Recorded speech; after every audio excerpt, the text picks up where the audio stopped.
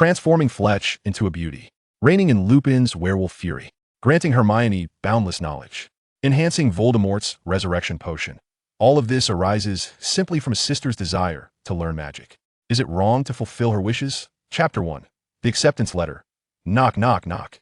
On a sun-kissed morning, Nix was roused from slumber by the persistent tapping at his window. Turning his gaze toward the source, he beheld an owl clutching a letter, regarding him with an expectant stare. Reluctantly, he rose to open the window and accepted the envelope. The letter bore the emblem of Hogwarts, prompting Nix to reflect that this day had indeed arrived, a smile gracing his lips. Nix was a traveler from another world, possessing an innate sensitivity to the presence of magic since childhood. However, the magic was often unruly. As a traveler, he was endowed with a unique advantage, but had yet to decide whether to employ it. His advantage was known as the Master of Secrets potion system, which granted a novice reward of a self-chosen initial sequence potion, restricted for his own use. Nix held a favorable view of the Master of Secrets, particularly regarding the dominion over the lavatory. Yet he was aware of the inherent risks associated with consuming the potions. A misstep could result in transforming into a grotesque mass of flesh or some other bizarre form. The system provided only the potions, without assurances against madness, leaving him in a quandary about activating his advantage. As Nix pondered the implications of a letter, he heard his mother, Diana, call from downstairs. "Nix, come down for breakfast. No more lying in bed, or I shall cut off your allowance." He sighed inwardly, realizing that soon his mother might be unable to revoke his allowance, for the wizarding world operated on galleons. Upon descending, he found his sister and mother already at the table, enjoying simple fare of bread, butter, and fried eggs. Handing the letter to his mother, he took his customary seat. Diana's expression shifted from surprise to pallor upon seeing the letter. Her understanding of the magical realm was limited, and when Nix was but a year old, his own grasp of language was not well developed. He had only heard vague references to matters concerning Bellatrix Lestrange, coincidentally linked to his father's surname. Fortunately, they had a house elf, Kinyen, who had ensured Nix's safe growth. Diana's initial joy stemmed from Nix's magical aptitude, a sign that she had honored her deceased husband, yet her pallor reflected concern for Nix's safety, a reminder of his father's untimely demise. Nix wished to alleviate his mother's worries, yet failing to attend Hogwarts could very well lead him to become a mere shadow of himself. At that juncture, it would be her and his sister who should be concerned. A shadow was formidable yet difficult to control and could inadvertently harm his mother and sister. His sister, Tifa, whispered, "Mother, what is that?" Hearing her question, Nix turned to her, sighing for the third time inwardly. Given the circumstances, it appeared that Tifa lacked any magical talent, rendering her a nonentity in the wizarding world. He contemplated how he would comfort this little girl when the truth emerged, should she beg in his embrace. Lost in thought, his mother finally resolved, "Nix, we have some money left. I shall ask Kinyen to accompany you to gather your school supplies." Nix fell into contemplation, his thoughts diverging from his mother's words. He pondered whether to take Tifa with him. Including her would likely lead to numerous complications. Yet leaving her behind could bring about even greater troubles. "Mother, why don't we all go together?" Nix suggested cautiously. The table fell silent, Tifa holding her breath and gazing at their mother, who appeared hesitant. "Is that wise?" "I am but an ordinary person venturing into a world of magic," she questioned. Nix yearned to assure her that it mattered not, for the magical realm contained ordinary folks too, but as a child who had never witnessed the wonders of the wizarding world, he could not articulate how he knew such things. The only recourse was to employ a pitiful look, widening his eyes in earnest appeal to his mother. Noticing Nix's gaze, his mother instinctively averted her eyes, a clear sign of her apprehension. With a facade of composure, she declared, "Very well, we shall go together." "Yay!" Tifa cheered, only to be silenced by a swift glance from their mother, who then resumed her meal. In his youth, Nix had little interest in galleons as fascination lay with dark magical artifacts. However, dangerous items were secured by Kinyen, leaving only safe trinkets for him. Tifa, now dressed, inquired of her mother, who was perspiring profusely while searching for galleons, "Why doesn't mother allow Kinyen to help?" Diana felt a twinge of embarrassment. To maintain her authority, she addressed Nix and Tifa. "Nix, hurry and change your clothes." "Tifa, remove that princess dress. We're going shopping, not on a picnic. Dress appropriately." Nix obediently took his sister upstairs, recognizing that their mother was often busy and perhaps a bit disoriented at this moment. Raising them had not been an easy task, and he wished to give her some grace. Kinyen appeared and asked, "Master, would you like all of it? I fear the house may not accommodate such a vast quantity of galleons." Diana, thinking the amount trivial, dismissed Kinyen's concerns as an exaggeration, responding, "Yes, all of it." Kinyen looked troubled, reluctantly snapping his fingers and using apparition to transport them to the staircase on the second floor. The first floor was inundated with overflowing piles of coins, galleons continuing to rise as though inexhaustible. Severus Snape, poised to knock at the door, sensed something amiss and stepped back, bewildered by the cascade of galleons pouring forth. Was this some novel form of welcome? Chapter 2. Master of Expression Management. Gold coins spilled at Diana's feet on the first floor, while the observing Nyx shook his head and Tifa chuckled softly. Hut, hut, hut. Diana inquired of Jean Yen, "How come there are so many gold coins at home?" "I haven't seen them," Jean Yen replied. "They're in the basement." "The basement cannot possibly house such a quantity of gold," Diana retorted with a bemused expression. Jean Yen spread his hands. "My lady, have you forgotten your bag? It employs a magic known as the undetectable expansion charm, which can enlarge the space of items." With a snap of his fingers, the gold coins vanished, leaving behind a neatly stacked pile of 500 coins at the center. At the doorway, Severus Snape cleared his throat and introduced himself. "Good day, madam. I am Severus Snape, professor at Hogwarts, here to assist you in procuring the supplies needed for first-year wizards in Diagon Alley." The room was in disarray, and Diana, feeling a tinge of embarrassment, smiled apologetically while straightening the sofa. "I apologize for the mess." Snape, his expression unchanged, inquired, "Would you like my assistance in restoring order?" "No, thank you. I will tidy it up," Diana replied, feeling even more awkward. Nyx, upon descending the stairs and encountering the sharp-tongued but soft-hearted Snape, felt a pang of disappointment, hoping for a more amiable interaction to discuss magic. Snape, alas, was not the one for that. Observing the busy Diana, he suggested, "Mother, let Jean Yen handle the cleanup." Diana's face flushed. She had forgotten that Jean Yen could use magic, and murmured, "Jean Yen, please tidy up." Jean Yen appeared, snapping his fingers several times, and the room transformed into a state of perfect order. On the table, 2 cups of tea and a plate of small cakes were set. Tifa, now elegantly dressed, joined them downstairs. Snape regarded the heap of galleons on the floor, understanding why pureblood families had sent letters requesting aid, without an adult wizard present. The purchasing power of galleons was likely unknown to them. They must have been out of touch with the magical world for some time. Nyx, observing Snape's gaze, felt puzzled. Given Snape's sharp demeanor, he would not be swayed by such a modest sum of galleons. His private potion stock was far more valuable. Why was he so intently fixated on the coins? Diana did not glance at Snape. She was somewhat troubled by the sight of the coins on the floor. Upon seeing Jean Yen, she joyfully instructed, "Jean Yen, find a way to package these coins." Then she murmured, "They won't be too heavy, will they? Can I carry them?" Jean Yen, along with the galleons, vanished and reappeared with a chic handbag, which he presented to Diana. She cautiously accepted it and was pleasantly surprised to find it light. Upon opening it, she discovered a plethora of coins within. Closing it again and shaking it to hear no sound, she felt satisfied. Turning to Snape, she declared, "I am ready. Let us depart." Snape glanced around the room, noting the flue powder by the fireplace, several broomsticks in the corner, and a display case containing the key to the door. "Madam, how would you like to travel?" Snape inquired. "Professor, you decide," Diana replied, looking at Snape. Suddenly, Snape felt a twinge of discomfort in his teeth. Surely this woman did not intend for him to use apparition to transport them to Diagon Alley.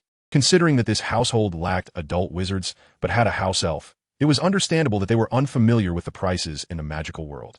Yet, had the house elf not informed them of the usage of the fireplace and broomsticks?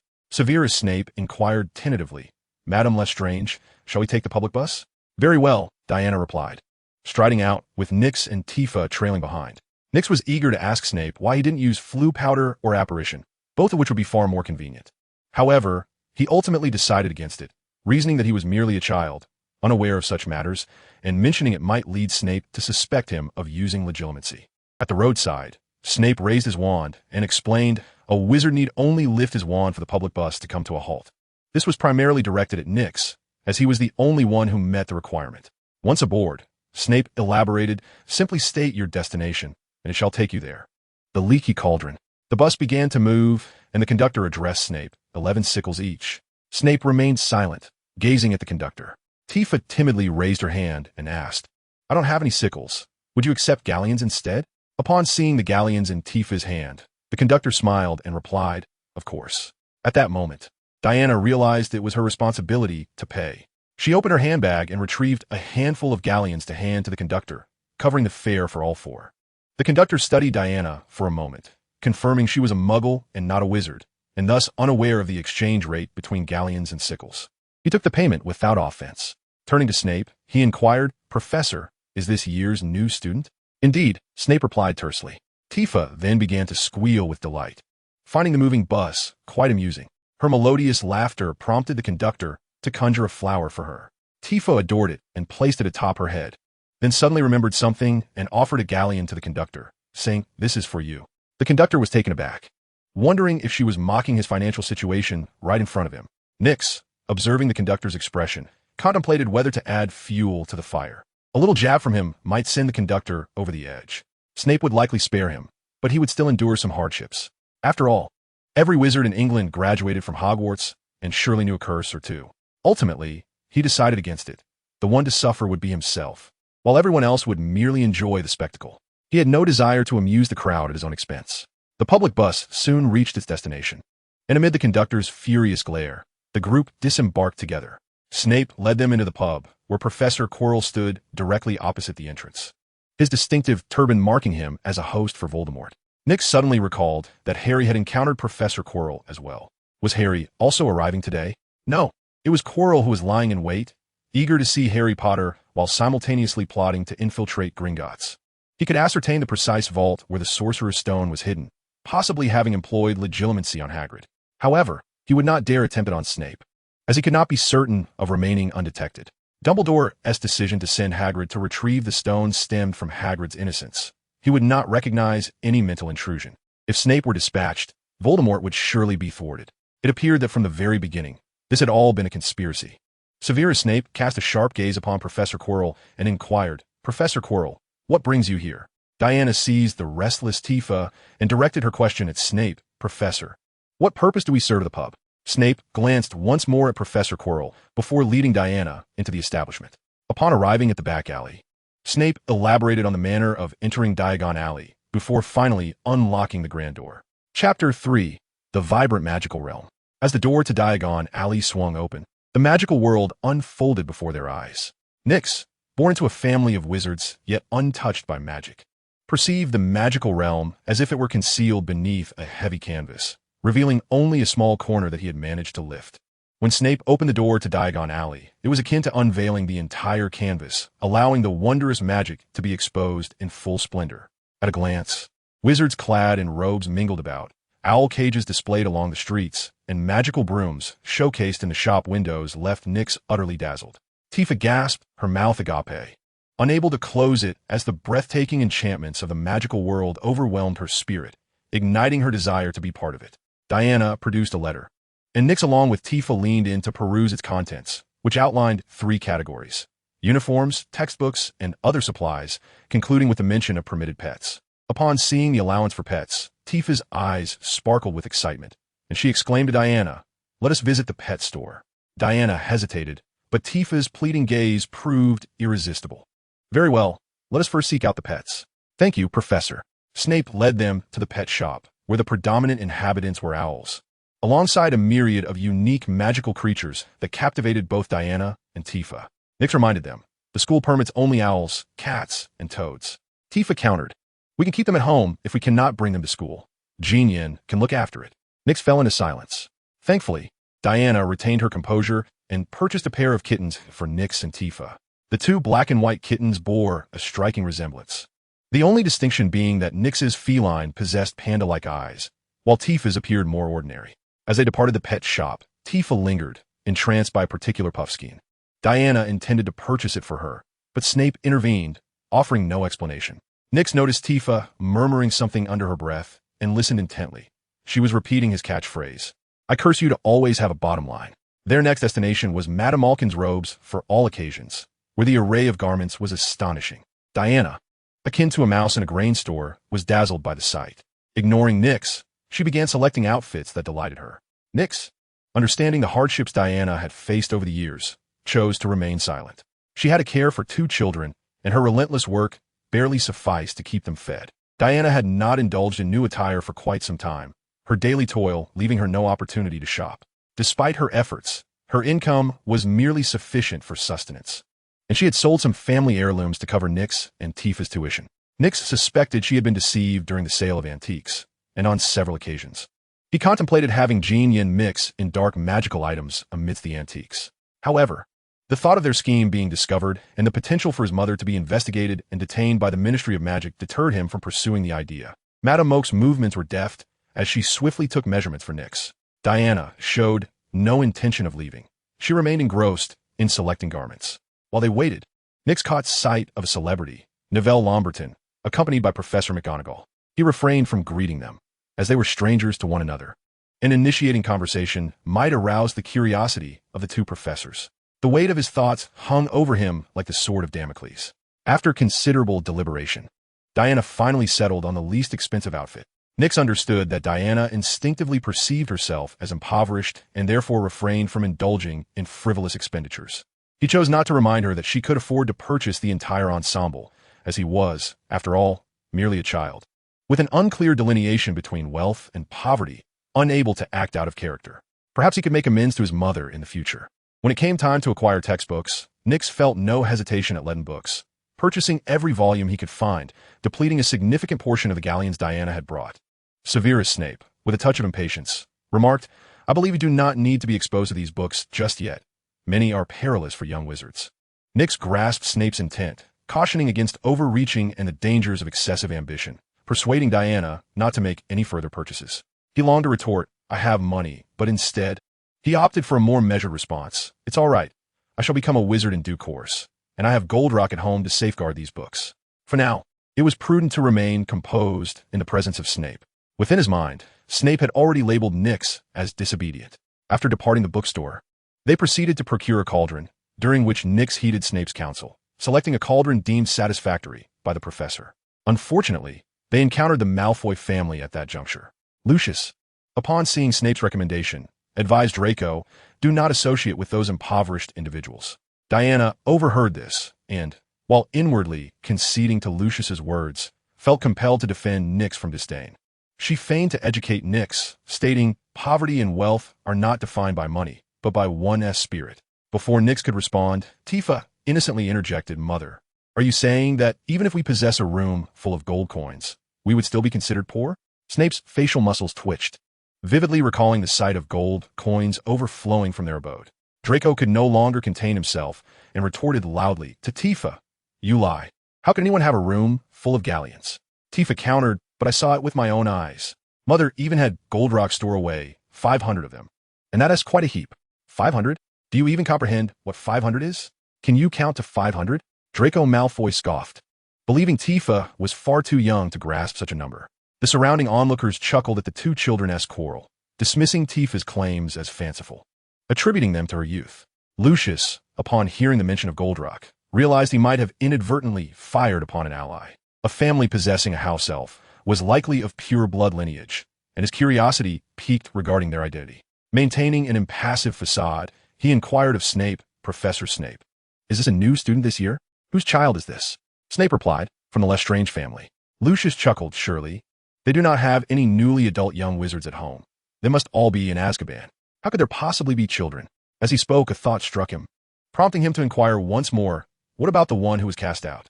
Nearby, Nyx listened to the spirited debate between Tifa and Draco. Initially, he found it amusing. However, gradually, an unsettling feeling emerged within him, akin to overhearing a sister boast loudly about how her brother would dare to eat something repugnant. On Severus's suggestion, they procured a telescope and a set of scales, and eventually, the family made their way to Ollivander's wand shop. After inquiring about Nyx's circumstances, Ollivander produced a wand, stating, "Try this one, it is crafted from acacia wood."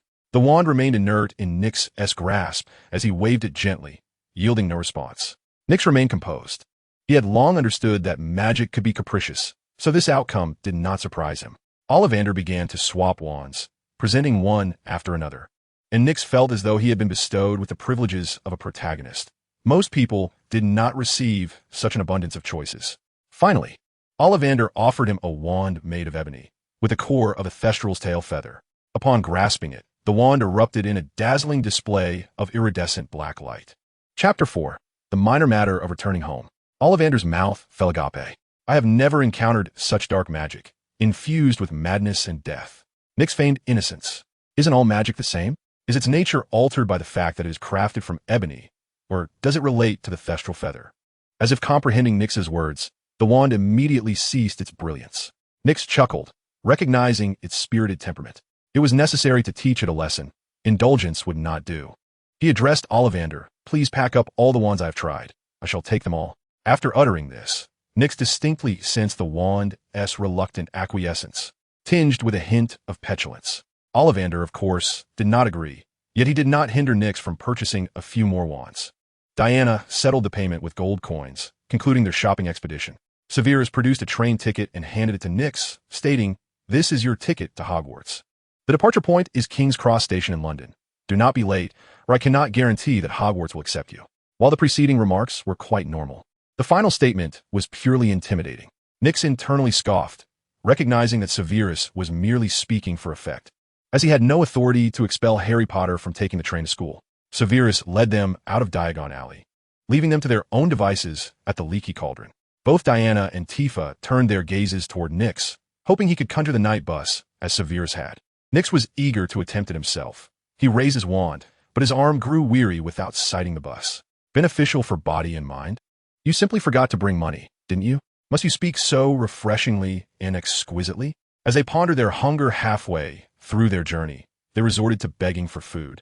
Nyx's sister grew weary, necessitating their mother to carry her, ultimately exhausting herself. This was unacceptable. Such a situation must not come to pass, and Nyx could no longer afford to conceal his identity. With a smile, he turned to Diana, saying, "Mother, I heard there is a bank nearby where one can exchange currency." A sense of loss permeated the air as someone lamented the unfortunate disappearance of the bar. Nyx felt a twinge of embarrassment. In his excitement, he had forgotten the proper order of opening the door. He mused that it was perhaps for the best, as it spared him the need to beg. Inspired yet contemplative, Diana furrowed her brow, weighing the practicality of bringing Nyx to London weekly for groceries.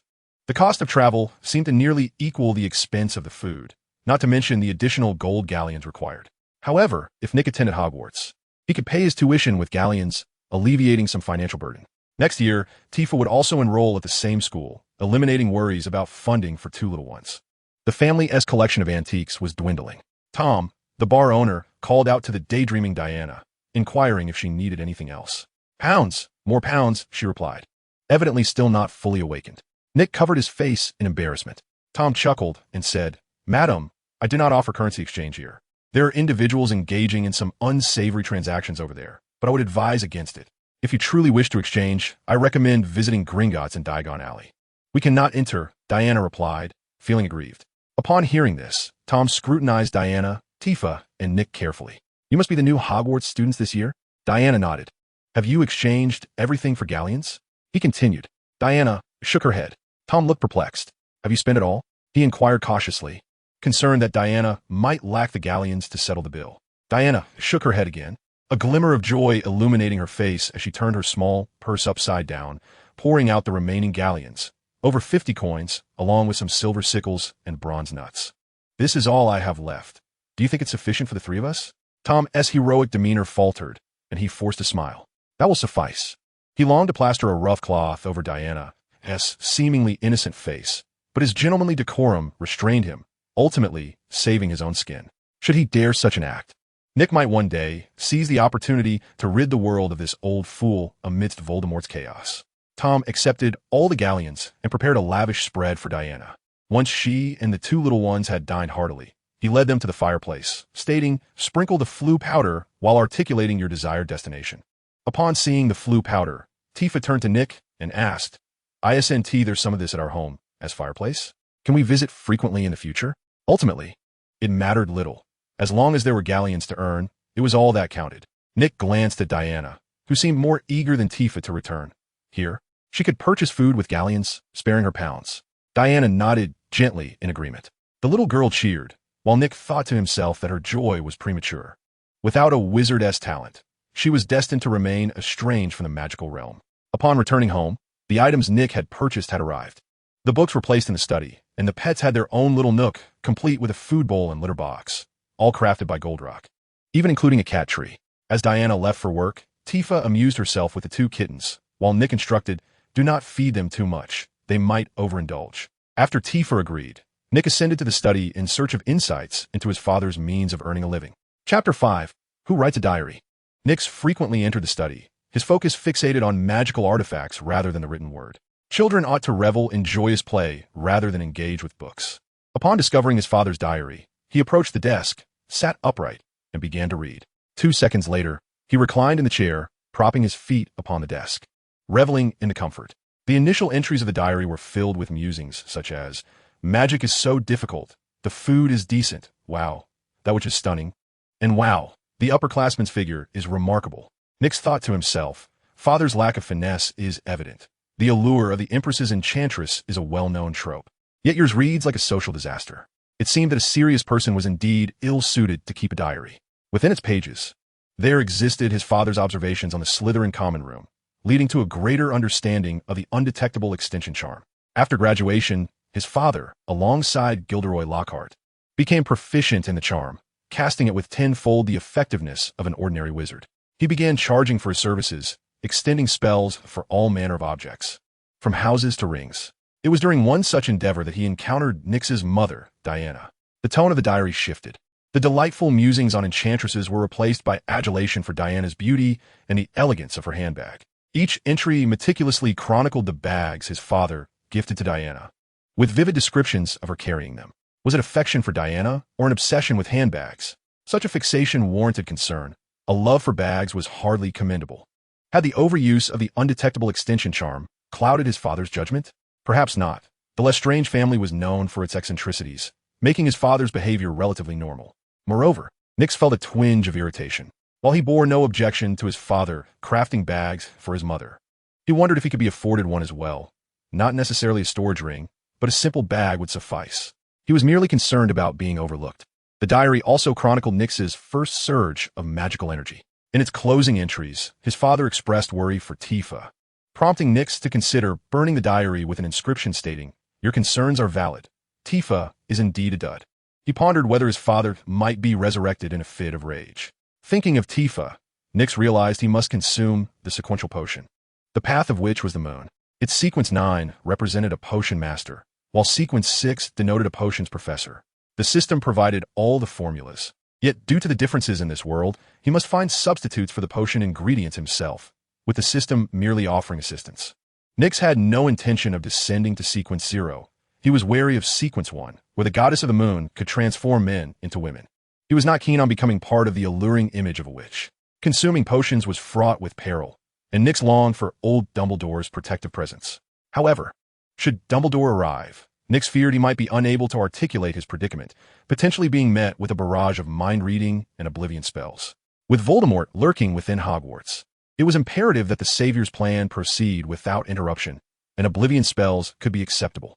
What troubled him was the possibility that Dumbledore might perceive the sequential potion as a threat, and if he resolved to take stern measures against Nix, the consequences could be dire. Dumbledore would not permit dangerous potions to endanger the wizarding world. Casting the diary upon the desk, Nix resolved to take a risk, but he knew he must establish a safety net before consuming the potion. Goldenrock. The house elf Yin appeared with a faint pop, wielding a spatula as if he were in the midst of preparing a meal. "Master, do you have any instructions?" he inquired, his gaze fixed on the spatula. "Please continue with your cooking. I will summon you shortly," Nix replied. "Understood, Master," Yin acknowledged before vanishing. At the dinner table, a thought struck Mother, prompting her to ask, "Yin, could you fetch food from that bar?" "Certainly, Master," Yin responded. "That's splendid. I no longer need to worry about next week's meals. The money saved can be allocated for Tifa's tuition," Diana exclaimed. Upon hearing this, Tifa's face scrunched in dismay. "Mom, I don't want to go to school.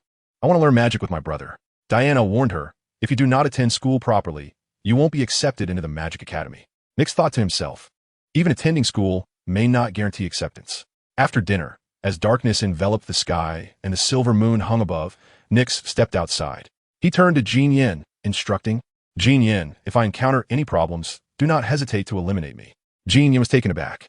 "Master, you will not face any issues. I will ensure your safety," he vowed, hastily expressing his loyalty and even punishing himself in the process. Nix activated the system, contemplating that within the realm of the restroom.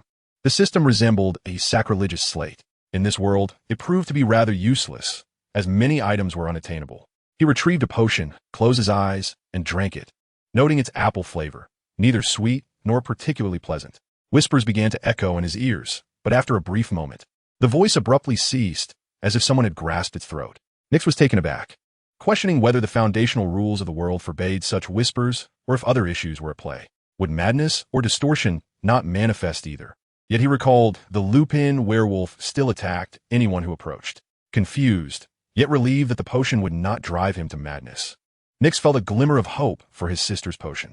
Knowledge of potions surged within his mind, and he found himself bemused to discover that mummy powder was prioritized. How favored it must be among potion masters. Realizing a conundrum, Nyx deduced that while potion masters could discern the properties of potions and concoct them adeptly, they were not cultivators and could not produce the raw materials necessary for the potion sequences. He would need to seek alternatives. Next, he turned his attention to planning his sister's potion. There were 22 potential sequences. If only sequence 9 was utilized aside from the monster sequence, all others could be employed, though indigestion might occur. Naturally, he had to consider the potential of family, which limited the available sequences. Nyx placed great importance on the audience sequence, as it would allow a transformation into a dragon later on, akin to an animagus transformation, albeit somewhat against the rules. The door sequence and the fool sequence were less appealing. Despite the ability to resurrect, transforming into an insect would likely be unacceptable to his sister. Perhaps it could be tested on a certain tabloid reporter from the Prophet. As this thought crossed his mind, Nyx suddenly realized he possessed an abundance of experimental materials. The young wizard from Hogwarts were perfect candidates, with the best choice being Filch, also a mute, if he could obtain the ability to cast spells. Nyx was confident his sister would be just fine. At this moment, Nyx exhibited a kind of madness, a consequence of the dual influence of potion and the bloodline of the Lestrange family.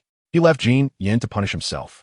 After completing his self-imposed punishment, Jean Yin found no sign of Nyx and again inflicted punishment upon himself for losing the young master. Chapter 6. Wailing. In the golden autumn of London, at King's Cross Station, Diana led Tifa to bid farewell to Nyx. Nyx cradled the cat in his arms and carried a petite handbag, indeed a lady's handbag, crafted by his father for his mother, the very one Diana despised the most. Inside the handbag lay the gifts. Curiously, Tifa inquired, "Brother, aren't you a wizard? Why must you take the train to school?" Nyx chuckled at Tifa's naivety, remembering her tears upon not receiving her Hogwarts letter. Diana had been reluctant to bring Tifa along. The little girl had classes to attend, yet she insisted on seeing her brother, claiming it had been ages since they last met. In truth, she was eager to glimpse the magical school, though she was destined for disappointment, for only trains bound for Hogwarts departed from here. Tifa's eyes wandered, searching for the magical train. Fortunately, after the incident at Diagon Alley, Diana was well prepared, carrying pounds and having Jean Yin on standby. Nyx was searching for platform 9 3/4. Diana asked him, "Haven't you found it yet? Can't Jean Yin take you?" Nyx nodded. "I found it." He spotted the illustrious Harry Potter, also on his inaugural journey to Hogwarts. Harry inquired how the Weasley family reached platform 9 3/4. While the twin brothers demonstrated the method, Nyx seized Tifa, playfully ruffling her hair, directing her gaze toward the Weasley brothers. Tifa, dissatisfied, exclaimed, "Nyx, you're hurting me." Though her words were rather poor, she soon forgot about Nyx's teasing when she witnessed the Weasley twins disappear in succession. After Harry and Ron vanished, Nyx guided the two of them through the wall. Tifa gazed at the train in disappointment, saying to Nyx, "This isn't magical at all. Could you please use magic to go to school, brother?" Nyx looked at his sister earnestly and replied, "Please do not provoke me further." Tifa, undeterred, retorted, "Next year, I'll come by myself, and I won't need you anymore." La la la. Nyx caught his sister, reminding her, "Remember your words. I will await your plea, and then you shall see." As they boarded the train, Nyx anxiously glanced at his mother, Diana, and sister, Tifa, fearing they might get lost in London. As the train departed, Nyx retrieved a book titled 1,000 Magical Herbs and Fungi from his bag, while the little kitten explored its new surroundings, bouncing around curiously. Soon, a chubby boy with a toad knocked on their door, asking, "May I sit here?" Nyx nodded. The boy, introducing himself, said, "Hello, I'm Neville Longbottom." "And you?" Startled by Nyx's response, the boy accidentally dropped his toad, which hopped away and disappeared from sight. Nyx wished it good fortune, hoping it would not be stepped on, though according to the story, it was destined to survive until the sorting ceremony. "Neville stammered, elle est l'étrange." Nyx smiled and nodded, confirming his suspicion regarding Neville's reaction. It would have been splendid if a camera could have captured the moment. Another girl entered the carriage and inquired, "Is there any space left? May I rest here?" Nyx nodded once more. "Of course, I am Nick Lestrange." "And you?" The girl introduced herself, and upon noticing Neville tremble at the mention of Lestrange, she curiously asked, "I am Hermione, Hermione Granger. What's wrong with him? Nick shrugged. I don't know. Perhaps he recalled some dreadful thought. Hermione observed Neville and concurred with Nick's assessment. After a while, Neville ceased trembling and asked Nick, "Are you going to kill me?" Nick placed his book beside him, stroked his chin in mock contemplation, intending to frighten Neville, and replied, "Generally, I wouldn't." Hermione discerned Nick's dark sense of humor and remarked disapprovingly, "Why scare someone? That is quite unfair." Nick raised his hands in innocence. "I did nothing. I merely introduced myself," and he reacted this way. Though no longer frightened, Neville dared not meet Nick's gaze. Sitting next to Hermione like a chastened spouse, Nick resumed reading, and Hermione inquired, "Do you enjoy reading?" "No, I do not particularly like it, but books grant me knowledge. To ensure I can threaten my sister next year, I must read," Nick replied candidly. "This conversation is impossible," Hermione exclaimed. Neville quietly asked Hermione, "Have you seen my toad?" "What toad?" She responded. "My frog," Neville clarified. "I didn't see any frog when I came in." "Nick, did you see it?" "I did," Nick answered. "Where?" Hermione pressed. "It jumped out while Neville was daydreaming," Nick replied. "Why didn't you catch it?" Hermione asked. Nick picked up a small kitten and said, "Look, it's pitiful being caught. Let it roam free." "Please help me look for it," Hermione urged. "No," Nick declined. Hermione contemplated showing her teeth in frustration, but deemed it unladylike. Taking a deep breath, she chanted, "I am not angry, not angry. Why won't you help?" She asked again. Nick replied, "A pet must have a sense of self. See my cat. It knows not to wander far." "What is your cat's name?" Hermione inquired. "I haven't decided between Gugu or Garfy," Nick said. "Garfy is an orange cat. Your cat is black and white. What significance does Gugu hold?" Nick pondered and replied, "It's also an orange cat. I'm going to help Neville find the toad. Are you really not coming to assist?" Hermione asked. Nick shook his head and picked up 1,000 magical herbs and fungi again. After Hermione departed, the carriage fell into a profound silence. Nick discovered a useful herb in the book, which, from its description, resembled daffodil juice in the potion sequence. Moments later, a boy accompanied by 2 lackeys opened the carriage door. Nick looked up to find Draco and his entourage had arrived. Draco discovered that it was Nick who spoke. "I am Draco Malfoy, and I am aware that you are Nick Lestrange. I trust you will not tarnish the reputation of pure blood." "Rest assured, I shall not, for the reputation of pure blood could hardly be further sullied," Nyx retorted sharply. Chapter 7. The Sorting. Draco was still but a child. He had not come to seek Nyx, but rather Harry Potter. The Malfoy family was adept at maintaining connections. Hermione provided Draco with a means of retreat, and he departed with his entourage. After changing her clothes, Hermione left once more, while Neville trembled alone in a corner. Observing Nyx, upon disembarking the train, Hagrid appeared, lantern in hand, his towering figure casting an imposing shadow under the dim light. Nyx mused that Hagrid, the giant, was indeed fitting for the twilight. Hagrid bellowed in his gruff voice, "First-year students. Over here, first years. Harry, come this way, how are you?" The newcomers approached Hagrid, with Nyx trailing behind Neville, contemplating whether to share a boat with the plump boy, uncertain if he might be frightened enough to tumble into the water. Following Hagrid to the edge of the Black Lake, Hermione noticed Nyx and Neville in one boat and joined them, saying, "Can't you refrain from teasing him?" Nyx nodded, indicating that he could not. Hermione appeared flustered. Nyx let his thoughts wander. He had a theory about the Black Lake, believing it to be home to many creatures that guarded Hogwarts. The first years walking across the lake's surface might help the beings within remember their scent, ensuring they would not be attacked. Contemplating this, Nyx wondered if the newcomers were to fall into the lake, whether they would be regarded as a delectable treat. Looking at Neville's form, he decided against such an experiment, reasoning that the small boat might capsize, and he had no desire to find himself in a precarious situation. Beyond the Black Lake loomed the magnificent Hogwarts castle, where Professor McGonagall awaited the assembly. As she spoke, Neville spotted the toad, Trevor, whispering in the hushed environment. Causing all to hear, Professor McGonagall inquired loudly, "Mr. Nyx Lestrange, is it?" "Yes, Professor," Nyx replied. "I have a question for you," she continued. "Pray tell, where is your luggage?" Nyx responded, "It is with me." "I only see your cat," McGonagall stated. Stepping forward, Nyx produced a lady's handbag from his person. Hermione was taken aback, surprised to discover Nyx possessed such a feminine touch. Nyx turned the bag upside down, spilling its contents, among which a cauldron clattered to the ground, leaving a dent. Additionally, a substantial sum of galleons tumbled out, forming a heap. Ron Weasley gasped in silent awe. Professor McGonagall's expression soured as she waved her wand, causing all the items to vanish. Now, it was Nyx's turn to look dismayed. The rest was manageable, but his galleons were a significant loss. He hoped Professor McGonagall would be considerate and provide him with lighter tasks during detention, rather than having him polish trophies. Professor McGonagall reminded everyone to organize themselves in preparation for the sorting and departed. Amidst the speculation surrounding the sorting ceremony, Ron expressed his concern about potential harm, causing a wave of panic among the crowd. Nix found himself in a state of mild turmoil. The hat represented the most daunting challenge of all. He pondered how the hat determined its choices. Did it delve into the past of the young wizards through legitimacy, or did it merely sense their character? Logically speaking, how could the hat not perceive that Harry Potter harbored a fragment of Voldemort's soul? If it did, why would it suggest that Harry be sorted into Slytherin? Was it a ploy by Professor Dumbledore to test Harry, or did it simply recognize Voldemort's latent potential? In an effort to calm himself, Nix approached Neville, adjusting his cloak and whispering words of encouragement. Face it with courage.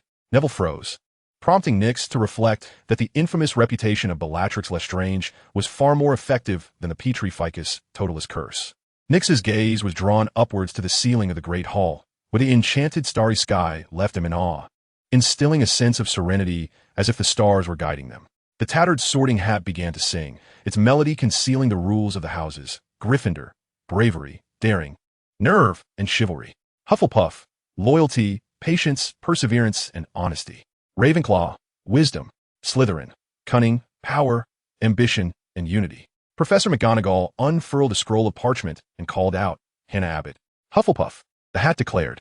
One by one, the young wizards ascended to be sorted. Hermione and Neville had already completed their sorting when Nix was summoned. As he donned the hat, a wave of anxiety washed over him, and the hat's voice whispered in his ear, "Not bad, not bad." "Wait," Nix interjected softly. "Are you going to place me in Gryffindor?" Nix continued, "Take a second look. Shouldn't someone of my pure blood lineage be sorted into Slytherin?" The hat responded, "Why would you think that? Gryffindor also has pure blood families. The Weasleys have been Gryffindors for generations." Nix countered, "But the Lestranges are all Slytherins. Your sorting could lead to doubts about my lineage." The hat retorted, "That's not my concern," and prepared to call out Gryffindor again. Nix interrupted, "Wait." The hat inquired, "What now?" Nix replied, "Do you see any qualities in me that align with Gryffindor? If Slytherin is out of the question, then Ravenclaw would suffice." The hat advised, "You should possess some self-awareness." Nix asked, "What do you mean? Are you implying I'm foolish?" The hat began again, "Gryffindor." Nix and the hat muttered together, "Wait." The hat sighed, "Will you ever be done?" Nix pressed, "You just sang about Gryffindors needing bravery, daring, nerve, and chivalry. I hardly embody any of those traits." The hat replied, "I sense your bravery." Nix exclaimed, "What? Me brave?" The hat affirmed, "Indeed, you are quite brave. Would you like me to provide examples?" Nix challenged. "Go ahead." The hat stated, "You ingested an unknown potion, fully aware of the dangers at Hogwarts, yet you still came." Nix protested, "Not coming would have been worse. I could have died in silence." "Wait, how do you know I drank an unknown potion? Are you using legitimacy?" The hat remarked, "I am merely a hat." Nix, "In that case, place me in Slytherin, as it aligns with the traditions of the Lestrange family." Hat, "The traditions of the Lestrange family are somewhat eccentric and mad. Not driven by ambition and unity, you cannot join Slytherin." Nix, "Hat, do you have anything else to say? If not, I shall announce it." Nix sighed inwardly and inquired, "Is Hufflepuff also out of the question?" Hat, "Indeed. Do you consider yourself honest? Upright? The Lestrange family possesses none of those qualities." Nix conceded, "Go ahead and announce it." "Gryffindor," the hat proclaimed loudly. Chapter 8. The show begins. With a heavy heart, Nix walked over and sat beside Hermione. Across from him sat Neville, his expression contorted, resembling a distressed young lad, as if questioning why Nix was still lingering, exclaiming silently, "What do you want from me?" At that moment, Harry was sorted into Gryffindor, and the members of the house erupted in excitement. The Weasley twins shouted, "We have Harry now. The chosen one belongs to Gryffindor." Only Nix and Neville appeared out of place at the long table, both wearing glum expressions, Nix disheartened by the sorting hat's words, and Neville affected by Nix's presence. With Ron being sorted into Gryffindor, the sorting ceremony came to a close. Dumbledore stood to deliver a speech, commencing the feast with his classic yet nonsensical phrases that stirred a mix of confusion and amusement. Before Nix, a bounty of food materialized, causing him to momentarily forget the earlier discomfort of his sorting as he indulged in hearty portions of meat. He resolved to bring food aboard the train next time, pondering the absence of vendors, suspecting that Harry may have purchased everything, leading them to close early. A small kitten was placed on the table, and Nix selected a piece of steak for it. Harry sat beside Percy, and as the ghost wandered near the table, Harry amiably asked, "Aren't you going to eat?" Nix, soothing his kitten, noticed it had developed an aversion to steak and instead offered it chicken. "I know who you are now. Ron suddenly exclaimed. My two brothers mentioned you. You are the one who nearly lost his head. Nick observed Hermione about to speak and interjected. Don't ask, Hermione. He managed to halt Hermione's inquiry, yet did not anticipate that Seamus Finnegan harbored the same question. Nearly lost your head? Why was that? Upon hearing the question, Hermione turned away from Nyx. Now focused on him. Nyx covered his face, thinking, while I am trying to enjoy my meal, you insist on delving into grotesque imagery. Are you a spy sent by Voldemort? Having witnessed Nyx's performance, Hermione understood his reluctance to share and, seeing him feeding his cat, asked, Has your cat settled on a name yet? Nyx nodded, not Garfield. Hermione responded, So it's Gugu then? Nyx clarified, Its name is Little Orange. Hermione. Percy interjected, That sounds odd, like it's in Chinese. Nyx explained, It means it is an orange cat. Hermione, what grievance do you hold regarding it not being an orange cat? After everyone had their fill, the food on the table transformed into desserts, and the conversation shifted to family. Nyx introduced, Like Seamus, I am of mixed heritage. My mother is a muggle, struggling to grasp the intricacies of magic. He concluded with a question, What about you, Neville? In Hermione's eyes, Nyx was once again bullying Neville. Neville spoke up, stating, I was raised by my grandmother. But he recounted the tumultuous events surrounding his magical outburst without mentioning his parents. Just as the atmosphere was filled with camaraderie, Harry felt a sharp pain in his scar. Nyx noticed Professor Quirrell and Snape gazing intently in their direction. This was a sign that Voldemort was observing Harry Potter, otherwise the scar would not throb. Voldemort likely could not fathom how such a mere child could pose a threat to him. Snape, having glimpsed the shadow of his beloved, was particularly attentive to Harry. Nyx couldn't help but wonder if Harry's mother, much like a certain unworthy woman from a previous life, might utter a line that would cause the old bat to succumb to darkness. After dinner, Professor Dumbledore addressed the gathering, announcing that the corridor on the right side of the fourth floor was a perilous area and specifically warned certain older students against venturing into the Forbidden Forest. For the first time, Nyx heard the Weasley twins' funeral march, to which Dumbledore applauded enthusiastically. Nyx imagined that within Dumbledore's heart, he was exclaiming, Voldemort, listen, this is the gift I have prepared for you. Nyx discovered that the first-year boys were housed collectively, with a total of 6 boys in their year. Nyx, Harry, Ron, Neville, Seamus, and Dean Thomas, along with approximately 10 first-year Gryffindor girls. Upon returning to the dormitory, Nyx was astonished to find his belongings had already been brought there. And most notably, his gold galleons were present, bringing him to the brink of tears. Ron exhibited a hint of jealousy, lamenting that they took up too much space. You are right, Nyx remarked, acknowledging Ron's observation. In gratitude for Ron's reminder, Nyx resolved that whenever he brewed potions, Ron would certainly receive one, preferably one that was unappealing in appearance and difficult to digest. As he stowed away his galleons, Nyx pondered a troubling thought. Professor McGonagall had not confiscated his galleons, which meant she had not accepted his bribe. Would he be subjected to harsher penalties in the future? The mere thought of polishing trophies was already dismal enough. Would he be relegated to cleaning toilets?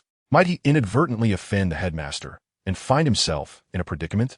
Should he sing a song to evoke sympathy from Professor McGonagall? Noticing that Harry had already fallen asleep, Nyx realized the advantage of being in the company of the Savior, as it drew Dumbledore's attention. Given the words of the Sorting Hat, his secrets would undoubtedly be revealed. He needed to convince Dumbledore that he harbored secrets that would not conflict with the plan to cultivate Harry as a savior.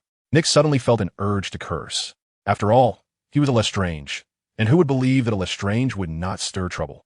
He still had potions to concoct within the academy, and Dumbledore would likely focus on him with a singular thought, utterly doomed. He resolved to create a potion for Dumbledore, whether it be comedic or witch-like, depending on his mood. Wait, could he perhaps use potions to bribe Dumbledore, the dream of the Arbiter of Justice, the Knight of Dawn, or the Fallen Angel? Should he craft a potion that would mock him as a spy? Never mind, Professor Sybil Trelawney might need it more. A spy potion could potentially unleash her prophetic abilities. Perhaps a diviner's potion would be the better choice. In a moment of whimsical contemplation, Nyx discovered a small kitten in a standoff with a large mouse. The kitten, eyes gleaming with its innate hunting instinct, appeared almost comically small in comparison to its adversary. However, Nyx recognized that this was not an ordinary mouse, but rather the diminutive Peter Pettigrew. With a hint of irony, he turned to Ron and inquired, Ron, do you know how to dispatch a mouse? Ron, puzzled, glanced at the scene before him and understood. You cannot harm Scabbers. Nyx retorted, then may I eliminate Peter Pettigrew? To which Ron replied, who is that? At that moment, the mouse trembled, feigning terror as it scurried into Ron's embrace. Nyx, avoiding eye contact with Ron, mused, I wonder if Albus Dumbledore would intervene to prevent such a murder. Ron responded, I shall not commit murder simply because your cat wishes to catch scabbers. That would be utterly dreadful. Chapter 9, Transfiguration Class. The following morning, Nix awoke, feeling every part of himself intact, realizing that his threats to old Dumbledore had borne fruit. He speculated that Peter Pettigrew would not dare to transform within Hogwarts, especially in Harry's presence. Did Dumbledore know the true identity of scabbers? He had permitted Hermione to use the Time Turner to rescue Sirius Black, indicating he might be unaware of Pettigrew's allegiance to Voldemort. Dumbledore, once the Transfiguration Professor, surely could not be blind to Scabbers' true nature, or perhaps he simply chose not to expose Pettigrew. Nix continued to ponder the peculiarities surrounding Dumbledore. As a former Transfiguration instructor, who would believe he could not become an animagus? But what could his animagus form be? A phoenix? No, that seemed implausible. It could not be a magical creature, as that would require a convoluted explanation. Might it be a cockroach? This was plausible, given Dumbledore's fondness for the creepy crawlers. Perhaps he loathed his own animagus form, and a cockroach would go unnoticed within the castle. Nix roused Neville to join him for breakfast. Neville, somewhat apprehensive, quietly asked, Are we inviting them? Nix smiled reassuringly. Fear not, I mean you no harm. He refrained from disclosing to Neville that this week, amidst Harry's company, he had no opportunity for breakfast. The weight of the Dark Lord, embodied by Professor Quirrell, loomed over Harry daily, as he attempted to lure him to the forbidden fourth floor. During afternoon classes, Harry recounted the morning's escapade, revealing how he and Ron had been cornered by Filch in the Forbidden Zone, only to be rescued by Professor Quirrell. This maneuver was masterful, for it not only directed Harry toward the fourth floor, but also garnered his favor. Nix observed Harry, yearning to reveal the truth about Quirrell's manipulation of the staircases that morning. Harry occupied the basement, Snape was on the first floor, Voldemort lurked on the fifth. Dumbledore resided in the atmosphere, while Nix floated on the moon, all the while aware that discovery by Dumbledore was imminent. Yet, Nix was eager to uncover how Quirrell controlled the staircases, hoping to glean some of Hogwarts' secret passages. Though, alas, it remained merely a thought. One must not provoke a tiger. On Tuesday, during the first Transfiguration class, Hermione entered the classroom and took a seat beside Nix, stating, Yesterday, Ron was spreading unflattering tales about you, claiming you would kill without a second thought, and he mentioned Bellatrix Lestrange as one of the Death Eaters. You know what a Death Eater is, don't you? Nix nodded. He speaks the truth. My family resides in Azkaban. Upon mentioning Ron, Nix was reminded of Scabbers, as he recalled the days when he, along with Sirius Black, James Potter, and Remus Lupin, had crafted the Marauder's map and discovered numerous secret passages. He resolved to confront Ron upon his return, threatening to report him if he remained silent, for Dumbledore had discovered that he would not hesitate to utilize a vial of Veritaserum. On the desk lay a tabby cat. That was Professor McGonagall. Nix felt an urge to tease it, but having already been reprimanded once in front of Professor McGonagall at the start of term, he knew that another infraction might lead to him being assigned to clean the toilets. The essential detail was that the tabby cat was not an orange cat. Hermione, following Nix's gaze, inquired with confusion, Do you really have such a fondness for cats? To which Nix replied, I only adore orange cats. Hermione retorted, They're all cats. What's the distinction? Nix asserted, You do not comprehend. Orange cats are exceptionally powerful beings. Meanwhile, Harry and Ron, having been toyed with by Professor Quirrell, arrived late. Ron was relieved that Professor McGonagall had not yet arrived, only for the tabby cat to transform into her. Ron quickly revised his earlier sentiments, praising, That was impressive. Nix caught a fleeting smile from Professor McGonagall, who appreciated commendation. She sternly admonished, I ought to transfigure you into a pocket watch. At least one of you could adhere to the concept of time. Harry protested, We got lost. McGonagall replied, Then you should transform into a map. Finding a seat does not necessitate a map, does it? Turning to Nix, she remarked, The tabby cat possesses great strength. Was she holding a grudge? The young wizards, during their first class, found Nix being used as a cautionary example. He, along with Harry and Ron, became the proverbial chicken to demonstrate the consequences of misbehavior. Transfiguration is the most perilous subject you will encounter at Hogwarts. I do not wish to see anyone engaging in mischief, or you shall never return to my class. Nix pondered whether that pig could be transformed into a gourmet dish. This raised a question that had long troubled many. Does the essence of matter truly change? At the microscopic level? Theoretically, altering the microscopic requires immense energy. Can a wizard's magic suffice? If the essence remains unchanged, what then distinguishes transfiguration from illusion? Is it merely the alteration of form and movement?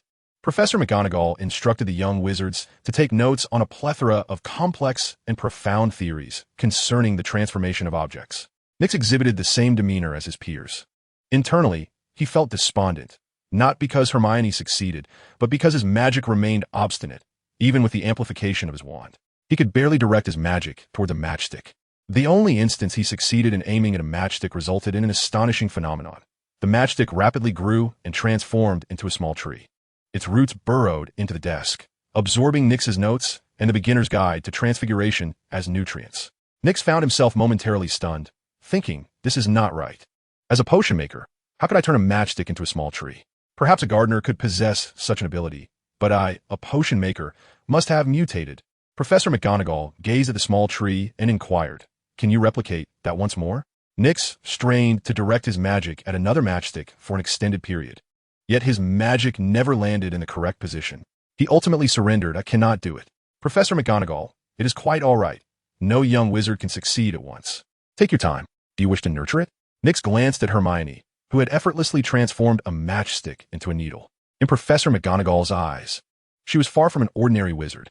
Geniuses often exist beyond the realm of normalcy. They are indeed prodigious. Professor McGonagall continued, I fear that is not possible. You will need to procure a new one. After dinner, I can provide you with individualized guidance on today's notes. Nix retorted, isn't that tantamount to confinement? Professor, retaliatory measures are not appropriate.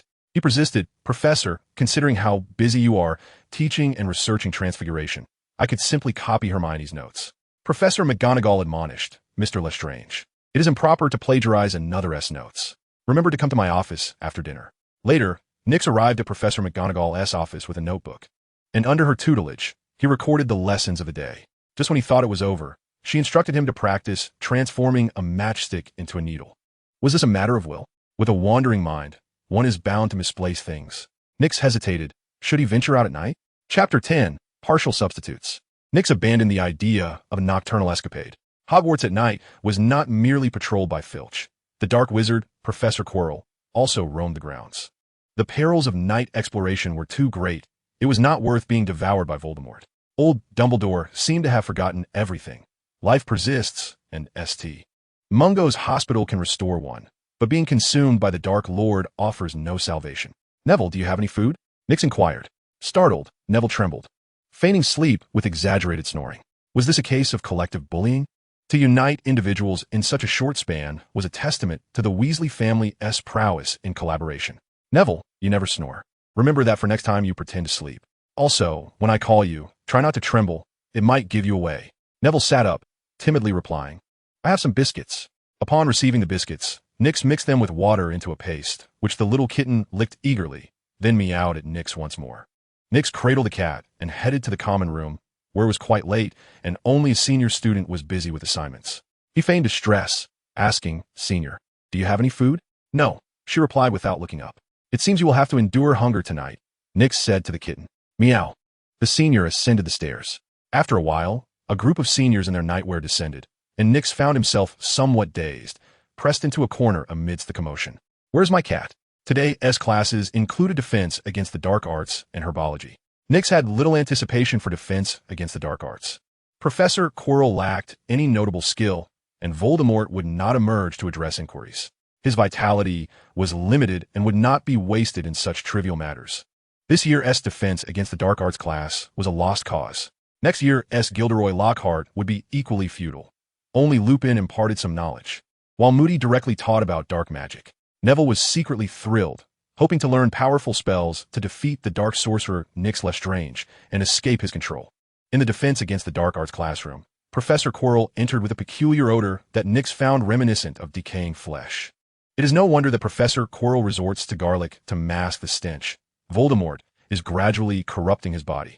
Professor Quirrell is unlikely to survive this term. Otherwise, he would not be compelled to drink unicorn blood to prolong his existence.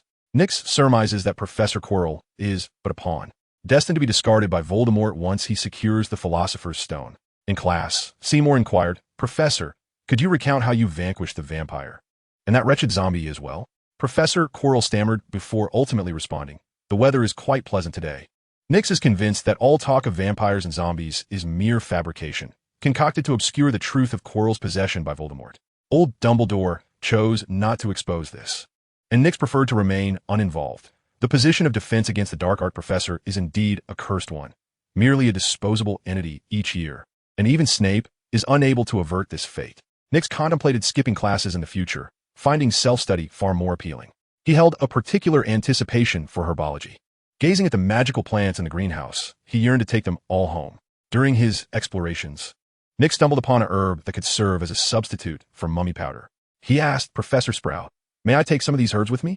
Professor Sprout regarded the magical plants beside Nix and replied, "No, it would be far too perilous for you. That is an ingredient for a love potion, which is prohibited for young wizards." Nix then inquired, "Might you share its name?" Professor Sprout replied, "Of course." Through the professor's explanation, Nix committed the name to memory. Having now identified all the substitutes for the mummy powder potion, specifically the kind meant for males, the cultivator lacked one herb, while the assassin had half of what he needed. Ron suddenly exclaimed to Harry, he must be planning to sell it in Diagon Alley for a handsome sum of galleons. Harry countered, "But he is not in need of galleons." Ron retorted, "No one ever turns away galleons." "Ron, your potion must be the most unpalatable of them all." The kitchen's location was not difficult to discern. Hogwarts students knew they could simply inquire with older students. He placed an order for some food to be collected after astronomy class that evening. The house elves assured him they would deliver it to the Gryffindor common room. At dinner, Nick sat at the long table, penning a letter in which he intended to request the herbs he had seen earlier at Slaggygig's apothecary in Diagon Alley. George and Fred settled beside Nix and remarked, "We heard you're in need of some potion ingredients?" Nix inquired, "Do you have any?" George replied, "Most potion ingredients can be found in the Forbidden Forest." Fred added, "But the Forbidden Forest is perilous for first years." Fred continued, "You just need to part with a few galleons." Nix countered, 10 galleons for these few, and they must be properly prepared. George glanced at the list and hesitated, saying, 10 is far too little. Fred chimed in, "You know, we're taking risks here too." Nix replied, 5 galleons. "I've realized you are merely taking risks. The plants in the Forbidden Forest are right there, and you bear no actual cost. Once I master the spells, I can venture there myself." George asked, "Isn't it 10? We still need to assist you with the preparations." "Fred, you must understand that we have been apprehended, and those items are lost. The risks are considerable." Nix, 3. Your detention amounts merely to confinement, a cost that is not exorbitant, certainly not worth 5. Fred, you cannot approach business in such a manner. George, without us, acquiring those illicit items would prove quite challenging for you. Nix, 3. I require a long-term supply. The two were intrigued. A sustained trade rendered it unnecessary to deceive Nix. Fred, very well, 3. I can also procure the others for you, sparing you the expense of Diagon Alley. Nix, I shall not confine my purchases solely to your establishment. What if you decide to raise your prices? George and Fred departed. Ron intercepted them, questioning, "Why are you aiding Nix?" George, Ron, you cannot deem him a villain merely because he possesses galleons. Fred, we are engaging in a Robin Hood endeavor. The galleons are innocent. Ron, incensed, was bewildered as to why they refrained from teaching Nix a lesson. In astronomy class, Nix found himself somewhat bored. In his opinion, the compulsory astronomy at Hogwarts ought to be elective, while the electives such as runes and alchemy should be mandatory, as they would benefit young wizards in securing employment and prevent them from facing destitution post-graduation. Upon returning to the common room, Nix discovered snacks and beef. The snacks were his, while the beef was intended for the kitten. However, the kitten's belly was round and plump. Had the upperclassmen been feeding it? Observing the kitten, Nix remarked, "Are you not afraid of overindulging?" Kitten meow. Gazing at its panda-like eyes, Nix was reminded of his sister's kitten. He wondered what she had named it and resolved to inquire in a letter tomorrow, perhaps suggesting the name Meow King. Chapter 11. In potions class, the preparation of potions was, of course, imperative. On Friday, the day Nix had eagerly anticipated for potions class, he implored Hermione to repair his cauldron. In the morning, Harry and Ron successfully arrived at the Great Hall, enjoying breakfast for the first time since the term began. It seemed Professor Quirrell had relinquished his duties.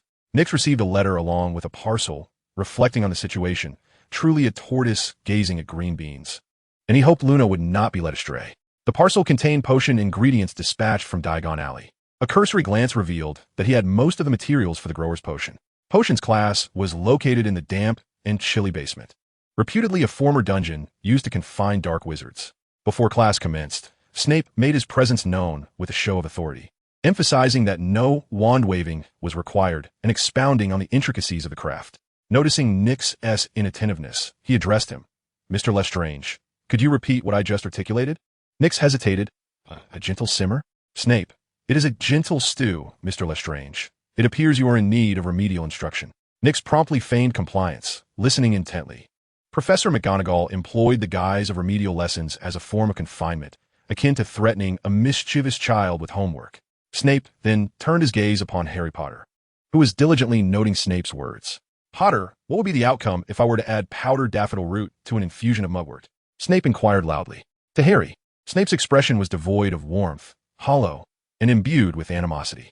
Nix understood that Snape's seemingly indifferent demeanor was merely a facade, such as the cost of espionage.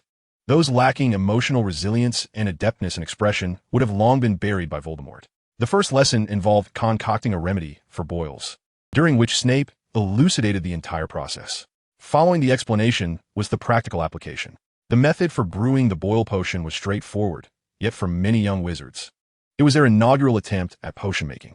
Most would qualify as long as they encountered no mishaps, while a select few, like Hermione, could be deemed prodigies. Typically, the potion would not explode unless Simon cast a spell.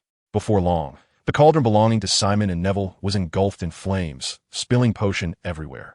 Snape bellowed, "Idiot!" This was not entirely Simon's fault. Neville had erred. Snape ordered Simon to escort Neville to the hospital wing and deducted a point from Harry. Nix observed that among the materials at hand, the porcupine quill could adequately substitute for the missing ingredient in the grower's potion. With Snape's focus on Harry Potter, it was an opportune moment to concoct a potion. He retrieved the materials acquired that morning, too pressed for time to extinguish the cauldron's flames, and swiftly added them. As he neared completion, Snape's furious voice rang out. "Lestrange, what are you doing?" Nix replied, "Brewing a potion." Snape retorted, "Do you believe you are someone special? Altering the recipe? Do you comprehend the potential consequences of your actions?" Nix answered, "I do." Snape inwardly chastised himself, reminding himself not to succumb to anger. "Pray tell, what have you created?" Nix elaborated, "A potion that permanently enhances strength, allows for the identification of plant seeds, and even predicts the weather." Snape was incredulous. "I have never heard of such a potion. Your actions will cost Gryffindor 10 points. Unlike the gradual deductions from Harry, this significant loss made the young wizards acutely aware of the gravity of the situation, causing them to withdraw like quails. Nix remarked, "Professor, 10 points is inconsequential. It hardly amounts to a quarter of what Hermione earns in a week." Snape fell silent. Hermione rolled her eyes internally, thinking, "Am I earning house points for you to deduct?" The potion had failed. The enigmatic potion required no heating, and the application of heat had compromised its integrity. Nix discerned that in the world of Harry Potter, potions were crafted to blend various materials, neutralizing their properties to render them safe for human consumption, whereas the enigmatic potion stabilized those properties for absorption by the human body. Purely speculative, forgive the indulgence. Once the students departed, Snape contemplated the remaining essence in the cauldron with a pensive expression. He sought out Dumbledore with his findings. After observing for a moment, Dumbledore remarked, "Perhaps a touch mad, but he is indeed a genius. Do not allow him to act recklessly. I am uncertain of the consequences of consuming what he has created." Pointing to a sapling sent by Professor McGonagall, he continued, "Severus, I do not know what he was thinking while releasing Transfiguration. But one thing is certain. His magic was intent on annihilating the matchstick, yet it activated the last vestiges of its vitality, causing it to grow into a small tree in a remarkably brief span. He is perilous." Snape affirmed, "I will keep a watchful eye on him." Dumbledore replied, "You cannot be certain. The Lestranges have always been exceptional. In my view, they exhibit certain obsessive traits." Snape responded, "I shall monitor him closely." Leaving the potions classroom, Nix was aware that Harry and Ron were heading to Hagrid's hut. He inquired of Harry, "May I accompany you?" Harry regarded Nix with indifference. However, influenced by Ron's words about the peculiarities of every Lestrange, Harry recalled that Nix had attempted to harm Scabbers on the first day of school. Under Ron's influence, Harry felt inclined to decline. Sensing Harry's hesitation, Nix threatened, "Think carefully. Refusing my company may have significant repercussions in the future." This provoked Harry's rebellious spirit. "I will only bring my friends." Nix expressed a tinge of regret. Hagrid was a valuable source of ingredients, and without him, Nix's supply would diminish. The drawback was that Hagrid's materials required personal handling, unlike the ready-made potions from Diagon Alley. Dragging Neville to the library for homework, Nix was delighted to spot Hermione, as it provided an excellent opportunity to copy her notes on history of magic, astronomy, and defense against the dark arts. He intended to write his own for Transfiguration, as Professor McGonagall was particularly attentive to him. Copying assignments might lead to detention, and potions required further study. Today's potion had failed, prompting a reflection on his experience. The elusive potion was not heated but rather consumed raw. Soaking in hot water was the most effective method, and his boiling attempt had evidently been futile. Snape deemed Nix's potion dangerous, necessitating a more discreet approach. It appeared that the room of requirement needed to be prioritized. Chapter 12. The initial confrontation with Filch. On Saturday, having completed his homework, Nix, accompanied by his cat and cauldron, made his way to the castle's inner courtyard for an experiment. Using identical potion ingredients, he intended to concoct the elusive potion following Professor Snape's methodology. The target was the Dreamer Potion, with materials procured from Diagon Alley, costing him a fair amount of galleons. In addition to the ingredients for the Dreamer Potion, he also had some for the Assassin Potion. Nix had already found substitutes for the Assassin Potion, although certain components were unavailable. The Witch Potion, at Sequence 7, would transform a man into a woman. Nix had yet to decide who would consume it. Was offering it to Ron a disservice? What if, after his transformation, he sparked romantic feelings with Harry? Nix shuddered at the thought. Never mind. Ron had many brothers, and he was not up for additional trouble. It would also be unfair to Ginny. After forcing the little kitten to exercise for a while, having been overindulged by the older girls lately and becoming rather rotund, he resolved to take the kitten out for daily exercise to avoid ridicule from his sister. As Nix set up the cauldron, Filch was alerted and hastily approached, only to be intercepted at the entrance on the first floor. Snape was lurking nearby, keenly observing Nix, eager to discern if Nix's previous actions were mere coincidence. Filch, puzzled, questioned, "Professor, will you not intervene?" Snape replied, "Wait." Filch retorted, "Wait for what?" Professor McGonagall, also covertly observing from her office, situated between the second and third floors, had a small window that afforded her a clear view of Nix. Even old Dumbledore from the headmaster's office was watching Nix. Initially, Nix had planned to execute his task swiftly, completing it in a brief span and then departing, leaving the potion for the professors to examine. However, he then considered that if he were to be interrupted, it would save the materials, which could indeed be a fortunate outcome. He deliberately slowed his pace, and to Snape, it appeared that Nix was intimidated. At that moment, an upperclassman, seemingly 2 years older than Nix, approached and inquired, "Do you require assistance?" Nix looked up, unable to recognize him without the obvious markers of Harry, Neville, or Malfoy, and asked, "Who are you?" Cedric Diggory came to reply. Nix introduced himself. "I am Nix Lestrange. Are you certain you wish to assist me?" Cedric's expression remained unchanged upon hearing Nix's name, and he nodded affirmatively, "Yes." Nix asked again, "Lestrange, are you sure?" Cedric drew his wand, aiming it at the cauldron, intending to ignite it. Nix did not intervene. The potion was bound to fail anyway, and allowing Cedric to ignite it would be tantamount to accepting a chance at friendship, given that he bore no prejudice against Lestrange. He recalled how Cedric had saved his life during the Triwizard Tournament. He pondered the various potions capable of resurrection. As Filch delayed his arrival, Nix realized he would not be coming and was unsure who had detained him. One by one, he added the ingredients. The Potion Master's instinct warned Nix that the concoction would transform into a caustic acid. Observing his wand, he sensed it pleading for mercy. He withdrew another wand from the lady's bag and commenced stirring. Cedric, astonished, gazed at the bag, taken aback by Nix's unique taste for feminine accessories, pondering whether he might have a witch's robe. Nix noticed Cedric's gaze and explained, "This was given to me by my mother." Cedric replied, "I understand. You need not elaborate." Nix, discerning Cedric's thoughts, silently protested, "What do you know?" As the cauldron heated, acrid fumes began to rise, and the stirring wand suffered corrosion, revealing parts of its core. Nix decisively tossed the wand into the cauldron and stepped back. Cedric extinguished the flames, halting the potion's bubbling. "What are you brewing? It seems it has failed." Nix replied, "A potion to enhance mental acuity. My magical prowess is difficult to control. Perhaps the potion could assist me." Cedric reassured him. "At first, all magic is challenging to wield. Hogwarts will teach us to master it. Do not rush, and you shall succeed." At that moment, Filch was released by Snape and began to scold the onlookers. He directed his ire at Nix, stating, "No magic in the corridors." Nix retorted, "I did not cast any spells, and this is not a corridor." Filch insisted, "Then no potion making in the courtyard." With that, he moved to seize the cauldron. Cedric had just extinguished the fire, and the cauldron was still warm, causing Filch to jump back in surprise. Nix addressed Filch, "Return my cauldron. It is quite expensive." Filch stood guard by the cauldron, asserting, "Your cauldron has been confiscated." Nix responded, "While it is highly probable you are acting on someone else's orders, it remains quite displeasing." The purpose of the spectacle had been achieved. The remainder would depend on Snape and Dumbledore's judgment, and he hoped they would not resort to legilimency.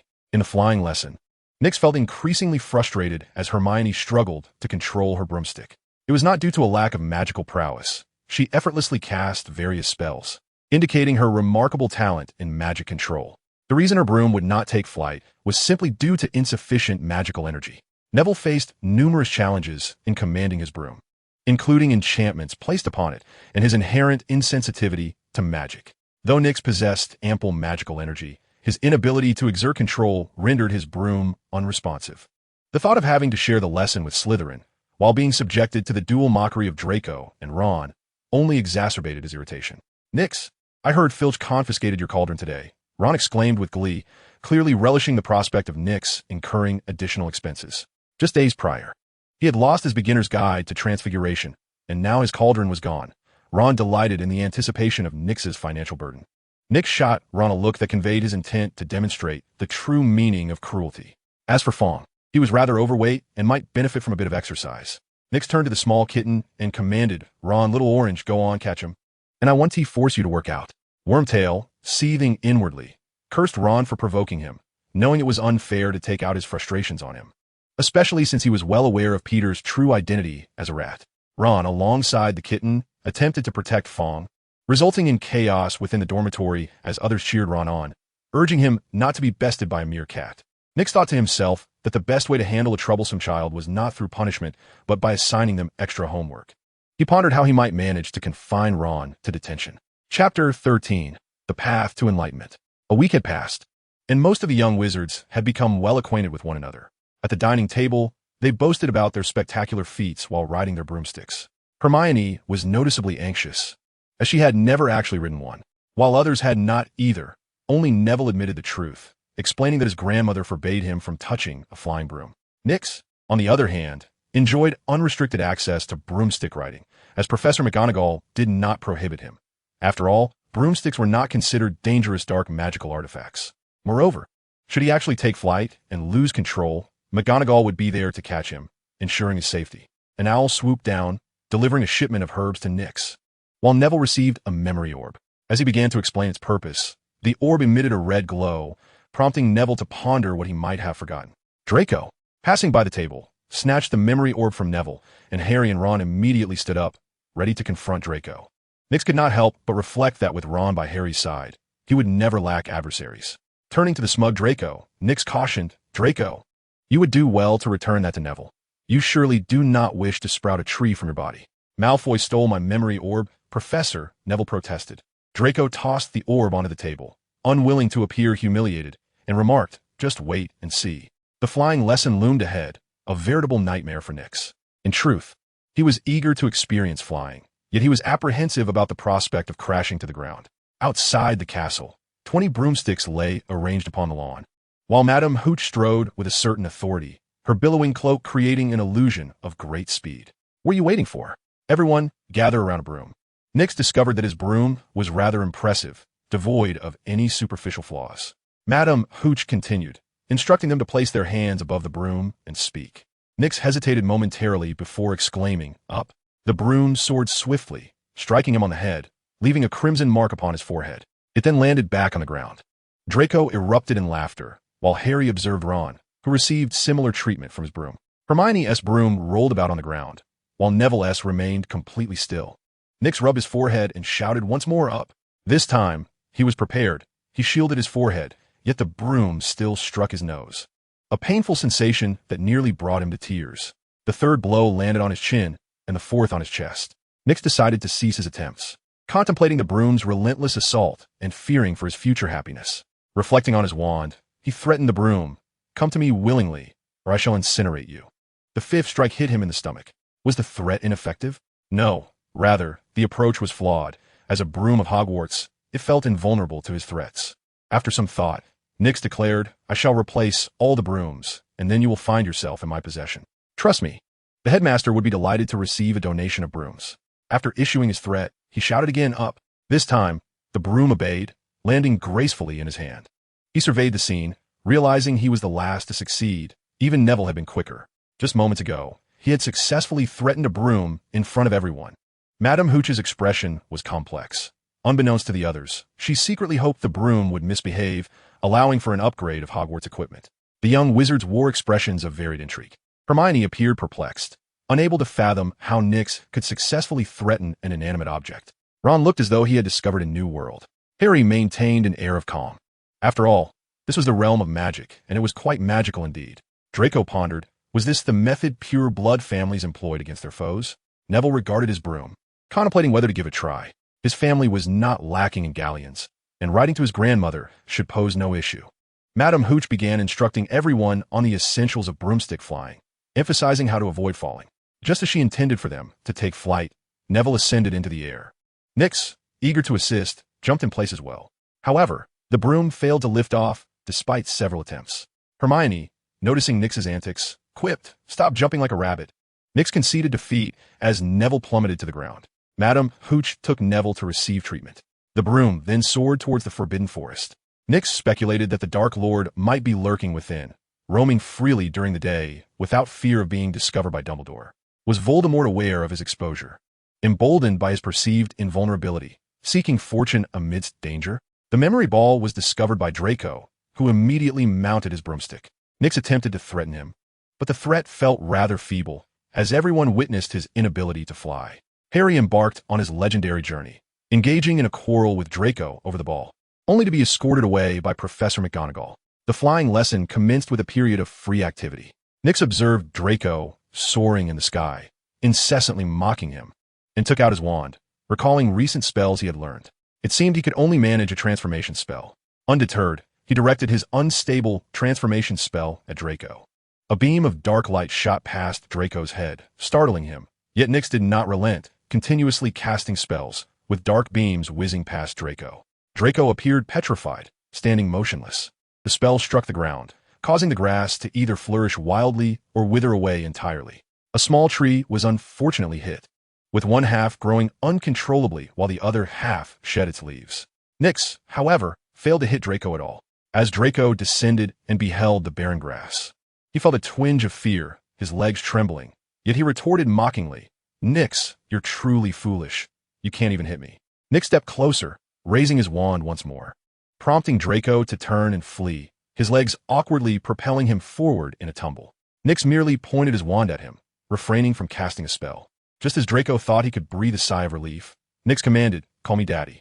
Draco, stubbornly defiant, replied, "Are you a pig? You can't hit me." Nyx suddenly found amusement in the childish banter. Such insults were only fit for children. A beam of dark light erupted, striking near Draco. Nyx pressed, "Speak quickly.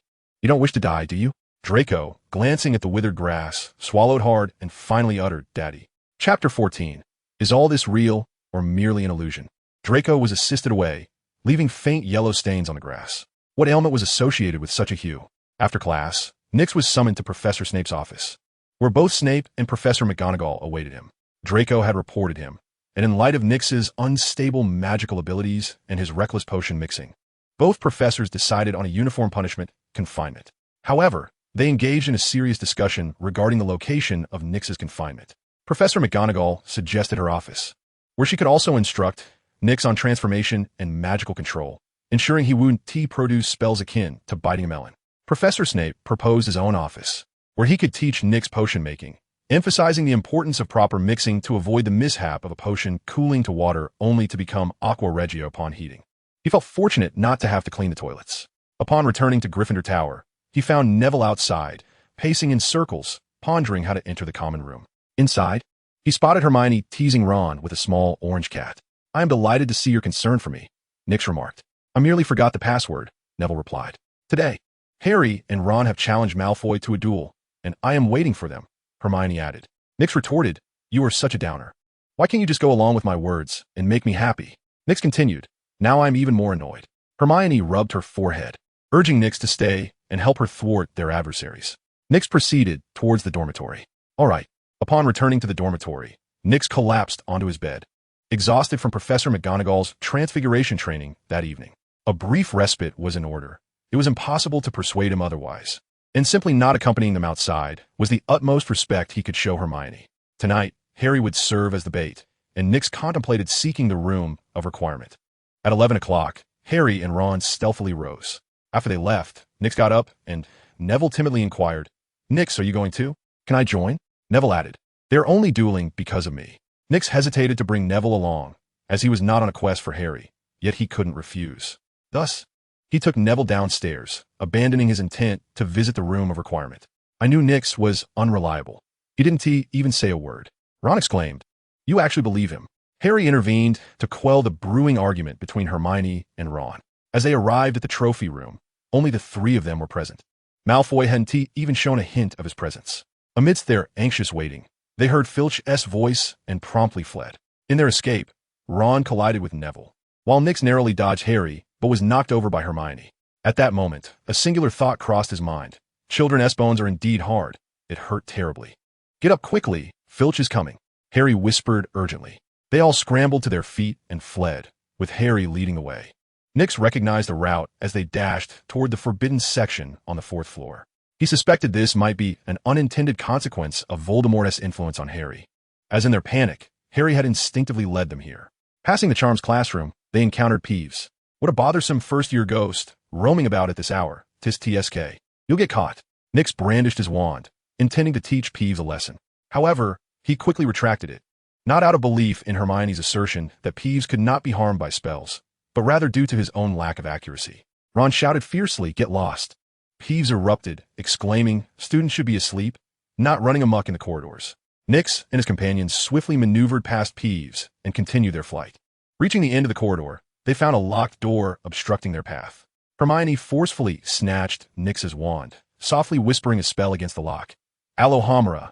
There was no response. Glancing at the wand in her hand, Hermione reproached Nix, "Your wand is ineffective." Nix understood her implication, replying, "There's nothing I can do. It has its quirks. Perhaps you should try threatening it?" Harry offered his wand in haste. "Hurry, Filch is coming." Hermione returned Nix's wand and used Harry's wand to attempt the unlocking charm. The 5 of them entered the room, and soon after, they heard Filch and Peeves discussing matters outside the door, which they then departed from.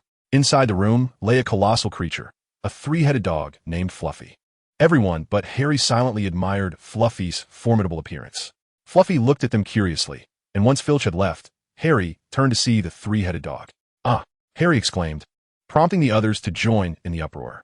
Nick stepped forward with his wand drawn, causing Louis to react with a roar of intimidation. Harry promptly exited the room, with everyone except Nix trailing behind him, subsequently closing the door outside. Hermione noticed that Nix had not followed. She attempted to open the door, but Ron stopped her, exclaiming, "Are you out of your mind? That could get us killed. Nix is still inside." Hermione, anxious, insisted on opening it. Ron hesitated. After all, he was merely a 10-year-old boy, and his plan was to merely isolate Nix, never to contemplate harming him. Once all 4 had exited, Nix regretted his forward step, which had caused him to lag behind and remain trapped with Louis. Should he attack?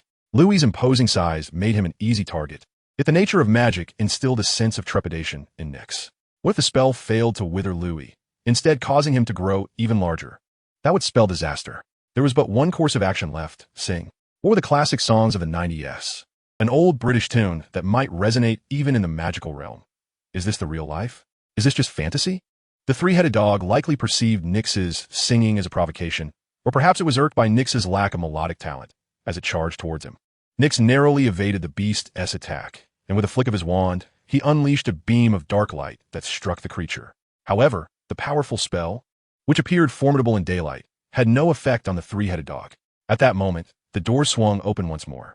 Hermione called from outside, "Nix, come out quickly."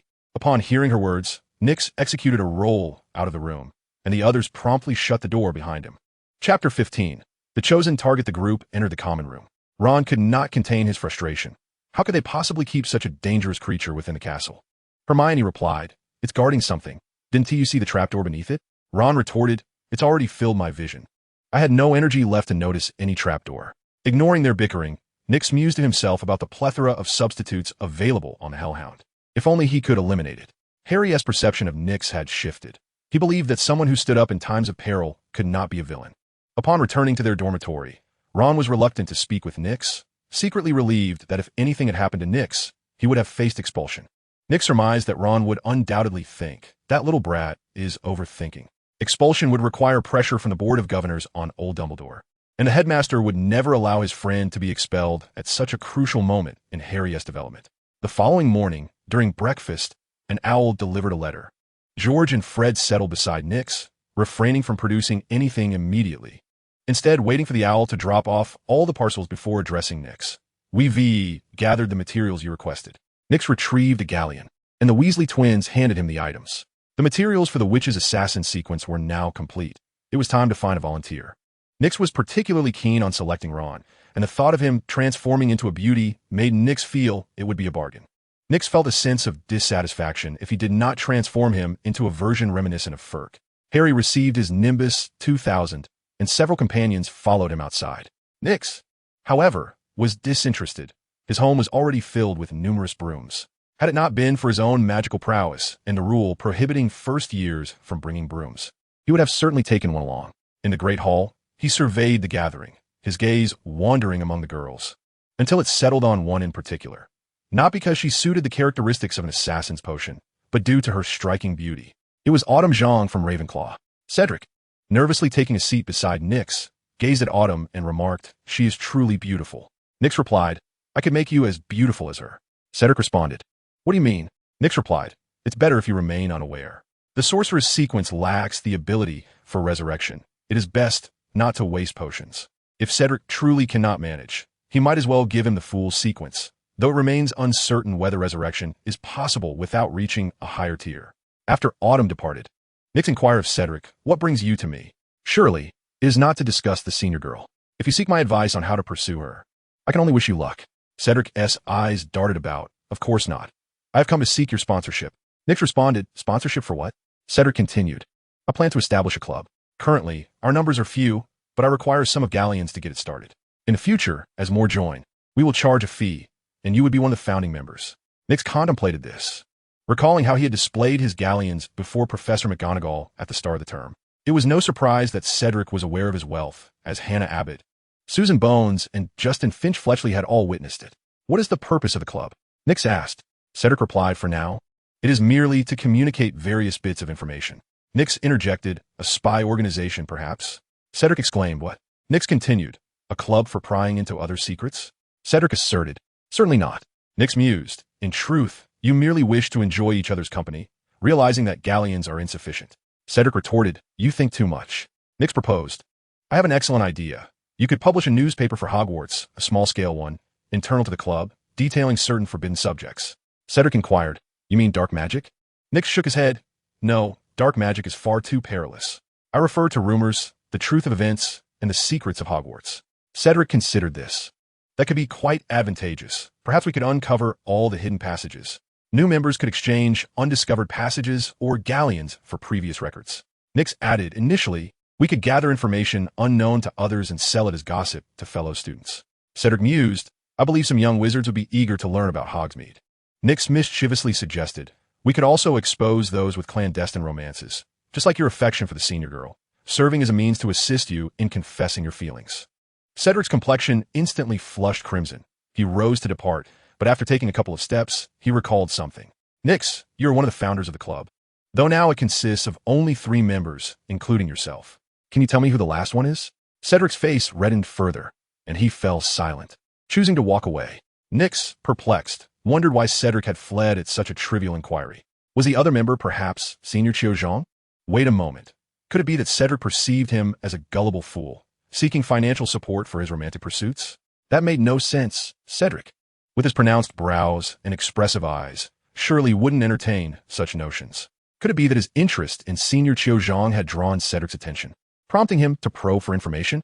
Were all those earlier conversations mere fabrications? "Senior, how ungracious of you," he mused. So, was he merely toying with him? How foolish of him to take it seriously and strategize. It was akin to playing a lute to a cow. Was he simply trying to ascertain whether he fancied Senior Chiozhong, seeking to eliminate a rival? Exiting the auditorium, he encountered Filch, intent on capturing the Weasley twins. Filch's eyes bore down on Nyx as he declared, "I will be watching you. Do not even think about brewing potions in the courtyard." Nyx's mood, already volatile due to Cedric, was further agitated by Filch's words. He felt compelled to retort, "Mr. Filch, do you wish to cast a spell?" Filch paused momentarily before erupting in a furious rant. "Damn Lestrange. Are you truly not interested in casting a spell? I recently discovered a potion that enables a squib to perform magic. Would you not desire such a thing? It only requires a modest fee."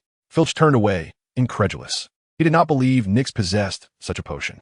There were numerous potion masters at Hogwarts. If they had failed to concoct it, how could a mere first-year wizard, barely a month into his studies, manage it? Filch was resolute. That old scoundrel had taken his cauldron without returning it and even dared to threaten him.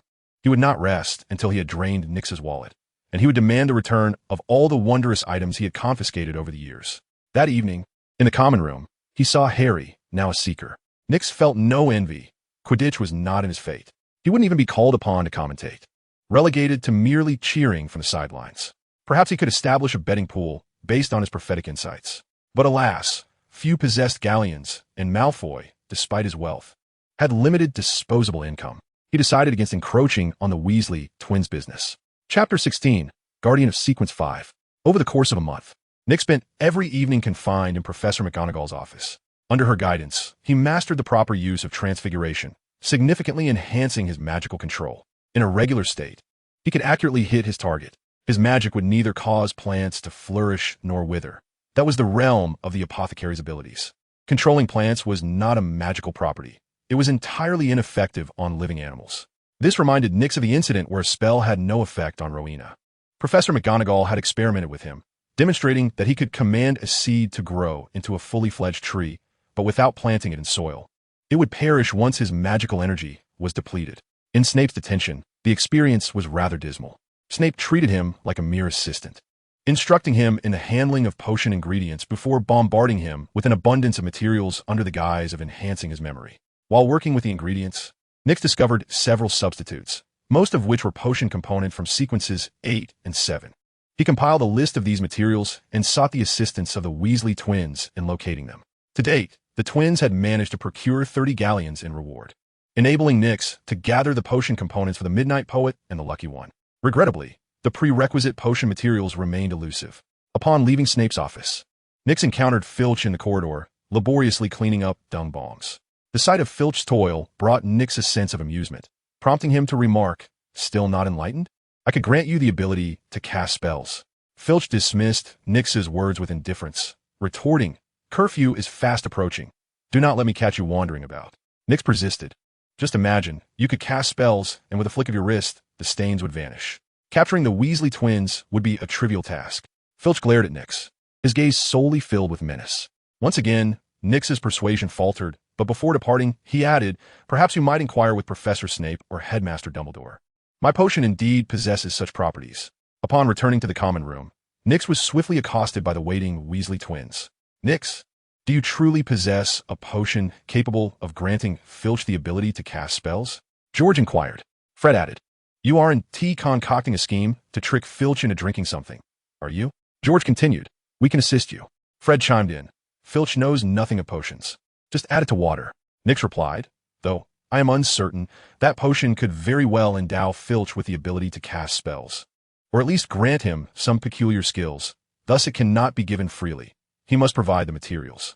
George pressed, "How many galleons do you require?" Nyx responded, "This is not merely a matter of galleons." Fred asked, "Then what is it?" Nyx asserted, "It is imperative that he brings forth all his savings from these years, along with the items he has confiscated." The Weasley twins exchanged glances, realizing that, according to Nyx's claims, the potion could indeed restore Filch's ability to cast spells. And it was not a jest. "How did you know I intended to offer Filch the potion?" Nyx questioned. Fred replied, "We're just nearby." Nyx pondered that he would inform Filch the next day, and the man would likely erupt in rage. George interjected, "If you genuinely possess such a potion, if we could assist you in selling it for a modest share of the profits. Believe us, you could acquire even more galleons." Nyx countered, "Are you certain you wish to sell it? The potion's side effects remain unknown. At Hogwarts, should any issues arise, Professor Snape would handle it. And if he could not, Headmaster Dumbledore would be there to support." They ultimately abandoned the idea of selling the potion. Complications outside could lead to financial loss. The twins felt a twinge of sympathy for Filch, who not only became Nyx's test subject, but also had to pay Nyx. The following evening, Nyx found himself in detention within Snape's office once more. "I have heard that you possess a potion capable of aiding Filch in casting spells," Snape stated. Nyx replied, "Indeed." "Snape, is it possible to configure it now?" "Nyx, are you providing the materials?" Snape, "Indeed." "Nyx, you know the recipe. Just give me some money. You can sell this potion for a handsome profit later, and I won't be a loss." "Snape, I shall not sell it." "Nyx, Snape's temper flared. "How much do you want?" "Nyx, I don't want money. I am not in need of it." Snape suppressed his anger. "Then what do you desire?" Nix, just some ingredients. Snape, very well. Nix rummaged through Snape's private potion store, filled with numerous materials, including several prohibited substances, likely acquired from the Forbidden Forest. He could quickly select some ingredients to brew the potion, but it would be a shame not to seek out the rare materials present. During the identification process of the potions, he discovered a complete substitute for the Guardian Potion, a Sequence V of the Twilight Giant, which represented the highest level he could currently produce. After concocting the potion, he cautioned, "This is a high-level potion, not to be consumed directly." Snape, are you still wary of me? Why? Nix, without a preceding potion, consuming it may drive one insane. If not mad, one might acquire some extraordinary abilities. Snape, are you intending to give such a potion to Filch? Nix, I knew he was the one inquiring. Rest assured, I want to provide him with something so advanced. I lack the materials for that, and will only offer him the lowest tier. By the way, if you need someone to experiment with the potion, I suggest Hagrid. He would be quite suitable. Snape, that concludes today's lesson. You may leave. Nix, you're quicker to dismiss than a butcher after slaughtering a pig. Snape took the potion to Professor Dumbledore and relayed Nix's words. Snape murmured, "Why would he want us to give to Hagrid?" Dumbledore jested. "Perhaps it's because he is large. In the eyes of children, size equates to strength." Snape, the trolls are even larger. The two exchanged glances. Indeed, there was a troll within the castle. In the chamber, Snape subdued the troll and poured the potion into its mouth. After a while, the troll began to go berserk, breaking free from Snape's restraint and attempting to attack them both. The troll seemed to possess newfound abilities, as Snape's stunning spell could not pierce its skin. He intensified his efforts and ultimately vanquished the troll, acquiring an object the size of a fist, resembling a heart, covered in holes and shimmering with the brilliance of dawn. The following day, Professor Quirrell received an order from Dumbledore. He needed to prepare another troll, as the previous one had perished. Chapter 17, What is the Cost? When Snape inquired about the potion, Nix understood that Filch had approached Snape, indicating that Filch had become interested. Madame Pants glanced over. Nix tucked away his notes and departed the library with Filch to avoid incurring Madame Pants's wrath. Nix asked, "Did you not say you did not need it?" Filch, "I want it." Nix, "What price are you willing to pay?" Filch, "What do you want?" Nix, "What do you think?" Filch was uncertain of what Nix desired. Yet he perceived Nix to be nothing more than a petulant teenager, easily placated with a mere handful of gold galleons. 5 galleons, Filch stated. Nix, discerning Filch's underlying motives, replied, "Mr. Filch, I must remind you that even the cost of materials exceeds 5 galleons. Your offer must reflect sincerity, otherwise we can cease this discussion." Filch inquired, "How much do you require?" After some contemplation, Nix considered that while Hogwarts professors earned substantial salaries, Filch, as merely a caretaker, likely received less.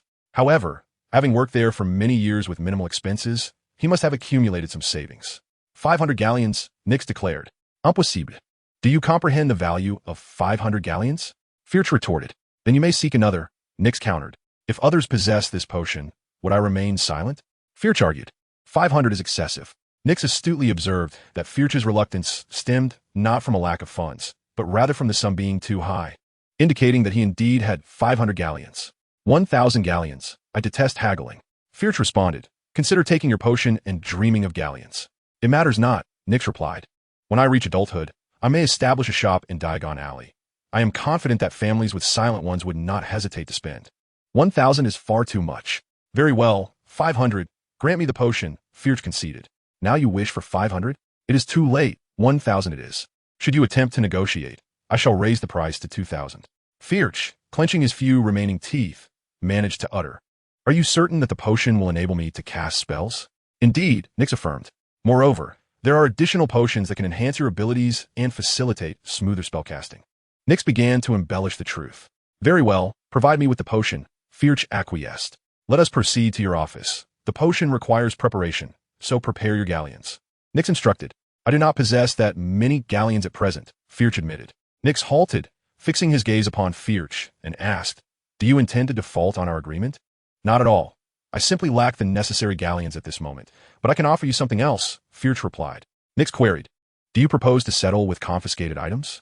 Understanding Filch's intentions, Nix, wishing to rummage through Filch's collection, did not decline. Upon reaching Filch's office, Nix inquired, Where is my cauldron? It has been taken by Professor Snape. The potion is too perilous.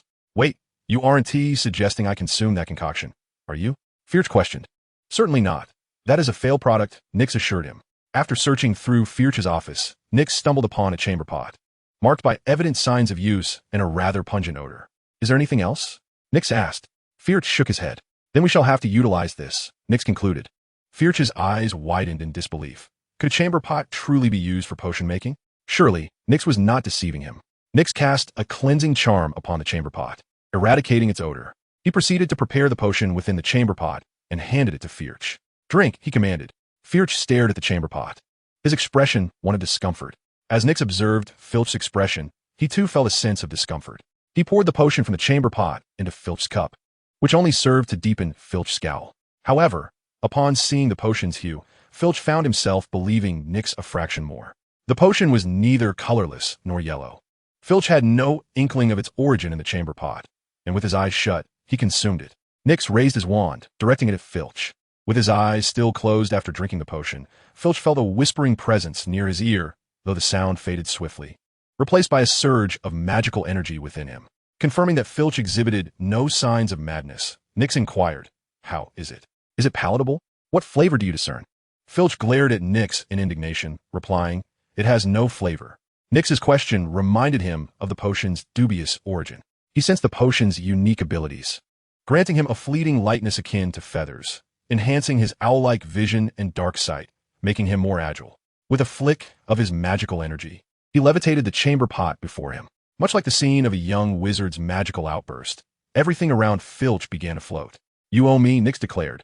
Still entranced by the wondrous experience of spell casting, Filch was not perturbed by Nyx's interruption. He retrieved a bag of galleons from beneath his bed, opening the storage room for Nyx to choose at will. The bag emitted a peculiar odor that made Nyx dizzy, and the storage room was filled with a plethora of items. Chief among them were dung bombs. Nyx spotted a pair of lacy women's underwear, uncertain whether it was a personal collection of Filch's or confiscated goods. He collected all the dung bombs and other prank items, refraining from touching any dark artifacts, suspecting they were placed there by old Dumbledore to test him. Among the valuables was a broom adorned with gems, which Nyx unceremoniously claimed. He also found several magical items, one of which was a notebook possessing properties akin to a Horcrux. After a thorough inspection to ensure he hadn't overlooked anything of worth, he exited. Filch was still engaged in levitating a cup of water with his magic. Upon emerging, Nyx remarked, Should you require further potions, feel free to seek me out. Filch retorted, I shall not seek out a scoundrel like you again. Be gone. Nyx felt a surge of irritation, contemplating how to deal with Filch. With 2 fingers pinching the bag, he ambled towards the great hall, eager to share his delight with the Weasley brothers, while also plotting their approach to Filch. Chapter 18. The Transformation of the Apothecary's Power. As Nyx passed by the girl's lavatory, he heard the sound of weeping. He found it typical. Whenever Myrtle was inside, tears were sure to follow. The pungent odor characteristic of trolls wafted through the air, indicating their proximity. The girl's lavatory, the sound of crying, a troll. That must be Hermione. Hermione, are you in there? He called. Nyx, let me have a moment of peace, Hermione sobbed. There is no time for peace now. Come out. And let's find a romantic spot to converse leisurely, Nyx jested. Nyx, hasn't anyone told you that you're ill-suited for such antics? Hermione replied. The stench intensified slightly as Nyx turned to see a massive head peering through the doorway. No need to come out now. Why not? As Hermione emerged from the door, she beheld Nyx pinching a bag between his 2 fingers and exclaimed, Nyx, where did you procure that bag? It reeks. Upon noticing that the door had closed and locked behind him, Nyx realized the gravity of the situation. All right, let the battle in the cage commence. The giant swung its wooden club, prompting Hermione to scream and turn to flee, colliding into Nyx's embrace and backing into a corner. The club shattered the water basin and crashed to the ground, causing spiderweb-like cracks to spread around. Nyx comforted the trembling Hermione in his arms, saying, Steady yourself. Help me hold the bag. Hermione, shaking, replied, Nyx, the monster, the monster. Nyx reassured her, I know, that is a giant, and it certainly stinks. Moreover, it has a few screws loose. Let go of me, and we shall survive. Hearing this, Hermione loosened her grip on Nyx, but did not entirely release him. Keeping one hand clutching the hem of his clothing, Nyx attempted to levitate the giant's club, trying to replicate Ron's previous success in subduing the creature. However, perhaps due to his nerves, he missed the target with every spell. As the giant drew nearer, he abandoned the levitation charm. Instead, he activated his herbalist abilities to infuse the club with vitality, intending for it to grow and ensnare the giant. Indeed, the club began to sprout, but it transformed into a small tree rather than the vines Nyx had envisioned. The giant, lacking intelligence, gazed in confusion at the transformed club, pondering its existence. Nyx turned to Hermione and declared, "I will distract it. When it is about to strike me, you must attack it and draw its attention. We will take turns, exhausting it." Hermione nodded, reluctantly releasing Nyx. He passed the bag to her and swiftly maneuvered past the giant, his movement startling the creature. The giant uprooted the small tree, stripped it of its branches, and fashioned it back into a wooden club, retreating to the farthest corner away from Hermione. Nyx noticed that the giant had now focused on him, wielding a less appealing club that could strike from a greater distance, with broken branches forming sharp protrusions, rivaling the might of a spike club. As the giant slowly approached, swinging its club downwards, Nyx shouted, "Hermione now!" Hermione attempted to rise, but found her legs too weak to comply. With nothing but the bag at her side, she missed the window for attack. Nyx executed a roll to evade the giant's club, getting back on his feet to assess the dwindling space for dodging. He called out again, "Hermione!" Frantically searching around, Hermione found the stones too distant to reach. Nyx's urgent voice sent her into a panic, and she impulsively tossed the bag. Nyx gasped by the stars. "Can't you throw them one by one? Even a handful would do. Wasting an entire bag is imprudent, especially now that they are scattered and hard to retrieve." The bag struck the giant squarely on the head, its opening bursting open and spilling its contents of galleons onto the ground. The giant, puzzled, picked up a galleon that had landed on its nose, chewed on it for a moment, and then spat it aside. The recent activation of the club's vitality made Nyx realize that his herbalist abilities could not alter the species of the plant, but rather could only exert a limited degree of control. In the depths of a lady's bag, I rummaged and extracted a vine seed. With a flick of my wrist, I cast a spell upon it and hurled it towards the ogre. In midair, the seed burgeoned, swiftly entwining itself around the creature upon contact, oblivious to the vine's growth. The ogre remained unaware until its legs became ensnared, rendering it immobile. It spun awkwardly in an attempt to tear away the vine, but once freed, it faced Nyx once more. At that moment, the restroom door swung open, revealing Harry and Ron. Nyx felt a tinge of disappointment. Had it been a professor who entered, the ogre would not have posed a threat. "I'm sorry, Nyx," Harry apologized. "We had no idea you were inside." Nyx retorted, "This marks the second time you've trapped me with a monster. Perhaps next time, choose a creature I can handle." The ogre lumbered closer, prompting Nyx to shout at the two, "Run." Once again, he executed a roll to evade the ogre's attack, his skill in doing so becoming increasingly adept. Harry and Ron, however, did not flee. Instead, they hurled fragments of stone at the ogre, successfully diverting its attention. Nyx retrieved another seed, lamenting the loss. This time, the cost is significant. Hermione lacks funds. Is it too soon to consider compensation in flesh? He cast the seed towards the ogre, which became ensnared. Unlike before, this vine bore thorns. It was less a vine than a bramble. The ogre began to thrash, its thick skin yielding to the thorns, leaving behind white marks. Seizing the opportunity, Nyx dashed to Hermione's side, pulling her to safety from the ogre. Harry leaped onto the ogre's neck, unnoticed due to the creature's sluggishness. He inserted his wand into the ogre's nostril to capture its attention. Nyx felt an itch in his own nose at the sight, almost succumbing to a sneeze. He recognized Harry's action as remarkably brave yet foolish. Why not simply continue luring the ogre from a safe distance? Determined to assist Harry, Nyx attempted to encourage the growth of a branch once more. Regrettably, the spell missed its target, grazing Harry's head and soaring away. Harry, drenched in cold sweat, exclaimed, "Nyx, you nearly hit me. Ron, do something." Ron, on his part, successfully cast a levitation spell, rendering the ogre unconscious. Nyx mused on the potency of the protagonist's aura. While he struggled for survival, others effortlessly resolved the predicament. Hermione emerged, inquiring, "Is it dead?" As Nyx gazed at the scattered galleons, he fell into contemplation, pondering how to explain to the Weasley brothers that the gold strewn about was not his fault. Chapter 19. Towards Dual Evolution. While the group deliberated, Professors McGonagall, Snape, and Quirrell arrived. Nyx noted that Snape's gaze remained fixed upon Quirrell. McGonagall inquired, "What transpired? Why are you here?" Nyx remained silent, unwilling to risk confinement. Let Hermione be the hero. The other three turned their attention to Nyx. Grateful for his rescue, Hermione felt indebted, while Harry and Ron believed that Nyx's rapport with Professor McGonagall might aid in their favor. Nyx had benefited from McGonagall's guidance for a fortnight. Professor McGonagall noticed the trio's gaze and deemed Nyx the main culprit, stating, "Nyx, it seems your confinement will be extended." "Wait, Professor, I am innocent. I merely encountered Hermione in tears on my way to the Great Hall and invited her along. It was only upon our exit that we encountered the troll," Nyx replied. a hint of urgency in his voice. McGonagall turned to Harry and Ron. "We found Hermione missing and came to search for her," Harry explained. "We worked together to defeat the troll," Ron added. "You see, I wasn't causing trouble," Nyx interjected. McGonagall fixed her gaze upon him. "I observe the vines, Nyx. They are your handiwork, are they not? You were involved, weren't you?" Nyx countered, "I couldn't simply stand by. That is reckless. No more excuses. All 4 of you shall face detention," McGonagall declared. Nyx felt the piercing stares of his companions. Was this the bond they were forming? Their gazes were all too similar, laden with unspoken accusations. It wasn't Harry and Ron who locked the door. He had merely escorted Hermione away, and it was Harry who had rushed in afterward. Why must he bear the brunt of their punishment while they played the heroes? What are you waiting for? I will inform Professor Dumbledore about this matter. And you may leave, McGonagall instructed. Just as Nyx began to speak, Hermione pulled him away.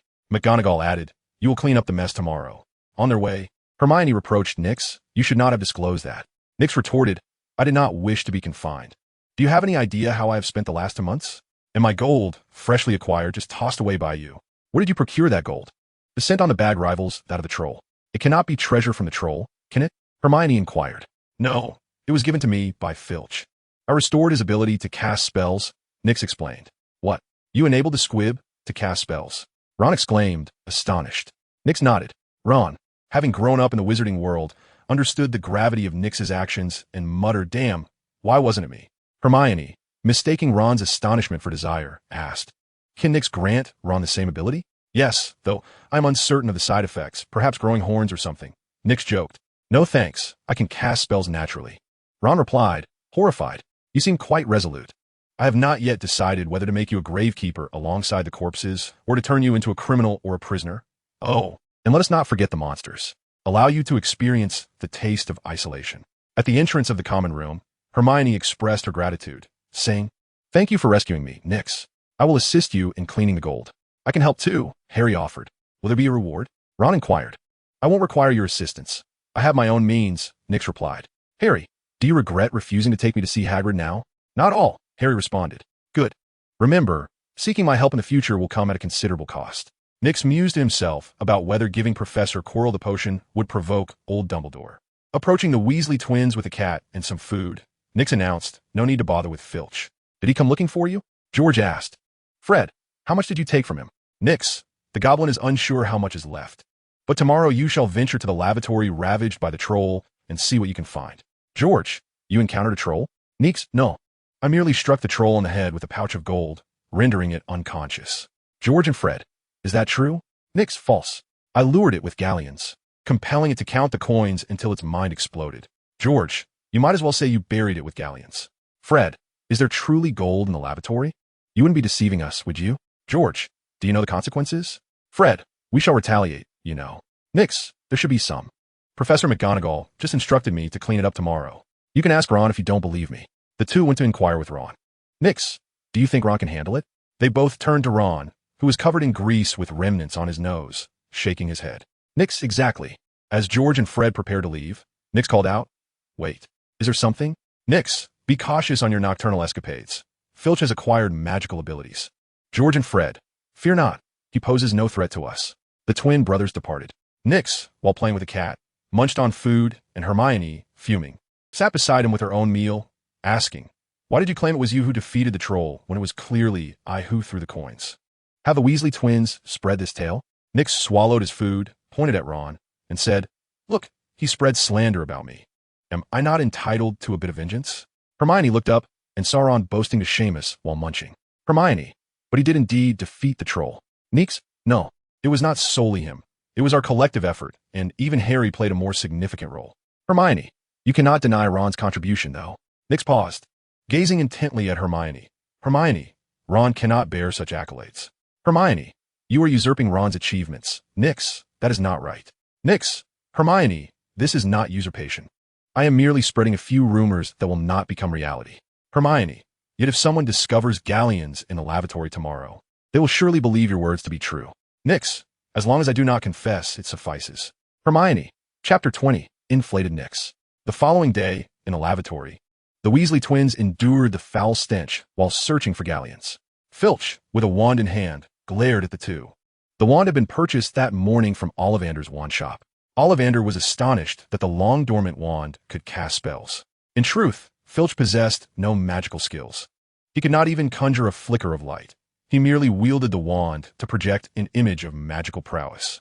George glanced at Filch and whispered to Fred, "Let us test him tonight to see if he can truly cast spells." "Fred, then we must make a trip to Hogsmeade. Our ammunition is somewhat lacking." "George, with these galleons?" "Fred, speak to Nyx. These do not belong to us." "George, a third of them do." The two tidied up after the galleons and departed. Filch searched the washroom again, but the Weasley twins had cleaned it meticulously, leaving behind only a bag reeking of strange odors, devoid of a single galleon. He cursed the Weasley twins, who had gone to seek Professor Flitwick to learn spells. During lunch, George and Fred found Nyx. "George, Nyx, does Filch really know how to use spells?" "Fred, do you know which ones he knows?" Nyx swallowed a mouthful of beef and replied, "I'm unaware of the spells he knows, but he can at least lighten himself, move with agility, and evade. It is far more difficult to hit him now than before." Just as he was about to continue his meal, he noticed George placing a galleon into his soup bowl. Nyx exclaimed, "George, what are you doing?" As he turned to look at George, Fred placed a foul-smelling galleon atop the beef. The stench not only assaulted Nyx, but also those nearby, especially Neville, who promptly covered his nose and fled. Nyx attempted to stand, but the twins restrained him. "George, this is your punishment." "Fred, you actually made a search for galleons in this stench." Nyx, tears streaming from the odor. "Change the subject. Are you planning to deal with Filch?" George and Fred. "Shoo." Nyx wriggled free from their grasp and said, "If possible, I would like to observe."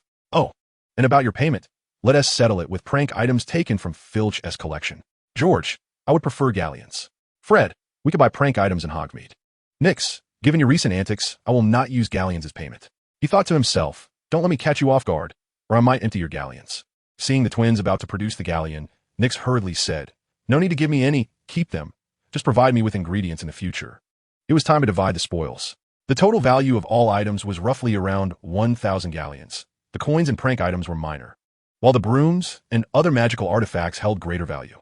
The twins showed little interest in the gem-studded broom, considering it an antique model, merely valuable due to its embellishments. Nyx, unfamiliar with magical items, watched as the twins identified each one. They took several useful items, the most precious being a spell book, which contained not only normal spells, but also curses and dark magic.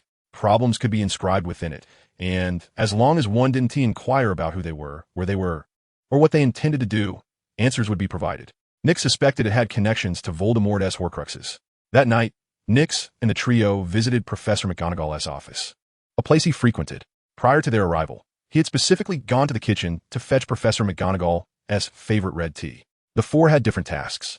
Hermione was dispatched to prepare items needed for class, while Ron and Nyx practiced transfiguration incessantly, and Harry received special treatment under the direct guidance of Professor McGonagall. Nyx inquired, "Professor McGonagall, if I were to spend every day in detention, when would I be able to master Animagus?" Professor McGonagall replied, "That is quite perilous. I do not recommend you pursue it.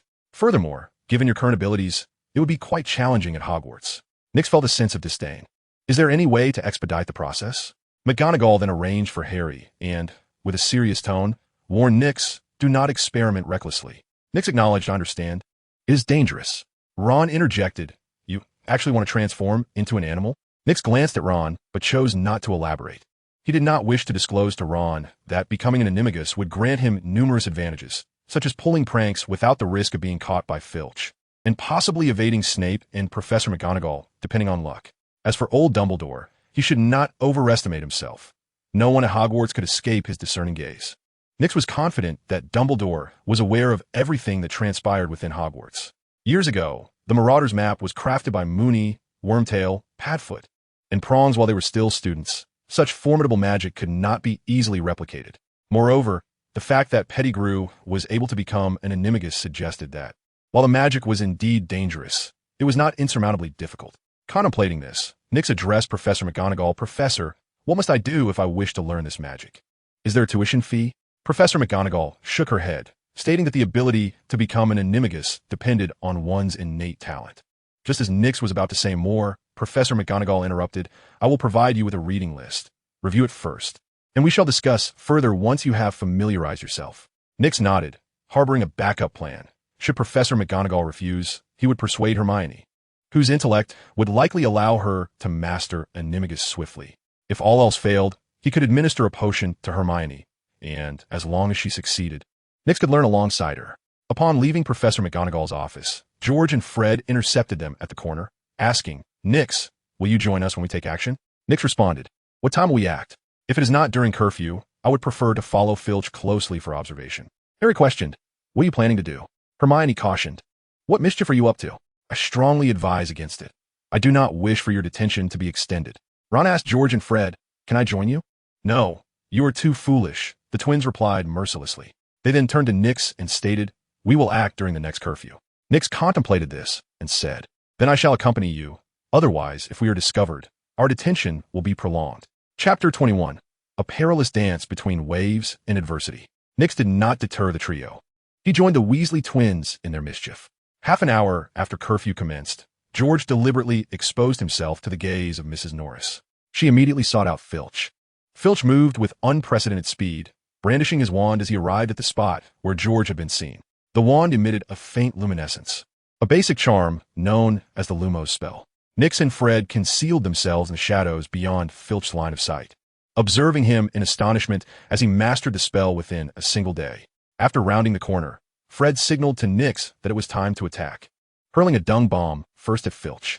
Nix unleashed several dung bombs from both sides. Filch adeptly dodged the assaults from Nix and Fred, rushing forward with a roar. Meanwhile, George also began his attack, but Filch seemed to have eyes in the back of his head, evading the dung bombs with ease. Fred led Nix into a secret passage to escape the scene. Upon arriving, Filch found no one and turned to pursue George, who had already left. The three regrouped elsewhere. Fred exclaimed, "George, this is getting interesting. If Filch can dodge dung bombs, can he evade curses?" George replied, "That's a question for Nix." Nix interjected, "You shouldn't be able to. The potion isn't that powerful." George remarked, "It seems we need Ron's assistance. Filch is quite agile now and not so easily hit." Nix suggested, "We can employ a saturation strike. Something is bound to hit." Fred added, "It would be great to have another ally, but Ron is too clumsy." George insisted, "No, we need assistance." Fred noted, "Filch has become more nimble." George affirmed, "We need a saturation strike." Nix proposed, "Harry, you go help. I'll keep Hermione steady."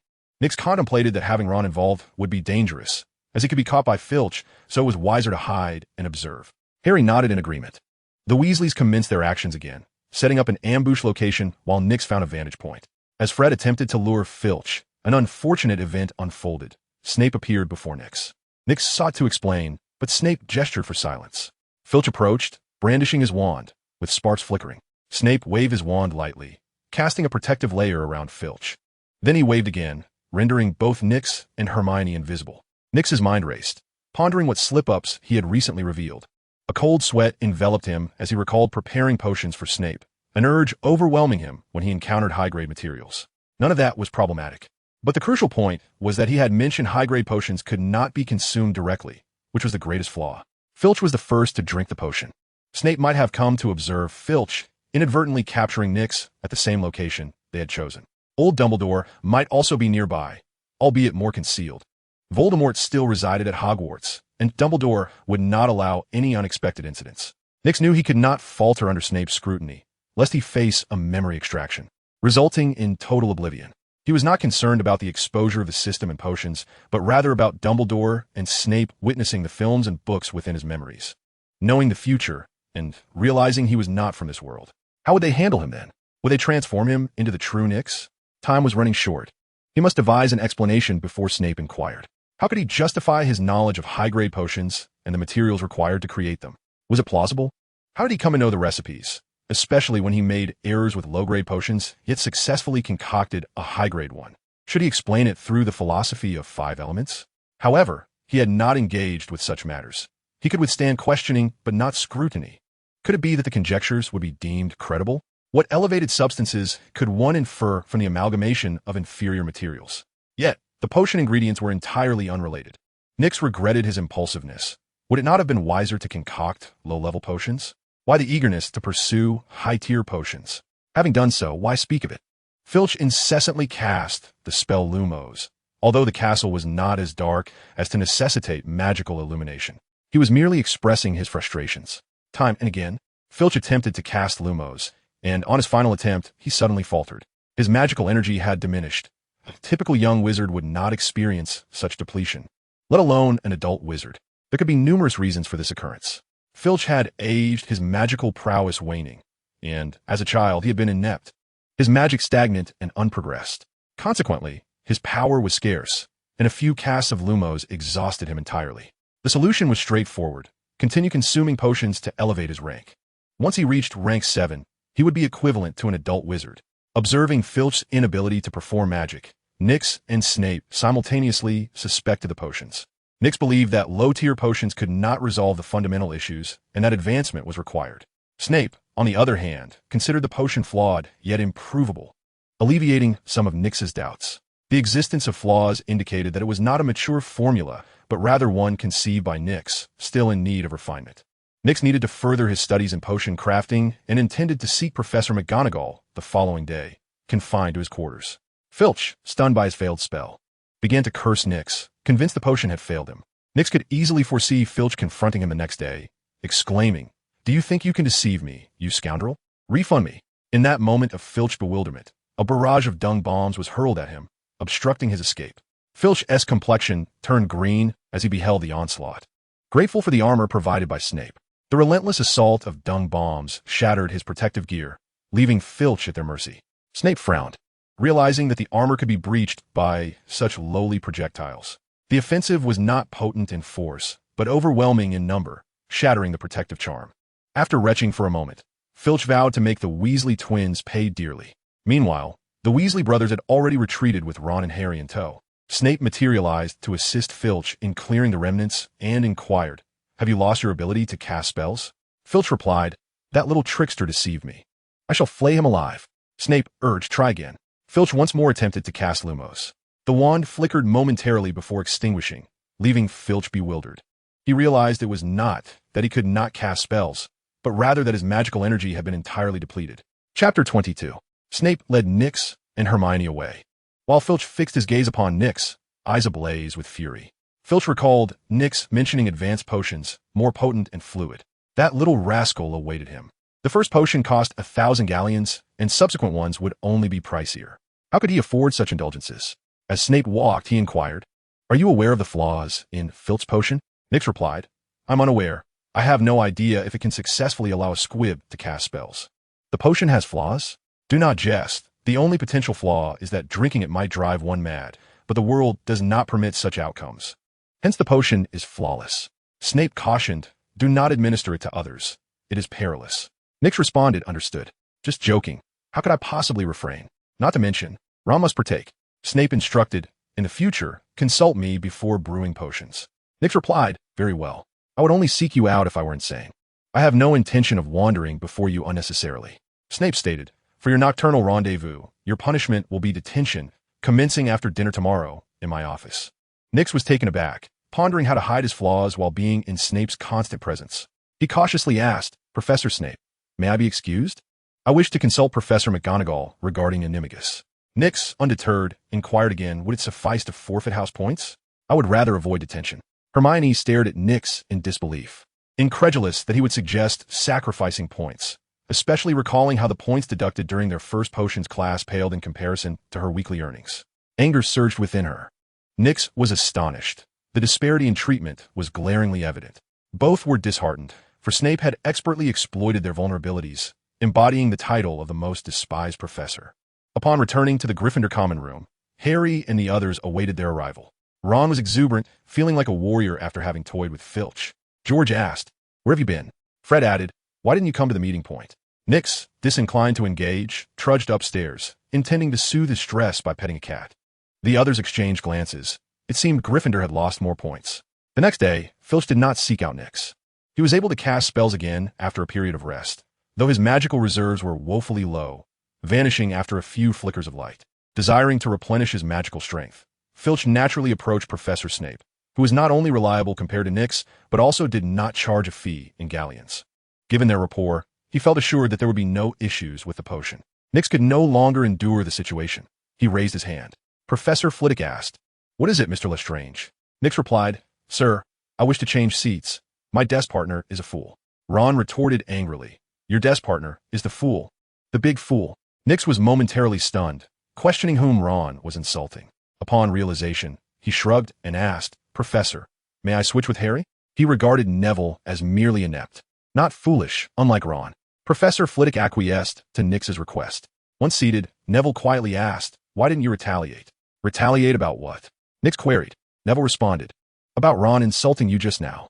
Nix asked in confusion, "He insulted me? What did he say?" Nix shook his head, realizing Neville was beyond help. The exchange between Neville and Nix quickly spread. Ron, reveling in the thought that Nix was intimidated, was suddenly taken aback when he overheard the discussions. After class, Hermione urged Nix to seek out Harry, cherishing the rarity of friendship and hoping for harmony among them. Nix seized Neville, wishing to use his weight as a means to deter Hermione, who had declared Ron a fool during class, likely inciting his ire. The trio had transformed into a quintet, and Ron, eyeing the wand in Nix's hand, refrained from action, casting a predatory gaze upon him. Hermione conjured a handful of blue flames, placing them in a jar, igniting Nix's curiosity about her magic, an extraordinary artifact indeed. In the distance, Snape appeared, causing Harry and Neville to feel a pang of guilt upon his arrival. For the flame jar crafted by Hermione was forbidden. Their guilty expressions caught Snape's attention, and he approached with a noticeable limp. "What do you have there, Potter?" he inquired. Harry replied, "A marvelous Quidditch ball." Snape retorted, "Books from the library cannot be taken outside. 5 points deducted from Gryffindor." He then turned to Nix, stating, less strange, "Your detention should be with Professor McGonagall. I am curious as to why you did not join Slytherin." Nix responded, "Professor, I wish to join Slytherin, but alas. The Sorting Hat deemed me unworthy. It claimed I lacked malice, considered me too foolish for Ravenclaw, and suspected I was not honest enough for Hufflepuff, leaving me with no choice but to join Gryffindor." Though Snape's expression remained inscrutable, Nix sensed the moment was ripe for some sarcasm, speculating that Snape might resort to his infamous point deduction tactics. The five bid farewell to Snape as he departed. Nix then examined the potions and discovered that they had assembled the ingredients for the Seeress elixir. Harry interrupted Nix's contemplation, drawing him into a small circle to plot aloud. Harry asserted his leg must have been bitten by a three-headed dog. The troll was merely a diversion he conjured. Nix replied, "Isn't it a bit weak for a professor to be unable to handle a mere three-headed dog? Is that really the main point?" Harry countered, "The crux is that he intends to use the three-headed dog, all right?" Nix mused that Snape could not have sought out Quirrell alone. He was trailing after Professor Quirrell. The question arose, was he aware of Voldemort's presence within Quirrell? Having once infiltrated the Death Eaters, he had witnessed Voldemort and likely pretended to be compliant. Had Voldemort commanded him to eliminate Quirrell, deliberately allowing himself to be bitten? No, Harry had discovered Snape threatening Quirrell while using the invisibility cloak, proving he was oblivious to Voldemort's existence within Quirrell. Dumbledore was truly cunning, keeping everyone in the dark. Even the most theatrical Snape was not exempt. Chapter 23, Quidditch. The Weasley brothers encouraged others to place bets on their gambling pool, and Nix inquired, "What are your odds? Is there a betting limit?" George responded, "Today's odds are not high." Fred added, "There is no limit on bets." Nix declared, "I am betting all my galleons with you on Gryffindor's victory." Fred and George calculated the potential outcomes. If Nix won, their savings would vanish, but if he lost, they would have funds to open their shop. George asked Nix, "Are you sure you want to bet everything?" Fred warned, "If you lose, we will not refund you." Nix nodded and inquired, "I still possess some galleons. May I continue to wager? If you're unable to match my stakes, I could permit you to work off your debts." Fred responded, "How much do you intend to wager?" George added, "If the sum is excessive, we shall need to adjust the odds." Nix contemplated the notion of squeezing the Weasley twins dry, understanding that compelling them to repay their debts would hinder their efficiency in the Forbidden Forest. After all, working for others is seldom as diligent as laboring for oneself. He decided it was best to retain some galleons for purchasing the potion ingredients they would retrieve from the forest. The Weasley twins departed with a hint of disappointment, hoping that Nix would wager a larger sum. Before the match commenced, the twins seriously considered whether to lose intentionally, thus allowing them to claim Nix's galleons. In the stands, Nix located Hermione and Neville, who were seated in the highest row, holding a banner crafted from stained bedsheet. Nix suspected that the stains were deliberate, a revenge tactic by the house elf Dobby, targeting Ron in lieu of him. The sheet bore the inscription "Potter must win," adorned with a lion painted by Dean, while Hermione had enchanted it to shift through various colors. The atmosphere was electric, with the entrance of both teams eliciting thunderous cheers. As the match began, the Weasley twins set aside thoughts of betting and launched into a fervent offensive. Harry executed Wood's strategy, keeping clear of the fray while soaring high to seek the golden snitch. Hagrid squeezed into the stands, taking a seat beside Ron and glancing at Nyx. Having heard Ron speak of him, before long, Harry spotted the elusive snitch, but, hindered by Slytherin, failed to capture it. Following this setback, Harry's broom became uncontrollable. Hagrid was the first to notice, remarking, "I can't fathom what Harry is attempting. If I weren't familiar with him, I would believe his broom was out of control." Nyx turned to Professor Quirrell, who was indeed casting a spell directed at Harry's broom. He could not comprehend the purpose of such an incantation. If the intent was to cause harm, there were far more opportune moments. If not, Quirrell's actions were utterly devoid of sense. "Is his broom malfunctioning?" Seamus queried. High above, Harry began to tumble. Impossible, agreed asserted. Aside from dark magic, nothing should be capable of disrupting a broom. Hermione seized a pair of binoculars to survey the crowd. "What are you doing?" Ron asked.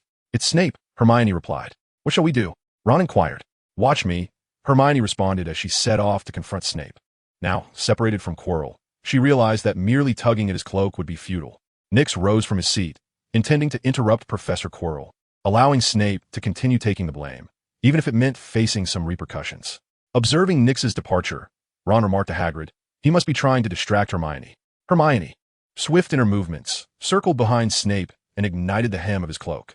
Nyx tossed a seed at Quirrell's feet, a bramble seed that, while modest in size upon maturation, could inflict painful pricks. The bramble swiftly burgeoned, and Nyx watched intently as a thorny branch reached out towards Quirrell's legs. The hole was not struck, it grew too rapidly, embedding itself slightly ahead, yet the effect was more pronounced. Professor Quirrell let out a shriek, interrupting his incantation, and turned to see a solitary shrub. Bewildered, he glanced around, finding no one, and directed a spell at the bush, Immobulus. The shrub remained unchanged. It was merely an ordinary plant. Professor Quirrell was perplexed, as he distinctly recalled there being nothing upon his arrival. The sudden emergence of this phenomenon left him questioning its origin. Few within Hogwarts were aware of Nyx's ability to manipulate trees. The trio had witnessed it while battling a troll, yet they assumed it was merely a spell cast by Nyx. The only one truly cognizant of Nyx's power was Professor McGonagall, who had discussed it with Dumbledore, who then conveyed the information to Snape. Snape, known for his reticence, had not shared this knowledge with anyone. He suspected that Nyx possessed abilities beyond mere plant manipulation, much like how Filch was not limited to levity, but also exhibited agility and evasion.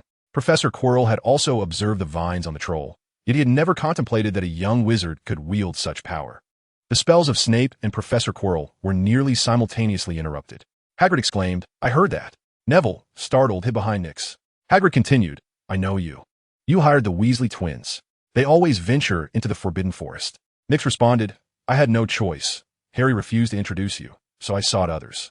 If possible, I would appreciate your assistance in gathering some ingredients, sparing George and Fred from venturing into the forest." Hagrid offered, "Come to my hut. Let us discuss this. I hope to reduce the twins' visits." Nyx smiled and turned to Neville, asking, "Are you coming?" Neville, trembling with fear, shook his head. Nyx patted his shoulder, saying, "Face your fears, remember?" Neville nodded. Nyx declared, "Then let us be off." Dumbledore and Professor McGonagall discovered the shrub, solitary outside the Quidditch pitch. Dumbledore scrutinized it, remarking, "We can leave it, though it lacks aesthetic appeal." McGonagall inquired, "What do you think it will do to Harry?" Dumbledore replied, "I do not know. Perhaps further observation is warranted." In Dumbledore's mind, Nyx was deemed harmless. Nyx subtly conveyed that he would not harm Harry. Dumbledore pondered why Nyx was aware that Professor Quirrell had cast a dark curse. There were many means to ascertain the truth about Quirrell's allegiance to Voldemort, but they bore no connection to a young wizard newly acquainted with the magical realm. Coupled with Nyx's potion formula, it seemed as though someone had informed him. Dumbledore yearned to perform legilimency on Nyx to uncover the source of this knowledge. However, he also believed that the informant's decision to confide in Nyx rather than him bore significance, likely indicating that some truths were not meant for him to know. Unbeknownst to Nyx, his actions led Dumbledore to formulate various theories as he, along with Neville and the trio, made their way to Hagrid's hut. Chapter 24. The Philosopher's Stone. "Congratulations, Harry," Nyx said to him in Hagrid's hut. "Thank you," Harry replied. Ron openly disparaged Nyx, saying, "Hagrid, you ought not to have invited him. You are aware that his family comprises Death Eaters." Hagrid frowned, replying, "Ron, ease up. I have not judged you based on your brother's treatment of you. Nor should you harbor prejudice against him simply because he is a Lestrange." Ron, feeling increasingly irked, redirected the conversation. It was Snape who cursed Harry's broom. Both Hermione and I witnessed it. Hagrid, displeased, retorted, "Do not speak nonsense. Why would Snape do such a thing?" Harry interjected. He aimed to use the three-headed dog. It bit him, and I saw Filch tending to his wounds. Hagrid inquired, "How do you know about Fluffy?" "Fluffy?" the others exclaimed. Hagrid responded, "Indeed, it is mine. I acquired it from an old man in Greece last year and lent it to Dumbledore for safekeeping." He halted, nearly revealing something significant. Nix asked Hagrid, "Since Fluffy is yours, could you assist me?" Hagrid queried, "Assist you with what?" Nix replied, "I require some of Fluffy's fur, flesh, and bone." Hagrid, astonished, exclaimed, "You intend to harm Fluffy?" Nix reassured him, "Hagrid, Fluffy is so large, a small portion would not cause any harm. Alternatively, I could retrieve it myself, but that would necessitate a battle with him."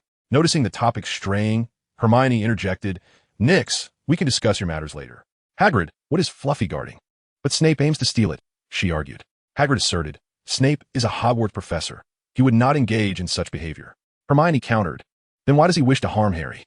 Nix pondered, "Snape is saving people, yet he seeks to confine me or take the blame." He spoke up, "Hagrid, a curse must be aimed at its target, correct?" I saw Hermione ignite his cloak, and he did not react until someone reminded him to extinguish it. He does not watch Harry, and Harry remains unharmed. Hagrid grew somewhat angry, stating brusquely, "I do not know why Harry's broom encountered issues, but Snape would never jeopardize a student. You are meddling in very dangerous matters. Heed my words, forget about Fluffy and what he is guarding. This is between Dumbledore and Nicholas." Harry exclaimed, "This matter also involves someone from Nicholas, does it not?" Hagrid sulked, having revealed more than intended. Ron inquired, "Who is that?" Harry responded, "I have heard that name before." Hermione added, "I have read about it too, but cannot recall." Nix remarked, "You all would forget him? Do you know who it is?" The three asked in unison. Nix replied, "Of course. He is a figure whom every alchemist reveres. No one has surpassed him to this day." Hermione noted, "But you merely enjoy potion making." Nix countered, "Even a master of potions cannot disregard him. He possesses the elixir that all potion masters desire." Neville finally found something he understood, interjecting, "The Felix Felicis, is it not?" Nix, "No, what is the elixir?" "That potion is a mere trifle compared to the more elusive concoction I find myself intrigued by, although I currently have no use for it." Hermione, "What is it?" Nix, "The elixir of life." Seeing the puzzled expressions on everyone's faces, Nix elaborated, "Nicholas Flamel is an alchemist who created the Philosopher's Stone, capable of transmuting any substance into gold, and also used to brew the elixir of life." Ron was astounded. "It can turn anything into gold." Nix regarded Ron with disdain. "That is inconsequential. It's merely gold. With enough time, one can amass a fortune. The crux lies in the elixir of life. Possessing it grants one infinite lifespan." Hermione, "I recall now. He is the sole creator of the Philosopher's Stone, having celebrated his 665th birthday last year, living in seclusion with his wife." Harry, "A stone that can bestow immortality and transmute stones into gold. No wonder Snape covets it. No one can resist its allure." Hagrid, "Can you please refrain from discussing the truth of the matter right in front of me?" The trio began to deliberate. Nix turned to Hagrid once more and said, "Hagrid, I would pay handsomely for some of Luvy's blood and flesh." Hagrid's attention was diverted. "I do not wish to harm Luvy." Nix, "Trust me, Hagrid, you wouldn't want me to procure it myself. That would cause Luvy even greater harm." Harry turned his head. "You cannot coerce Hagrid into doing something he does not wish to do." Nix, feeling disgruntled, thought, "You're conspiring loudly, and I divert Hagrid's attention for you, yet you show no gratitude." Harry, "You have reminded me. Hagrid, if you refuse me, I shall inform the headmaster of your breach of confidentiality." Hermione shrieked, "Nix!" Ron smugly remarked, "See, I knew he was just as despicable as Malfoy." Harry was engulfed in guilt, contemplating that if he had not alerted Nix, Hagrid would not have been threatened. "Hagrid, you must be joking, right?" Nix replied in a disheartened tone, "Indeed, I still require your assistance in gathering herbs from the Forbidden Forest. I shall ensure the headmaster remains oblivious, lest I find myself dealing with a new keeper of the grounds." Everyone breathed a sigh of relief. Nix, "Surely drawing blood is not an issue. A mere drop will not harm it, nor will it require treatment." Hagrid fell into contemplation. Ron began to instill in Hagrid notions of curses through blood.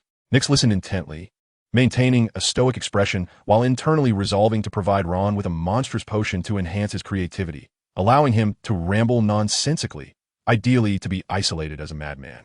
Hagrid acquiesced to Nix's request, but indicated he would need time. "Nix, Hagrid, I offer a substantial sum to the Weasley twins. Their venture into the Forbidden Forest is perilous, but I may not extend the same generosity to you." Hagrid, "That is of no concern. My galleons are sufficient. As long as the twins do not come, I am quite content." Chapter 25, Filch's second potion. In the Gryffindor common room, the Weasley twins were at a loss for words.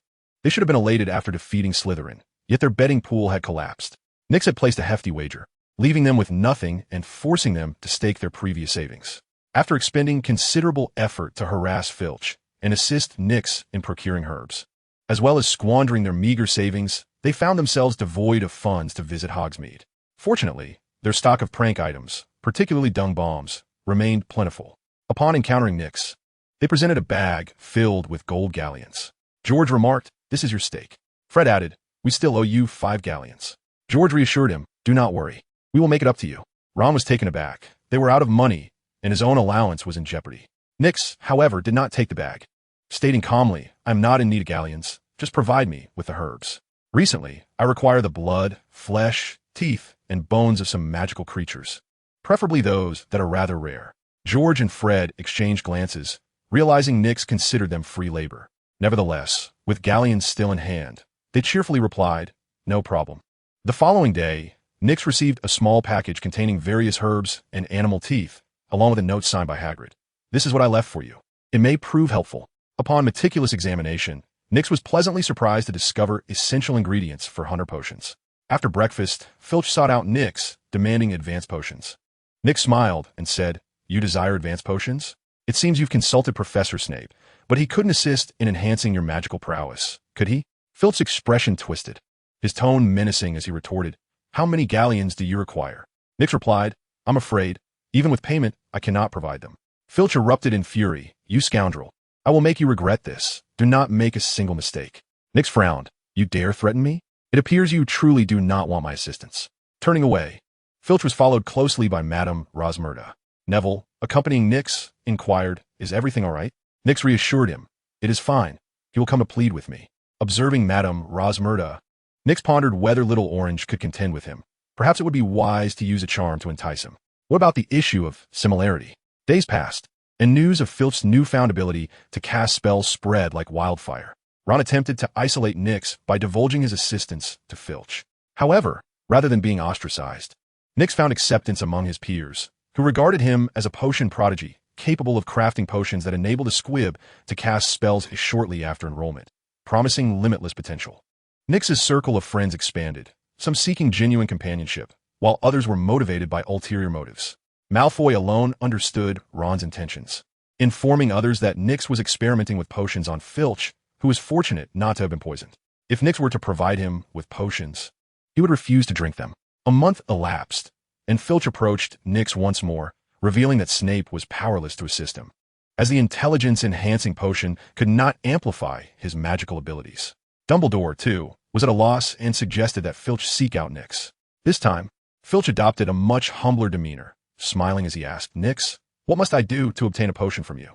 Nix regarded that grotesque smile and replied, "Please refrain from smiling. It looks quite revolting."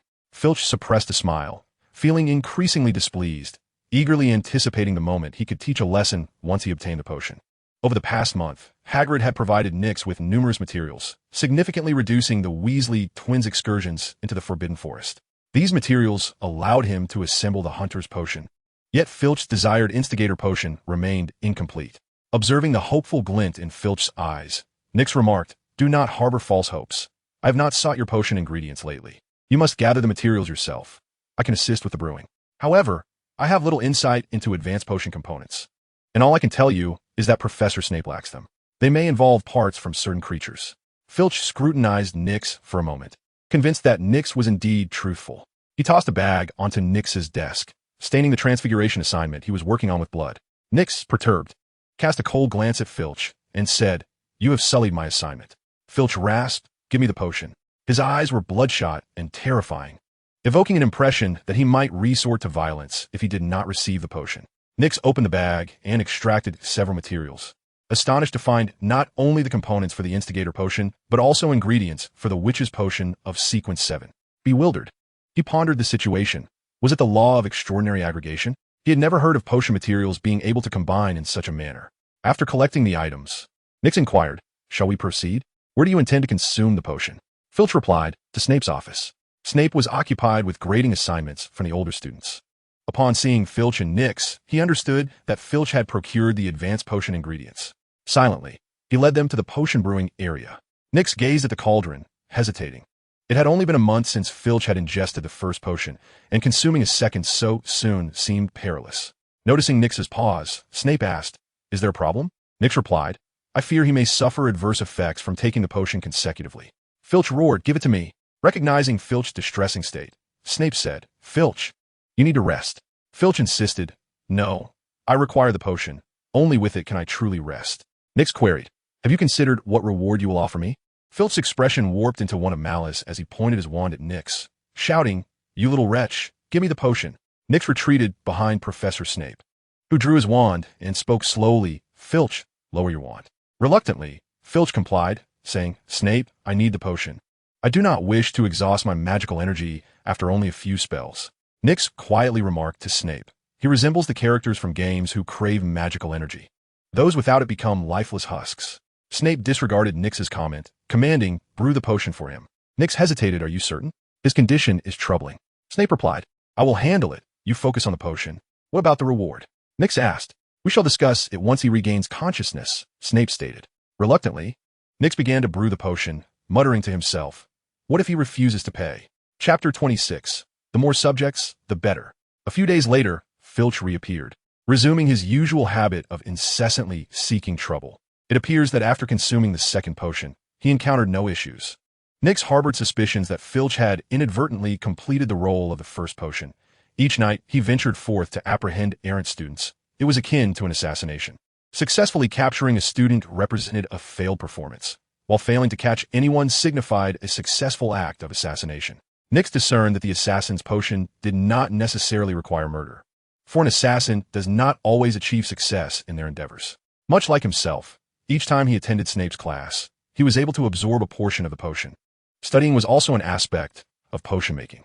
Several attempts at brewing potions had allowed the potion master to assimilate a significant amount.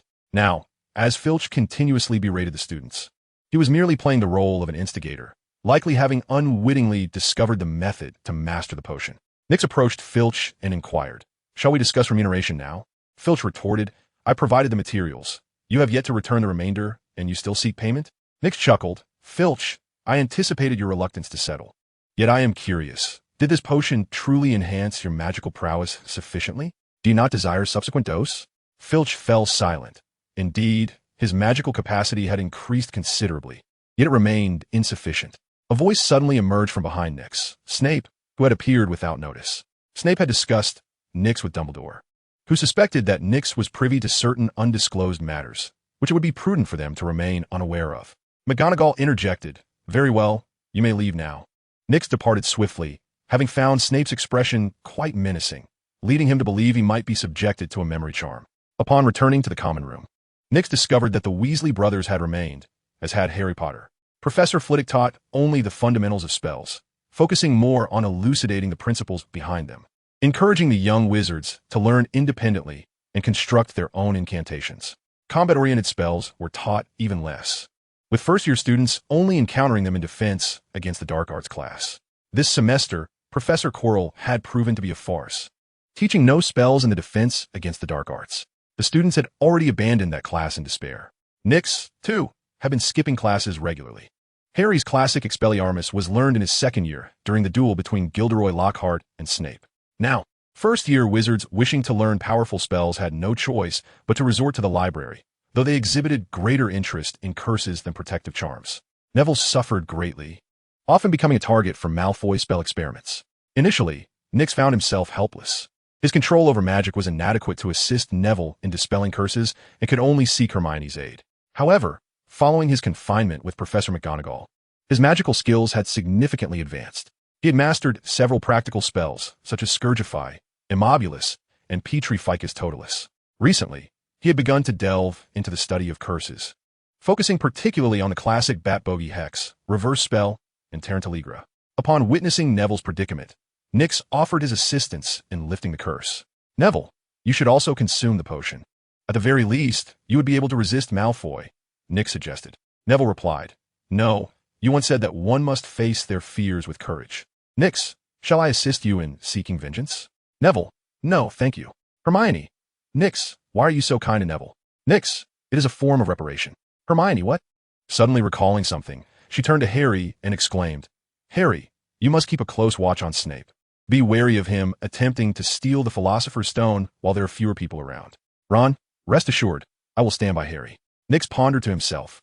Thankfully, Filch's potion had not significantly enhanced his abilities. He still required time to master the spells.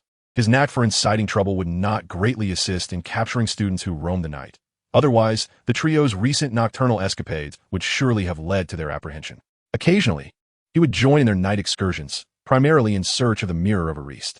He wondered what he might behold within its depths. After several fruitless attempts, Nick surmised that old Dumbledore had yet to unveil it. On the eve of their departure from school, within the Great Hall, Harry assisted Hagrid in arranging the space. Draco Malfoy sought to provoke a confrontation, and Ron nearly engaged him in a fight, but Snape intervened. Nix inquired of Hagrid, "Hagrid, have you procured the ingredients I requested?" "Hagrid, apologies, I have not been able to find them." Snape addressed Nix. "I possess what you seek. Part of it can serve as compensation for Filch's potion, while for the remainder, you will need to offer something in exchange." Nix contemplated the situation. Filch was notoriously unreliable. He yearned to administer the Series 7 witch potion to Filch, yet he must not appear overly conspicuous, lest his intentions be questioned. This presented an opportune moment to ensnare him. All the materials for the Series 7 witch potion were available from Snape, and he could provide the formula, awaiting the moment when Filch would consume the potion concocted by the ever-trustworthy Snape. Furthermore, Snape would observe the entire process of the instigator potion, and he would likely have memorized the formula. Nix intended to procure a set of Assassin's Potions, thus granting Snape the complete formula for both Series 9 and Series 7 potions. Snape regarded Nix with scrutiny. He sensed something amiss. Yet the nature of the issue eluded him. Could it be the formula itself? He wrote down the recipe and handed it to Snape. "Seamus, I lack any galleons. I heard you extorted Filch for 1,000 galleons. Is that true?" "Nix, I believe our friendship holds far greater value than a mere 1,000 galleons." Seamus hesitated. He longed to partake of Nix's potion. Filch's newfound ability to cast spells was evident to all, indicating that Nix's concoctions could indeed be beneficial. However, Malfoy's words weighed heavily on his mind. He feared the unforeseen consequences of consuming the potion. Nix smiled. "Very well." Chapter 27. Let us go undercover. On the train to London, Nix cradled Ron's little orange cat, gazing out at the snow-covered plains. His heart swelled with excitement. He had successfully stirred the pot at Hogwarts, coaxing Filch to drink the potion without being detected or erased from memory. To distract himself, he turned his attention to Hermione in their compartment. Hermione was engrossed in her book, sunlight cascading upon her, illuminating her figure with a radiant glow that captivated and stirred his heart. Such a beautiful girl was destined for Ron, yet Nix felt a pang of envy. However, Hermione's strong-willed nature was not to his taste. He then turned to Ron's cat and asked, "What should I do? Should I indulge in some mischief?" "Meow." Nix began to tease it. "What do you say? Once one starts to be a scoundrel, does one remain so perpetually? Am I truly that sort of person?" "Meow." "Pa, how could I possibly be a superficial admirer? Even more so, how could I covet her form? She is but a child." Hermione, her enthusiasm disrupted by his banter, interjected, "Nix, what are you talking about?" "I'm merely stating that at ISNT Orange," he replied. Hermione frowned. "Are you that fond of orange cats?" "Indeed, its lack of orange diminishes my amusement significantly." "It cannot be you, Pikachu." "Hermione." The little cat mewed, as if in apology. Outside, Malfoy passed by with his entourage, all wearing broad smiles. Nix stood up, intent on pursuing them. Hermione grasped his arm, inquiring, "Where are you off to?" "To discuss a business matter." Nix searched room by room and soon found his target. Malfoy was engaged in conversation with his companions, Goyle and Crabbe, sharing hearty laughter. Nix barged in, commanding Goyle, "Crabbe, step outside. I need to speak with Malfoy." The two rose, determined to demonstrate their loyalty, blocking Malfoy's path, stating, "Nix, we're not afraid of you." Their expressions betrayed their fear, legs trembling incessantly. Nix was puzzled, while Neville feared him due to his parents' torment by the Lestrange family. What could be the reason for their terror? After a brief stalemate, Nix slowly drew his wand and remarked, "You ought to be aware that my spells are neither precise nor stable. Do not blame me should an accident occur."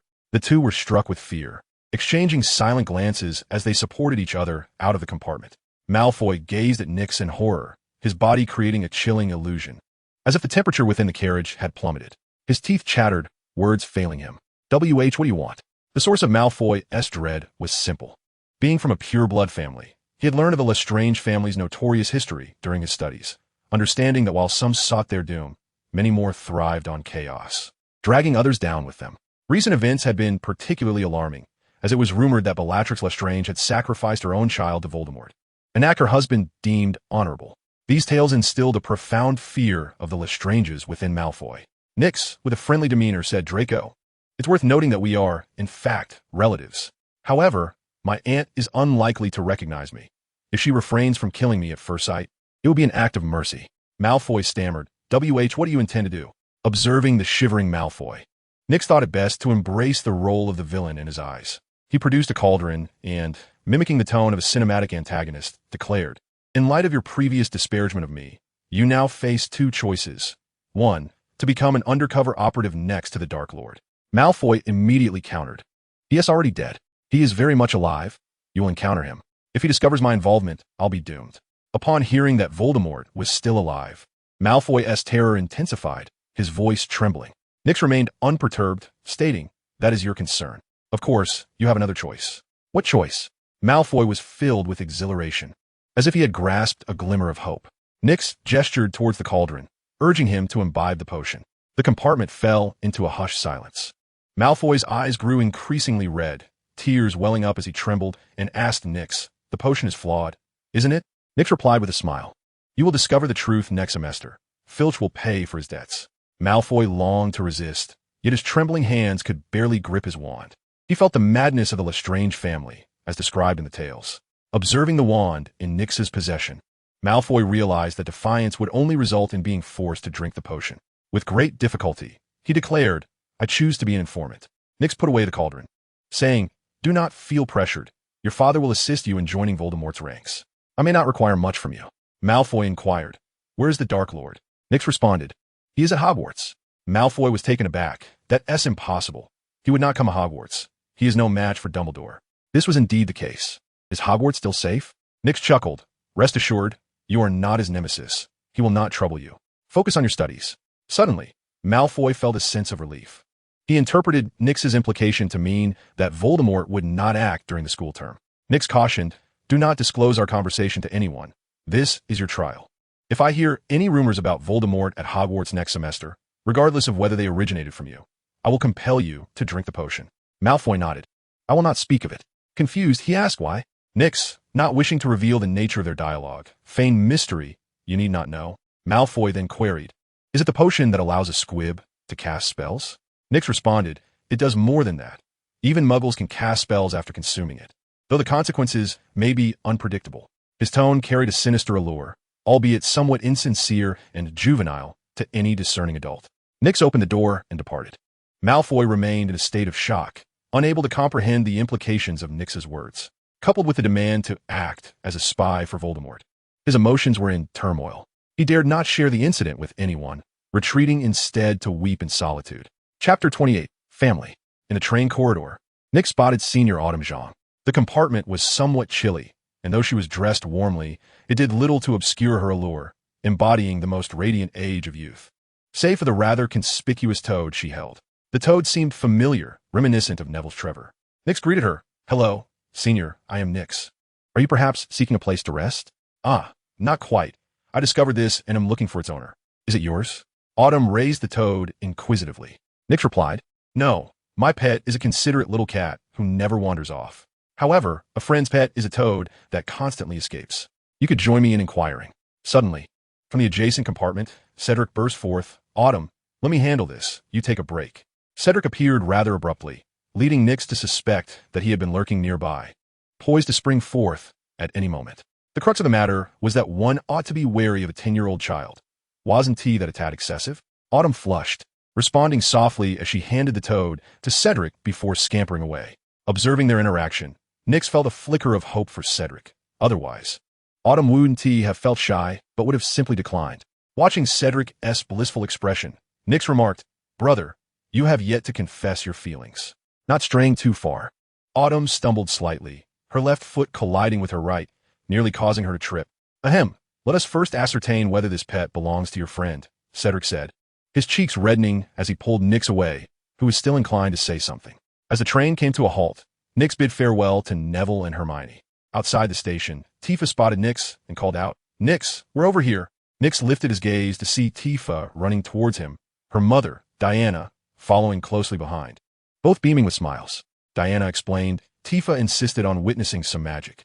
Tifa leaped into Nyx's arms, clinging to him tightly. "Brother, I've missed you so much. Without you, I had no one to play with. Is this because you missed me? Or are you simply in search of a playmate?" Releasing Nyx, Tifa inquired, "Brother, why couldn't T-Mom and I find that magical train?" As Nyx hesitated to reveal the truth, Tifa continued, "Brother, what have you prepared for my Christmas gift?" Nyx replied with a smile, "Are you certain you wish to know now?" Tifa pouted, contemplating her response. Perhaps not. She seemed a tad disheartened, having not witnessed any magic. Turning to Diana, she asked, "Mom, can we visit that beautiful street?" Diana glanced at Nyx, who nodded in agreement. "Let's go together. I need to purchase some items as Christmas gifts for my friends." Hearing Nyx's words, Tifa cheered, excited at the prospect of visiting the enchanting shopping district. In Diagon Alley, at Madame Malkin's robes for all occasions, Nyx selected a lovely gown for Diana as a Christmas gift. Noting that she and T had a new outfit in quite some time, Tifa tugged at Nyx's sleeve, saying, "I want a beautiful dress too." Nyx gently pried her fingers away, explaining, "You will be attending Hogwarts next year, where you will wear a uniform every day. What use is there for a pretty dress?" Irritated, Tifa playfully kicked Nyx's calf. After measuring Diana, Madame Malkin suggested, "Perhaps you would like to purchase a hat first." Tifa's eyes sparkled, fixating on Nyx and adopting a cute expression, a tactic that had usually swayed him in the past. Nyx, with a resigned sigh, relented to her request. Tifa cheered and dashed off to select a hat. Nyx set the kitten down, retrieved a piece of cloth, and performed a transfiguration spell, transforming it into a plush creature. "Madam, could you craft a garment similar to this?" he inquired. Madame Malkin observed the capering plush creature with interest, asking, "Is it for your kitten?" "Indeed, if possible. Could you also make one for her?" Nyx pointed at Tifa. "No problem. I will send it via owl post once it is ready." "Thank you very much," Nyx replied. After expressing his gratitude, Nyx called out to Tifa, "Tifa, have you made your choice? We must be on our way." Tifa rushed over, donning a vivid red wizard's hat, and spun around in front of Nyx, hoping to receive his praise, which in the past had often been met with playful mockery. "Very beautiful. Just as charming as Little Red Riding Hood from the tales," Nyx remarked. Tifa widened her eyes in disbelief as if she did not recognize him. Sensing her thoughts, Nyx added, "I wonder if Tifa can distinguish between the wolf and the grandmother." Tifa, with a knowing expression, turned her back on Nyx and inquired of Madame Malkin, "May I take this with me?" "Of course," Madame Malkin replied with a smile. Nyx noticed Diana standing motionless in front of a garment, a men's wizard robe. "Mother, men's clothing does not suit you." "No, your father once wore this. At that time, I had no idea he was a wizard and ridiculed him for his poor fashion sense." Madame Malkin responded, a hint of displeasure in her tone. "That was a very fashionable style, full of gentlemanly flair. Wearing it would drive the witches wild," she added. Ignoring Madame Malkin's words, Diana turned to Nyx and said, "Buy one, and wear it for me, will you?" Nyx frowned. "Mother, I'm not a substitute for father." Diana replied, "I know. I merely wish to see if you resemble him as you grow older." "Your excuse is rather flimsy, mother."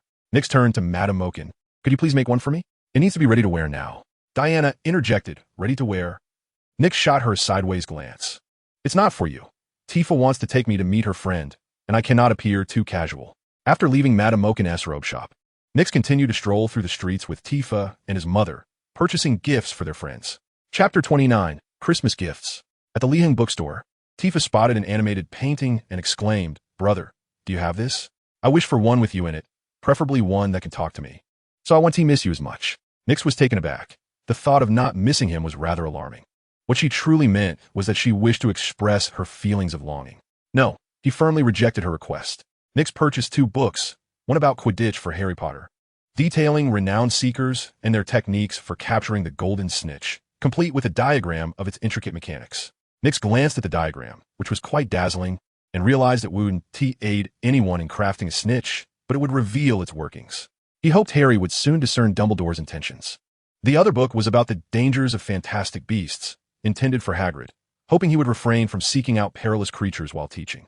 Passing by the bouncing jokes and magical prank shop, Tifa insisted on entering, and Nyx found her less endearing. As she transformed into a rambunctious child, perhaps she had too little homework. Inside the shop, Tifa morphed into a glutton, eager to sample everything. Finally, she approached Nyx with a bag of Bertie Bott's every flavor beans and said, "Brother, try this. It's absolutely delicious." As Nick observed Tifa's mouth devoid of candy, he noticed that the bag of Bertie Bott's every flavor beans was far from new. It likely contained only the unpalatable remnants, leaving behind a heap of unappetizing flavors. She attempted to coax Nick into joining her in this endeavor. Reluctantly, Nick considered a Christmas gift for Ron. He commissioned a bag of these peculiar beans from the shopkeeper, ensuring that only one would possess the delightful taste of chocolate, while the rest would be utterly inedible. He was confident that Ron's insatiable appetite would compel him to indulge. Typically, the unpalatable flavors were few, and Ron would likely attribute his misfortune to mere bad luck. Once he consumed the solitary chocolate-flavored bean, he might find himself questioning his existence upon realizing there was only one delectable morsel. Upon returning to school, Nick intended to inquire about the flavor of the first bean Ron tasted.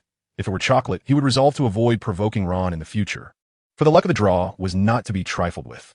As for Hermione's gift, Nick decided against purchasing anything, opting instead to present her with a magical tome he had previously acquired, believing it would bring her great joy. The book contained various dark spells, but he hoped it wouldn't corrupt the young lady. After all, Barty Crouch Jr. had once impersonated Mad-Eye Moody and taught the unforgivable curses without a peep from Dumbledore. He recalled that Harry had even employed an unforgivable curse. Hermione, delving into the study of dark magic, should pose no issue. Passing by Madame Pomfrey's beauty potion shop, a name quite lengthy, Nick noticed Diana's wandering gaze. Accompanying her mother, who was purchasing several beauty products, Diana hesitated and inquired, "Nick, do we really need to buy so many?" "They're not all for me. Some are for gifts," he replied. Nick had resolved to gift one set to Draco Malfoy, primarily intended for his mother, Narcissa Malfoy, as a gesture from the sister of his father's sister. Nick hoped she might intercede on his behalf after Bellatrix Lestrange's departure from Azkaban. Bellatrix was a complete lunatic, merciless even to her own children, as a half-blood. Nick had little hope of escaping her wrath. The Cruciatus Curse was merely the beginning. If he managed to avoid her notice, it would be a small mercy. The junk shop resembled a treasure trove, and Nick had unearthed many delightful items. Tifa, clutching an automatic answering pin, exclaimed, "Brother, I want this." "No slacking off. You must complete your homework yourself," Nick interjected, perceiving Tifa's ulterior motives. "Nick, your Christmas gift is gone," Tifa threatened. Nick merely shrugged, unfazed by her intimidation. He resolved to gift Neville a shorthand pen to assist him in jotting down notes, hoping that in third year, he wouldn't blame Nick when he lost his password notes. Cedric and Cho were akin to a pair of brooches. Nick imagined that upon seeing each other adorned with these pins, their expressions would be delightful. He hoped to expedite their budding romance, though he felt a twinge of guilt towards Harry for extinguishing his potential relationship with Cho. After all, Harry's stubbornness in refusing to introduce Hagrid had led to an unfulfilled crush. Surely, that was not too much to ask. Their performance would dictate the future, should they falter. Ginny would send Neville packing. Suddenly, Nick realized that Neville was rather impressive. He had danced with Ginny, endured trials with Luna, and ultimately married the wealthy Hannah Abbott, quietly accumulating a wealth of romantic entanglements. Truly, he was a model for their generation. As for Seamus, he was merely a pair of white gloves. With a snap of his fingers, he could ignite a fire. Dean Thomas is a damaged golden snitch. Ultimately, Nick presented Professor Flitwick with a pair of spectacles that would enhance his vision. He also procured a bottle of cola to gift to Professor Snape, uncertain if Snape had ever encountered such a beverage. However, the dark bottle, coupled with Nix's offering, would undoubtedly make him particularly cautious. The potions Nix concocted were less than commendable. Once he cautiously discerned that one of them was akin to a honey drink, his expression would surely be quite amusing. Old Dumbledore's gift was a tome narrating the tale of a necromancer's transformation into a lich. The rationale behind presenting Dumbledore with this book was straightforward. Nix perceived a striking resemblance between Voldemort and a lich, both being malevolent sorcerers, both splitting their souls, both creating vessels, and both seeking immortality. The distinction lies in the fact that a lich's body is that of the undead, while Voldemort remains alive, having even utilized potions to restore himself to the vigor of his youth. After a tiring excursion, the trio settled in an ice cream parlor, where Tifa quietly inquired of Diana, "Mother, may I purchase some dried fish for my Meow King?" "You're simply amazing, brother," Tifa cheered.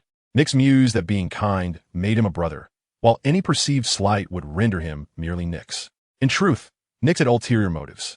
He had yet to decide on a gift for Professor McGonagall, who, despite her stern appearance, was quite amiable. She held an interest in wizard's chess. Yet nothing could compare to the wizard's chess played by Harry in the Chamber of Secrets. Tifa's mention of dried fish sparked an idea. Perhaps he could include a few in her gift. After all, Professor McGonagall's animagus form is that of a cat. Would she indulge herself in secret when no one was watching? He hoped not to offend the professor.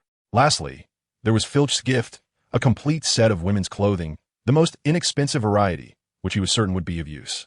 Chapter 30. If life were only as it was at first sight. In the early morning, Nix descended the stairs clad in his pajamas, finding Tifa and Diana enjoying breakfast. He inquired of Jean Yen, "Do we have an owl?" "Indeed," Jean Yen replied. After their meal, Nix gazed at the rotund owl, rendered speechless. Could still fly? Years of inactivity had transformed it into a chubby Scottish fold. If it couldn't take to the skies, perhaps it would end up in a stew. The owl, comprehending Nix's words, exerted itself to flap its wings and struggled to ascend, narrowly avoiding the pot. However, after a brief flight, it plummeted back down, unable to sustain its flight. Tifa giggled as she chased it, while the owl, disinclined to fly, scurried about the yard. Observing the scene, Nix turned to Jean Yen and remarked, "It seems you must deliver the gifts. The disillusionment charm won't last long." "Very well, young master," Jean Yen responded. In the afternoon, Tifa, fully dressed, urged Nix, "Brother, hurry. I have made plans with Luna to introduce you to her today." Nix looked at his sister in confusion. "When did you make these plans?" Tifa replied, "Last night. I left her a note. When she realized I couldn't find her home, she responded, 'She can see whatever I write on it.'" Nix donned the fashionable robe he had purchased from Madame Malkin the previous day. Madame Malkin worked with remarkable speed, not only completing Nix's robe, but also preparing the other garments. Diana's attire was conventional, while Tifa's was a rather flamboyant set of pajamas. Luo Xiaoju's magical garment. The skin god outfit transformed the little cat into a divine being, rendering it immobile. Nix and Tifa embarked on their journey with the flightless owl in tow. Luna's abode lay nestled in the mountains beyond the town, a solitary wooden cabin adorned with 3 signs. The first proclaimed countermelody, editor, X Lovegood. The second invited guests to select a sprig of mistletoe, and the third warned, "Do not disturb the airship." Luna awaited Tifa's arrival outside. Her dark golden hair shimmering under the sun, subtly revealing a pair of carrot-shaped earrings. Dressed in a floral sundress, she stood amidst blooming crabapple trees, radiating beauty that eclipsed the flowers themselves. Her gaze flitted about, as if in search of something elusive. From nearby, Tifa called out, "Luna, we have arrived." As they stepped into the yard, Nix couldn't shake the feeling that the owl he carried might soon become dinner. The airship, Lee, thrived in the garden, perfectly positioned alongside a plump Scottish hen. Noticing Nix's gaze, Luna remarked, "I have plenty at home. Look, I've fashioned them into earrings." "Quite lovely," Nix replied. Upon entering the cabin, they encountered a disheveled man with a shock of white hair, bent over a writing desk. The sound of their entrance startled him, prompting him to look up. "Are you Lester Strange?" "Indeed," Nix affirmed. "The one from the town?" "Yes. I knew your father. He wore the same robe you do. He even cast the silent stretching charm for my family. I wonder how he fares in Azkaban," the man mused. A frown creased Nix's brow. He was unaware that his father still lived. Yet why was he imprisoned in Azkaban? He recalled his father's amicable relations with certain members of the Order of the Phoenix. How had he become a villain? Luna interjected, "This is my father, Xenophilius Lovegood, editor of Countermelody." "Father, this is Tifa and her brother Nix." Nix held up the owl, saying, "Greetings, Mr. Lovegood, this is a gift." "Thank you," Xenophilius replied, turning his gaze to Tifa, uncertain. "Is she a squib?" "What is a squib?" Tifa inquired, puzzled. "Can she attend a magical school?" "Others cannot, but you may," Nix assured her. Xenophilius's enthusiasm surged. "So is true. Some of my acquaintances saw Argus Filch, the Hogwarts caretaker, purchasing wands. Ollivander claimed Filch could perform magic. I thought it was mere rumor." Nix nodded. "It is true. Mr. Filch can cast spells after consuming a potion." "Wonderful. That will be the feature of the next magazine issue." "Brother, is the potion unpleasant?" Tifa assumed Nix had a way to procure it and worried about its taste. "It tastes like water, more or less," Nix replied. Xenophilius looked up, asking, "Do you have any? May I have some for research?" Nix shook his head. "No." "Very well, Luna. Take them out and entertain them. I must continue working on the next magazine issue." Luna softly acquiesced, leading Nix and Tifa upstairs. In her room, Luna inquired, "Do you enjoy Countermelody?" "A splendid magazine," Nix complimented. Nix presented some snacks and regaled the two with tales from Hogwarts, sharing anecdotes about Quidditch, Transfiguration, and Rue. Tifa found the jelly beans amusing and made a pact with Nix that whoever lost in their games would have to choose one to consume. As evening approached, Nix couldn't help but feel that Luna was exceedingly beautiful. He felt an overwhelming need for her. This sensation surged within him, and he struggled to suppress it. Observing Nix's expression, Luna remarked, "I can sense the madness within you, a different kind from Tifa's." Tifa's madness arises from her playful nature, while yours lacks any semblance of logic. Nyx gazed at Luna, recognizing that the little girl was beginning to exude remarkable charm. She would undoubtedly blossom into a beautiful young woman. Are you afraid? Luna shook her head, sensing that Nyx's rationality and madness seemed to be two distinct entities. Nyx smiled, bidding farewell to Luna when the desire became overwhelming. Upon leaving her presence, the craving faded. Tifa's mood soured, and upon noticing her glum expression, Nyx inquired, "What troubles you?" "Brother, am I truly a dullard?" Tifa asked. "Really? Let us write together."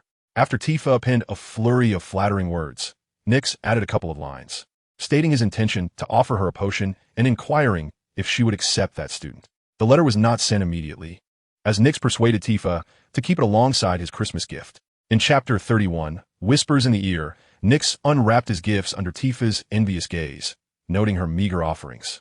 Hermione gifted him a book titled The Complete Potions, genuinely believing in Nyx's aptitude for potions. Harry's gift was also a copy of The Complete Potions. Neville, too, presented a book of the same title.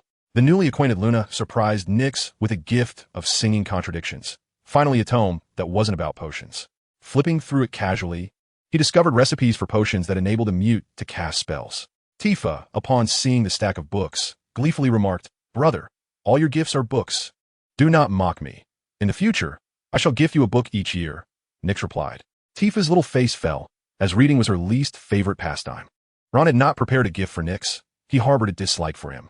The Weasley brothers' present was a bag of magical treats they had concocted, accompanied by a small note warning that these were still experimental with significant flaws, and consuming them would prevent one from returning to normal. Nyx handed the treats to Tifa, cautioning her that they were a punishment for children who ate recklessly, claiming they would stunt her growth. For a child, the threat of death was evidently less effective than the idea of not growing. Malfoy's gift was a wand, accompanied by a letter indicating his father's interest in the formula, yet expressing a reluctance to face the consequences of any potion mishaps alone. Nyx scoffed at the cowardice of the gesture. He wished to take advantage without the willingness to face potential repercussions. In contrast, Tifa seemed somewhat pitiful, having only 3 gifts, one for Nyx, one from their mother, and one from Luna. She spoke of magic at school, but was regarded as foolish by her peers and had few friends. Luna gifted a pair of earrings crafted from airships, resembling those she herself wore. Mother presented Tifa with a new garment, which she cherished dearly. Nyx handed her a piece of paper, on which Tifa diligently examined the inscribed words. It detailed the 3 foundational potions Nyx currently possessed: the Spy, the Assassin, and the Hunter.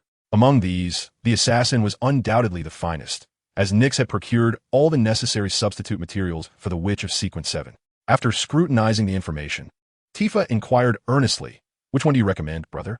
Nyx, with a smile, replied, "I suggest you wait. Perhaps there will be better options by summer." Tifa shook her head, resolute. "I do not wish to wait.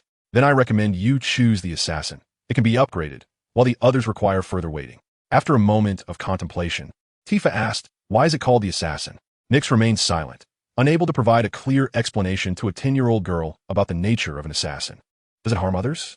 Tifa pressed again. Nyx nodded. "Then I do not want it." "Very well." Diana, observing the two with concern, felt bewildered by the magical affairs. Perceiving the reckless consumption of potions as perilous, Nyx gazed at Tifa, whose determination stirred a pang of guilt within him. He had intended to show her the potions, but alas, he had not gathered all the substitute materials. In the afternoon, after Nyx concocted the potion, Tifa felt a twinge of anxiety. "Brother, will there be any issues? You just started school. Can you truly create potions?" Tifa asked, worried. Having attended school for 6 months, she barely recognized her classmates, let alone grasped any knowledge. "If you do not drink it, return it to me."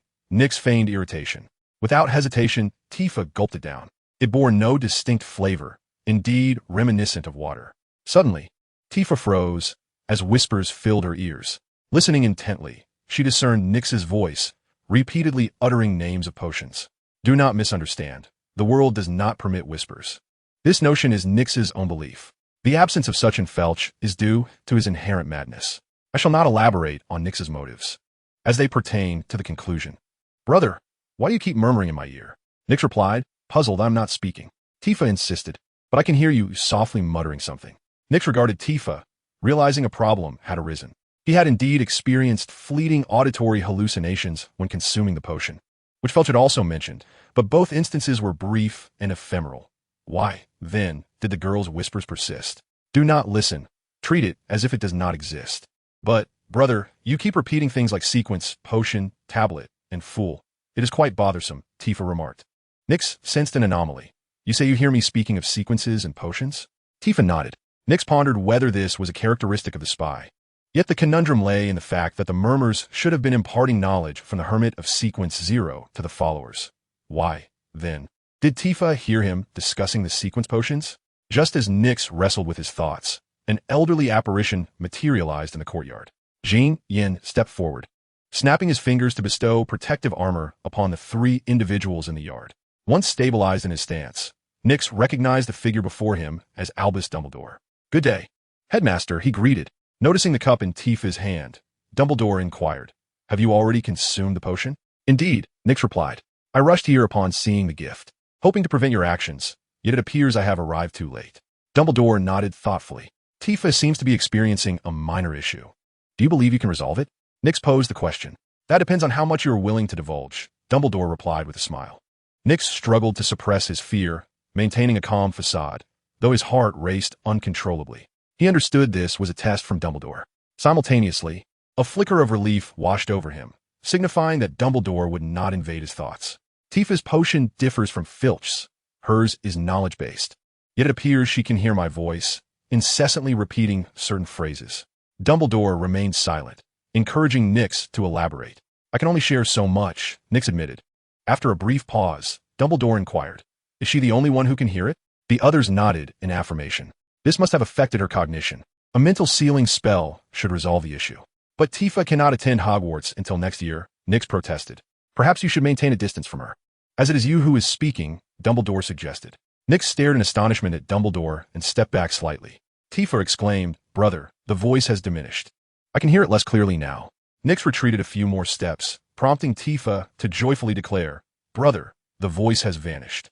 They conducted a brief test, discovering that within a 2-meter radius, a connection would form, allowing Tifa to hear Nyx's whispered murmurs.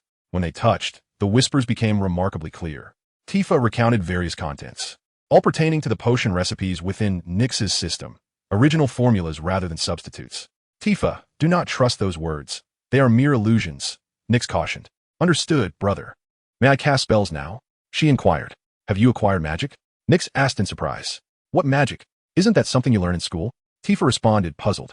Nyx fell silent, recalling the system's description that indicated Tifa should possess a rudimentary yet comprehensive understanding of magical arts, witchcraft, astrology, and other esoteric knowledge, including several ritual spells.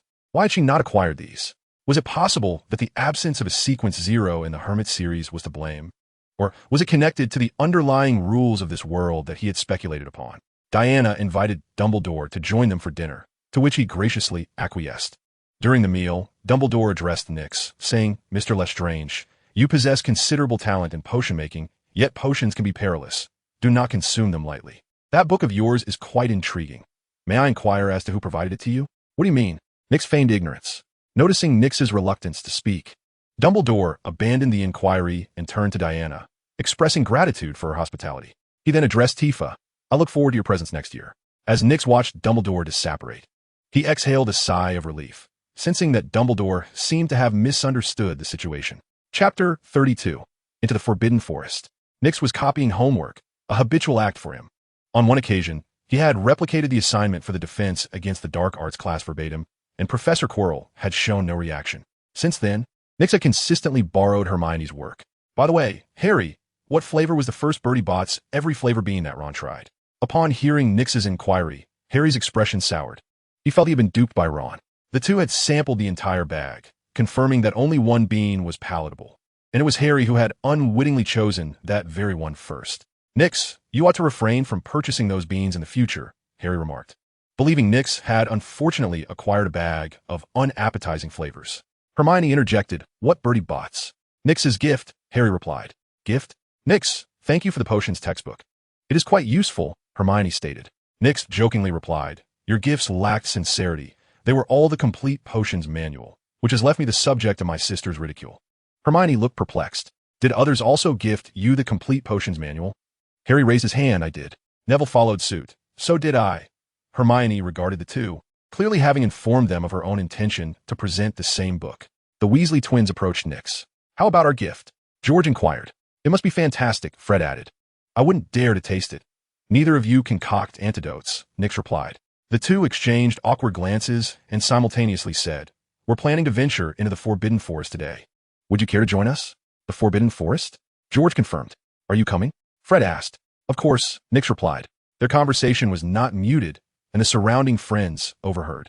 Hermione protested. "The Forbidden Forest is perilous, especially at night. It is home to many dangerous creatures." Hagrid mentioned that dangerous beings have recently appeared in the forest, Harry added. "So, are you going?"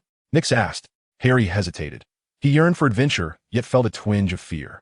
Nyx thought it best not to include Harry. Should anything happen to the Chosen One, he would be held accountable, and the burden of vanquishing Voldemort would rest upon him. A heavy load indeed. He turned to the Weasley twins and asked, "Can you protect me?" "Stop joking. Protection is unnecessary," George replied. "There is nothing to fear in the Forbidden Forest," Fred insisted. "Those legends are merely tales to frighten children," George added. "There is nothing in the Forbidden Forest," Fred echoed. Nyx mused. "Can you truly compare yourselves to Harry? He is the prophesied one. Entering the forest for him is akin to an adventurer traversing a labyrinth, where various creatures emerge to provide experience, be it Voldemort or giant spiders." Harry chose not to join. He preferred a nocturnal excursion with Hermione and Neville to view the Mirror of Ariste. Nyx also desired to attend, as the mirror was a limited-time exhibit that Dumbledore would soon collect, yet his inclination towards the Forbidden Forest prevailed. That night, the Weasley twins led Nyx to the third floor, through a secret passage that brought them to the edge of the Forbidden Forest. The forest was eerily tranquil, resembling a colossal beast with an open maw, awaiting its prey. As Nyx approached the forest, he realized it was not a forbidden territory for him, but rather a home ground. His potions allowed him to sense the benevolence of the surrounding trees. The trees conveyed subtle messages to Nyx, indicating safe havens and treacherous spots. As they ventured deeper, George and Fred were on high alert, navigating cautiously. Along the way, Nyx discovered an array of unfamiliar materials, gathering potions for sailors and monsters alike. It was time to find an opportunity to administer the potion to Ron. He needed to experience pain. Suddenly, George and Fred halted. Puzzled, Nyx inquired, "What's wrong?" George replied, "Someone has been here." Fred added, "And not long ago." Nyx observed, "I can see that. The moose has only just perished." Turning towards George, they beheld a pallid figure perched amidst the trees. She donned a scarlet evening gown, her curves straining against the fabric, with fresh blood still staining her lips. Beneath the moonlight, her beauty exuded an eerie allure. The trio soon realized she was a vampire, the culprit behind the moose's bloodless carcass. Ah, 3 lost little lambs. Her voice was both melodious and beguiling. Exchanging glances, Nyx promptly raised his wand, unleashing a spark into the sky. The spark ascended, only to be swatted down by the vampire. George and Fred shared a knowing look and simultaneously cast their own sparks, yet those two were intercepted. The vampire's speed in casting was far superior. She refrained from attacking, merely thwarting their signals for help, deriving amusement from their plight. Nyx directed a transfiguration spell at the branch beneath the vampire, while the Weasley brothers executed their coordinated attack and calls for assistance. 3 streams of magic surged forth. The vampire intercepted George's plea first, then Fred's attack. However, she paid little mind to Nyx's obviously skewed spell. The consequence was the branch's transformation into a coffin, ensnaring her within. The trio fired off another set of distress signals and turned to flee, knowing the coffin would not imprison her for long and merely buying them a moment's respite. As they ran, Nyx pondered the vampire's intentions. Who was she? Should they eliminate her to keep their secrets safe? It was evident she belonged to the Death Eaters, the dark mark visible upon her arm, while her motives remained unclear. Silence was likely unnecessary. Everyone was aware of Professor Quirrell's encounter with the vampire. She might be an agent of Voldemort, and their lives hung by a thread in her hands. She could choose to kill or spare them. In the end, whether or not they acted against her would not alter their fate. The vampire would be exposed regardless. However, murder would incite the professors to search the Forbidden Forest, while sparing her might only lead to rumors of vampiric sightings circulating within the castle. Having come to this realization, Nyx suddenly felt their peril diminished. Not far into their escape, the vampire reappeared before them, still exuding elegance, though her sinister laughter marred her grace. "The blood of a prey that has exerted itself is all the more delectable," she remarked. She had dealt with the coffin and their distress signals, effortlessly blocking their spells once more. Nyx noted that she was no longer standing on the trees, but rather floating in the air, evidently having learned a lesson. We must create a significant disturbance to draw the attention of the castle. Professors will come to investigate, Nix said swiftly. George and Fred unleashed their assault upon the towering trees around them. The vampire, discerning their intentions, intercepted the spells cast by the trio, and fleeting flashes of magic illuminated the forbidden forest. Do not struggle, my little darlings. Come with me to the heavenly realm. Chapter 33, An Unintended Counterattack. My sweet dears, accompany your sister to paradise. The vampire's voice was laced with temptation. Split up, Nix whispered softly. The three remained motionless, each hoping the others would flee while they stayed behind a cover. For a moment, the forbidden forest fell silent. The vampire, seeing through their thoughts, chuckled malevolently. Such loyalty, all wishing to stay behind. Do you not realize that the one left behind meets their doom? Dear aunt, cease your laughter. Your mirth is utterly incongruous with your demeanor. How can such a beauty possess such an ungraceful mouth? Nix retorted defiantly. What did you say? I had intended to spare you, but it seems you desire your demise. The vampire replied, her tone turning icy. Whether due to the old aunt's provocation or Nix's remark remained unclear. The Weasley brothers stood firm, harboring doubts about Nix's ability to contend with the vampire. Realizing the twins were not moving, Nix sighed inwardly. It appeared he could not deceive them into fleeing. He contemplated leading the twins away and then convincing the vampire that he was a Death Eater. He had already devised a method to gain her trust, knowing that Voldemort had possessed Professor Quirrell, and then he would eliminate her. If the twins refused to flee, they would have no choice but to engage in battle. Follow me, Nix murmured. This phrase was inaudible to normal ears, yet the vampire caught it. George, you're not trying to trick us into leaving again, are you? Fred, in every conceivable way, we are superior to you. Nix, rest assured, this time I will lead you to a more advantageous terrain. Upon hearing their exchange, the vampire remarked, Little brother, do you truly believe you can escape? While she spoke, Nix cast a spell upon the earth, causing a wall of soil to rise. Hurry, that is merely transfiguration. It won't hold for long. He pulled the Weasley brothers into the small pit left by the earthen barrier. The wall not only shielded them from the vampire's spells, but also obscured her line of sight. The vampire, peering over the wall, failed to spot Nix and the Weasley twins. Surrounded by trees, there were ample hiding places for the three of them. They gazed at the vampire, hoping she would blindly pursue them. Yet the vampire chose not to chase. She preferred to let them go rather than risk their deaths, for even if she killed them, she might not evade the professor's search. Turning to see three small heads peering from the pit, she exclaimed, Have you prepared your graves? The three exchanged glances and, in unison, commenced their assault. Nix utilized the potioneer's skill, animating the roots of the trees to ensnare the vampire. Fred cast a disarming charm, knowing he was no match for the vampire, but hoping to control her with the wave. The vampire first dispersed George's spell, evading the roots that Nix had animated, and then engaged Fred in a duel of waves. Nix did not relent. He again urged the roots to ensnare the vampire. George succumbed once again to the vampire's overpowering presence, collapsing to the ground. The vampire unleashed her strength, effortlessly defeating Fred and casting a spell that rendered him unconscious. Believing Fred to be dead, George roared in fury, unleashing a barrage of spells upon the vampire.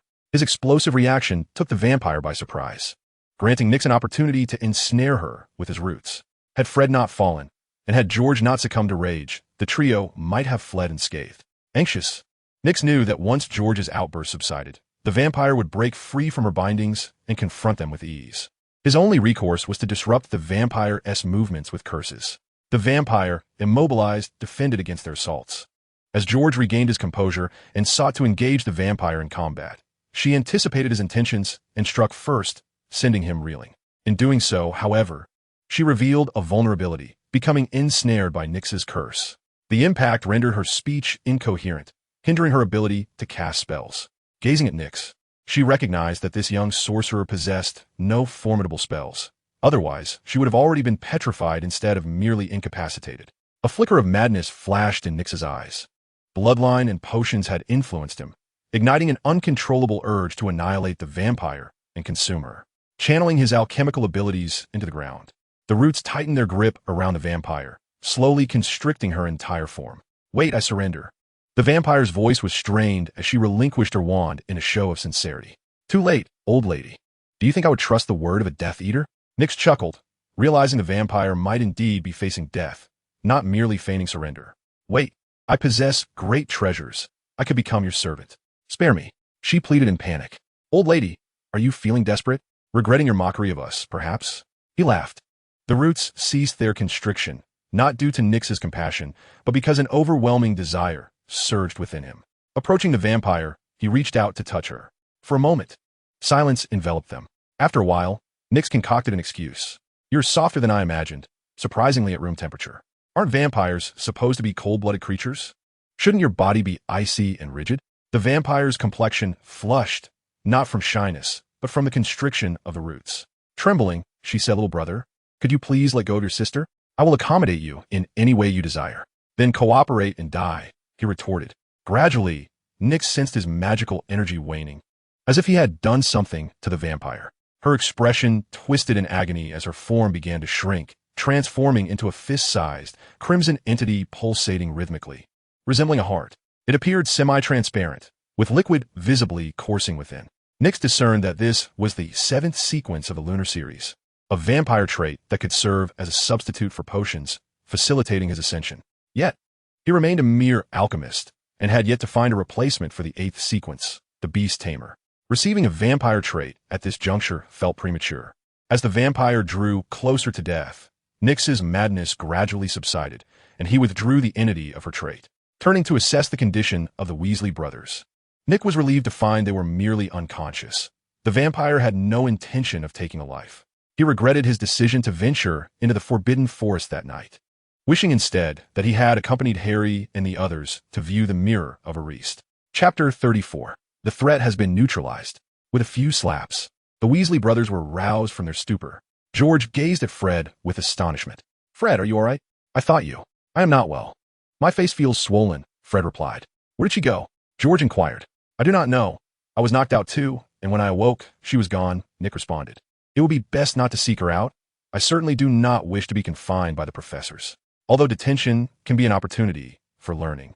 I still detest it, he added. Just as they emerged from the secret passage, they heard Filch's furious shouts, indicating that Harry and the others had encountered him and were fleeing. In the common room, Hermione was lamenting, Neville, you always manage to mess things up. Thankfully, we had the invisibility cloak, or we would have undoubtedly been caught. Upon seeing Nick, Hermione exclaimed, Nick, you must see it. The mirror is extraordinary. It revealed so much to me. Nick was taken aback that Hermione and the others had arrived first. Did you provoke Filch? Nick's expression was one of bewilderment. No wonder Filch's roars echoed so far. Surely, Neville had not acted intentionally. What happened? Hermione questioned. Days later, the Weasley brothers were troubled. The presence of a vampire in the Forbidden Forest had deterred them from their intended expedition. Without access to the forest, they could not gather materials for Nick, resulting in a scarcity of their precious galleons. With fewer galleons, a trip to Hogsmeade would be impossible. During lunch, their strategizing was overheard by Ron, who relayed the information to Harry. Harry, accompanied by Ron and Hermione, sought out Nick. Nick, did you encounter a vampire? Harry asked. Indeed, in the Forbidden Forest. It may have been pursuing Professor Quirrell, Nick replied. Why did you not inform us? Harry pressed. Informing you would have been futile. I could hardly go to the professor and confess that we trespassed into the Forbidden Forest and encountered a vampire. The loss of points would be considerable, Nick reasoned. At the very least, we could alert Hagrid. He can handle vampires, Hermione suggested. Nick pondered that there was no need to burden Hagrid with worry. The vampire was already dead, despite his own odd behavior at the time. We must go once more, and Nick, you should join us, Hermione resolved. Outside the hut, they noticed Professor Quirrell heading towards the Forbidden Forest. What is he doing? Ron asked. Perhaps he has detected the vampire's presence, Hermione speculated. Can Professor Quirrell confront a vampire? Harry questioned. Perhaps Dumbledore believes Quirrell is responsible for attracting it. He should be the one to address the matter, Nick suggested. Harry shook his head. Dumbledore would not act in such a manner. We should first seek out Hagrid. He may have some insights, Hermione concluded. Hagrid greeted them warmly as they entered his abode. Delighted to see them, and brewed tea, offering each a cup. Nick opened the box to find the materials roughly prepared. He felt a mixture of joy and disappointment. The joy stemmed from discovering a substitute for the potion of the reanimation, as well as a portion of the necessary ingredients for the Fool's sequence, the Jester potion. Disappointingly, the materials for the Beastmaster's potion were lacking, and his apothecary's concoction had been consumed more swiftly than he had anticipated. Under Snape's insistence, the potion's digestion accelerated. What happened? Hermione inquired. Tell me about the vampire incident you encountered with the twins in the Forbidden Forest. Hagrid bellowed. You ventured into the Forbidden Forest together? Are you unaware of the dangers lurking there? Harry replied, Hagrid, the presence of vampires in the Forbidden Forest is what truly matters. Nix interjected, I believe there is no need for concern. She ought to evade the professors. Hagrid warned, do not venture into the Forbidden Forest again. There are far more perilous creatures than vampires residing there. Nix nodded, sensing that Hagrid was dismissive of the vampire issue. Perhaps Hagrid had seen the battlefield report sent to Dumbledore, prompting Dumbledore to send Professor Quirrell to investigate the vampires. This was intriguing. If Dumbledore had surveyed the scene, he would have known that the vampire was dead, which explained why he sent Quirrell instead of Professor McGonagall, Professor Flitwick, or Snape, the infiltrator. Was Dumbledore attempting to summon Voldemort's minions? Was he seeking to ascertain whether others were lurking in the Forbidden Forest? Or was he conveying to Voldemort that his followers had perished and to refrain from futile thoughts, instead complying with the training of Harry? Harry asked Hagrid, did Professor Quirrell go to the Forbidden Forest to capture the vampire? At the castle entrance, they encountered Professor Quirrell and Professor McGonagall. Harry inquired, Professor, has the vampire been dealt with? Professor McGonagall, puzzled, responded, how do you know about the vampire? Nix explained, we saw Professor Quirrell head into the Forbidden Forest from Hagrid's hut. We assumed he was going to resolve the vampire issue. Professor Quirrell stammered, why yes, the vampire has been dealt with. Harry displayed a look of surprise. Professor McGonagall refrained from exposing Nix's apparent falsehood, likely deducing who had ventured into the Forbidden Forest. She admonished, I must remind you, the Forbidden Forest is exceedingly dangerous. Do not attempt to enter it. In the common room, Nix noticed the twins wearing glum expressions and feigned enthusiasm, declaring, the vampire in the Forbidden Forest has been eliminated by Professor Quirrell. George retorted, you must be joking. Fred added, Professor Quirrell could never vanquish a vampire. George remarked, if he could, he wouldn't rely so heavily on garlic. Fred asked, Nix, do you believe Professor Quirrell could defeat a vampire? George chimed in, he knows no spells. He only lectures about the weather. Nix contended, being summoned by Professor Dumbledore as a lecturer implies he is certainly capable of handling a vampire. The twins remained unconvinced. Professor Quirrell's demeanor was not persuasive. Nix shook his head in resignation. Chapter 35, The Mirror of Ariste. A few nights later, Harry awakened Nix. Nix, I wish to show you the wondrous mirror. Nix was astonished. Harry was taking the initiative to reveal the Mirror of Ariste to him. Was this a rare occurrence? Harry had been mingling with Ron, daily succumbing to Ron's influences, which had not cast Nix in a favorable light. His sudden attentiveness towards Nix seemed suspicious. Harry, something is amiss, Nix remarked, gazing intently at him. Ah, I merely wish for it to remain a secret between us, lest others have seen it, and I be left with a sense of regret. Nix regarded Harry in silence, causing Harry to break into a cold sweat. He was still young, and his composure was not yet steadfast. There was no need to ponder. Surely a conspiracy was afoot. Are we not bringing them along? Nix inquired. Harry replied, the invisibility cloak is not large enough. It would be quite a strain to accommodate everyone, and besides, they have already seen it. Nix donned his attire and set off with Harry. Harry navigated the familiar corridors with ease, encountering no unforeseen obstacles, until he arrived at the classroom housing the Mirror of Ariste. The room was spacious, furnished only with the mirror and a few desks and chairs for study, devoid of any presence. Nix felt reassured. Filch was absent, and it did not appear to be a case of professors ensnaring him in a disciplinary trap. Harry refrained from gazing into the mirror, observing Nix's approach its surface. He noted a peculiar expression cross Nix's face and asked, what do you see? Standing before the mirror, Nix beheld his current form, fiddling with various potion ingredients, many of which he had never encountered, likely substitutes he had overlooked. Gradually, the reflection of the figure manipulating the potions transformed, revealing his past self. He ceased his potion-making and turned towards a door. Beyond the door lay the home of his previous life, an old house exuding the essence of domesticity, with sunlight streaming through the window, somewhat blinding. His family stood together, laughing as they welcomed Nix, inviting him to join them on the worn sofa to watch television. Nix noticed that the television displayed an anime series whose conclusion he had regrettably never witnessed, a series that had spanned his lifetime. Seeing his family thriving filled him with joy. Yet the content on the screen left him unsettled. Was his deepest yearning truly to watch these shows? Was this an affront to him? Should he shatter the mirror and take a fragment with him? The television model would suffice. This series was truly delightful. Perhaps he could procure some popcorn and a refreshing drink and return daily to partake in this viewing. Had the wizards of old not indulged in similar pastimes, experiencing joy, sorrow, elation, and melancholy, while those unversed would attribute it solely to the mirror's influence. Moreover, the mirror imparted a sensation that within it lay something capable of substituting the ingredients for the Dreamweaver potion. How might he obtain such a substitute? He lacked the source fortress, and the system showed no response, unlike during his encounters with vampires when it had assisted him in discerning the potion's alternatives. His contemplation was abruptly interrupted by Harry's inquiry. "Nix, what do you see?" Harry pondered sympathetically. Perhaps Nix, like him, yearned to reunite with his father. Nix settled down, earnestly watching the show, unaware if some forbidden content might appear. However, surrounded by family, such occurrences seemed unlikely. "Nix, we must depart," Harry remarked as he observed Nix beginning to lose himself in the moment. "Harry, the night is still young. Let us linger a while longer," Nix replied nonchalantly. "Your family would not allow you to become so engrossed." "Nix," a voice suddenly interjected. Nix was not taken aback. There was certainly someone else in the classroom, and the only one capable of persuading Harry to deceive him willingly was none other than the recently vocalized Dumbledore. "I did not see you, Headmaster," Harry said. Dumbledore smiled and remarked, "How curious. Invisibility seems to have rendered you nearsighted." Nix observed the two individuals engaging in a spirited exchange, their performance rather commendable. Had they rehearsed? Old Dumbledore directed him to gaze into the mirror, undoubtedly seeking to uncover the deepest desires of his heart. Nix pondered whether Dumbledore possessed the magical ability to perceive the scenes that unfolded within the reflections of others. If he discovered Nix indulging in an animated series, it would surely lead to social ruin. After all, he was still a child. Enjoying a cartoon should not be a cause for concern. Yet explaining it to his family might prove challenging. "Headmaster, when did you arrive?" Nix inquired. Dumbledore replied, "Before your arrival." "Child, might you share what you beheld in the mirror?" It was confirmed a conspiracy was afoot. What reassured Nix was that Dumbledore seemed oblivious to the reflections. "Family and potions.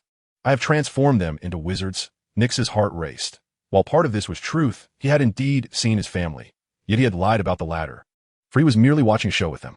"Ahem, allow me to clarify. The happiest person in the world can only see themselves within a mirror," Dumbledore stated. Nix feigned ignorance, asking, "Can a mirror bring happiness?" Dumbledore responded, "It cannot. It merely reveals your innermost desires, yet no one knows how to fulfill them. Or if they can." "Headmaster, has anyone ever succeeded?" Nix queried. He fell into contemplation. His lies were easily attainable. He could simply administer a potion to Diana.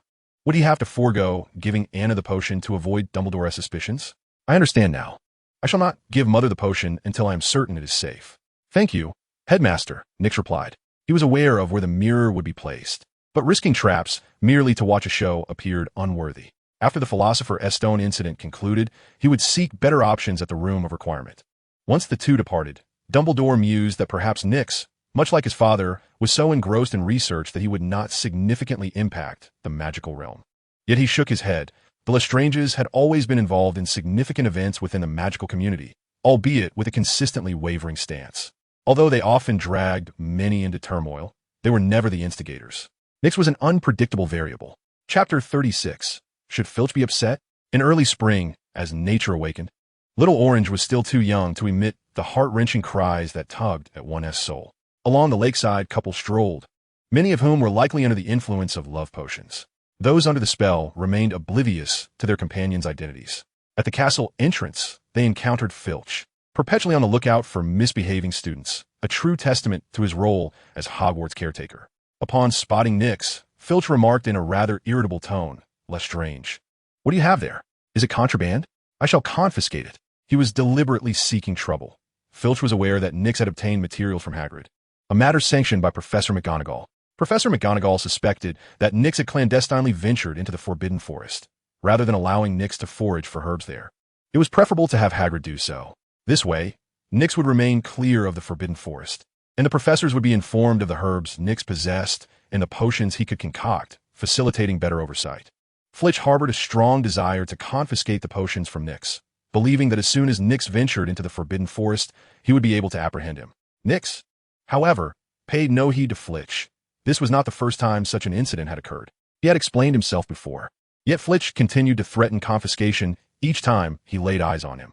Nix found this tiresome, and he was biding his time, waiting for Filch to consume the third dose of his potion. Spotting Nix veering away, Filch, filled with a sense of triumph, made his way to the lakeside, intent on disrupting the romantic interludes of the young couples. His voice echoed with a roar that resonated with excitement. And Nick surmised that Filch was nearing the end of his potion's effects. That evening in the common room, a group of students engaged in fervent discussion about the upcoming Quidditch match, where Snape was to officiate.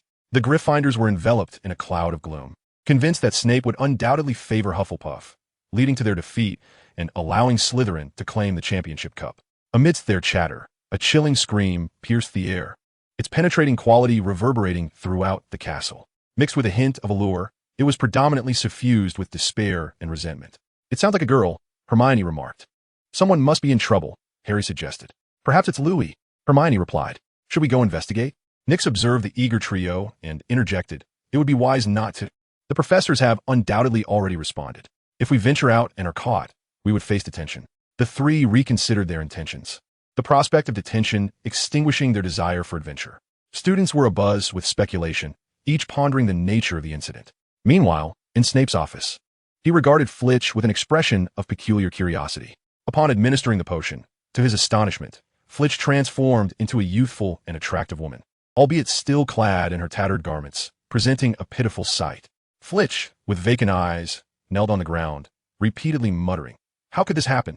How could this happen?" After Filch departed, Snape dismissed the professors who had come to investigate, carrying the potion in search of old Dumbledore. He then thought of Nyx, pondering whether the potions crafted by Nyx might yield different results. Filch's fury burned fiercely as she rummaged through her wardrobe, contemplating the destruction of her feminine attire. Yet she refrained, realizing she had no choice but to don it for the time being. Her previous clothing had become suffocating. The following day, at lunch, a strikingly dressed woman entered the Great Hall, leaving all the young wizards astonished, some even forgetting to swallow their soup. The impact of her attire was overwhelming, as they had never conceived that a woman could present herself in such a manner. The girls within the hall were seized by jealousy, scrutinizing her outfit and imagining it adorning their own figures, yet feeling it too shameful to consider. Many of the boys dining with the girls either found themselves pinched or sporting dark circles under their eyes, with only a scant few managing to escape unscathed. Filch walked unsteadily, the high heels causing her discomfort, compounded by the sudden addition of two curvaceous forms, leaving her struggling to maintain her balance. Seeing the young wizards awestruck by her presence, she felt a flicker of pride as she approached Nyx, stating, "Lestrange, you knew this would happen, didn't you?" Though roaring, what others perceived was a melodious charm, tinged with a hint of sorrow. The gaze of the crowd swiftly turned towards Nyx. The boys, particularly those in their upper years, looked at Nyx with jealousy, envious of his acquaintance with such a captivating woman. The expressions of the girls were complex. Innocent young girls secretly noted Nyx's preferences for future exchanges of information, while the more naive girls regarded him with disdain, thinking him a scoundrel, and resolved to minimize their interactions with him as they grew older. Nyx shivered at the sound. He had not anticipated that Filch would transform into a beautiful young woman. He had assumed she would turn into an old hag, and now felt a pang of regret. This was akin to a rebirth. Would it attract Voldemort's attention? After all, Filch was an elderly man who had directly regained his youth and vitality, extending his lifespan, everything Voldemort desired, aside from becoming a woman. "Who are you?" Nyx feigned ignorance. "Don't act foolish with me," Filch roared again, though it sounded more like a lament to others. "The clothes are still the ones you gave me." The crowd gasped, "Oh." The girls thought, "What a scoundrel, his taste is quite bold." Nyx denied, "Are you sure? I have only gifted Filch women's clothing." "Are you certain it wasn't a mix-up?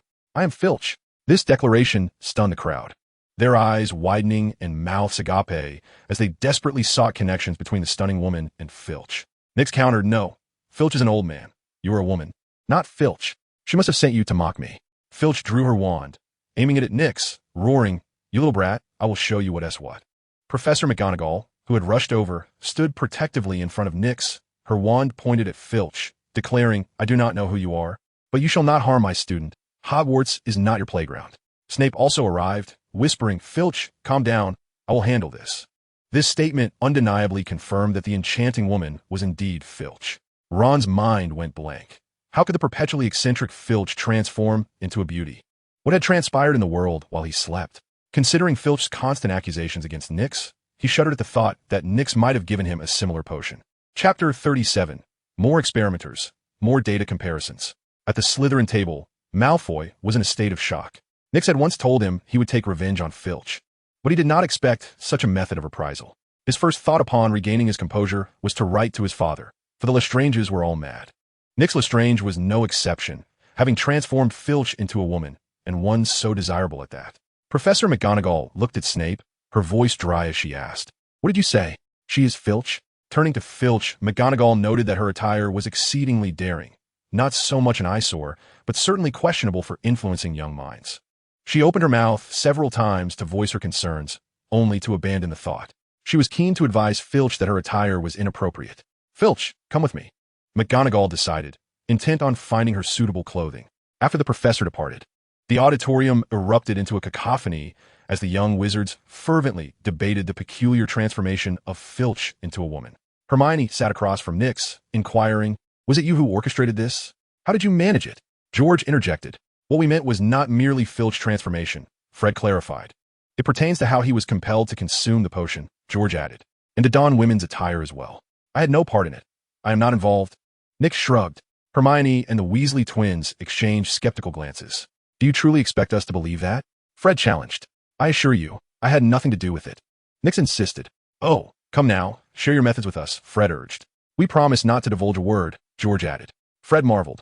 "I never imagined it could be accomplished in such a manner." Recently, Wood's training had been exceedingly rigorous. He was on the brink of graduation, and this year's Quidditch season was his closest chance yet at the House Cup, leaving him somewhat unhinged. Filch had donned Professor McGonagall's garments, a cinched black robe adorned with lace at the collar, a long skirt that, while lacking a slit, revealed the tops of her high-heeled shoes. Beneath, black fishnet stockings remained untouched, perhaps a result of McGonagall's oversight. However, the attire was clearly ill-fitting, constricting her chest and making it difficult to breathe. While the waist fit adequately, the back of the long skirt bulging awkwardly, a true testament to the notion of being voluptuous. Her countenance was grim, her eyes vacant as she leaned against the castle entrance, gazing into the distance, indifferent to the surrounding mischief of the young wizards, her entire demeanor exuding melancholy. Nyx was en route to Hagrid's hut when Cedric intercepted him, asking, "Nyx, is there a potion that can restore one's youth?" Lost in contemplation, Nyx pondered whether this was Cedric's attempt to forge a closer bond with Autumn. "Do not lose hope, even if she rejects you. There is still a vast forest awaiting exploration." Cedric paused, momentarily perplexed by Nyx's words, before clarifying, "You misunderstand. I have no desire for transformation. And Autumn has not declined my advances. By the way, thank you for the brooch. It aided me in connecting with Autumn." He continued, "I merely wish to inquire if that potion could indeed reverse aging. If she were to drink it, would she regain her youth?" Nyx replied, "I cannot say for certain.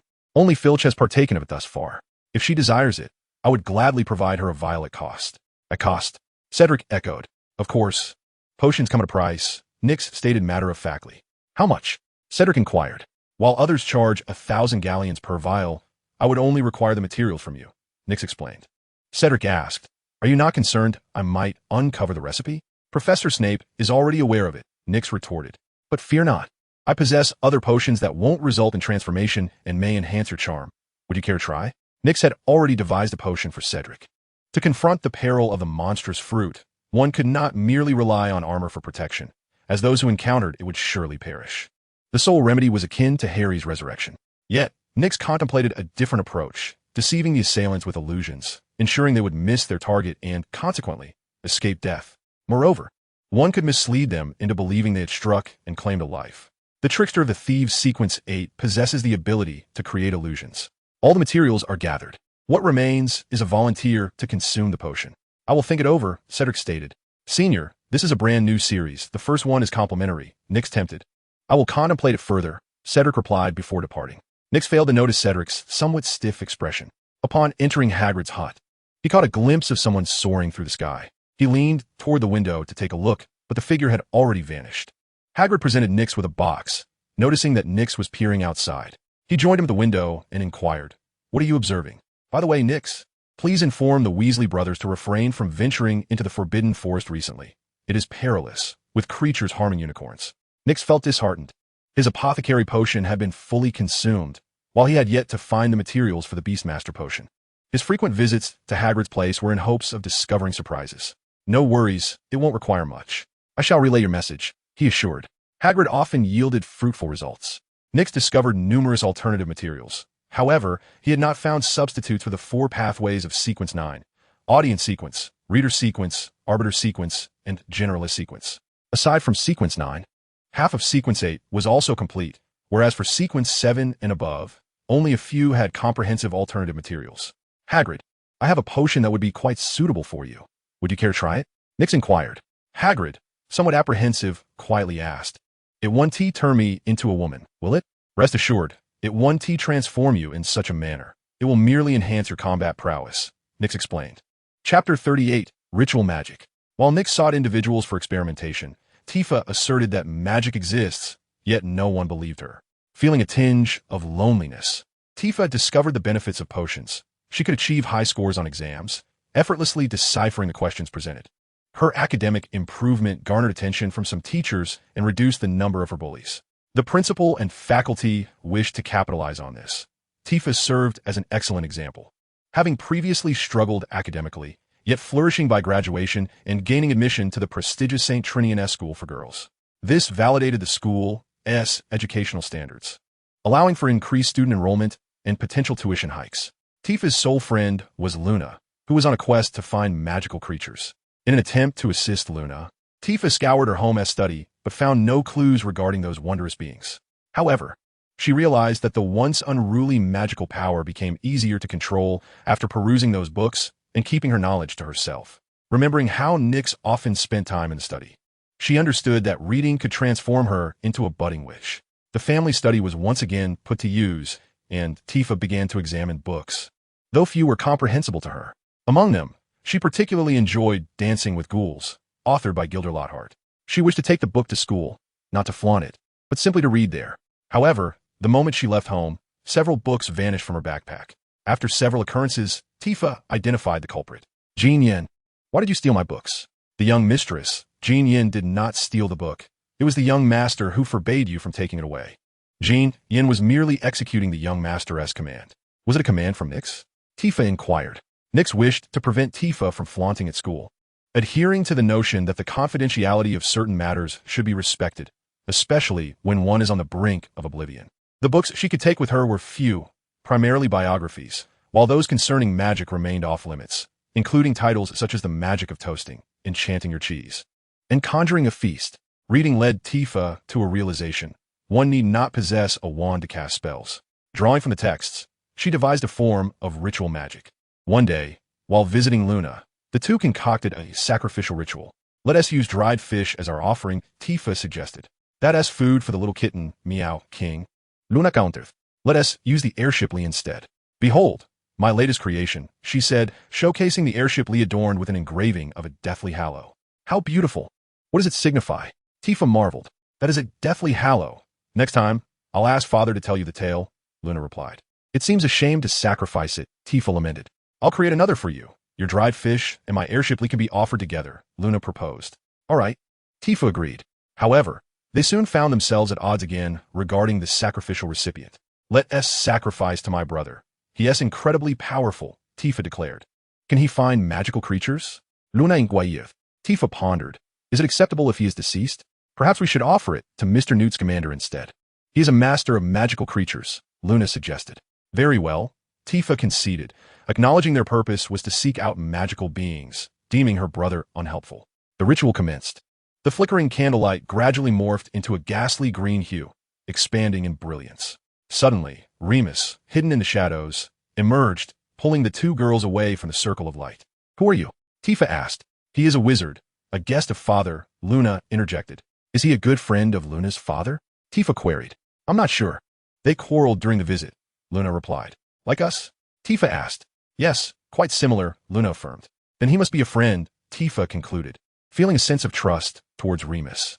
Xenophilius Lovegood had treated her kindly, and surely his friends were of good character as well. Remus had been dispatched by Dumbledore to observe Tifa's every move, as Dumbledore was deeply concerned about her consuming the potion. The giant, after drinking the guardian potion, had been slain by Snape, leaving behind remnants that were perilous. It had fused with a small tree, forming a diminutive shield. Remus noticed the green light abruptly contracting and shouted to the two girls, "Step back." As the green light vanished, a small creature emerged at the site of the sacrifice, resembling a blend of airship, Lee, and dried fish. It bore a humanoid form, with scant flesh concentrated around its fish-like head, draped in a robe fashioned from fish scales that opened and closed with its arm movements. When the robe unfurled, its skeletal frame was revealed. A diamond-shaped airship leaked glowing green embedded in its chest, and it wielded a wand made of fishbone, with the core being the airship Lee. The ritualistic magic succeeded. Yet Newt's commander is not a deity, thus cannot accept the sacrifice. Tifa and her companions yearned to encounter magical creatures. The spell took effect immediately, combining the offerings to present the two with a diminutive monster.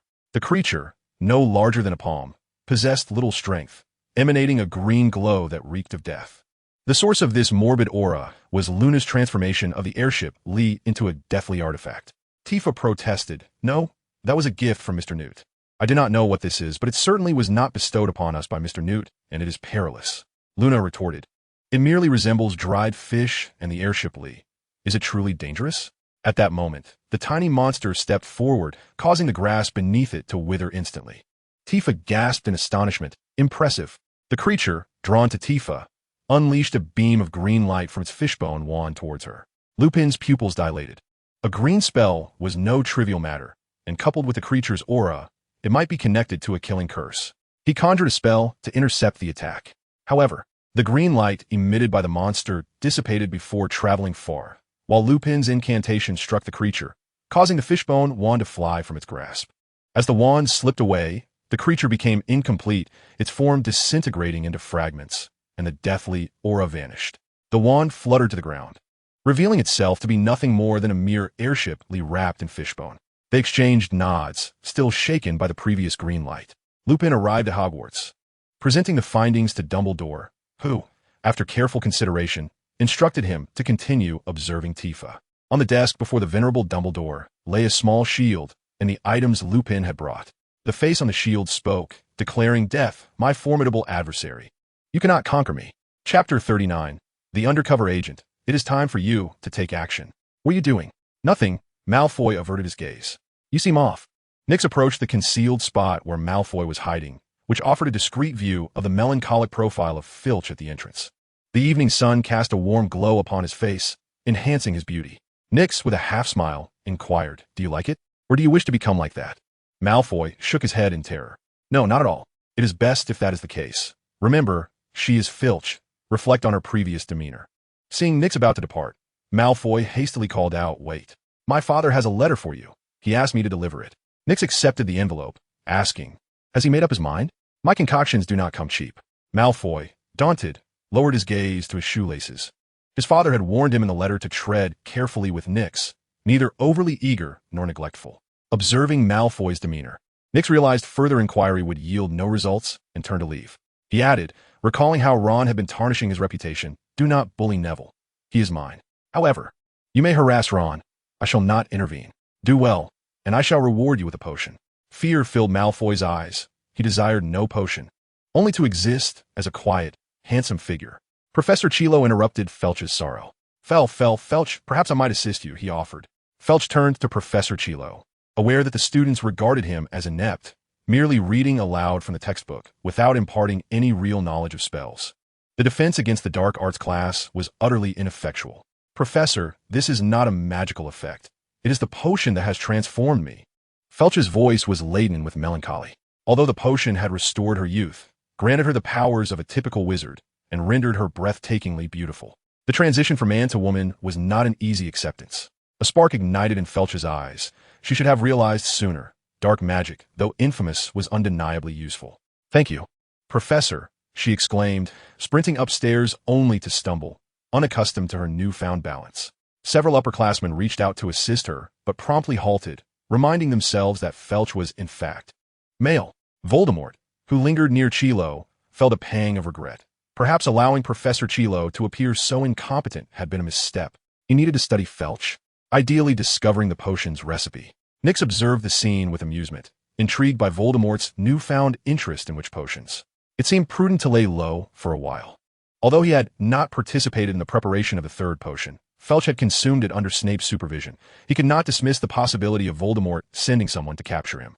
Upon returning to the common room, he retrieved a letter filled with pleasantries, merely stating that he would speak on behalf of Bellatrix Lestrange, dismissing matters of potions as his family lacked the funds for investment.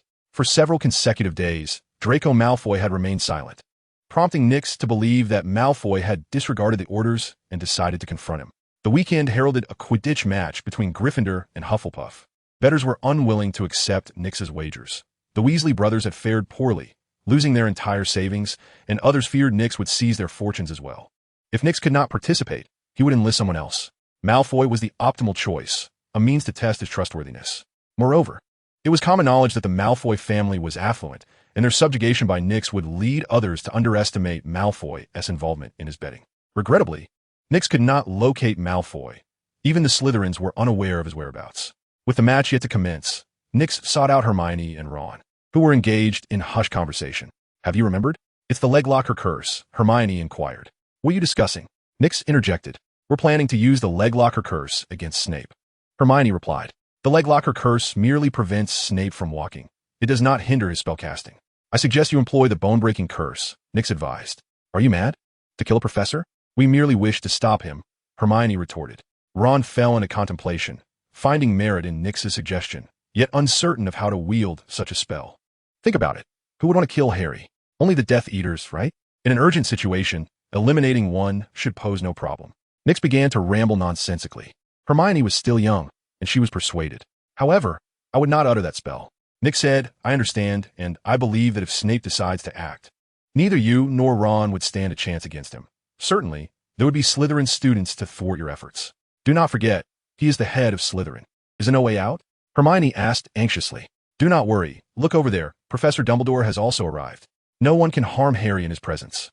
Nix pointed towards Dumbledore, who was seated in the distant stands. They glanced over, and both Hermione and Ron felt reassured. With Dumbledore present, Harry would be safe. As the whistle for the match blew, the trio observed Dumbledore performing a spell. Nix suspected it was a protective charm for Harry, possibly even a means to control the Golden Snitch. It was conceivable that Dumbledore, in his effort to safeguard Harry, might direct the snitch towards him. The attention of the crowd was focused on the playing field, oblivious to Malfoy and his cronies attacking Ron from the rear. Ron and Malfoy were rolling on the ground, while Goyle had set his sights on Neville, leaving Crabbe to watch Nix. Nix smiled as he drew his wand, prompting Crabbe to immediately turn and lunge at Neville. Chapter 40. The situation escalates. The children's brawls were clumsy yet fervent, instinctively targeting each other's eyes. Before long, both Malfoy and Ron sported black eyes. Nix noted that Neville was holding his own against two opponents, while Ron had Malfoy subdued. "Malfoy, you are truly foolish. You cannot even fight properly. Even children know to pull hair and stomp on toes. Your Slytherin house is utterly disgraceful, tarnishing the reputation of pure bloods," he chided Malfoy, his words a mix of advice and mockery. Upon hearing Nix's words, Malfoy attempted to grab Ron's hair. Stomping on toes proved more challenging, as they were entangled in a roll and could not manage it. Malfoy managed to yank a handful of Ron's hair, and Ron, wanting to retaliate in kind, regretted it as he found his hands slick with the grease from Malfoy's carefully styled hair. Disgusted, he shook his hands, inadvertently losing ground in the scuffle. Frustrated, Ron questioned whether Nix was truly a Gryffindor or Slytherin, wondering if he was mocking Malfoy or genuinely advising him. The more he pondered, the angrier he became, pushing Malfoy aside and charging towards Nix with a roar. Startled, Nix swiftly threw a seed of thorns, ensnaring the advancing Ron. Malfoy, chasing after Ron, miscalculated and barreled past him, finding himself face to face with Nix. Goyle and Crabbe had been closely monitoring Malfoy, ready to assist at a moment's notice.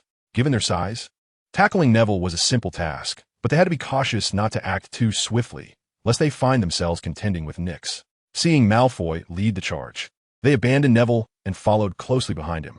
In the eyes of the onlookers, Ron sought help from his friend Nix, who callously left him behind, ensnared in thorns.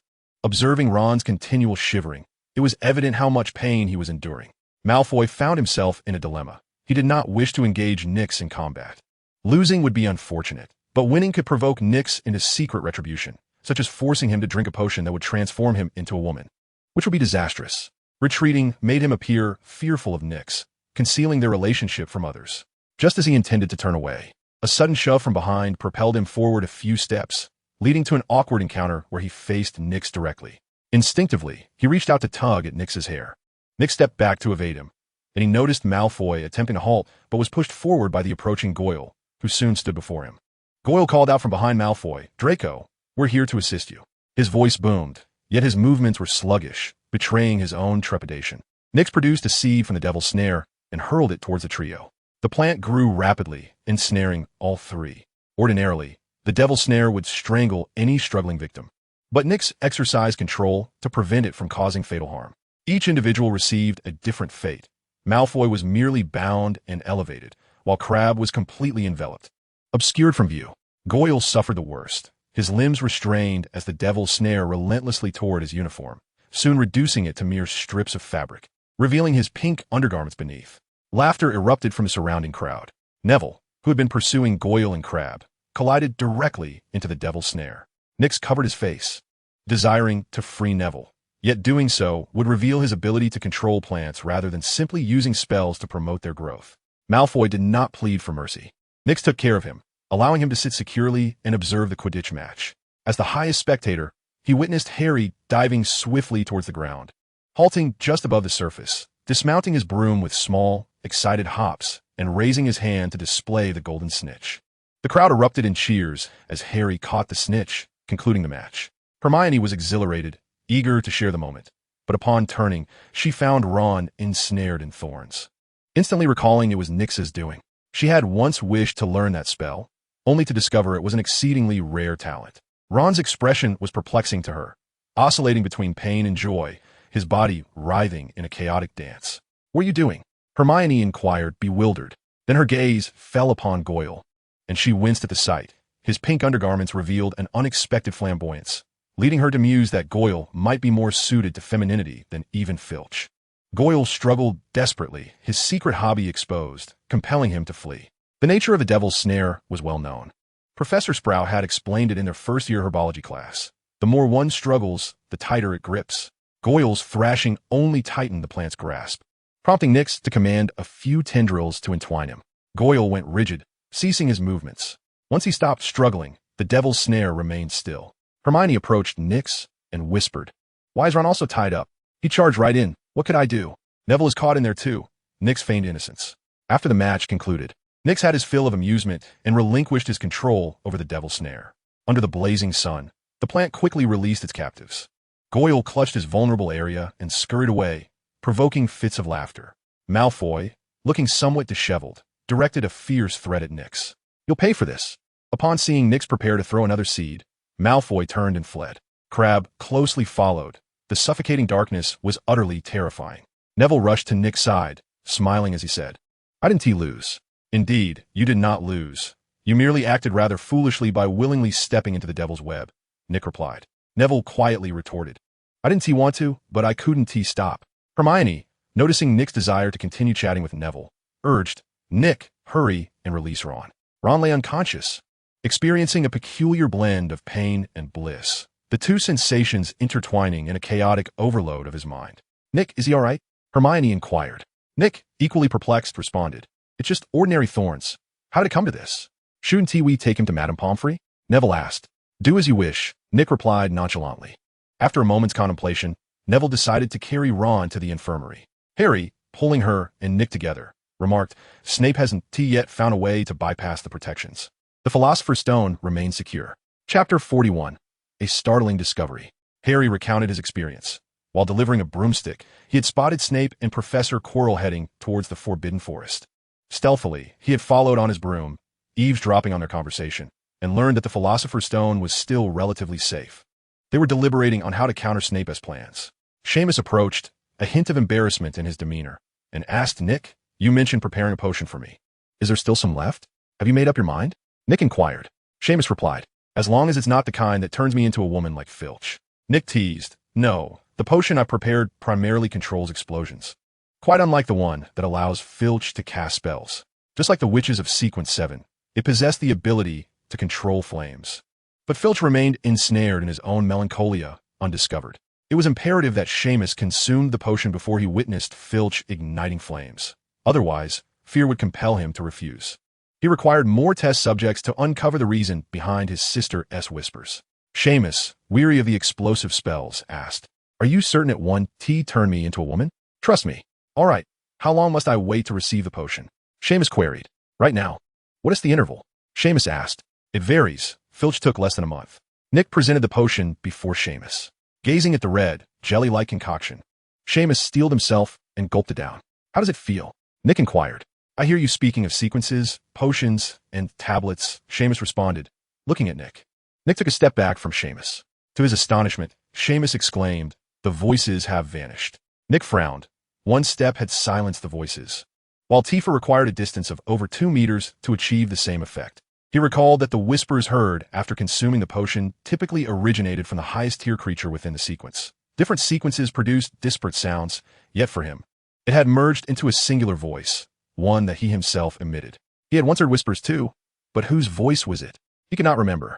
Seamus inquired, "When can I drink another potion?" "You will know. By the way, moving like a hunter can shorten the interval," Nick advised. Shima departed, having sensed some extraordinary abilities within himself, eagerly yearning to experiment. Harry's gaze was peculiar, a blend of envy, fear, and regret. Hermione inquired, "Nix, may I consume the potion?" As a girl unafraid of transforming into a woman, she harbored a certain anticipation. After all, after Filch's metamorphosis, he had become strikingly beautiful, evoking admiration from many girls. "Not at this moment, but perhaps in the future," Nix responded, intending to provide Hermione with the reader's potion, yet he had yet to find a suitable substitute. Disappointment flickered in Hermione's eyes as she observed Nix amusing himself with a cat, and asked, "Nix, Harry, are you not revising? The exams are approaching." "Revision? Exams? Those are months away," Nix replied, perplexed by Hermione's urgency. "Only 10 weeks remain," Hermione asserted earnestly. Nix pondered, perhaps for Hermione, that was indeed imminent. "Hermione, a balance between work and rest yields greater efficiency. Relentless studying is counterproductive and diminishes effectiveness." He then produced a set of equipment designed for Little Orange and stated, "Allow me to introduce this, intended to enhance Little Orange's abilities." Upon donning the outfit, Little Orange transformed into a peculiar yellow rodent. It stumbled forward with an awkward gait, seeking assistance from Hermione, clearly uncomfortable in its new attire. "Nix, if you enjoy dolls, you should create one rather than transforming Little Orange into one. This is cruelty," Hermione remarked. Nix was about to retort that taking a doll out would ruin his image when Hermione interjected, "However, I adore Little Orange's current form. How did you conceive of this?" She scooped Little Orange into her arms, affectionately rubbing against it. Some older girls, noticing Little Orange's new appearance, approached Hermione and inquired, "May I touch it?" Hermione nodded in assent. The girls gathered around, passing Little Orange among themselves, neglecting to remove its cumbersome outfit. Nix watched with envy, realizing he must quickly learn Animaga's transformation to attain such treatment himself. The following day, after breakfast, Nix seized an opportunity to be alone with Malfoy, unaware that their meeting was under Dumbledore's watchful eye. Of course, even if Dumbledore were aware, there was little that could be done to avert it. In Hogwarts, it was rare for Dumbledore to be uninformed. Nix produced the prepared potion and handed it to Malfoy. "Your reward," he declared. Malfoy, with a glum expression, asked, "Is it possible not to drink it?" "No, meeting in this manner is too perilous. Consuming the potion may allow us to communicate through other means," Nix replied. This was yet another experiment, as Malfoy was to receive the secret keeper potion, which heightened intuition, enabling the detection of certain elements. Nix sought to ascertain whether he could alter the whispered content, establishing a covert connection with Malfoy. Even if Sequence 9 proved ineffective, Sequence 8's whispers should suffice. Malfoy accepted the potion, trembling as he drank it. Instantly, his intuition surged. In his vision, Nix began to distort, momentarily appearing as a person, then a worm, a tree, and finally a stone slab. Whispers echoed in his ears, predominantly the voice of Nix, incessantly repeating words like potion, slate, and sequence. Occasionally, a woman's voice would emerge, lacing the air with curses. "Nix, I seem to be hallucinating. I see you transforming into a tree, a bug, a slate, and I hear you speaking alongside a woman berating you." Malfoy felt as though his fate was sealed, fearing he would soon become a woman himself. He nodded in acknowledgement. The woman's voice faded, leaving only Nix's. They conducted an experiment. Nix discovered that if he stood more than 4 meters away from Malfoy, his voice would dissipate, yet within 1 meter, Malfoy could hear the woman's words. Furthermore, Nix could indeed alter the whispers Malfoy perceived, but clarity of content was only achievable within a meter's proximity. Often interspersed with the woman's utterances, sometimes laced with curses, at other times tempting him to slay Nix. Nix began to harbor suspicions about the system, deeming it overly rudimentary.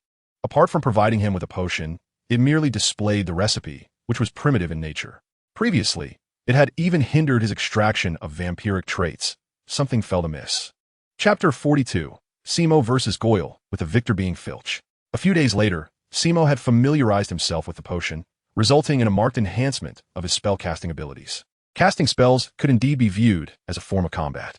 Although explosions still occurred, the improvement was substantial, and he felt a sense of satisfaction. News of his potion consumption spread swiftly. There was scarcely anyone at Hogwarts unaware of it, all watching with bated breath to see if he would transform into a woman. In the Great Hall, Simo was boasting to Dean about his newfound ability to cast spells without explosions. At that moment, Malfoy approached with Goyle and Crabbe in tow. Malfoy's secret potion merely heightened his instincts, which he found to be a negative effect, as it allowed him to perceive more terrifying creatures. Goyle, with a mocking tone, remarked, "Malfoy, look, the bombardier is about to explode again." Malfoy remained silent, aware of the effects of the hunter potion. The three of them together would scarcely match Simo's prowess, as the recipe originally belonged to his family, only to be declined by his father. Simo overheard this, and as Goyle passed by, he discreetly extended his foot, causing Goyle to trip and fall hard. He taunted, "Goyle, are you parading around in your pink underwear again?" Goyle, hearing the mockery, retorted, "I am not, you bombardier," and promptly lunged at Simo. The two erupted from the hall, followed closely by a throng of onlookers. As they passed through the castle gates, they caught the attention of Filch, who admonished them with a sultry voice, "Stop. No running." Simo did not halt, and Goyle sped past like the wind. Being caught by Filch could lead to punishment, so they opted to dash past her. Previously, she had been unable to catch them. Filch pursued them, and the trio began to race across the grass outside the castle. Simo, endowed with extraordinary physical prowess, outpaced them, exhibiting stamina surpassing that of an adult, showing no signs of slowing down. Goyle, however, struggled. Being merely a teenager, he found himself gradually falling behind Simo. Filch, the last to initiate, donned high heels, and were it not for the agility bestowed upon her by the assassin's potion, she would have struggled to keep pace. Although she could not catch up with Simo, overtaking Gaul was well within her reach. Provoked, Gaul roared in anger and exerted himself to pursue her. Filch lagged behind once more, realizing that she could not keep up.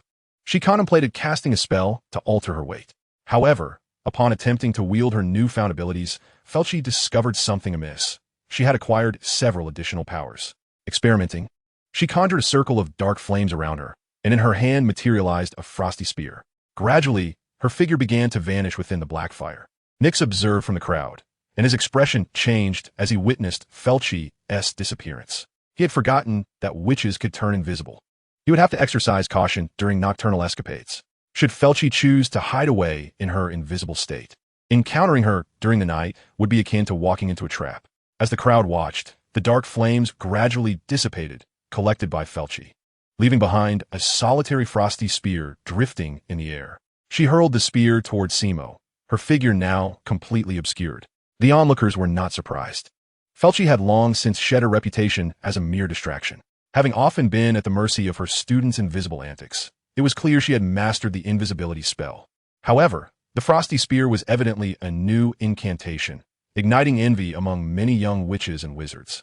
The spear struck the ground, forming a slick sheet of ice. Simo, unable to halt his momentum, lost his balance and tumbled. Gaul, witnessing this, rejoiced and dashed towards Simo, delivering a kick that was deftly evaded. Seizing the opportunity, Simo retaliated with a punch aimed at Gaul's eye, causing a shadowy aura to emerge. Simo, feeling the imbalance, targeted the other eye, but this blow was intercepted. A figure gradually materialized, revealing the enchanting Filch. Not only had she captured Simo, but she had also ensnared Gaul. Simo caught a whiff of Filch's delicate fragrance, and his resolve faltered, leading him to abandon his struggle. Filch dragged the two of them toward the castle, Simo's expression peculiar as the aroma wafted enticingly into his nostrils, dissuading him from resistance. Gaul, resembling a defeated dog, was pulled along. Before they could reach the castle gates, Professor McGonagall intercepted them, having witnessed the entire spectacle from her office. Simo Finnegan, Gregory Gaul, 10 points deducted for engaging in a brawl before the entire student body. Filch released them. Filch complied, releasing her captives, and upon spotting Nix in the crowd, she flashed a beguiling smile. Nix shivered. Filch's expression hinted at impending retribution, suggesting that he should brace himself for the consequences. Perhaps he should borrow Harry's invisibility cloak, for Filch's elusive nature would surely lead to her capturing him eventually. Once he mastered Animagus transformation, he would no longer have to live in fear. As the commotion subsided, the crowd buzzed with discussions about Simo's prowess. while the hidden Professor Chilo narrowed his eyes, contemplating whether he should escort Nyx away. Back in the Great Hall, Simo boasted to the assembled crowd, without Felchi. I could easily overpower Gaul. Neville and Ron gazed at Simo with envy, wishing to vanquish their own adversaries. Neville inquired, Nyx, may I partake of the potion? Hesitating, he added, a 1T turn into a woman, will I? No, Nyx replied, suddenly regretting his earlier words.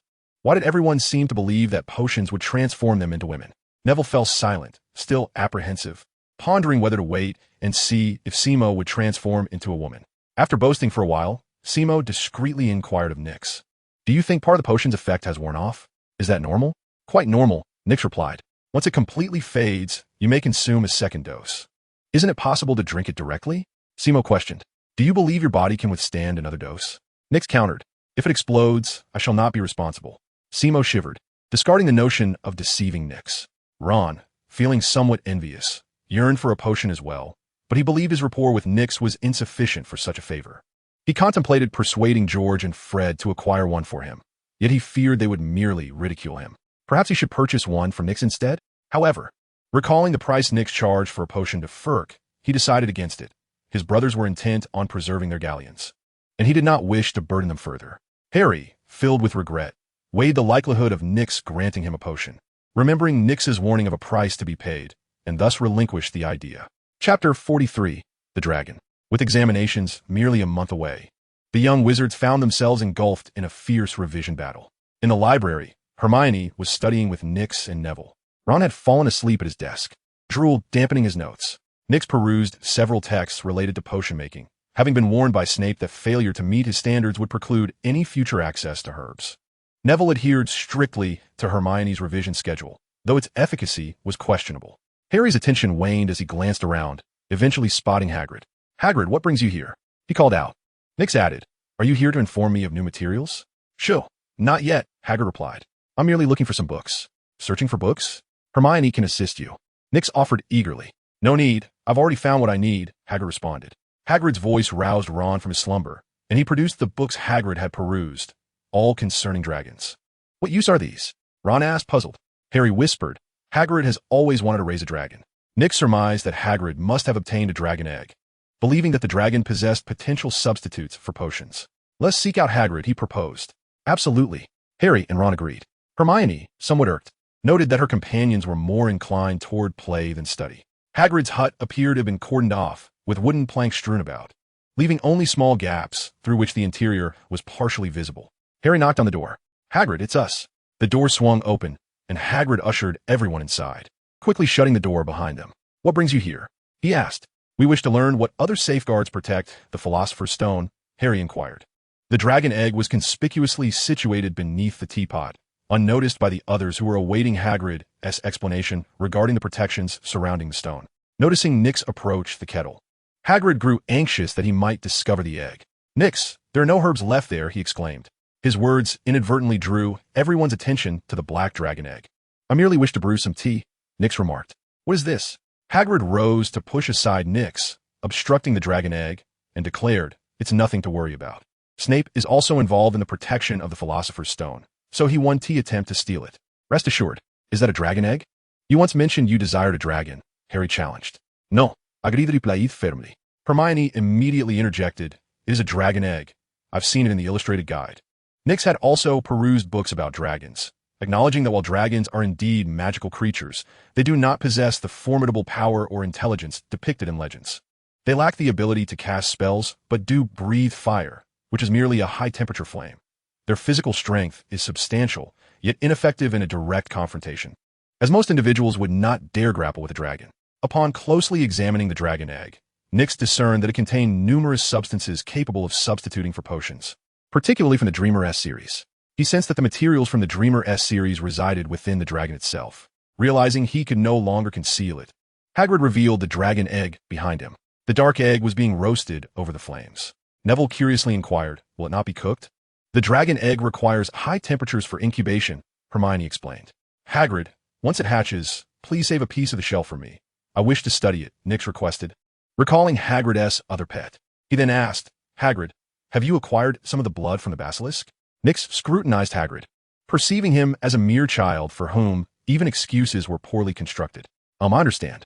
I'll find an opportunity to procure it myself, Hagrid stated. No, you'll be injured, Hagrid insisted. Ron secretly mused that being devoured would be preferable.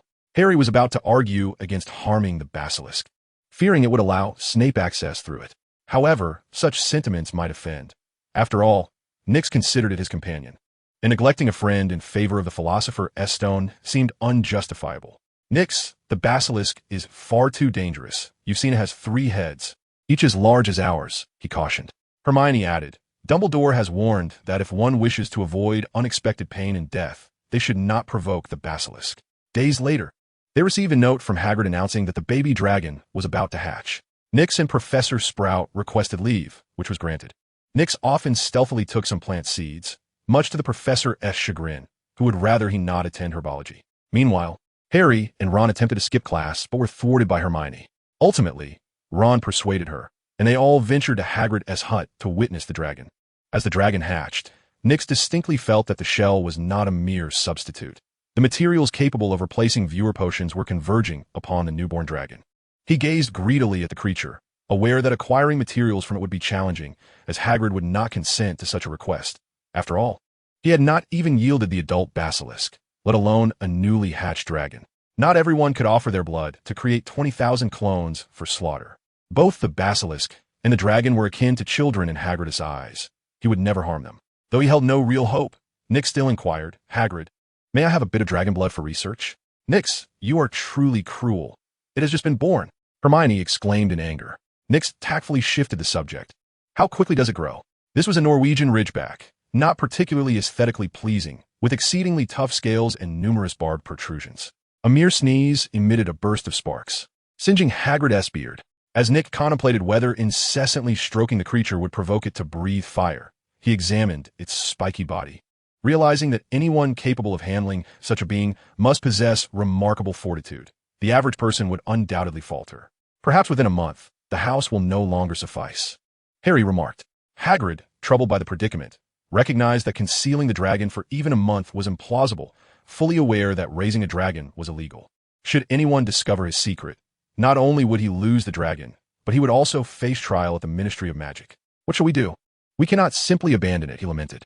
Turning to Ron, Harry suggested, Ron, isn't your brother Charlie raising dragons in Romania? We could send this one to him for care. Ron beamed. Charlie adores dragons. He will take excellent care of it. Finally, there's something he can assist with. Hagrid nodded. That sounds reasonable. I know Charlie. He is quite decent. I shall write to him at once. Ron eagerly opened the door, only to be struck by a bolt of lightning at the sight of Malfoy, standing on the threshold. Malfoy had followed Harry and Ron, having overheard Ron persuading Hermione and coming out of curiosity. Chapter 44. Ron was brimming with determination. Malfoy turned and fled.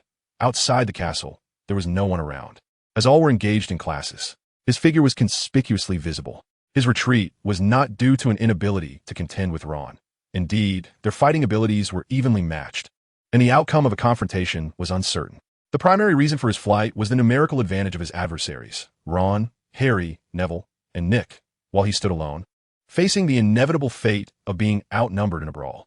However, witnessing the dragon's soul materializing had profoundly affected Malfoy, rendering him momentarily paralyzed with fear, and as he fled, he stumbled and crawled, his speed lacking. Hagrid was in a state of turmoil, utterly uncertain of how to proceed. With Ron blocking the door, Harry felt a surge of urgency. Ron, step aside. We must catch Malfoy, Harry urged, rousing Ron from his reverie. Initially, Ron stepped aside, but then realized he was the most likely to pursue Malfoy and took off after him. Nick and Neville chose not to chase. Neville was unable to keep up, and Nick had no desire to pursue. Even if he caught up, what could he do?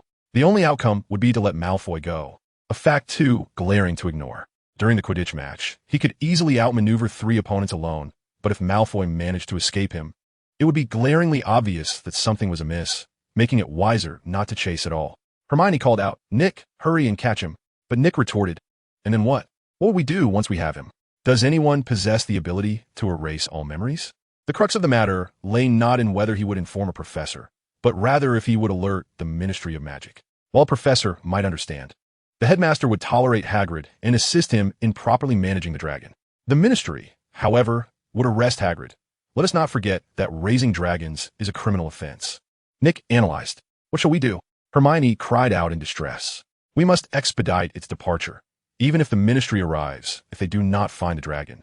"They cannot take any action against Hagrid," Nick replied. As they deliberated, Ron had already caught up to Malfoy and, with a sudden lunge, tackled him to the ground. Malfoy struggled desperately, genuinely terrified, especially at the moment when the dragon's soul took form. The sights he beheld were overwhelmingly shocking.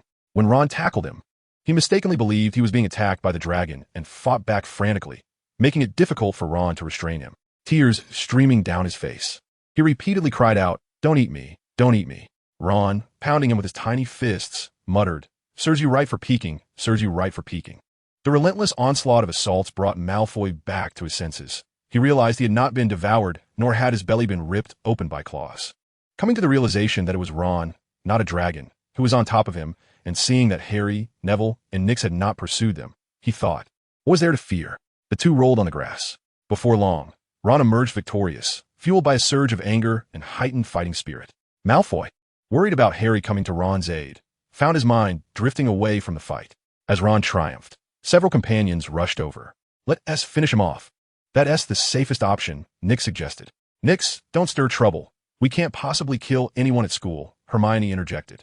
Malfoy looked at Nix in horror, reaffirming his perception of him as a madman. Ignoring Nix's suggestion, Harry threatened, "Malfoy, if you dare speak of what just happened, we won't let you off the hook." "And what can you do about it? Beat me?" "Today, I'm alone, but next time I'll bring enough people, and you'll see who's really powerful," Malfoy retorted, unwilling to concede defeat and realizing that Nix was hinting that Harry was powerless against him. "Let him go, Ron, we're leaving," Harry conceded. "Let him go. What will he tell the professor?" Ron exclaimed loudly. Malfoy heard whispers in his ear. "You could do whatever you wish, don't worry about me." Ron asked, "What shall we do?" "Malfoy will undoubtedly inform the professor." Harry replied, "The professor isn't the issue, Hagrid will be fine." Nix mentioned he might notify the Ministry of Magic. Ron swallowed hard. "Then Hagrid will be arrested. Malfoy's family has significant influence over the Ministry, and they will surely ensure Hagrid ends up in Azkaban." Hermione spread a piece of paper before Ron. "Write to Charlie. Get the dragon moved as swiftly as possible.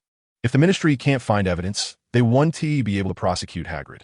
Nix looked at Hermione, reflecting on how she was a good child who never broke school rules, yet now she had strayed, not only joining their nocturnal escapades, but also actively helping them eradicate evidence. Later that evening in the common room, Nick sought out the Weasley twins. "George, Fred, do you have a brother named Charlie?" George replied, "What's the matter?" Fred added, "Sounds like they're a secret." Nick said, "I need some dragon body parts, heart, blood, bones, anything will do." Fred asked, "Did Ron tell you?" George confirmed, "Charlie can indeed procure those." Fred added, "But it will cost you." Nick responded, "You still have plenty of galleons, right? You haven't been to the Forbidden Forest lately. How about this? I'll give you a handling fee for each type of material, just like when you gather materials from the Forbidden Forest. What do you say?" George and Fred replied, "Let us discuss it." The two individuals believed this undertaking was feasible.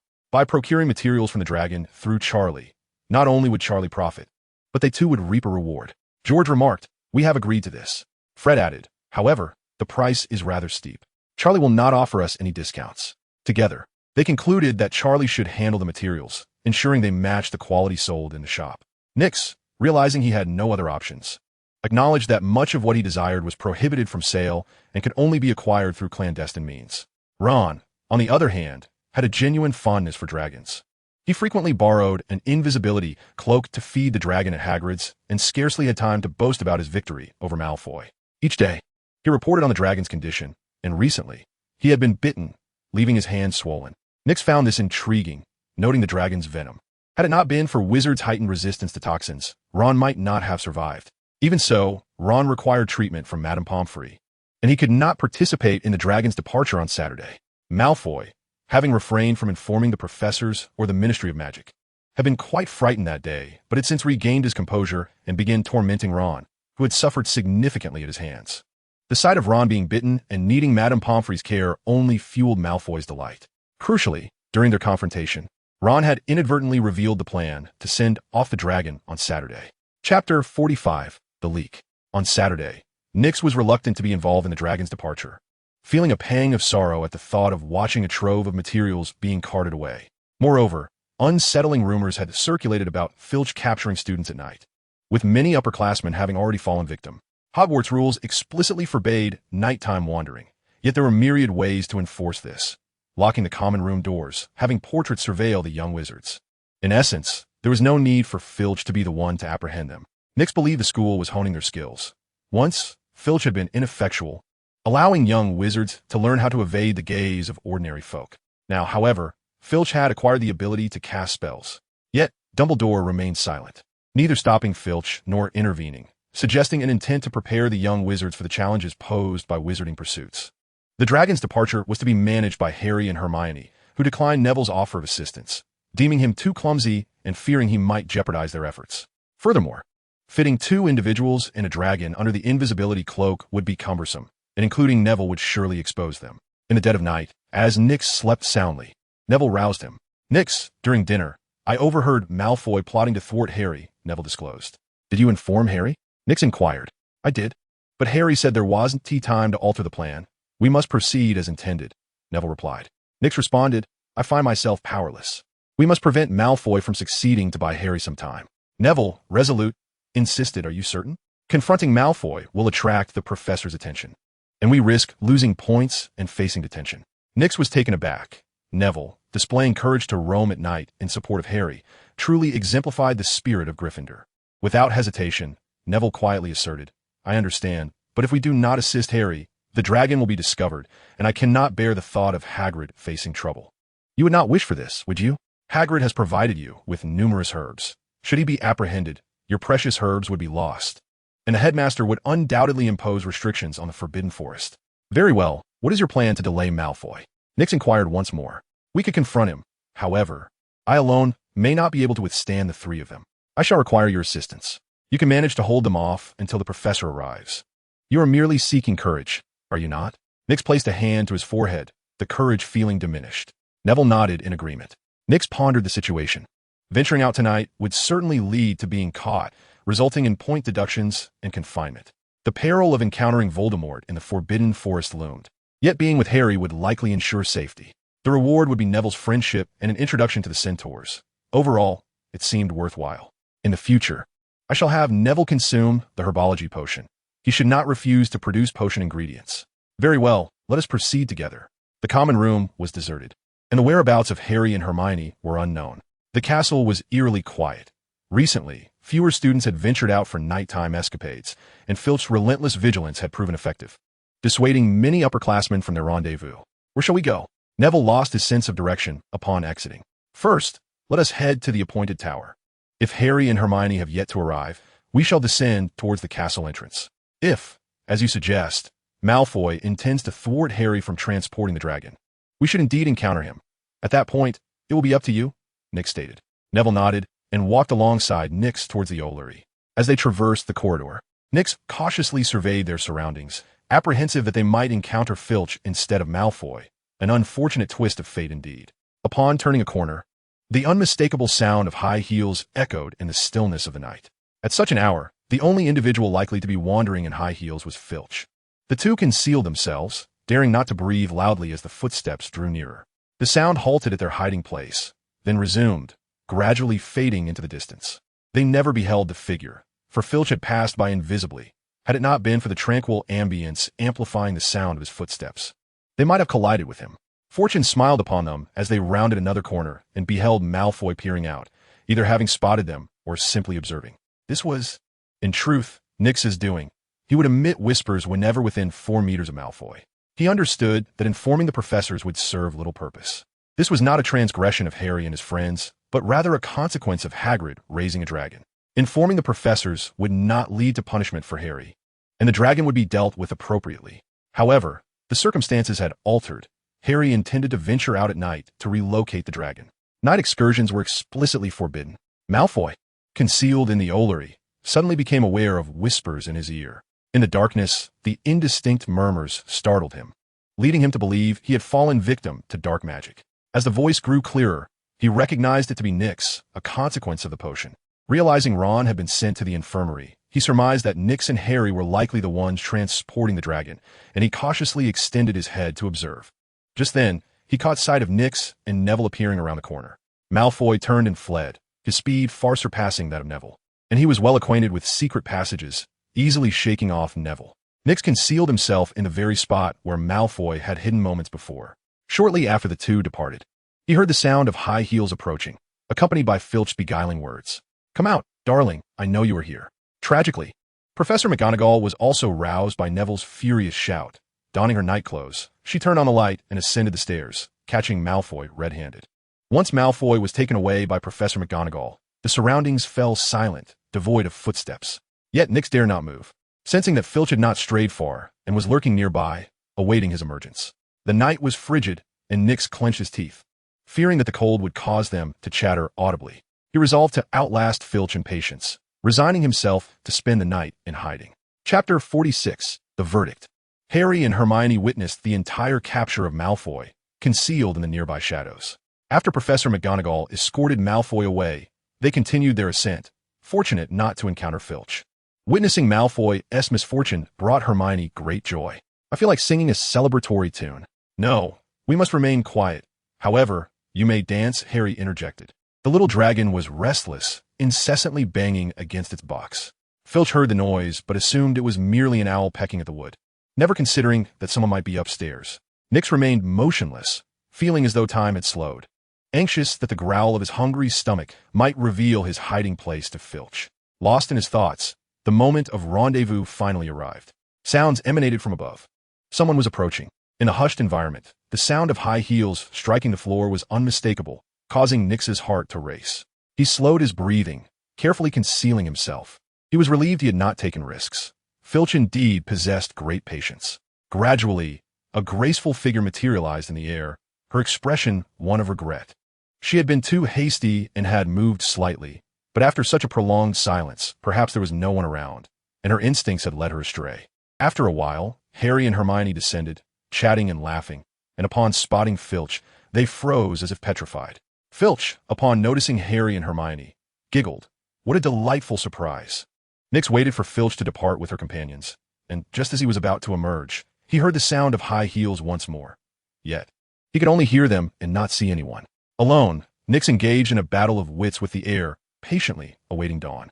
Uncertain whether Filch had left, he was on the verge of drifting off to sleep when Neville, accompanied by Professor McGonagall, arrived, pointing to the corner where Nix was hiding. "We found Malfoy here." Nix held his breath, cursing inwardly. "Neville, you traitor. I could evade Filch, but not you."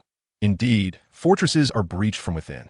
Professor McGonagall spotted Nix and declared, "Nix Lestrange, how much longer do you intend to hide?" After a moment of silence, and seeing Nix remain unmoving, her anger flared, and she commanded, "Come out." Reluctantly, Nix emerged. Meeting Neville's astonished expression, the chubby boy was utterly unaware of his presence, a mere stroke of misfortune for him. Accompanied by Neville, I was ushered into Professor McGonagall's office, where we discovered Draco, Harry, and Hermione already present. Hermione was staring down, lost in thought, while Draco wore a smug grin and Harry glared at him with evident fury. Filch was also there, her expression a peculiar mix of amusement and disdain, particularly as she observed Nick's predicament. She mused to herself that the little rascal might evade punishment temporarily, but ultimately, the professor would apprehend him. In that moment, Nick regretted being there. His presence indicated that prior to his capture, the area had been devoid of witnesses. Had he been bolder and ascended the stairs to retrieve the invisibility cloak, he could have evaded both demerits and detention. Neville, upon seeing Harry, exclaimed, "Harry, did you succeed?" "We attempted to thwart Draco, but lost track of him afterward." Nick swiftly covered Neville's mouth, realizing that if he continued, their cover would be blown. Professor McGonagall, clearly exasperated, demanded, "What on earth were you doing wandering about the castle at this hour?" "Hermione Granger." Before Hermione could respond, Neville interjected, "It was Draco. He said he was going to catch Harry and insisted that Harry must not be allowed to take the dragon away." Professor McGonagall scrutinized the group, then remarked, "Do you truly believe concocting such a fabrication to lure Draco Malfoy out is amusing? I am astonished that Neville Longbottom and Nick Lestrange fell for it." Nick Mouthagape stared at Professor McGonagall, uncertain whether she was oblivious to the truth or purposefully obscuring it. Disappointment washed over her as she noted the presence of 5 students wandering the premises, 4 of whom were Gryffindors. "Mr. Potter, I expected you to uphold Gryffindor's honor. Miss Granger, I presumed your intellect was sharper. And you, Mr. Longbottom, you must not venture out indiscriminately. You are all to be confined, and Gryffindor loses 50 points." Professor McGonagall added emphatically, "All of you." Nick, eagerly awaiting the professor's judgment, noticed that the others had received their assessments, yet his own was overlooked. He raised his hand and inquired, "Professor, you have evaluated them. Why not me?" McGonagall, taken aback, found her train of thought interrupted by Nick's audacity in seeking humiliation. It dawned on her that Nick seemed to take pride in his boldness. She admonished, "Nick Lestrange, I did not commend them. Even if I were to chastise you, it would be futile, as the Lestrange family is ever so stubborn, capable of mistakes and punishment, yet never reforming." Nick felt a sense of satisfaction. Whether or not it was praise, he had received acknowledgement, which prevented him from feeling inferior to the trio. "Thank you, Professor. And you have yet to reprimand Draco Malfoy," he stated, successfully shifting the focus. Draco, reveling in his perceived triumph over Harry and the others, tilted his head in anticipation of commendation, believing he had accomplished a great feat by catching Harry out after hours. Professor McGonagall, wishing to avoid further entanglement with Nick, recognized that she had encountered many like him and concluded that the best course of action was to inundate him with assignments, leaving him no time to ponder trivial matters. "Mr. Draco Malfoy, Slytherin loses 50 points, and you too shall serve detention." "Professor, am I to be confined as well?"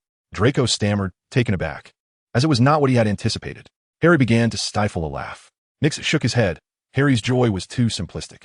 While others were discontent, he remained cheerful, oblivious to the burdens of a 1-for-4 exchange. A few days later, at breakfast, Nick received a note from Professor McGonagall detailing the time and place of his detention.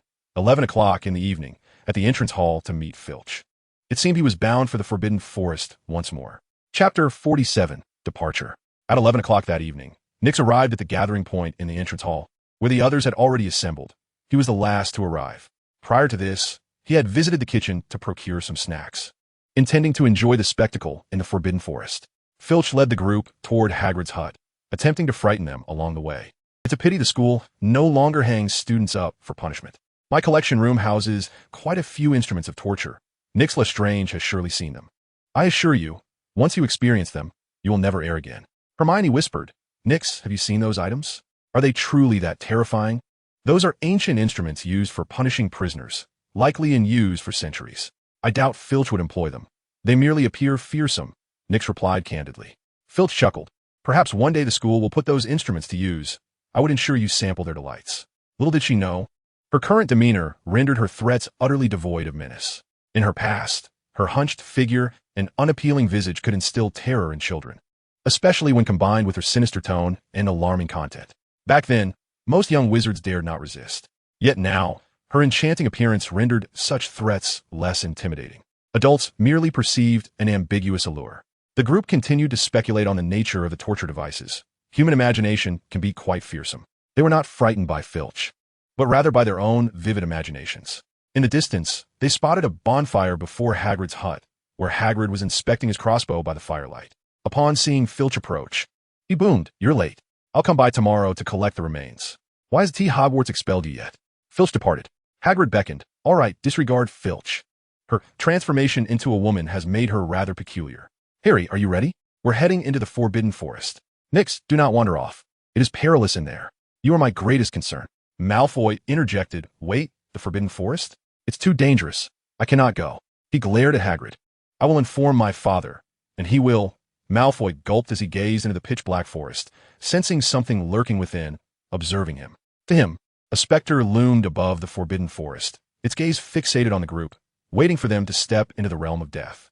The trees emitted eerie laughter, their branches swaying, while the restless spirits of the deceased materialized in the air, roaring with gaping maws. Nix patted Malfoy on the back. "What is wrong with you?" Malfoy jumped, exclaiming, "Don't eat me, don't eat me." Observing Malfoy's reaction, Nix realized the effects of the secret potion were profound. Malfoy seemed to be exhibiting signs of neurosis. "Be calm. As long as you remain with me and Yaya, the creatures of the Forbidden Forest will not harm you. The Forbidden Forest has recently become perilous, as something is preying upon unicorns. Our mission is to locate this creature or find the unicorns," Hagrid stated. "Is it a vampire?" Hermione inquired, recalling Nix's mention of vampires lurking within the forest. It was no secret that Nix had ventured into the Forbidden Forest alongside the Weasley brothers, Harry, Neville, and Hermione were all aware of this. Hagrid shook his head, saying, "I am uncertain. Unicorns possess formidable magic, and an ordinary vampire would struggle to overcome them. I have never witnessed a unicorn suffer harm, but last week, one was slain. A chill ran down everyone's spines, for according to Hagrid, they were to confront a creature capable of hunting unicorns. Follow me, Hagrid said, lifting a large lantern. At the forest's edge, Hagrid pointed to the ground, where silvery blood lay, declaring, "That is unicorn blood. We shall trace it." Nix dipped a fingertip into it, noting that the blood could not serve as a substitute for potions. However, it was teeming with vitality and could be used to concoct other elixirs. Yet the scattered blood made collection challenging. Observing the glimmering blood everywhere, Nix felt a pang of regret. It would have been invaluable to him. Although it could not be used for an elixir of immortality, crafting a potion to extend life by several decades was certainly feasible, albeit with significant side effects. What if the creature that harmed the unicorn finds us? Malfoy asked, visibly frightened. Hagrid reassured him, "I have said, as long as you stay close to me or the creatures of the forest, you shall come to no harm." Malfoy replied, "Then I choose to be with the creatures." "Very well, but they are rather timid. We shall split into teams. Neville, Nix, and Malfoy will form one group, while the rest will accompany me. Should you encounter a unicorn, signal with green. If you face danger, use red. Understand?" Hagrid questioned. Nix asked, "May I join your group? I find the two of them unreliable." Hagrid reassured him, "Do not fret. The creatures know most beings, and you will be safe." Nix persisted, "Could we have Hermione in my group? I believe she can keep us safe." Hagrid replied, "Nix, be a man. Do not hide behind a woman. I am aware of your capabilities. I have seen you defeat Malfoy and his companions." Nix thought to himself, what era are we in? The women's rights movement has been fervently ongoing for years. Oh wait, it is the 1990s. He was unsure if such a movement had taken root in England. Staying with the creatures would indeed be safe. Only Voldemort would pose a threat in the Forbidden Forest, yet he would not encounter him if he remained apart from Harry. Harry seemed to attract Voldemort unconsciously, akin to a high-order object drawing in its counterpart, much like the law of extraordinary properties. Nix surrendered to the situation, feeling that Hagrid favored Harry. However, as long as he was not with Harry, he should avoid Voldemort and could freely gather materials.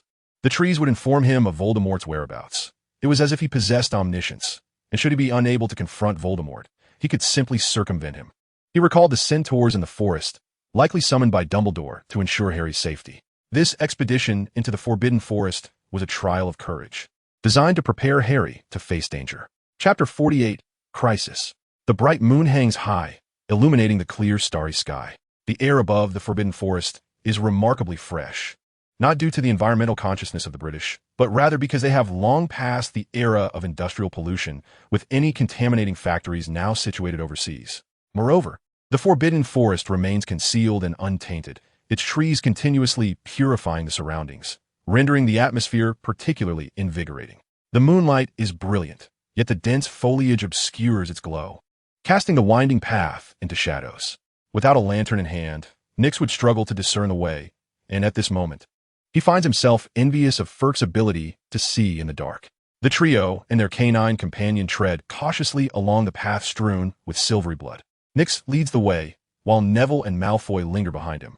Neville is gripped by fear, his nerves taut, turning at the slightest rustle, clutching his wand with sweaty palms, poised to signal for help at any moment. Malfoy's expression contorts. He wishes to keep pace with Nix and Neville, as proximity to Nix allows him to hear the whispers, which he can tolerate as long as they remain solely Nix's voice. However, the interjection of a woman's curses, occasionally luring him to slay Nix, proves unbearable. Yet, distancing himself only heightens his anxiety as he perceives the shadowy trees around him as predatory, ready to ensnare him. In his trepidation, he opts to stay close to Nix, finding that Nix's mutterings and the woman's taunts are more bearable than the prospect of being dragged away by the trees. Nix is not in search of unicorns. He is gathering potion ingredients, consciously avoiding Voldemort. Voldemort is pursuing a unicorn, which possesses swifter speed, prompting him to take a detour.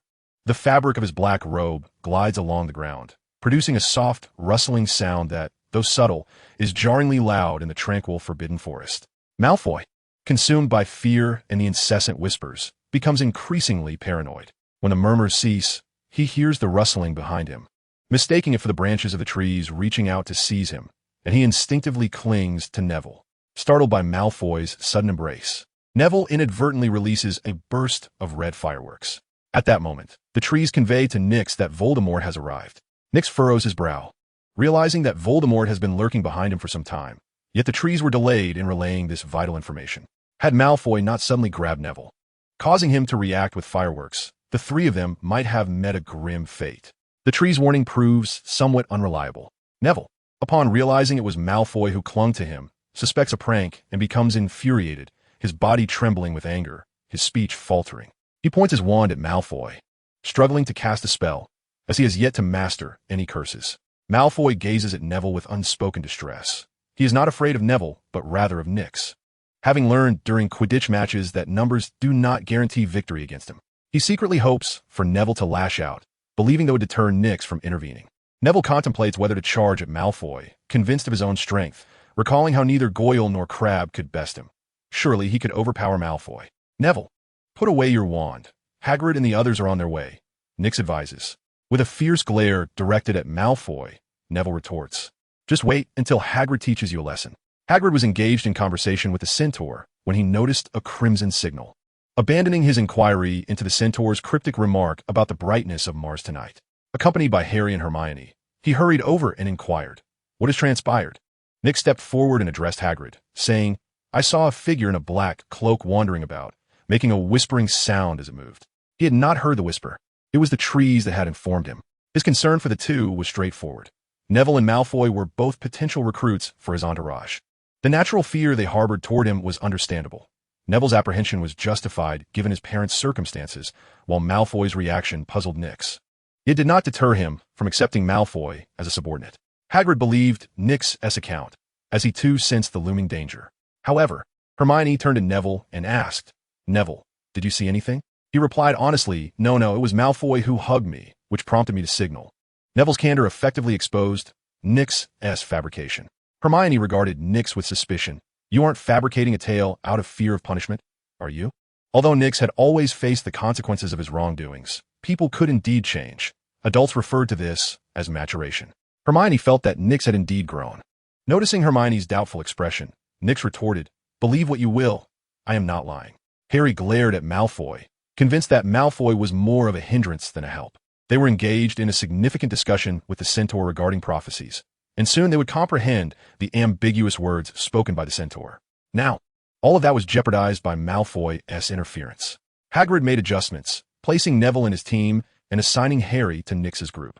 Observing the exchange of glances between Harry and Malfoy, Nyx felt a peculiar sense of harmony, as if a bolt of lightning could seamlessly connect their gazes.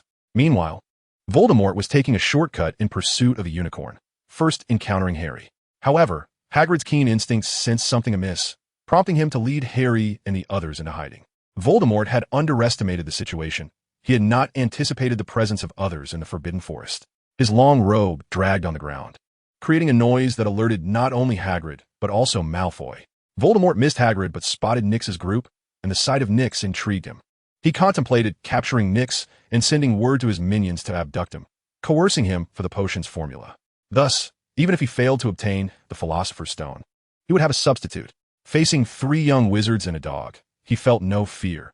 In a surprise attack, he could silently eliminate the useless ones and the dog, leaving only Nyx. Had Neville not signaled, Voldemort would have had an entire night to deal with Nyx. Hagrid would only discover the young wizard's predicament at dawn, and by the time he reported to Dumbledore, they would have already completed their relocation. Once the signal was fired, even with a strong assault, Voldemort could still manage to handle Nyx's group. However, as Hagrid was rushing to the scene and discovered the trouble the young wizards were in, he would immediately inform Dumbledore. Leaving Voldemort with little time, it was highly probable that his subordinates would have just received the message when the professors had already begun their search. At that moment, the subordinates would undoubtedly be discovered by the professors, leading to a confrontation that would cost the few loyal followers dearly. All for the sake of not acquiring the reserve potion, a significant loss. Chapter 49, An Encounter.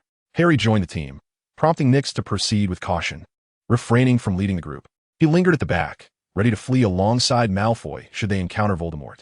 Harry was not at the forefront. The chances of being targeted were considerably high, as evidenced by Cedric's fate, who fell victim merely for walking ahead of Harry. Leading the group was Fong, a dog whose sense of smell far surpassed that of humans. Fong could detect the metallic scent of blood in the air, discerning its intensity. As the aroma grew more potent, he guided everyone toward its source. Nyx, accompanying him, gradually began to perceive the scent as well. realizing it signified the death of a unicorn. The intensifying odor indicated they were nearing the site of death. Hesitating, he was caught unprepared by the moment they arrived at the unicorn's demise. Draped in black robes, Voldemort was drinking the unicorn's blood. Each individual reacted differently to this sight. Nyx was momentarily frozen. The ground bore the potion ingredients he sought, specifically those required for a Beastmaster of rank 8. His body involuntarily moved forward, as if compelled to acquire the materials for his advancement. Malfoy, recalling Nyx's warnings, was struck with fear, yelling as he fled, with Fong following suit. Harry clutched his scar, pain radiating through him as he collapsed and rolled on the ground. Upon noticing the trio, Voldemort was taken aback, not expecting Harry and Nyx to present themselves so conveniently. Whether he killed Harry or abducted Nyx, achieving either goal would be a substantial victory. Slaying Harry would eliminate a significant threat, while capturing Nyx would provide a substitute for the Philosopher's Stone. Having recently consumed unicorn blood, he could wield most spells through Quirrell's body. Rising, he advanced toward Harry, wand raised in an odd grip, aiming at Harry to cast the spell. However, he soon noticed that Nyx was the first to act, completely losing control as he rushed toward the fallen unicorn. Voldemort swiftly redirected his target, casting a spell at Nyx. Stupefy. The spell struck Nyx directly. Yet instead of succumbing to unconsciousness, he found a peculiar calmness in his body, as if the force that had driven him was silenced. In that instant, he felt an extraordinary clarity, sensing something within him was no longer a hindrance. He retrieved a handful of seeds and scattered them on the ground, causing a thicket of various shrubs to sprout before him. Voldemort, initially perplexed by Nyx's lack of unconsciousness, recalled Quirrell's near demise at the hands of the shrubs during the Quidditch match. He raised his head, rasping, "It is you have disturbed me." Nyx, bewildered, responded, "What?" Having completely forgotten the previous fatal blow dealt to Quirrell. Voldemort was furious. His opportunity to eliminate Harry had been thwarted by Nyx, and now he faced destruction a second time. Avada Kedavra. In his wrath, Voldemort unleashed the killing curse upon Nyx. With Voldemort's formidable magical prowess, had the spell struck Nyx directly, death would have been inevitable. Fortunately, Nyx had previously conjured a substantial thicket before him, which absorbed the lethal curse. The spell obliterated the foliage, reducing it to ash, but Nyx, terrified, hastily scattered a variety of seeds, an eclectic assortment of wondrous plants, including mandrakes and devil's snare. Upon hitting the ground, the seeds sprouted rapidly, creating a barrier between Voldemort and Nyx. Realizing that this would not suffice to withstand Voldemort, Nyx contemplated fleeing. However, as he glanced back at Harry, still writhing on the ground, he hesitated. Abandoning Harry would ensure his own survival, but the moral implications weighed heavily upon him. He could not simply stand by as the savior perished, nor could he afford to be branded a Death Eater, particularly as a member of the Lestrange family. On the other hand, if he chose to save Harry, his diminutive stature would limit their escape, and both would likely fall victim to Voldemort. Frustrated, Nyx wondered why the centaurs, as arranged by Dumbledore, had yet to make their appearance. Just then, the thicket he had summoned ignited in flames. The fire consumed the plants. Yet they did not vanish, instead encircling Harry and Nyx in a blazing ring. The inferno illuminated the surroundings, revealing Voldemort's face, devoid of a nose. Beneath his dark robes, this fire was no ordinary flame. It was conjured by Voldemort's fiend fire. Anyone attempting to breach its perimeter without Voldemort's permission would be reduced to ashes. Confident of his impending victory, Voldemort commanded the flames, which he controlled, to incinerate the two trapped within. Addressing Nyx, he declared, "Lestrange, pledge your loyalty to me. Your family are my devoted servants, and you should be no exception."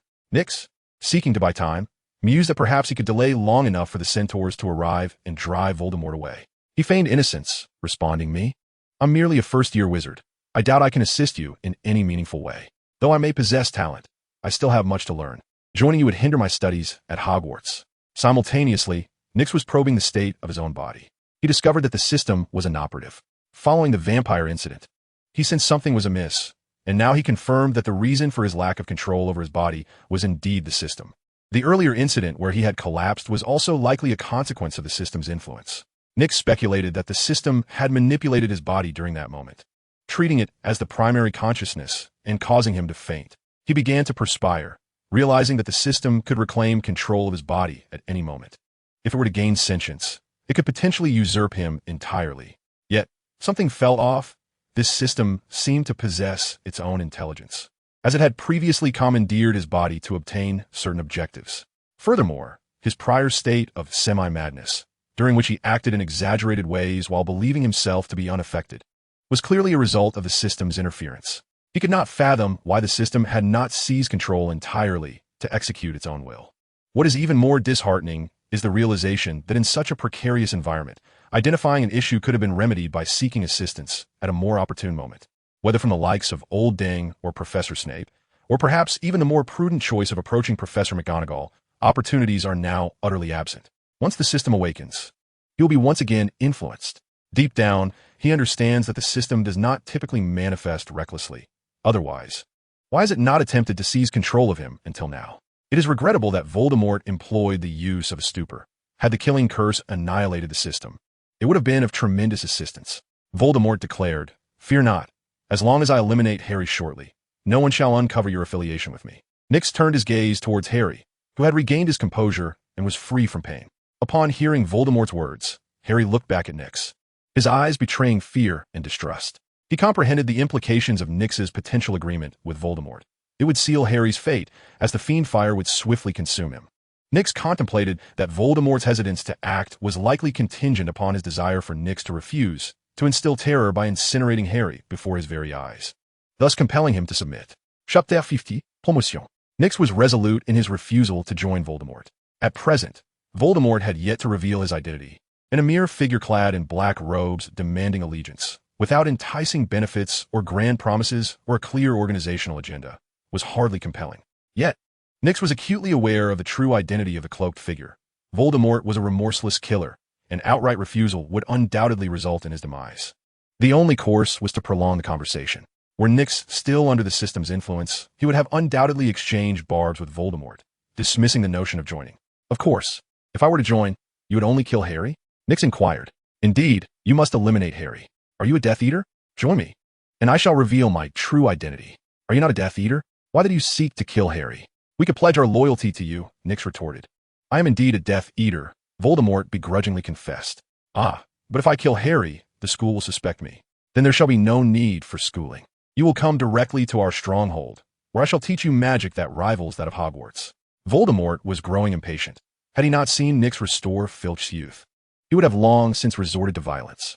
He manipulated the fiend fire into two serpents, which began to coil around the two of them. Nyx and Harry felt the oppressive heat enveloping them as the serpents moved with increasing speed, creating the unsettling impression that they might strike at any moment. At that moment, the surrounding trees conveyed that a centaur was approaching. Given the delay in the tree's communication, the centaur should have arrived long ago. Why had it not yet emerged? Upon realizing that reinforcements were imminent, Nyx contemplated taking a chance, yet his inner voice cautioned him that such actions could lead to his demise. Not to mention that Voldemort, or even Professor Quirrell, could retaliate at any future moment. Presently, Voldemort controlled the fiend fire, and a single misstep could lead to his incineration. After a moment of silence, Voldemort sensed Nyx's reluctance to surrender and directed the fiend fire towards the two. In the next instant, a spell descended from the sky, dispersing the flames, and a centaur leaped forth behind Voldemort. With resolute determination, Voldemort retreated. He decisively departed, not due to the formidable strength of the centaurs, but rather because of the ominous spell that had been cast from above. Professor Quirrell was utterly depleted, having just forcefully unleashed several spells, further diminishing his vitality. He could not prevail against someone capable of dispelling such potent magic. Thus, he chose to retreat, abandoning his intent to eliminate Harry and Nyx. Nyx gazed upward towards the source of the spell, but found nothing. Even the trees failed to indicate the presence of others nearby. A spell could not manifest without sound. Surely there was someone above, someone powerful enough to obliterate Voldemort with a single incantation, most likely Dumbledore. For only he would covertly offer assistance and possess comprehensive knowledge of the situation. Moreover, he would undoubtedly keep a watchful eye on Harry as he ventured into the perilous Forbidden Forest. Nyx yearned for help, wishing for Dumbledore to examine the system within him. Being usurped by the system was hardly preferable to complete oblivion. At least he believed he knew Dumbledore well enough to have a fair chance of not succumbing to total amnesia. He swiftly maneuvered past Harry and the centaurs, rushing to the unicorn's side, disregarding the blood, and reached in to extract the creature's heart. Nyx did not lose consciousness. He could feel that the unicorn's heart was the very material required for his ascension to Beastmaster of Sequence 8.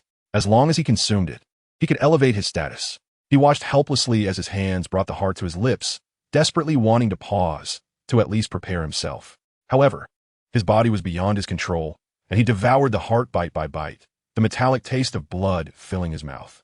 He wished to vomit, yet his body would not obey. As he consumed the unicorn's heart, he ascended, becoming a Sequence 8 Beastmaster. Whispers returned to his ears, a woman's voice, weeping and tender, reminiscent of a mother's lullaby, yet the words she spoke were the most malevolent of curses. The whispers were fleeting, and Nyx's psyche was once again affected. He rationalized the disappearance of the whispers as a normal occurrence, not due to the world's rules, but because the moon sequence lacked both Sequence 1 and Sequence 0, rendering whispers non-existent. That brief whisper was merely an illusion, a figment conjured by his belief that whispers must exist. This explanation, however, proved inadequate, for the system had clouded Nyx's judgment. He sensed something was amiss, but could not pinpoint the source of the issue. After his ascension, Nyx could faintly perceive the thoughts of the centaurs, his physical prowess significantly enhanced, enabling him to contend with an adult in hand-to-hand combat. His body regained control, and a slight smile emerged, a mixture of elation from his promotion and an underlying madness. The sight of his smile, adorned with silver blood, rendered his expression utterly terrifying. Harry felt a chill, finding Nyx far more frightening than the dark-robed figure from before. Trembling, he inquired, "Nyx, what are you doing?" The centaurs, too, were taken aback, roaring, "Young one, do you comprehend the gravity of your actions? Consuming a unicorn's heart will curse you." At that moment, Hagrid arrived, albeit belatedly, having overheard the centaur's words. He asked, "Nyx, did you truly eat the unicorn's heart?" Neville, Hermione, and Malfoy soon followed, having heard the centaur's remarks. Upon witnessing the silver blood on Nyx's hands and the glimmer of silver on his smiling lips, they realized the centaur's words were indeed true. As the onlookers gazed upon the smile of Nyx, they sensed an unsettling transformation. He was no longer the Nyx they once knew. Malfoy felt the most profound impact, reaffirming to himself that Nyx had succumbed to madness, and he was now ensnared in the clutches of a lunatic. Hagrid, observing Nyx's smile, slightly raised his crossbow, aiming it at the empty space before Nyx, and inquired once more, "Are you Nyx?" "I'm not Nyx." Nyx paused, then queried, "Who else could I be?" Hagrid, filled with skepticism, pressed on, "How can you prove it?" Nyx fell silent, grappling with the inscrutable nature of self-identification. He countered, "Then who do you believe I am?" "I believe you're under the influence of the soul-binding curse," Hagrid asserted. Nyx pondered for a moment and replied, "You may ask Harry. The cloaked figure did not cast the curse upon me. I am not under control." Hagrid turned to Harry, who, after a brief contemplation, stated, "I do not know, but that man intended to incinerate us all. It was the centaur who saved us." Harry surmised that the centaur had driven away the cloaked figure, thus extinguishing the flames. Unaware of any covert interventions, the centaur spoke to Hagrid, declaring, "It is not the soul-binding curse." Hagrid, easing his vigilance, looked at Nyx and questioned again, "Why did you seek to consume the heart of a unicorn? Are you aware that this will bring a curse upon you?" Chapter 51. The abilities of the Beastmaster are extraordinary. Nyx felt a surge of discontent. He had no desire to partake, yet found himself unable to resist. He opened his mouth, at a loss for words. An instinctive feeling gripped him, revealing the system would mean his demise. Turning to the centaur, he expressed, "Firenze, I am grateful to you. Without your intervention, they would have truly faced peril." Firenze shook his head, replying, "I did nothing." Nyx sensed the inner turmoil of Firenze. He genuinely wished to act, but had not contributed, as everything had been orchestrated by Dumbledore. He scoffed at the fates spoken of by his kin. Destiny indeed offers insights. Yet he held disdain for the interpretations of those centaurs, recalling how many had suffered calamity due to misreading prophecies. The ability to perceive Firenze's thoughts astonished Nyx. He attempted to extend this ability to others, but found it ineffective, pondering whether Firenze was not considered human. Were centaurs not human? He endeavored to exert control over Firenze, but as expected, failed. A Beastmaster does not simply command animals. They must first be tamed. Malfoy had witnessed the cloaked figure firsthand.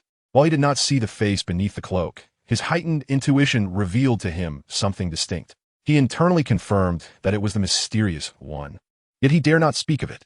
The thought of Nyx instructing him to infiltrate the ranks of the mysterious one filled him with dread.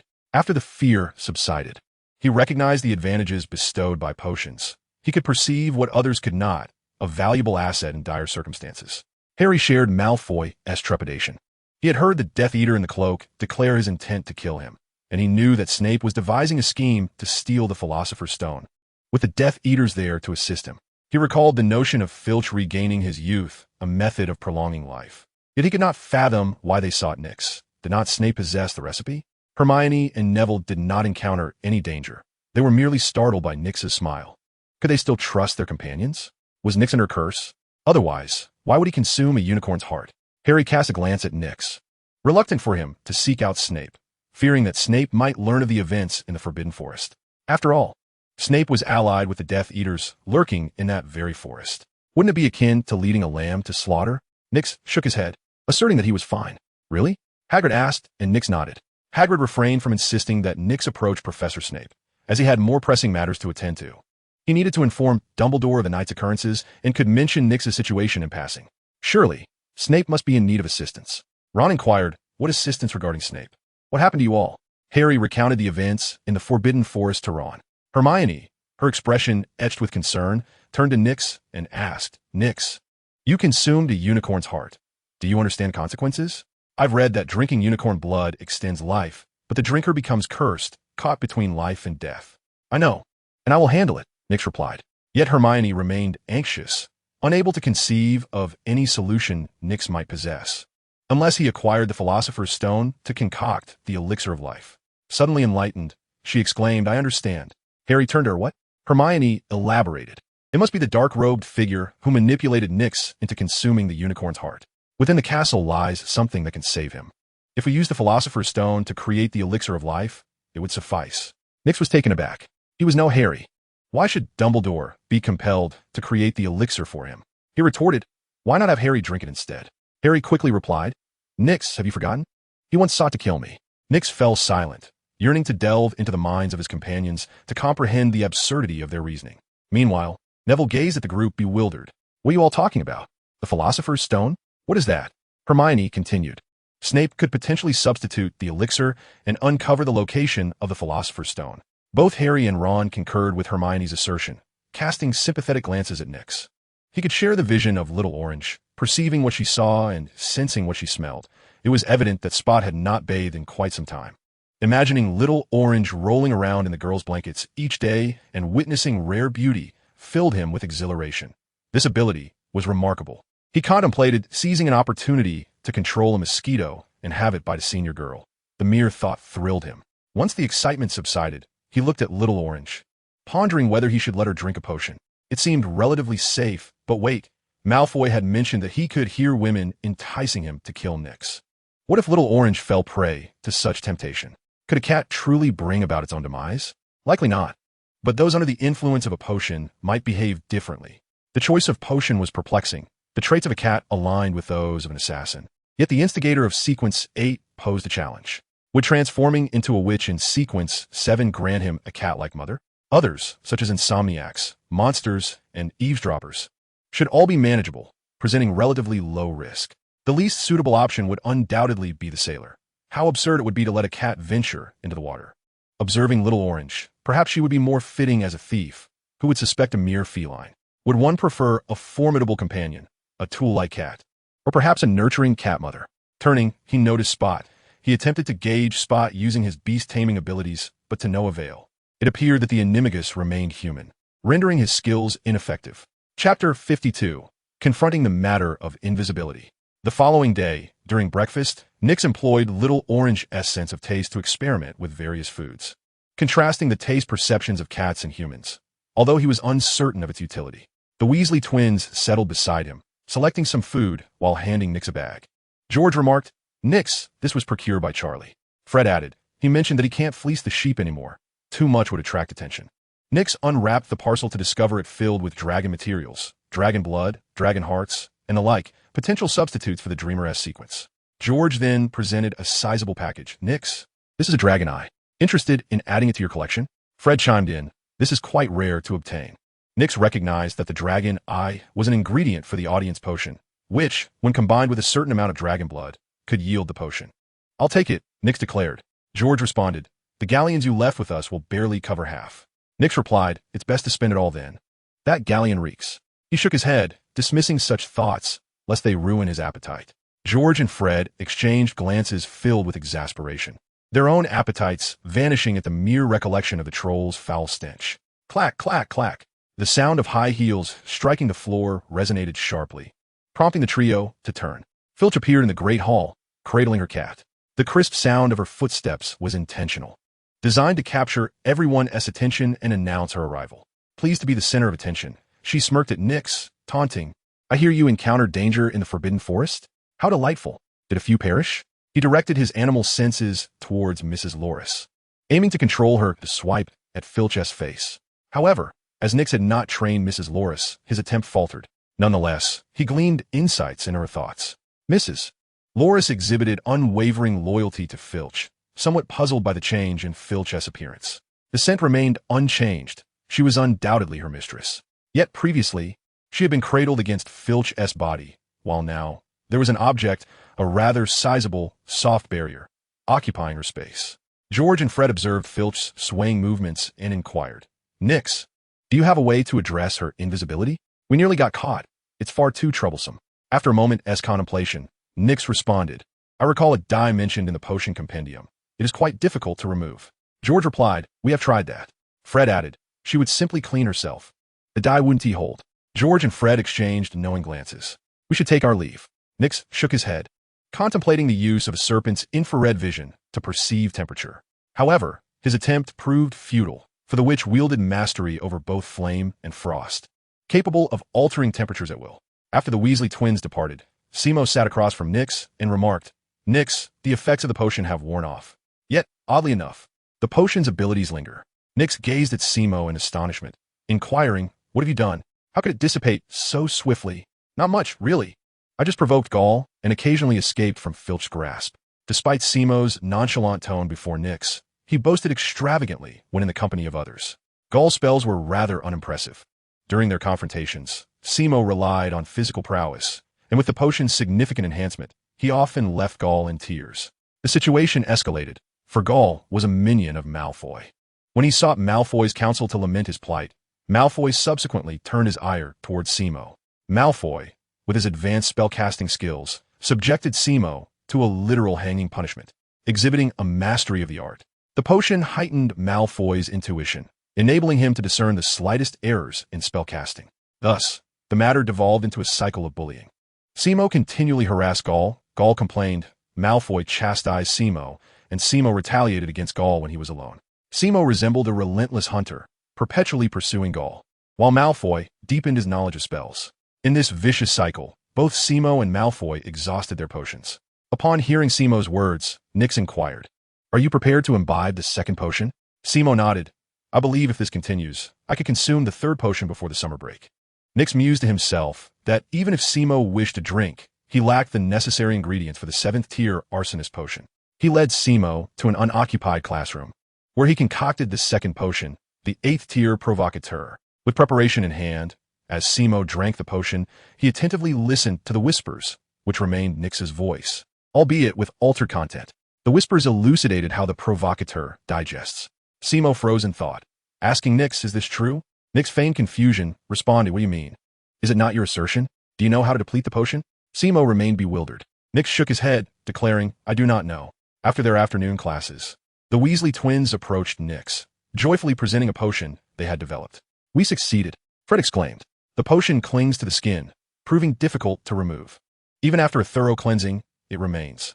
George added, "It possesses a deceptive quality. Under normal circumstances, it goes unnoticed, leading others to believe it has been eradicated." Fred continued, "We tested it on Percy S. Robe, and he had no inkling that anything was adhering to him." George chimed in, "We also experimented on Professor Quirrell, and he was oblivious as well." Nyx was astonished. They intended to test it on Voldemort. In person, Voldemort would uphold Quirrell's facade, refraining from taking lethal action against them. But the aftermath could be uncertain. With the final exams approaching and Voldemort likely to act upon the Philosopher's Stone soon, he probably lacked the time to trouble the twins. "Nyx," Fred said, "tonight we shall seek trouble with Filch." George added, "Will you join us?" Nyx shook his head. "I cannot. I have other matters to attend to." Troubling Filch holds little significance compared to the warmth derived from the company of senior classmates. Chapter 53, The Incident. The Weasley twins' dyeing scheme has met with great success. Equipped with the Marauder's map, they require no dye, while others who roam the night do, allowing them to reap substantial profits. Before long, Filch uncovers the issue. By day, A white liquid splashes onto her, and by night, she fails to catch anyone. Filch is not foolish, and a visit to the library reveals the secret of the die. As the end-of-term exams approach, despite Filch deciphering the mystery of the die, she still cannot apprehend anyone, as all are engrossed in their studies, leaving no time for rendezvous. After the exams, Ron remarks that they were not as difficult as he anticipated, and he passed with ease. Potion making is unsurprisingly flawless, akin to cheating, as his concoctions are impeccable, leaving even Snape with no grounds for criticism. Transfiguration is a primary focus for Nyx, who advances at a pace far exceeding that of first-year wizards, effortlessly completing his studies. The defense against the dark arts exam is a mere farce. Attendance alone ensures passing, as long as one fills in the answers. History of magic is skimmed through, having been schooled by Hermione, who resolutely declares that she will not allow Nyx to copy her homework next year. Once the exams conclude, students cannot depart immediately. They must await the results a week later, along with the year-end feast. Nyx finds time to peruse Professor McGonagall's reading list and seeks her out, inquiring, "Professor, I have completed the reading list you assigned.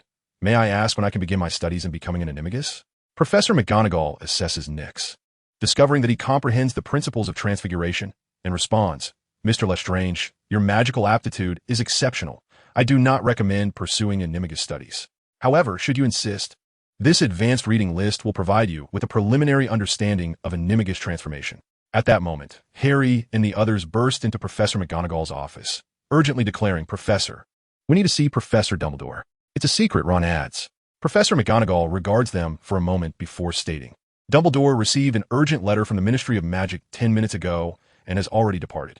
He has left at this very moment." Harry struggles to believe it. "What is wrong, Harry?" Nyx realizes that Harry and his friends are aware of the method involving the leaky cauldron, fearing the Philosopher's Stone may be stolen and wishing to report to Dumbledore. If he does not interrupt Harry might inadvertently reveal their knowledge of the stone before Professor McGonagall. "It's nothing," Harry recovers, ensuring he does not expose anything before McGonagall.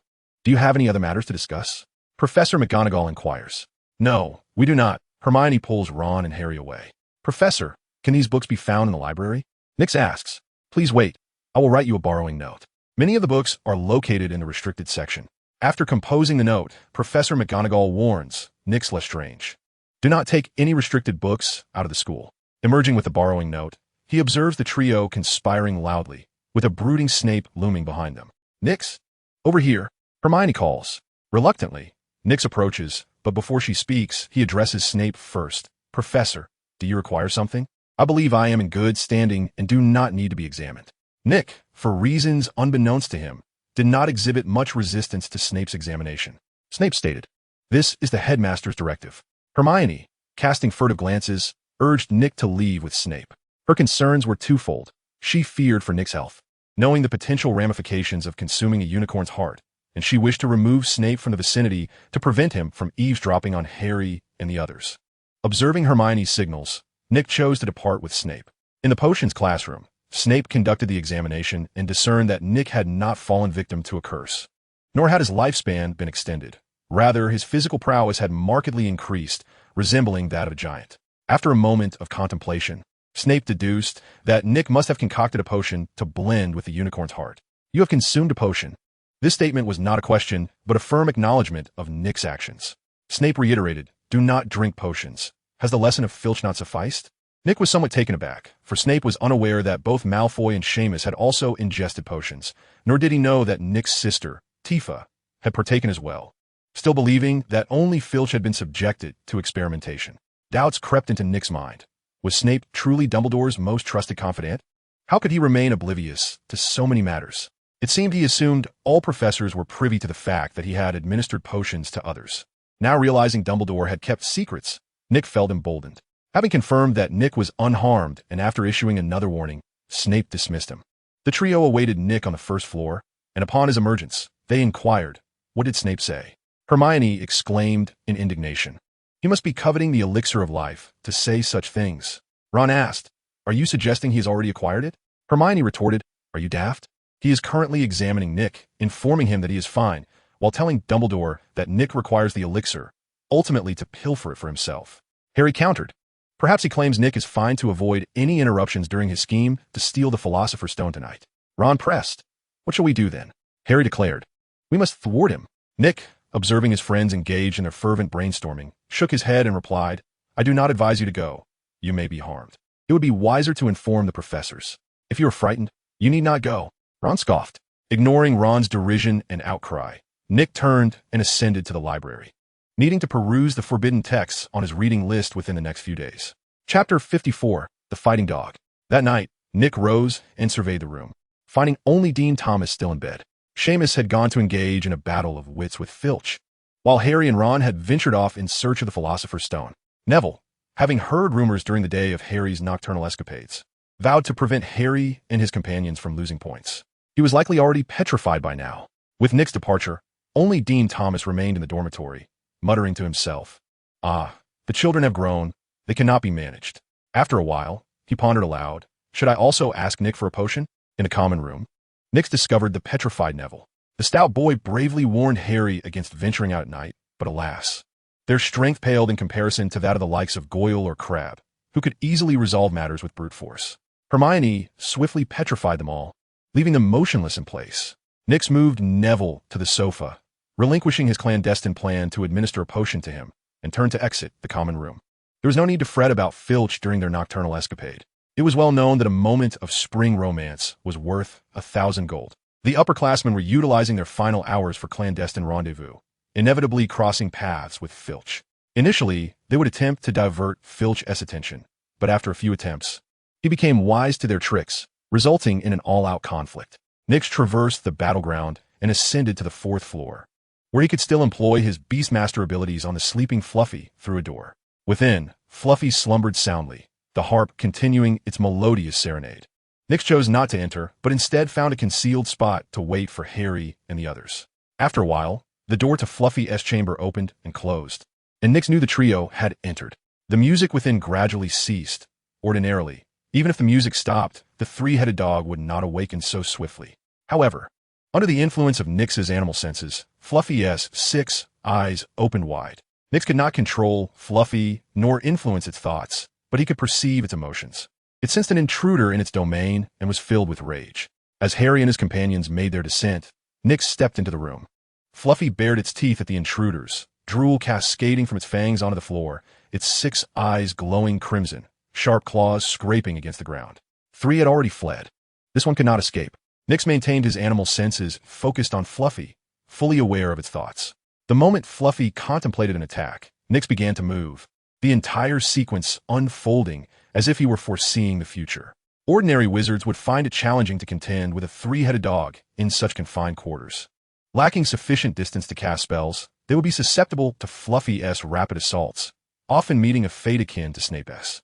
The Beastmaster abilities of Sequence 8 enhanced Nick's physical prowess, preventing him from being overpowered by Fluffy's speed. His youthful frame allowed for nimble maneuvering, ensuring he would not find himself without a place to evade. Coupled with the link of animal senses, Nick could simultaneously discern Fluffy's attack vectors and methods. It could be said that as long as Nick could keep pace and avoid errors, he would remain untouched by Fluffy. The formidable strength of Nick's ignited a desire to test his might against Fluffy, yet he suppressed such thoughts, for he was a wizard, an incantation-wielding wizard, not one who charged forth with slashes and strikes. Deep down, Nick understood that he could not afford to delay. Otherwise, by the time Harry and the others concluded their endeavor, he would lose his opportunity to procure materials. Moreover, he could not kill Fluffy. While doing so might secure the potion ingredients safely, it would inevitably lower Hagrid's goodwill, making future acquisitions of materials from him difficult. Attack spells, such as those that would disarm or obliterate, were ill-suited for dealing with Fluffy, whose weapons were its claws and teeth. Disarming would not rid Fluffy of those formidable tools. The force of shattering bones upon the formidable beast, Lu Wei, proved either ineffective or instantly lethal.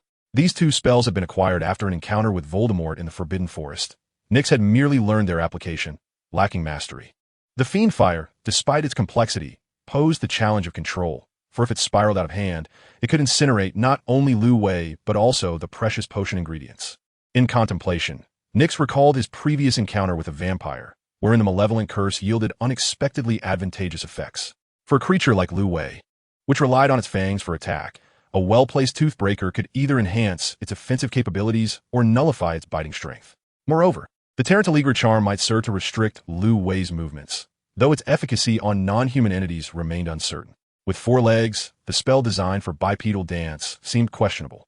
Nyx discovered that the malevolent curse had its merits, albeit limited in conventional wizard duels. If one could unleash a toothbreaker, they might as well cast shattering bones, unless the intent was to humiliate the opponent. Thus, he directed the most promising upside-down bell at Lu Wei. The 3-headed dog did not succumb to the spell. Its animal instincts alerted it to the force attempting to overturn it, and it resisted valiantly. Nyx was astounded by Lu Wei's magical resilience, realizing that to fully invert the beast would necessitate continuous casting. He retrieved a vine seed and hurled it toward Lu Wei. But the plant, effective against humans, was ineffectual against the beast, which easily broke free from the vine's grasp. Reluctantly, Nyx abandoned the notion of ensnaring Lu Wei with vegetation. Yet, he was not without recourse. During his studies with Hermione, he had enhanced the Lumos spell to emit a brilliant light. Hermione deemed this impractical, arguing that such illumination would blind both friend and foe alike, rendering both parties sightless. Instead, she advocated for learning more practical spells such as shielding armor and obstacle barrier. Subsequently, Hermione delved into an array of spells, from petrifying to shielding armor and shattering bones, while Nyx silently relinquished the pursuit. Now, a twinge of regret tugged at him. Had he mastered obstacle barrier, he would not find himself in such a dire predicament. With no other options, Nyx unleashed an amplified Lumos, the blinding light disorienting both adversary and himself, though he had prepared for a shorter duration of blindness. As a 3-headed dog, Lu Wei suffered triple the affliction and, in its fury, lashed out wildly at its surroundings. Its heads frequently collided with the walls, leaving it somewhat dazed. Meanwhile, Nyx, also blinded but unharmed, maintained a connection with Lu Wei's animal senses, effortlessly evading the creature's onslaught. After the frenzy subsided, Lu Wei retreated to a corner, awaiting the restoration of its 6 eyes. With his vision regained, Nyx began to cast the upside-down bell with fervor, until Lu Wei was successfully turned on its back, suspended in midair. Once visibility returned, Nyx unleashed several vines to bind Lu Wei's 4 legs, securing it in place like a piglet's trotters to prevent any escape. Chapter 55. The Fractured Mechanism. Upon collecting certain materials from Lu Wei, he became despondent, his gaze toward Nikes filled with trepidation. Even if released now, he would not attack Nikes, for the latter had left an indelible psychological scar upon him. It is likely that Lu Wei, upon encountering Nikes in the future, would cower in fear. Taming a beast typically involves instructing it on what to do, rewarding it with sustenance for compliance, and resorting to punishment for disobedience. Unintentionally, Nikes had executed the latter. By mere coincidence, Lu Wei acknowledged Nikes as his master. Although Nikes could command Lu Wei, he remained unaware of this fact and did not untie him, instead leaping down through the trapdoor. Beneath the trapdoor lay the devil's snare, which ordinarily ensnares descending wizards. However, it proved to be easily manageable. Not only could one, like Hermione, safely escape without struggle, but many spells could effortlessly release one from its grasp.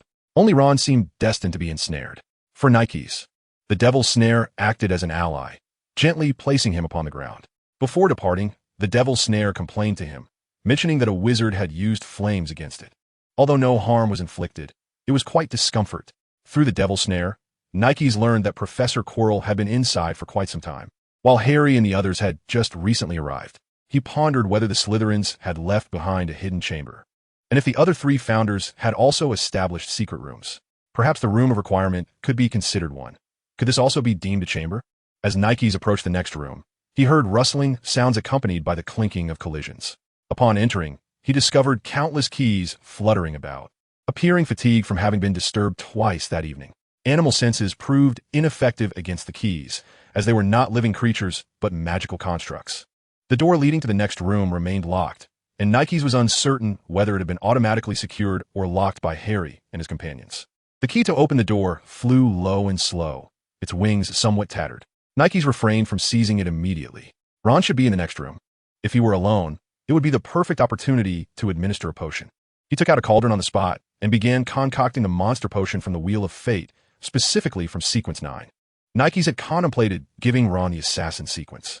Fearing transformation into a woman, Ron would need to be discreetly dosed with sequences 8 and 7 as well.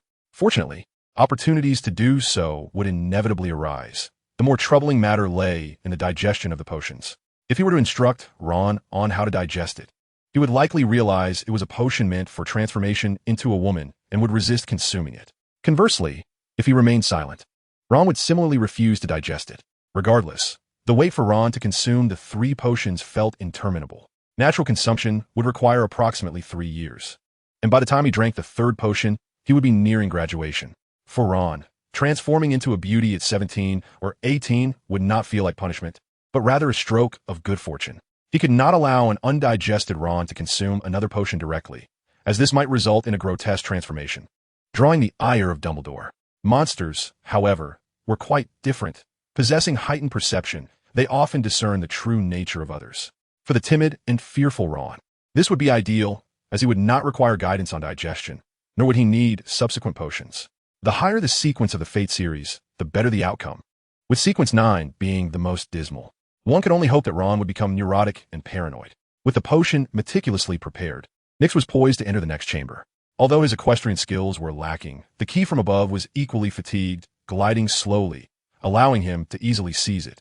As he approached the ground, he leaped from his broom and landed before the door, pushing it open and rolling inside. The chess room was somewhat dim, illuminated only by the flickering braziers that cast light on a small area. Nix's gaze fell upon the chessboard, strewn with debris, with few intact pieces left. In a relatively clean corner, he discovered the unconscious Ron, lying on the cold steps with a trickle of blood from his head. Yet it appeared to be of little consequence. Cautiously, Nix administered the potion to Ron, ensuring not a single drop was wasted.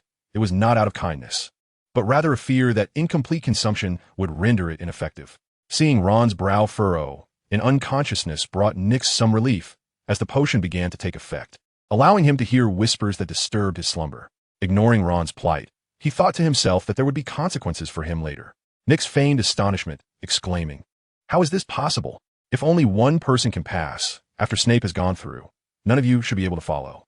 He would not leave anything for others to traverse. Hermione stood momentarily stunned, her heart racing as she began to doubt her previous deductions. The two entered the chamber, finding the flames extinguished and the potion bottles empty.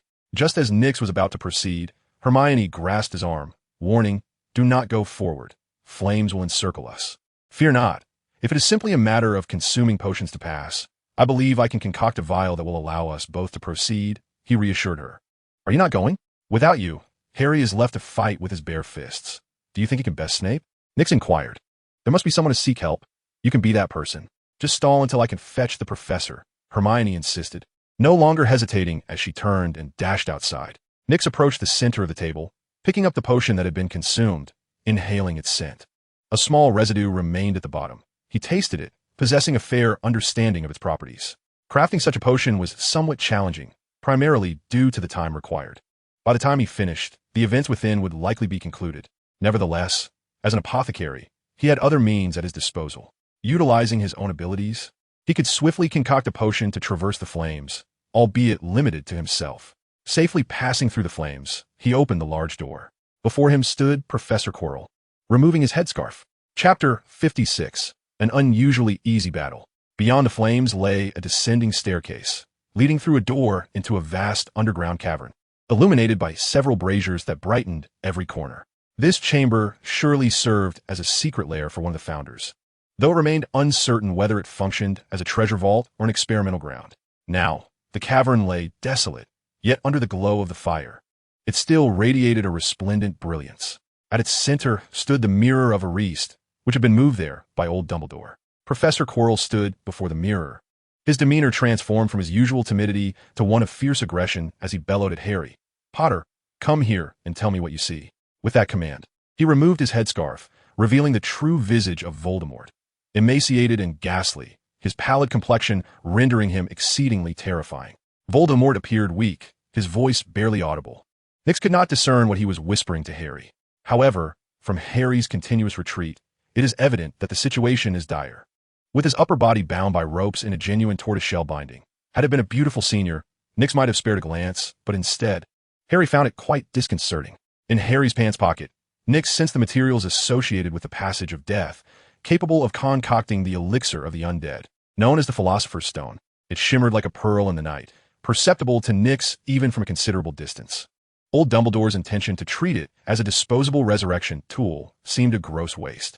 The discovery of the Philosopher's Stone left Nix in a daze. He took a few steps forward, eager to draw closer, while both Harry and Voldemort noticed him simultaneously. Harry was overjoyed, believing assistance had arrived. Voldemort commanded Professor Quirrell, "Kill him." He perceived the Philosopher's Stone was within reach, rendering Nyx superfluous. Professor Quirrell raised his wand towards Nyx and uttered Avada Kedavra. Nyx rolled to evade the curse. He was no longer the frail figure from the Forbidden Forest, devoid of magical prowess. His ascension to the rank of Beastmaster at level 8 endowed him with agility, allowing him to deftly dodge the killing curse. Crouching low, he cast a disarming spell at Professor Quirrell. Though Quirrell appeared strong on the surface, he was weakened. During the encounter in the Forbidden Forest, he had consumed unicorn blood that would restore Voldemort. However, due to the presence of Harry and Nyx, Voldemort had expended much of that restorative power with his spells.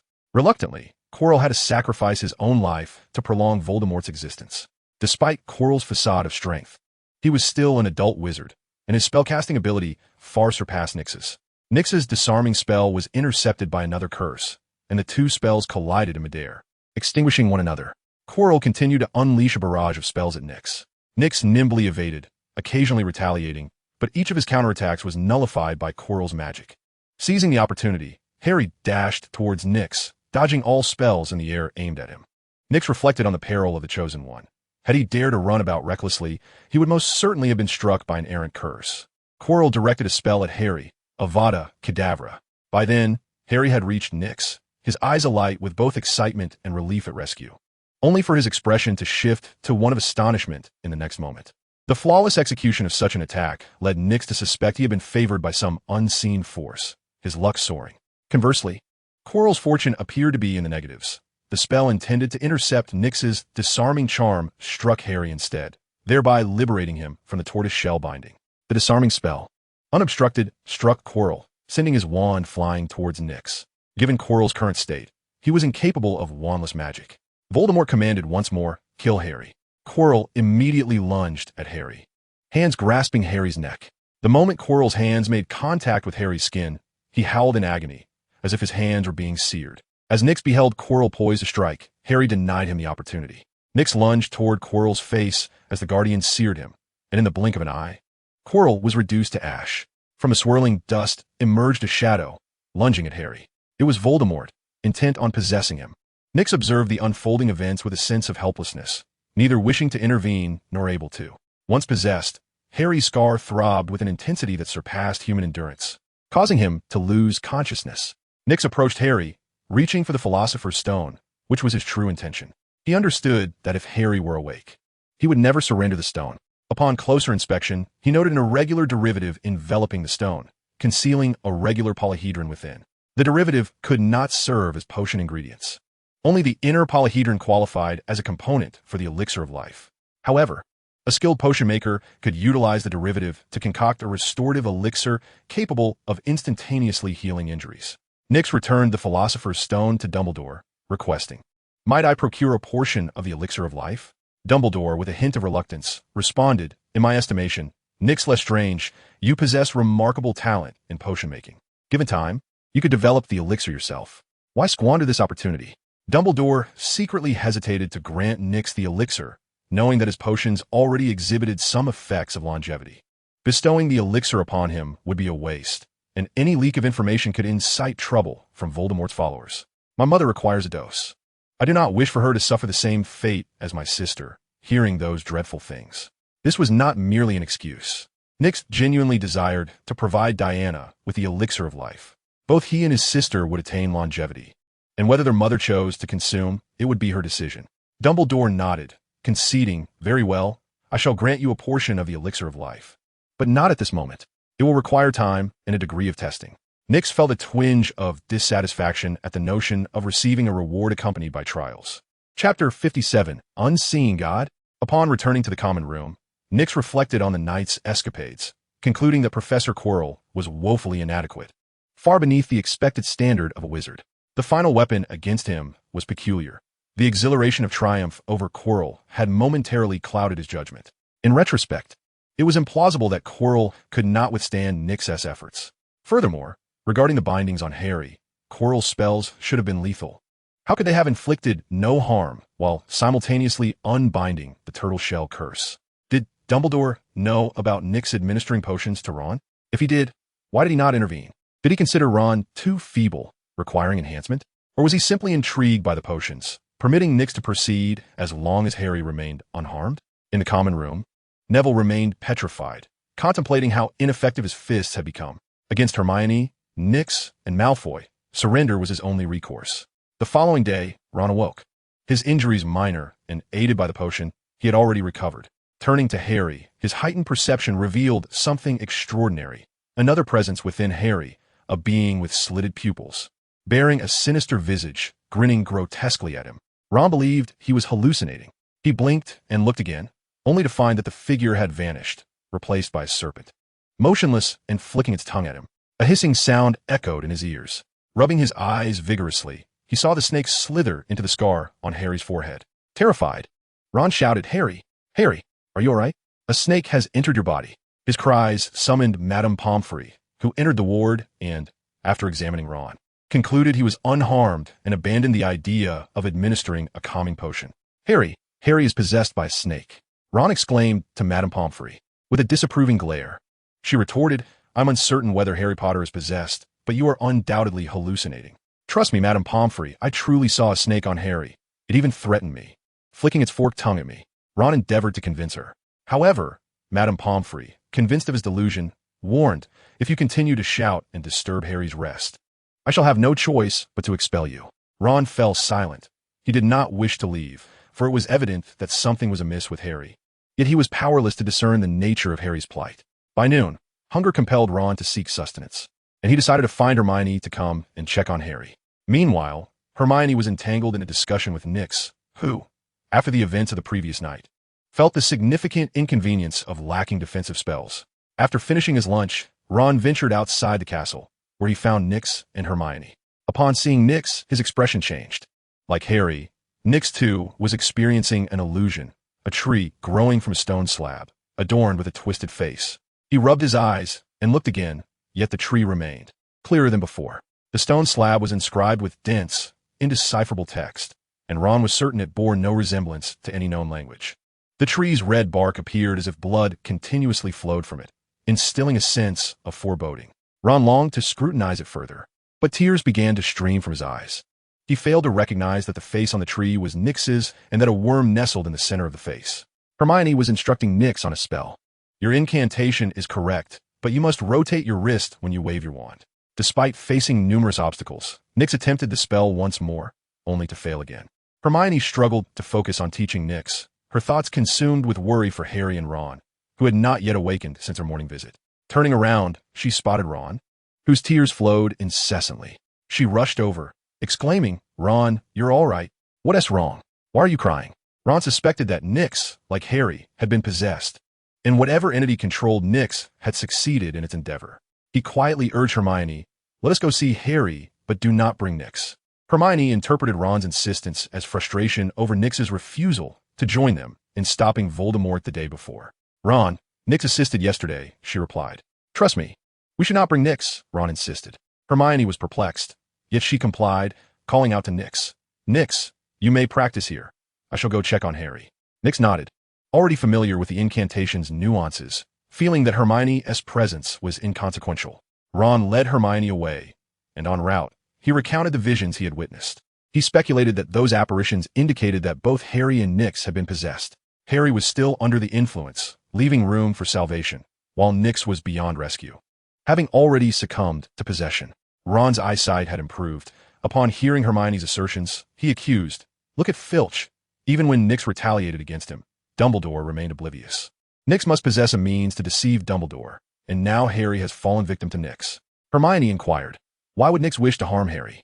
His family consists of Death Eaters, and he is one of them, Ron affirmed. Hermione sensed something amiss in Ron's reasoning. His words lacked coherence, as if he were fabricating a lie to implicate Nyx. Upon reaching Harry's bedside, Ron once again beheld the vision surrounding Harry, exclaiming, do you see that? There is someone. He transformed into a snake. He has entered. Hermione, bewildered, saw nothing and began to suspect that Ron might be deliberately deceiving her to malign Nyx. She sought confirmation from Madame Pomfrey, who assured her that Harry was fine and would recover in a few days. Ron maintained that there was indeed something wrong with Harry, attributing it to Nyx's actions. Hermione devised a plan for Ron to consult Filch to ascertain whether any apparitions accompanied him, thereby revealing whether Nyx posed a threat, or if Ron himself had issues. Chapter 58, The Accusation of Guilt. Filch stood at the castle's entrance, scrutinizing the passing young wizards, searching for the one who had battled her the previous night. Prior to the final examinations, Filch felt quite pleased, as the little ones had come to recognize her prowess. The number of students wandering about at midnight had dwindled. However, following the exams, the young wizards began to retaliate, particularly the 7th years, whose assaults were the most ferocious. The boys were somewhat lenient, not wishing to be too harsh given the girls' beauty, while the girls could only be described as frenzied, hurling all manner of filth at Filch. As Hermione and Ron passed through the castle gates, Ron fixed a penetrating gaze upon Filch, convinced that something was amiss. Yet, Filch bore no apparitions. She was neither a Horcrux created by Voldemort nor possessed by an unknown entity, thus remaining devoid of visions. They halted outside the castle, and Ron remarked, "Filch vers no apparitions. Are you suggesting that Nyx and Harry could transform into women? You have seen Filch before her transformation, yet you did not mention her being possessed." Hermione countered. Ron was momentarily at a loss for words, resorting to a stubborn claim. It must be Nyx's doing. He spent the night alone with Harry, and thereafter both were possessed. Perhaps this is the work of the Dark Lord. His symbol is a serpent, Hermione suggested. But what about the one on Nyx? That is not a snake, Ron retorted. Hermione, incensed, questioned, if Nyx is responsible, why would he harm himself? Ron paused, then defended to conceal the truth. If only Harry had it, it would imply that he was the one responsible. Now that both possess it, it is evident he is attempting to obscure the truth. Observe how he does not slumber like Harry. Hermione shook her head and departed alone, profoundly disappointed in Ron. The facts lay bare before him, yet he stubbornly resisted acceptance. His prejudice against Nyx led him to attribute all faults to Nyx. That evening, Ron boasted of his exploits, drawing quite the audience, including the Weasley brothers, Neville, Seamus, and Dean Thomas. I noticed the three-headed dog awaken and decisively shouted to Harry and Hermione to jump. Together, we leapt aside, evading the beast's assault. George, skeptical of his dim-witted brother's capability, inquired, "Was that truly your spell?" Fred chimed in to undermine him, asserting, "It must be Hermione's." "Of course it was mine. I'm a giant slayer after all. How could I fail against a devil's snare?" Ron retorted. He took a sip of water and continued. We entered a dimly lit chamber, and the braziers flared to life, revealing a vast chessboard. Seamus, you may have played wizard chess, but I assure you, you've never encountered pieces larger than humans. The colossal board was missing 3 pieces, which I recognized were designated for us. Those gigantic pieces could obliterate the others with a single blow. I excel at chess. Even with fewer pieces, I could still triumph, provided I allowed the opponent to eliminate me, paving the way for Harry to checkmate. If I did not make this sacrifice, Harry would be unable to advance and thwart the theft of the Philosopher's Stone. Resolutely, I decided to position myself to be taken. Neville exclaimed, "You've been defeated." Dean reminded him, "Neville, he is still alive. What happens next? How did you survive?" Ron was uncertain about the subsequent events, yet he could fabricate a tale. Naturally, Harry successfully navigated the chess room. You see, Nyx was actually trailing us, quietly following as we navigated the obstacles, intent on claiming the Philosopher's Stone. Seamus interjected, "How did Nyx get past the beast? Wasn't he awake when you crossed?" The Lestrange family consists of Death Eaters, and he is undoubtedly one of them. All Death Eaters are adept in dark magic, and he is no exception. Using dark magic to bypass the beast is quite straightforward. Furthermore, consider this. If he were not a Death Eater, why would he stealthily follow us? Wouldn't it have been easier to accompany us? Ron managed to persuade the others. So, did Nyx obtain the Philosopher's Stone? Seamus queried. Percy, who had been listening intently, interjected, "Ron is wrong to defame others." "I am not defaming him. I merely speak the truth," Ron retorted, angered by Percy's lack of support. As a prefect, Percy wielded considerable influence, and many accepted his words, believing Ron to be disparaging Nyx. Even if Percy had remained silent, few would have believed Ron. His exaggerations during boasting rendered others skeptical of his claims, and his fabrications about Nyx were perceived as attempts to ostracize him. Unbeknownst to Ron, the crowd's impression of him began to sour. Subsequently, Seamus commenced boasting about his exploits with Filch. Ron turned to the doorway, his heightened inspiration allowing him once again to glimpse visions. He yearned to discern the peculiar apparitions. Yet within mere seconds, tears began to well in his eyes. Seymour was the first to notice Ron's distress and inquired, "Ron, why are you crying?" "It's nothing, just a bit of discomfort in my eyes," Ron replied, suspecting that Nix was deliberately obscuring his view of the visions. Nix, observing Ron's continual tears, felt a sense of satisfaction. It was evident that Ron had indeed seen something strange, and if this continued, madness would surely ensue. Neville hurried up the stairs alongside Nix. Expressing gratitude, "Nix, thank you for moving me to the sofa." Nix waved his hand dismissively. No need to mention it. Upon returning to the dormitory, Nix noticed Neville hesitating and asked, "Is something the matter?" Mustering his courage, Neville spoke, "Nix, could you provide me with a potion? I wish to learn spells more swiftly." The chubby boy had summoned the courage to voice a request, a rare sign of progress. Typically, it was Nix who led him to meals, studies, and assignments. For Neville to take the initiative and articulate a need indicated he was beginning to regard Nix as a friend. Chapter 59. Am I to face 3? In the dormitory, Neville remained silent, gazing at Nix with hopeful eyes. Although Nix was willing to give him a potion, Neville felt a twinge of disappointment, knowing that a potion alone could not teach him spells. Noticing the dimming of Neville's spirit, Nix encouraged, "Neville, with diligence you can master spells. You know, at the start of the term, Professor McGonagall confined me daily, but in truth, she was teaching me how to harness my magical power. Is Snape also helping you control your magic?" Neville inquired curiously. In a manner of speaking, "Ultimately, it is my own effort, Neville. Even if we cannot stand out, we can elevate our shortcomings to the level of an ordinary person through hard work." "Are you saying that as long as I try, I can learn spells?" Neville asked. "Indeed," Nix affirmed. With this confirmation, Neville ceased to place his hopes solely on the potion and turned to leave. "Where are you going?" Nix queried. No longer interested in the potion. "Ah, will you truly give me the potion?" Neville responded with surprise. His eyes lit up with anticipation as he recalled how the example of Filch demonstrated that potions could enhance one's magical ability, transforming a squib into a functional wizard. The Weasley twins had once toyed with Filch effortlessly, but now it required a small army of young wizards to contend with her. Seymour's experience illustrated the potency of potions.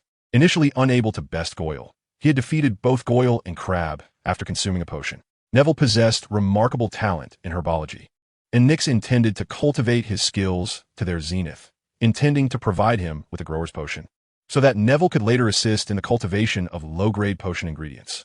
After preparing the potion, Nix observed as Neville drank it without hesitation. Whispers echoed in his ears. Seymour had mentioned that Nix's presence often allowed one to hear his voice. When the whispers faded, Neville's first sensation was one of newfound strength. He felt capable of taking on 3 Goyles. Following that, a sense of optimism washed over him, foretelling a bright day ahead. The Quidditch match would proceed smoothly. "How do you feel?" Nix inquired. "Splendidly. I feel as though I can take on 3 Goyles," Neville exclaimed. Neville voiced his innermost thoughts, and upon realizing the futility of brute strength, he acknowledged that Malfoy and Hermione wielded spells. The future lay in dueling with incantations, leaving him no opportunity to engage directly. Nix shook his head. To him, 3 or 10 trolls posed no difference, for the troll spells were utterly chaotic. He produced a seed and inquired, "Can you identify this?" Neville nodded. "It's a sneezewort seed." Nix affirmed, "The effects are commendable." He refrained from instructing Neville on potion digestion and would not elevate his status further. For Neville was already formidable, requiring no enhancement. As Neville departed the dormitory, he sought to share his joy with his companions. Gryffindor faced a disheartening defeat in their final Quidditch match. Without the ace-seeker Harry Potter, they suffered a brutal loss to Ravenclaw. Before the end-of-year feast commenced, Harry finally regained consciousness. Ron was astonished, noting that Harry no longer bore any illusions. He remarked to Hermione, "You were right. Dumbledore would not allow anything to befall Harry." Casting a glance at Nix, he continued, "Yet Nix certainly harbors some issues. He still carries illusions." Hermione retorted, "You are merely biased against Nix." Nix overheard their exchange and merely smiled. In recent days, he had observed Ron weeping uncontrollably upon seeing him. Realizing this, Nix made it a point to saunter before Ron frequently. As the feast began, Dumbledore rose to address the assembly. Before announcing the House Cup, "I have a few final points to award." He called out, "Ron Weasley, for his significant victory in Wizard's Chess, Gryffindor receives 50 points. The Gryffindor table erupted in cheers, with Ron's smile nearly reaching the heavens as he basked in the admiration of those around him. Once the applause subsided, Dumbledore continued, "Miss Hermione Granger, in the face of danger, displayed remarkable intelligence. Gryffindor earns an additional 50 points. Harry Potter, for his courageous confrontation of adversaries, is awarded 60 points in recognition of his bravery and extraordinary valor." Ron quietly remarked to Harry, We have as many points as Slytherin now. Nick suddenly sensed that old Dumbledore would likely not commend him verbally, for his intentions that day were not pure. Thus, the absence of praise was to be expected, though he found solace in the elixir of immortality. Dumbledore pressed on.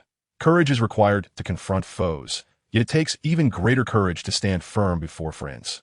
Neville Longbottom has earned 10 points for Gryffindor. Dumbledore declared Gryffindor the victor of the House Cup, transforming the hall's decor from Slytherin's green to Gryffindor's crimson and gold.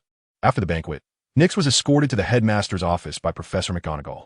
The room brimmed with magical artifacts, and his senses incessantly reminded him of the myriad potion ingredients present, particularly the phoenix, from which he sensed a blend of various potion materials.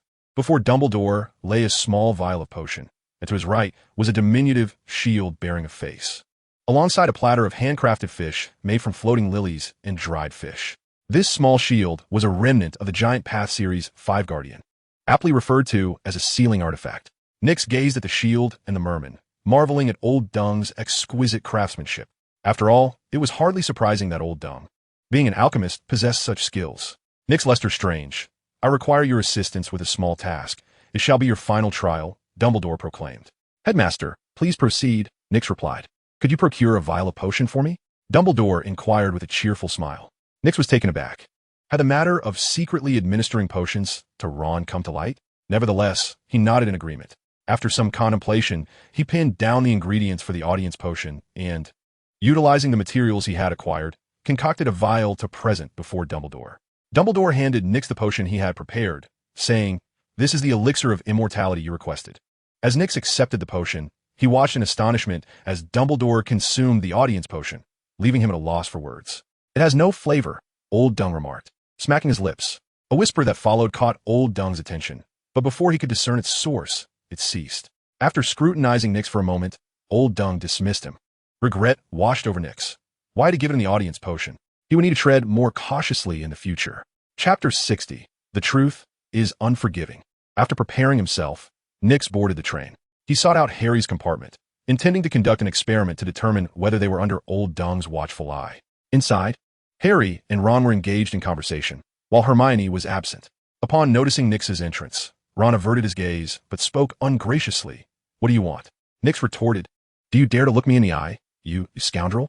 The term scoundrel enraged Ron, who stood up only to find Nix's wand aimed at him, casting an obstructive spell. Any attempt to advance would result in colliding with the enchantment, forcing him to sit back down, seething in silence, his eyes brimming with tears, unwavering in his glare. If looks could kill, Nix would be dead. Ron refrained from hurling insults at Nix, as the wand in Nix's hand remained pointed at him. Should he utter a word, Nix would not hesitate to unleash a curse upon him. The prolonged focus on Nix's illusion proved unbearable for Ron, prompting his mind to trigger a protective mechanism, causing him to faint. Harry glared at Nix in indignation, believing his treatment of Ron was excessive. Upon witnessing Ron's unconsciousness, he exclaimed, Ron, what has happened to you? He merely fainted. There is no need for alarm, Nix replied. Why did you put him in a coma? Harry queried.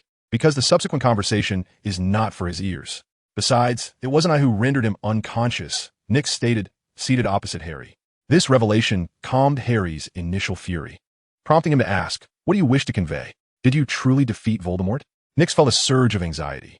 Would Old Dung appear or manipulate someone to interrupt him? What did you say? Harry began, yet Nix cut him off. Quirrell is Quirrell, and Voldemort is Voldemort. Do not conflate the two.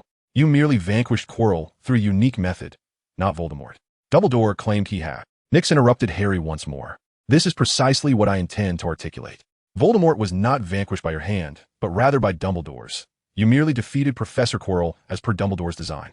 Harry gazed at Nix in confusion, unable to comprehend his meaning. If Snape could perceive Quirrell's dubious nature, surely Dumbledore must have known as well. Why then? Did he allow Quirrell to remain? Nix prodded. Harry, taken aback, inquired, are you suggesting that Dumbledore was aware of Quirrell's issues? Were the protective enchantments surrounding the Philosopher's Stone truly effective? Look at Quirrell. Aside from the troll, he reached the depths with ease. Harry turned to Nix and asked, what exactly are you trying to convey? Disappointment flickered in Nix's eyes. Despite his numerous hints, Harry remained oblivious, prompting him to speak plainly. Harry, have you not realized? Professor Quirrell was an adversary orchestrated by Dumbledore, a trial for you. Nix continued, Harry, You possess no virtues. Had you possessed keen insight, you would have recognized that Snape is not the one seeking to steal the Philosopher's Stone. Had you been formidable enough, you would not have needed to understand how to navigate the troll. If you were truly intelligent, you would have comprehended the devil's snare. If you could see the bigger picture, Ron would not have had to sacrifice himself, and even the potion to pass through the flames relied on Hermione's knowledge. Your only commendable skill lies in your broom riding, which merely aids in your escape. I did not flee, Harry shouted. Nix retorted mockingly, indeed you did not flee. Dumbledore struggles to commend you, resorting to calling you extraordinarily brave. Silence enveloped the compartment. Harry felt anger at Nix's words, yet sensed a semblance of truth within them, all while realizing that Nix was behaving unusually today. Although Nix was known for his unconventional nature, he typically refrained from such direct confrontations. He awaited intervention from Dumbledore or someone to quell him. As time passed without interruption, Nix pondered whether he needed to be more forceful. Harry Potter, you are even more arrogant than your father. You revel in your fame, yet lack the requisite prowess to match it. Dumbledore has invested immense effort in your development, yet you fall short. Had you possessed the strength to confront the troll, Dumbledore would have nurtured you into a powerful wizard, akin to himself, as long as he remains. Voldemort would think twice before acting recklessly. Had you the knowledge to navigate the devil's snare, Dumbledore would have cultivated you into a learned individual capable of seeking wisdom to defeat Voldemort. Should you have triumphed in wizard chess, Dumbledore would have shaped you into a strategic mastermind, uniting the magical world against Voldemort. If you could deduce the potion to pass through the flames, Dumbledore would have guided you to become an all-seeing wizard capable of identifying Voldemort's weaknesses and overcoming him. Yet you have achieved none of these. You charged forth like a reckless fool, leaving Dumbledore no choice but to assign you two caretakers. Harry regarded Nix, eager to retort, yet at a loss for words. The compartment fell silent once more, and Nix mused, had none of this captured Dumbledore's attention? He was prepared to reveal the truth about the Horcruxes to Harry, and the absence of intervention indicated that the train was beyond the realm of surveillance. Just as Nix opened his mouth to speak, the compartment door swung open, and Hermione appeared at the threshold, exclaiming, "Nix, there you are. Neville and Seamus are looking for you." Nix gazed at Hermione, lost in thought, uncertain whether she had been summoned by Dumbledore. "I understand," he remarked before rising to depart. Hermione observed Nix's expression with confusion and turned to Harry, inquiring, "What is the matter with him?" Harry shook his head. "I do not know." Somewhat despondent, he relayed Nix's earlier words to Hermione, ultimately asking, "Am I truly that proud? Do I revel in fame?" Hermione was at a loss for how to console Harry, yet she comprehended that the entire situation hinged upon him. With sincerity, she said, "Harry, do not overthink it. Without you, Ron and I would never have uncovered Voldemort's schemes, nor would we have intervened with Professor Quirrell. If Nix were present, he would tell Hermione that this was a mark of true leadership. A team's cornerstone need not wield magic, possess immense strength, or exhibit strategic prowess. Rather, they must possess the charisma to inspire those around them to charge forth alongside them." Nix found an empty train compartment to reflect on the recent events. Hermione's timely arrival seemed too coincidental, leaving him uncertain whether Dumbledore had been surveilling the train. Chapter 61, Homecoming. Neville and Seamus sought out Nix, who was deep in contemplation. "Nix, how can one master potions?" Neville inquired cautiously. Nix replied, "Potions will gradually be mastered over time." Neville asked, "Can it be expedited?" Seamus mentioned you aided him in quickly grasping it. "Your potions differ. I cannot say how to master yours swiftly," Nix responded, unwilling to disclose the intricacies of potion digestion. Neville opened his mouth, resigned to the fact that he would have to wait for a gradual understanding. Observing Neville's expression, Nix suddenly recalled the effect of the audience potion, which unveiled hidden thoughts through subtle actions, cleverly influencing and guiding events toward desired outcomes. Neville had consumed the potion at Hogwarts, and Dumbledore must have been aware of this. Was Dumbledore utilizing the audience's abilities to direct Neville toward him? What was his objective? The method of potion digestion? He had shared the digestion techniques with Malfoy and Seamus. Yet their approaches differed. Was Neville's situation a test orchestrated by Dumbledore? Dumbledore undoubtedly wished to assist Harry, but had the audience potion inadvertently thwarted Nix's trial? Was this bordering on the mystical? Regardless of the truth, Nix resolved to assume that the train was within Dumbledore's surveillance scope and refrain from unnecessary actions. At King's Cross Station, upon disembarking from the train, Nix noticed Ginny with Tifa nearby. The little girl's eyes darted about, filled with wonder at everything around her. Spotting Nix as he alighted, her face lit up with a smile, and she ran towards him. Circling him with glee, she exclaimed, "Brother, I have graduated from school. They say I can apply to St. Trinian's Academy. What is that school?"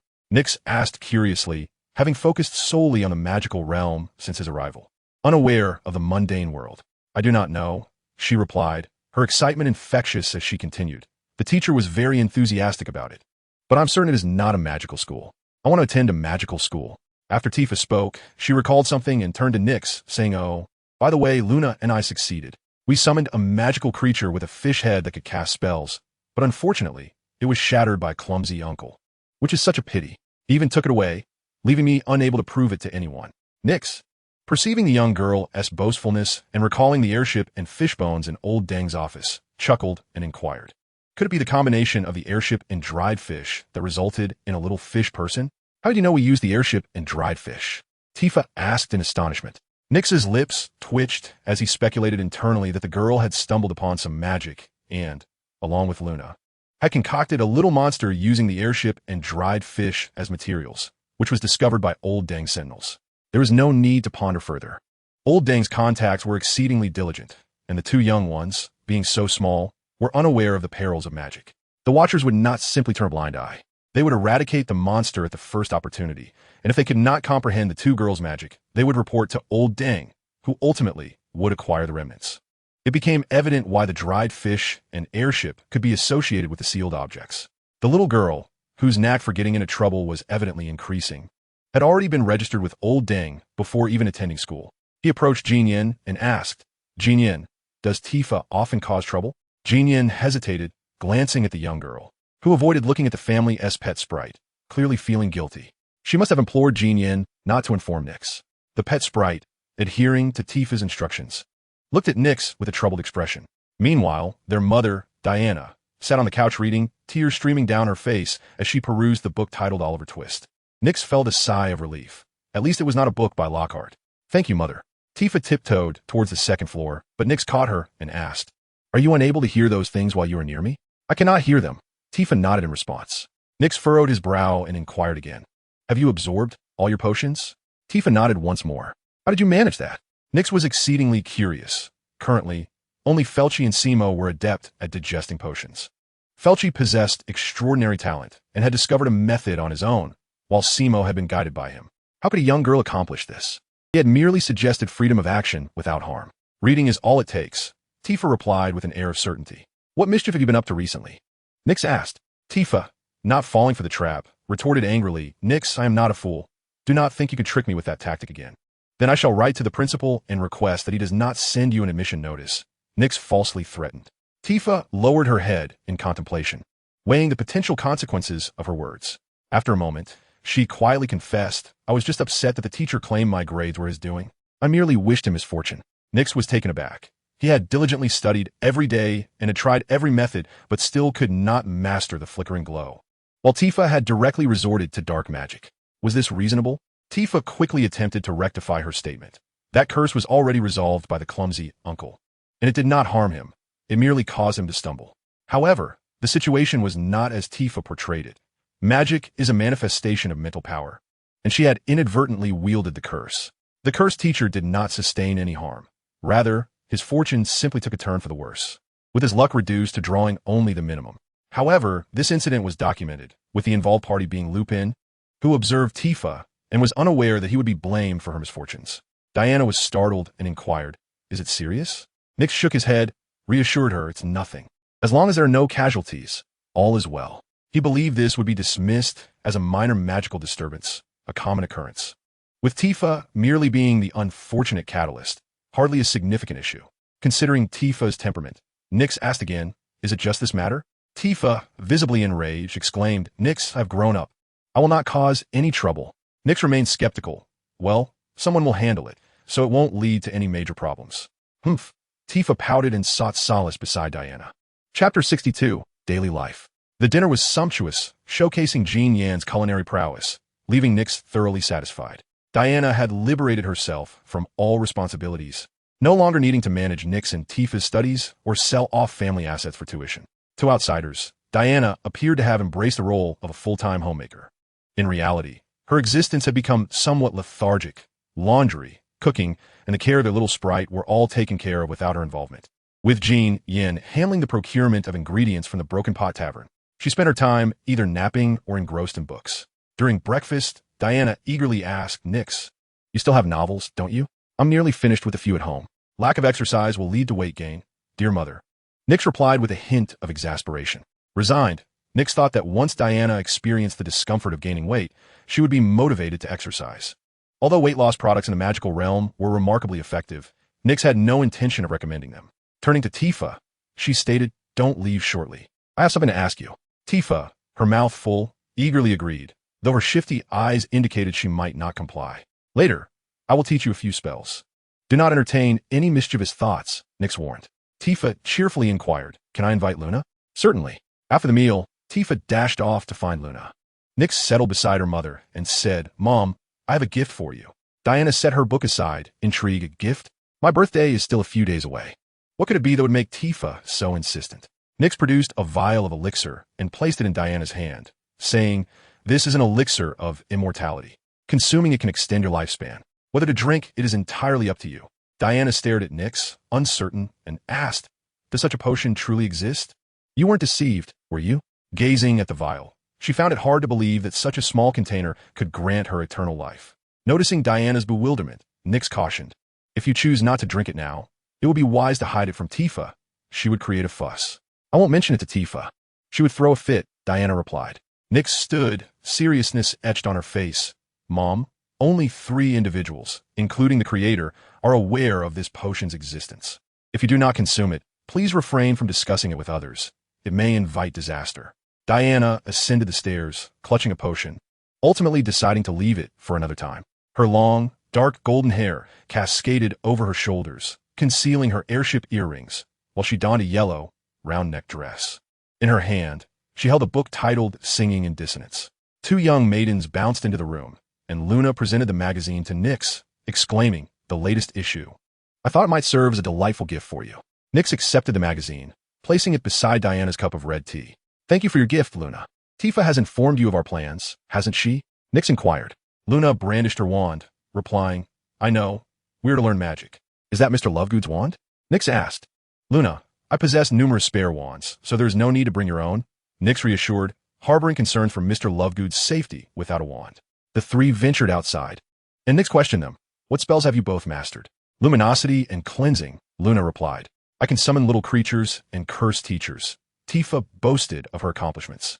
Luna glanced at Tifa, pondering before stating, "I too can summon little creatures, but I do not curse teachers." Following Luna's declaration, Tifa added, "Rest assured, brother, I shall not curse you." Nix regarded Tifa with a mixture of exasperation and understanding. "In other words, Tifa, you do not know any spells." Tifa lowered her gaze. Feeling disheartened, Luna could perform 2 spells while she could not. Observing Tifa's expression, Nix spoke again. "Today, I shall teach you luminosity and cleansing." Instantly, Tifa's demeanor brightened, but she turned to Luna with concern, asking, "What about Luna?"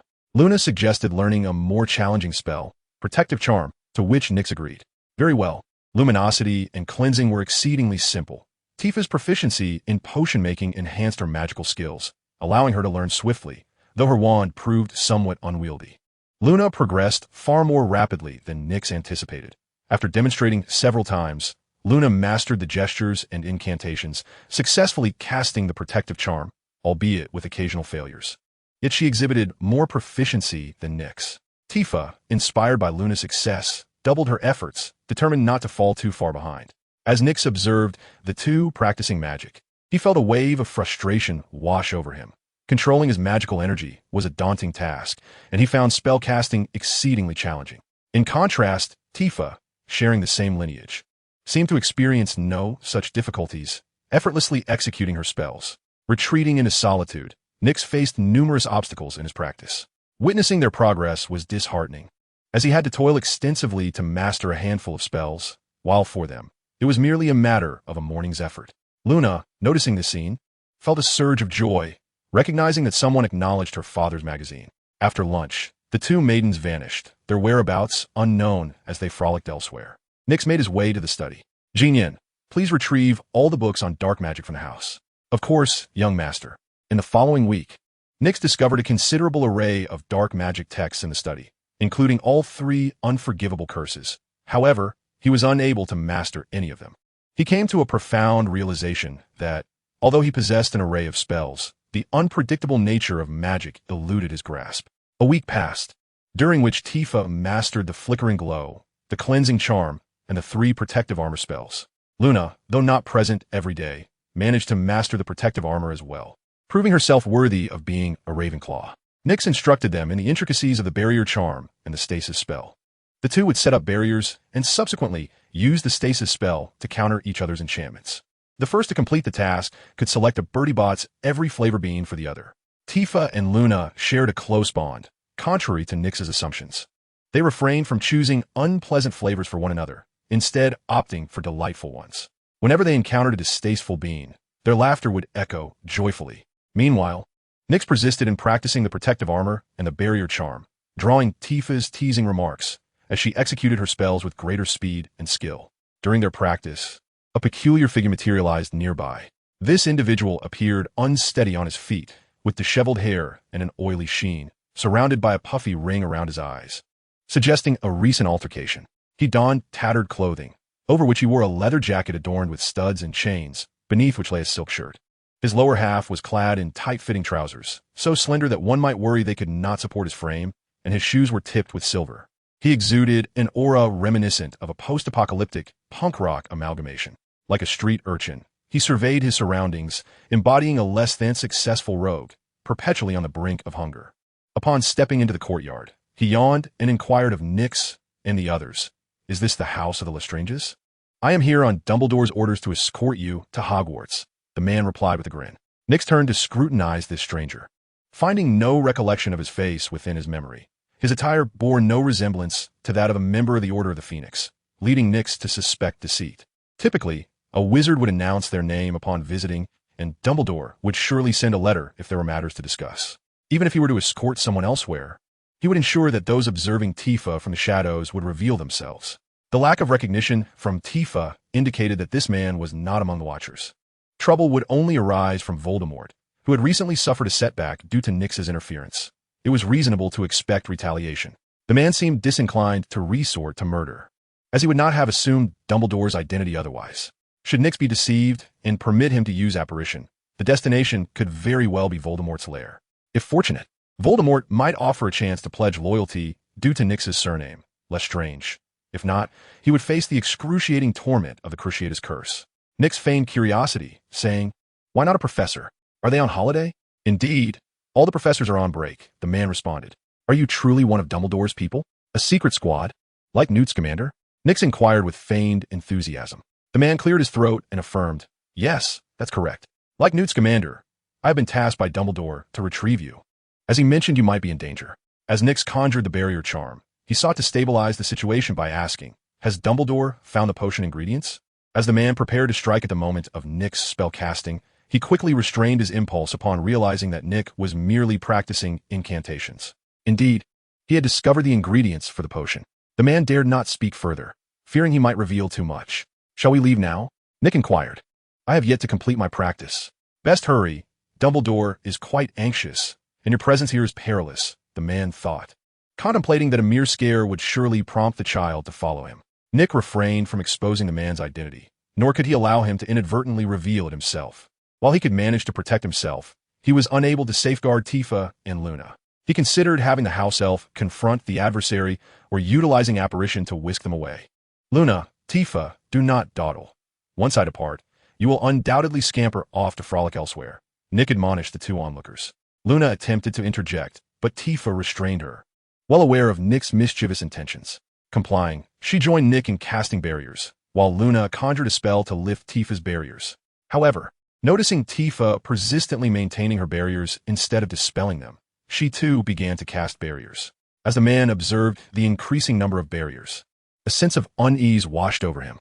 Just as he prepared to act, Nyx turned to him and asked, "What is your name?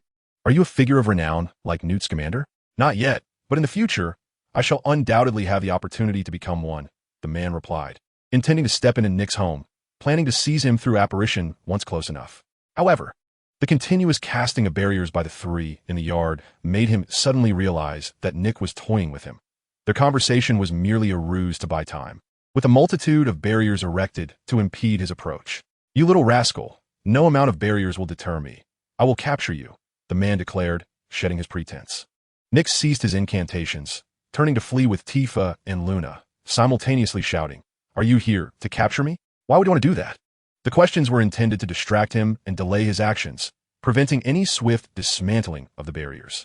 Unaware of Nick's ploy to buy time, the man hastily dispelled the barriers, stating to Nick, "Do not let me catch you. I will treat you well. Trust me. You will relish that experience." Chapter 64, Unable to Prevail. Ultimately, the three did not reach the house. Their barriers were too dispersed, and dismantling only a few would suffice for passage. However, Nick and his companions had to strategically distribute their defenses. Otherwise, the enemy could circumvent them easily, thwarting their goal of delaying time. "Run," Nick urged Tifa and Luna. "Not running anymore," the man remarked ominously, considering Nick's prowess. He had been unable to conjure barriers in his first year, and indeed, those chosen by their master were exceptional talents. Observing Nick's refusal to flee, he deemed it prudent to first subdue Nick, lest he be mocked by his peers for miscalculating. He staggered and collapsed. Nick skillfully evaded. First, a protective spell was cast upon himself, and as he stood to attack, another incantation flew towards him, shattering his protective armor. Spells continued to rain down, leaving Nyx with no opportunity to retaliate, forcing him to evade. Fortunately, his ascension to Sequence 8 had enhanced his physique. In his previous form, he would have been unable to dodge so many spells. He suspected that someone was aiding in capturing Chilo. Although the Death Eaters had been purged, a few loyal servants still remained. At the most perilous moment for Nyx, a somewhat sluggish figure emerged from a hidden corner, deftly blocking the man's spell. "Who are you?" the man inquired. To his knowledge, there should not have been any adults in Nyx's home. Nyx rose to regard the newcomer, feeling a pang of sentiment. Had Lupin ambushed him from behind, the battle would have ended swiftly. Yet, it was not fair to blame Lupin, for he could not have known the man would spare Nyx's life. Naturally, he sought to intercept the spell and preserve Nyx's fragile existence. At the entrance of the house, two little girls peered through the door, their heads poking out to observe the outside. Behind them stood the house elf, Jinyan, ever prepared to whisk the two girls away with a disapparition. Behind Jinyan was Diana, who could not see the situation outside, her heart filled with anxiety. In truth, with Lupin present, the man could not take Nyx away. Moreover, he should be concerned about his own escape, for Lupin was not easily trifled with. With Lupin in the vicinity, safety was assured. The two little girls rushed to his side, asking, "Brother, why does he want to capture you?" "He is a villain who specializes in abducting children," Nyx warned them. Tifa, unconvinced, shot him a disdainful glance and replied, "Even if you're trying to scare me, at least find a more believable excuse." Luna then remarked to Tifa, "I have a brilliant idea." The two began to whisper conspiratorially, subsequently casting obstacles not before Lupin, but surrounding the entire battlefield with impediments. Nyx, perplexed, cautioned, "It's futile. He can disapparate at will, and obstacles won't hinder him." Tifa, with a triumphant gaze, responded, "Just watch. We are not trying to block him." Lupin did not suppress his opponent, but rather fought on equal footing. In truth, he could defeat the man, yet capturing him posed a greater challenge. By maintaining an appearance of parity, he aimed to observe his adversary, while also fearing that the man might flee. The man was deceived. Coupled with Nyx's presence, he felt a glimmer of hope to complete his task. Tifa and Luna encircled the battlefield with a barrier of obstacles, transforming it into a confined square. The two began to recite incantations. These were refined spells that Tifa and Luna had developed following their previous ritual's failure. Their prior incantations had been quite casual, merely beseeching Newt Scamander for a magical creature. This time, their words bore a formal quality. Nyx immediately recognized the incantations as ritual magic, directed toward an unknown entity. This was perilous. Lupin also realized the gravity of the situation. He had witnessed the two little ones completing the ritual last time. They swiftly retreated, navigating through the myriad obstacles as they vacated the encircled area. As Nyx emerged, he deftly sealed the breach that had been created. The two girls remained resolute in their pursuit of the mystical creature, viewing the male within the arena as their sacrificial offering. They were merely experimenting, harboring no expectation of success. In their understanding, the sacrificial entity must not exhibit any resistance, lest the offering should inevitably fail. However, this time the sacrifice succeeded. The man, unaware of his impending fate, did not resist, having just engaged in a duel with Lupin, which left him somewhat fatigued. As Lupin ceased his attack, the man sought a moment to catch his breath, searching for an opportunity to apprehend Nyx and make his escape. He found himself perplexed by the sudden cessation of hostilities. What were they doing? Upon comprehending the content of the incantation, he felt a hint of amusement. Was it not a tad too late to beseech the divine? The nature of sacrifice disregards the will of the offering. Typically, those unwilling to be sacrificed would resist, leading to the common practice of rendering the victim unconscious or binding them securely. Yet, the man remained within the confines of the sacrificial circle, rendering him the chosen offering. As the magical ritual took effect, the man's expression morphed into one of excruciating agony. His eyes shattered, and a crimson mist erupted from his body, forming a blood-red horn atop his head, leaving him emaciated. Originally radiant eyes now emitted a ghostly light, his ears elongated into tendrils, and his hair lay strewn upon the ground, while his hands converged before his chest, forming a hollow tube that cradled the wand. Once the transformation was complete, his luminous eyes began to search intently, taking a few steps toward Nyx, and the wand unleashed a spell that struck the surrounding obstacles. Subsequently, the wand began to spew forth incantations incessantly, as Lupin frantically defended himself, while Nyx continued to erect barriers. The two girls were thoroughly startled. They had not anticipated the gravity of the situation, and instead of the desired mystical creature, a monstrous entity had emerged. Chapter 65, The Mindless Beast. The creature retained a humanoid form, yet its head and heart were no longer its vulnerabilities. The exoskeleton served as the support for its body, and the light emanating from its eyes was a remnant of lingering magical energy. Its sole weakness lay in the blood-red crystalline horn upon its head. The loss of this horn would lead to the creature's immediate demise. This horn was intended to receive commands from an unknown existence, but alas, it fell short of its purpose, transforming the creature into a mindless being, driven solely by the obsessions of its former life. Its previous mission was to capture Nyx, insisting that she must remain alive. Thus, the spells it cast were aimed at incapacitating her, with Nyx as its singular target. The two girls bore witness to the entire transformation of a living being into a monster, and they were not only terrified but also mentally shaken. Upon regaining their composure from the psychological shock, their first instinct was not to weep, but rather to seek atonement for their misdeed. Their immediate thought was to seek assistance, and the only person they could turn to was Luna's father, Mr. Lovegood. Xenophilius Lovegood was their sole avenue for finding someone capable of rescuing Nyx. However, within the house was also the house elf, Jean Yin, who could transport them via apparition to Luna's home. As they entered the house, Tifa urgently called out, "Jean Yin, take me and Luna to her house, but leave my mother behind." Diana gazed vacantly at Tifa, only to find that both Tifa and Luna had vanished. She approached the doorway and stealthily peered outside. Luna's residence was in view. Tifa and Luna were urging Xenophilius Lovegood to rescue someone. The creature emitted no roars nor exhibited any other actions. It merely unleashed a barrage of spells, resolutely advancing towards Nyx. Everything that stood in its path was obliterated. Physical objects were destroyed by the delicate limbs formed from its ribcage, while intangible entities were dispersed by its spells.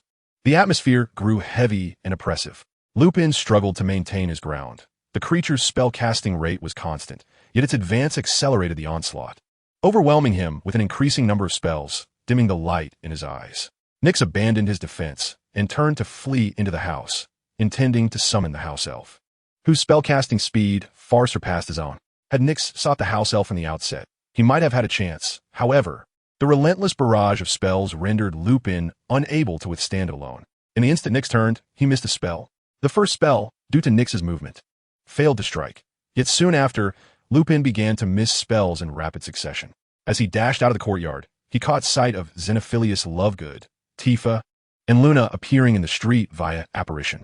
The house elf was right behind Tifa. In that moment, Nyx yearned to call for the house elf to protect him, but a spell struck him, rendering him unconscious before he could utter a word. Nyx's unconsciousness did not halt the creature's onslaught of spells. Each spell that hit Nyx felt like a cruel mockery, sending chills through the hearts of those watching. Lupin attempted to cast a stunning spell at the creature, but it proved ineffective. The creature continued its relentless pursuit of Nyx, untouched by Lupin's magic. Lupin then cast a bone-breaking spell, which caused the creature's shell to shatter, revealing an empty thorax. The destruction of its shell deprived the creature of its wand, ceasing its ability to cast spells, yet remained undeterred, fixated on Nyx. Upon operating, Xenophilius Lovegood beheld the creature looming behind Nyx, his mind momentarily frozen in shock. By the time he regained his senses, Lupin had already unleashed several spells. Witnessing the creature on the verge of reaching Nyx, he instinctively cast a barrier. The creature, undeterred, collided with the barrier as though it were invisible. A thunderous crash echoed through the street, triggering alarms from nearby vehicles. The impact severed the creature's upper and lower halves, which had previously been interconnected by its shell and bones. Lupin's bone-breaking spell caused the shell to fall away, leaving only bones to connect the two parts. The collision fractured the bones, cleaving the creature in two. The lower half collapsed to the ground, silent, while the upper half, propelled by the rib-like limbs, continued its pursuit of Nyx. The house elf, Goldrock, with a snap of his fingers, transported Nyx away, prompting the creature to immediately redirect its attention. This scene caused Lupin to furrow his brow. This creature was seemingly indestructible, and it appeared to have fixated on Nyx, disregarding the attacks from others, as well as any obstacles between itself and Nyx. He experimentally employed the inverted hook on the monstrous entity, successfully ensnaring it.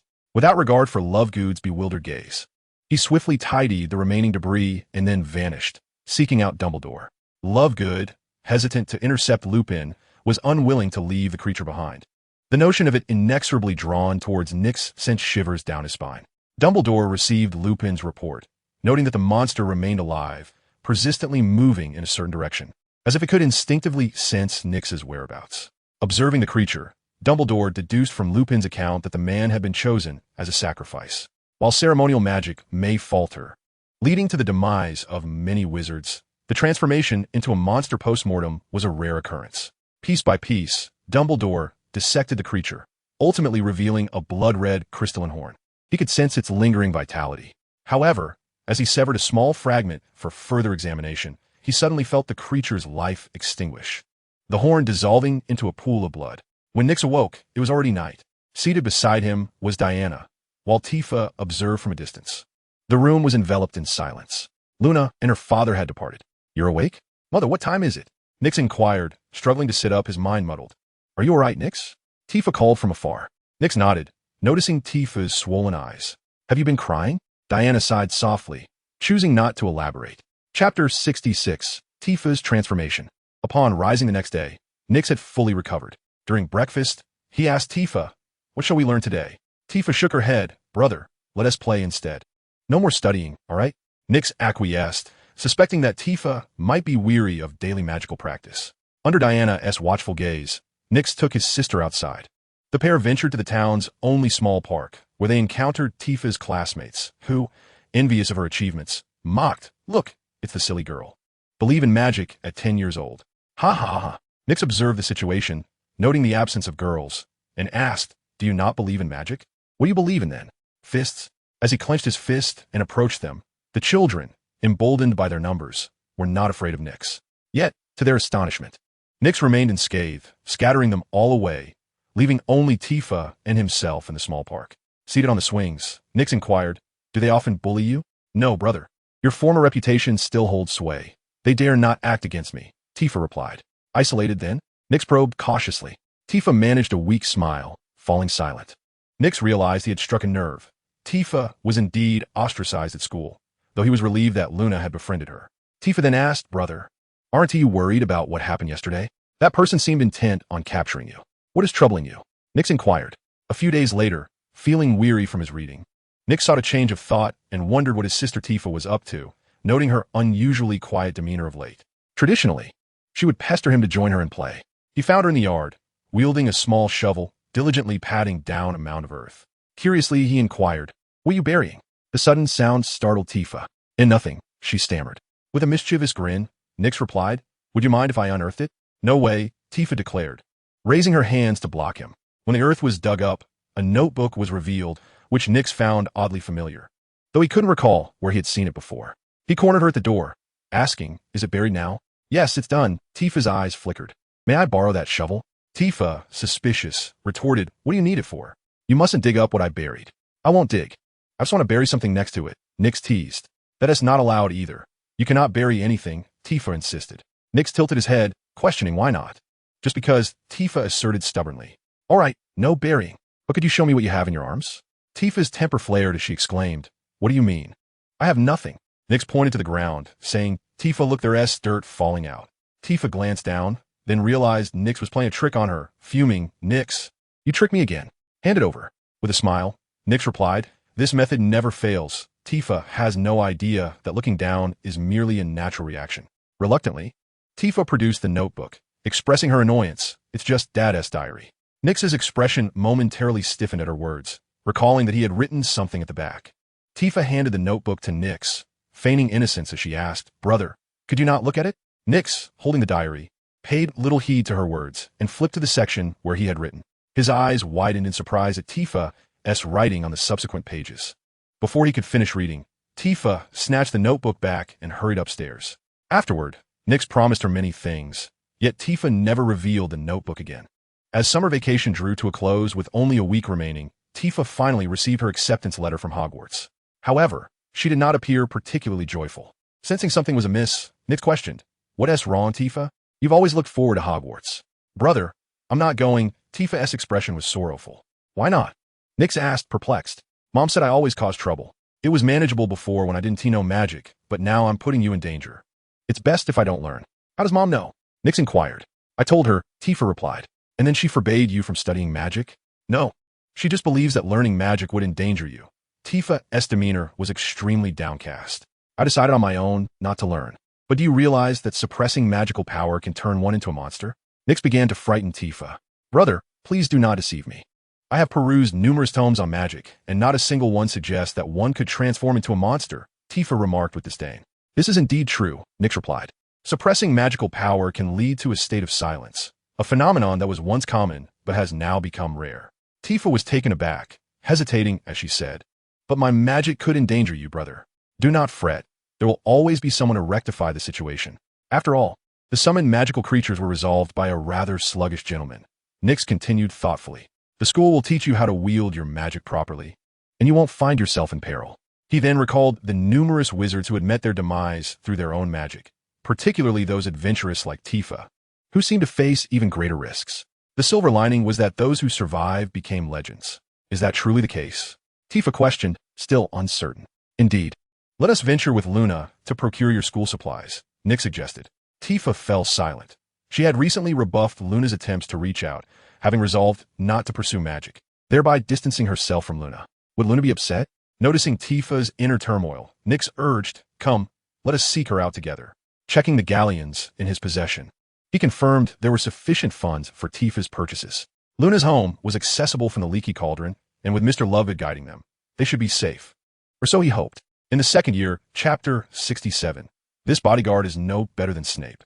Nyx escorted Tifa to Luna's abode, and upon opening the door, Luna's face lit up with joy upon seeing Tifa. "Have you come to a decision?" Luna inquired. Tifa nodded.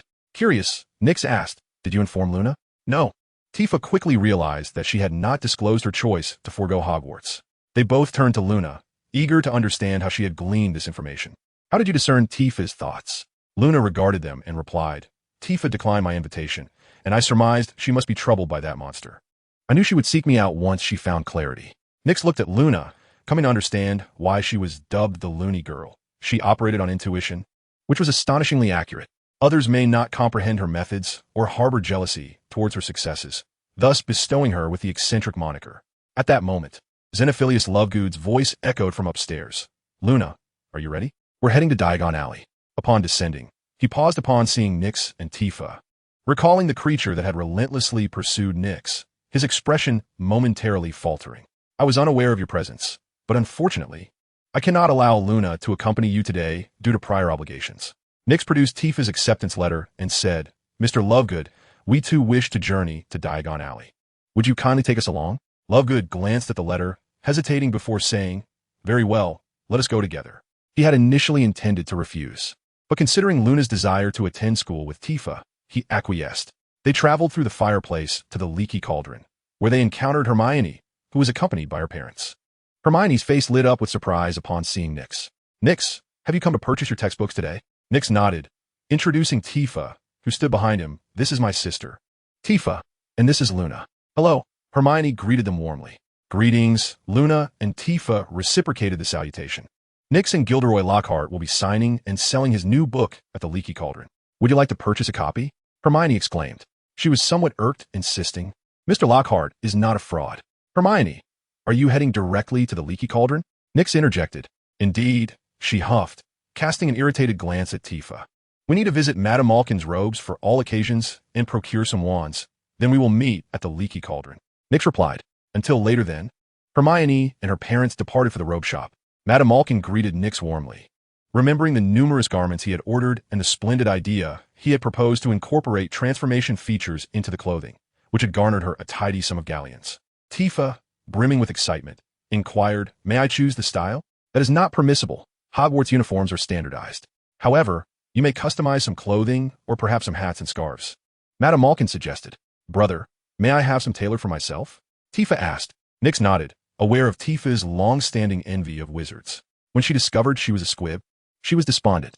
After Nyx brewed a potion that enabled her to become a witch, she had been anxious, continually emphasizing the existence of magic to her classmates, studying spells in their family study, and experimenting with ritual magic alongside Luna. She engaged in these pursuits out of fear that Nyx's potion might fail, merely seeking to comfort herself. She dreaded that it was all a dream, and upon awakening, she would revert to being a squib. Choosing the styles of her garments was another way for her to reaffirm her identity as a witch.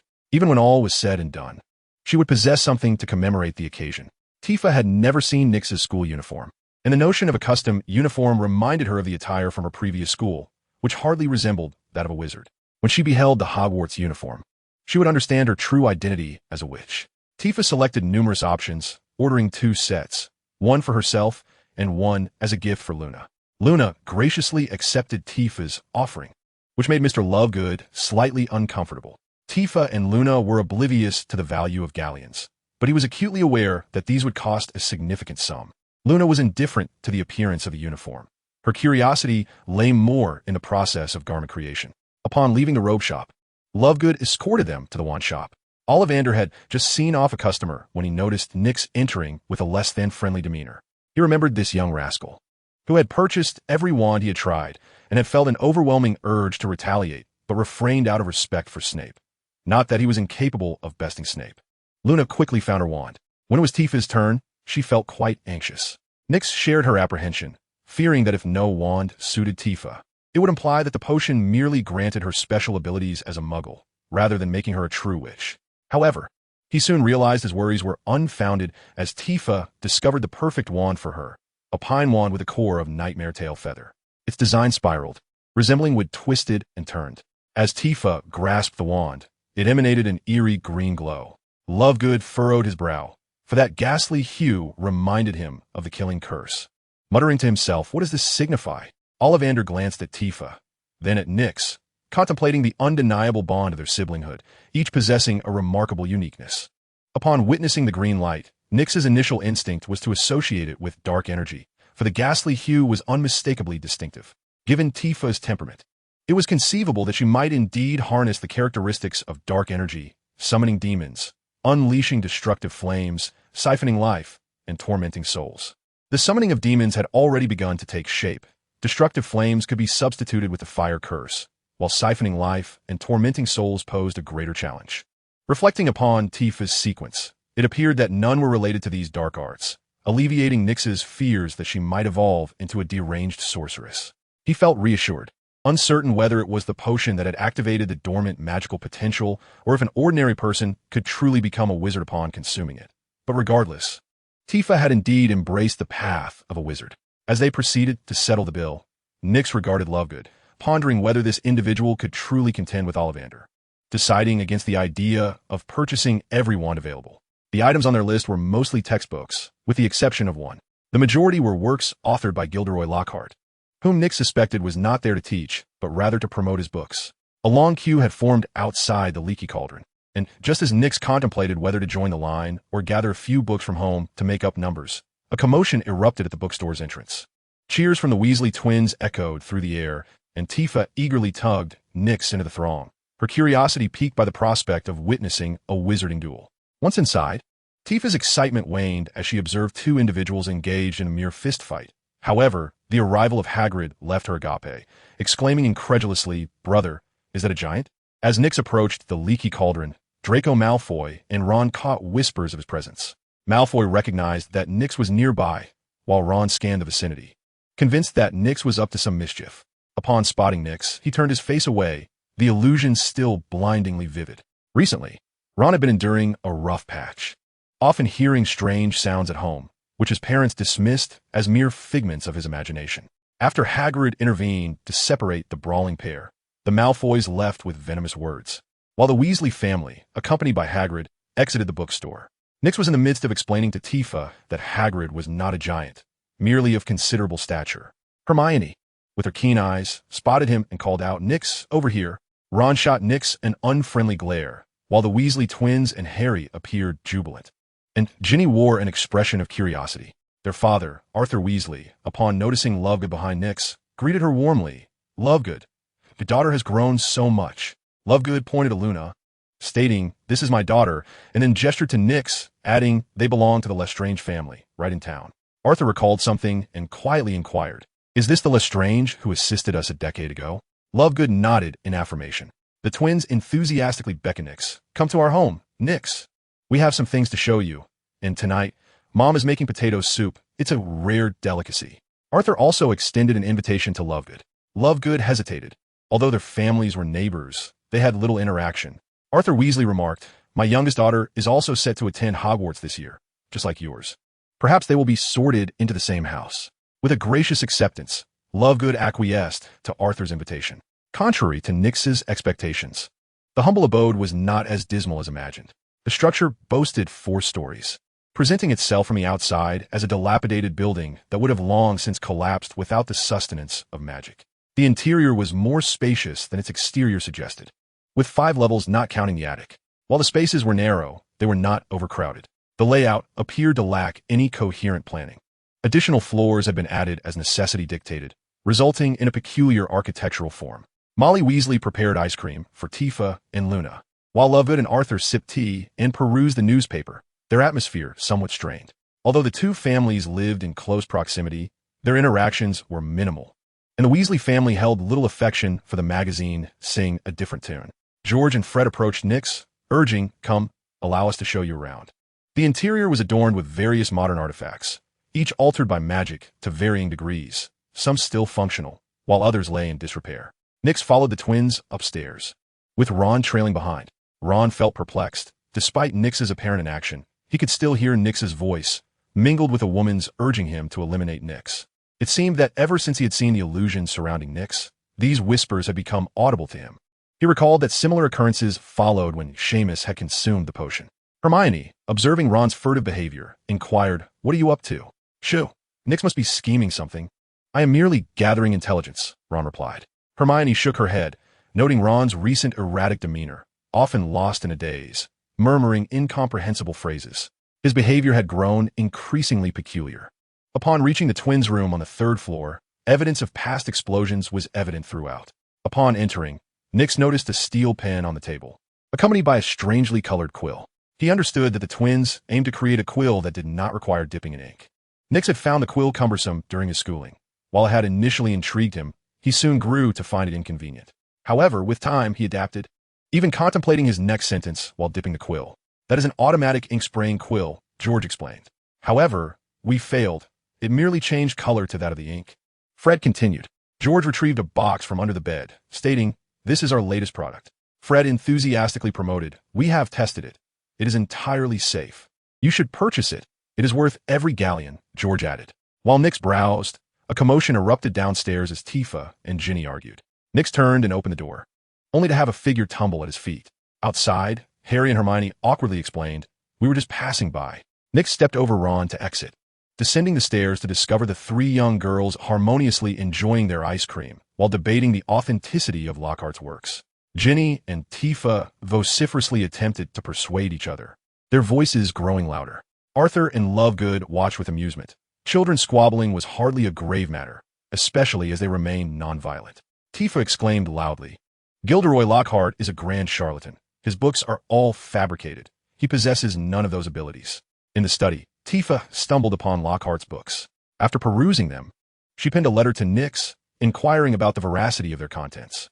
Tifa held firm to her belief that Lockhart's narratives were mere fabrications, asserting that the events he chronicled had never transpired. Conversely, Ginny, whose father worked at the Ministry of Magic, was steadfast in her belief that the events depicted in the books were indeed factual. "So tell me, wherein Wandering with Werewolves is the falsehood?" Ginny questioned. Tifa, incensed, retorted. That is simply a novel, not reality. No, it is reality. The events within those pages have occurred, as confirmed by the Ministry's investigations, Ginny replied. Unfamiliar with the intricacies of the magical world, Tifa turned to Luna for assistance. Luna, savoring her ice cream, noticed Tifa's gaze and offered, "Would you like to try some? The cherry flavor is delightful." Tifa turned away, realizing that this teammate was of no help. When she saw Nyx descending, she exclaimed, "Brother, tell her that Lockhart never did those things." Ginny, her eyes cast down in ire, felt isolated. Only her mother shared her fondness for Lockhart, while her father and brothers harbored disdain for him, making it unlikely they would assist Tifa in persuading her. Nyx approached Tifa, took a bite of her ice cream, and said, "There is no need for quarrel. You will come to know the truth at school. He is the professor for defense against the dark arts. By the way, Tifa, you ought to show some respect to the professor and refrain from speaking thus in his presence." Tifa nodded with a smile. "I will." Chapter 69, Sister. Nyx managed to quell the altercation between Tifa and Ginny, much to Molly Weasley's delight, and even more so because Nyx did not allow Tifa to bully Ginny. She prepared a serving of ice cream for Nyx as well. Ron whispered to Harry, "She has never prepared any for me." Harry calmly replied, "I've already had some." Nyx, abstaining from the ice cream, divided it into 4 portions, distributing it among Tifa, Luna, Ginny, and Hermione. Tifa fumed, feeling betrayed by her brother, and snatched the spoon from Nyx's mouth, sulking as she consumed her ice cream. Luna offered Nyx a scoop of her cherry-flavored treat, proclaiming it delicious. Hermione also took a spoonful, remarking, "This one is quite good too, the cream flavor." Nyx consumed Luna's ice cream, declining Hermione's offering, "You all enjoy it." Overindulging. Tifa soon felt the chill of her ice cream, her eyes watery as she looked at Nyx and lamented, "Brother, I feel unwell." Nyx gently tapped Tifa on the forehead, alleviating her discomfort.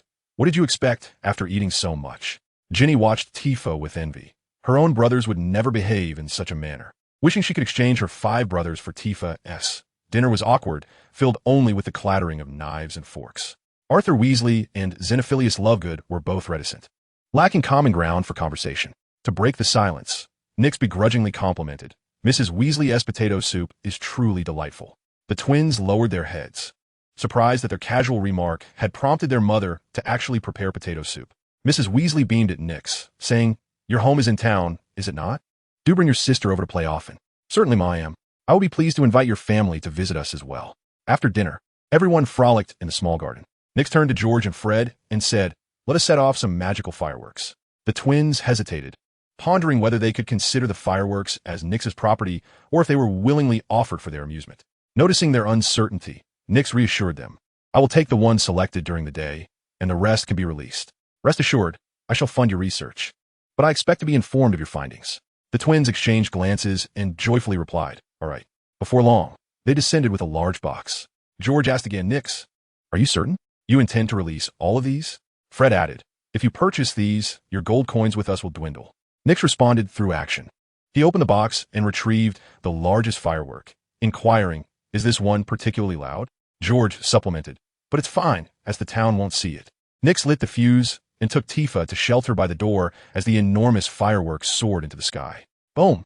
The heavens erupted in a splendid bloom, with dispersing sparks culminating in the names of George and Fred. The rickety wooden door was forcefully flung open, and Xenophilius Lovegood emerged in a flurry, followed closely by Arthur Weasley.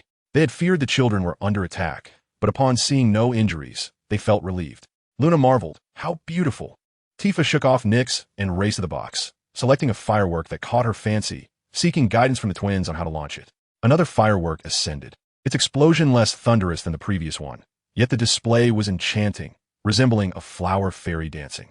The twin brothers began to unleash a myriad of fireworks, each one depicting various forms: fluttering bees, galloping lions, Ron battling a giant troll, and a smiling Dumbledore.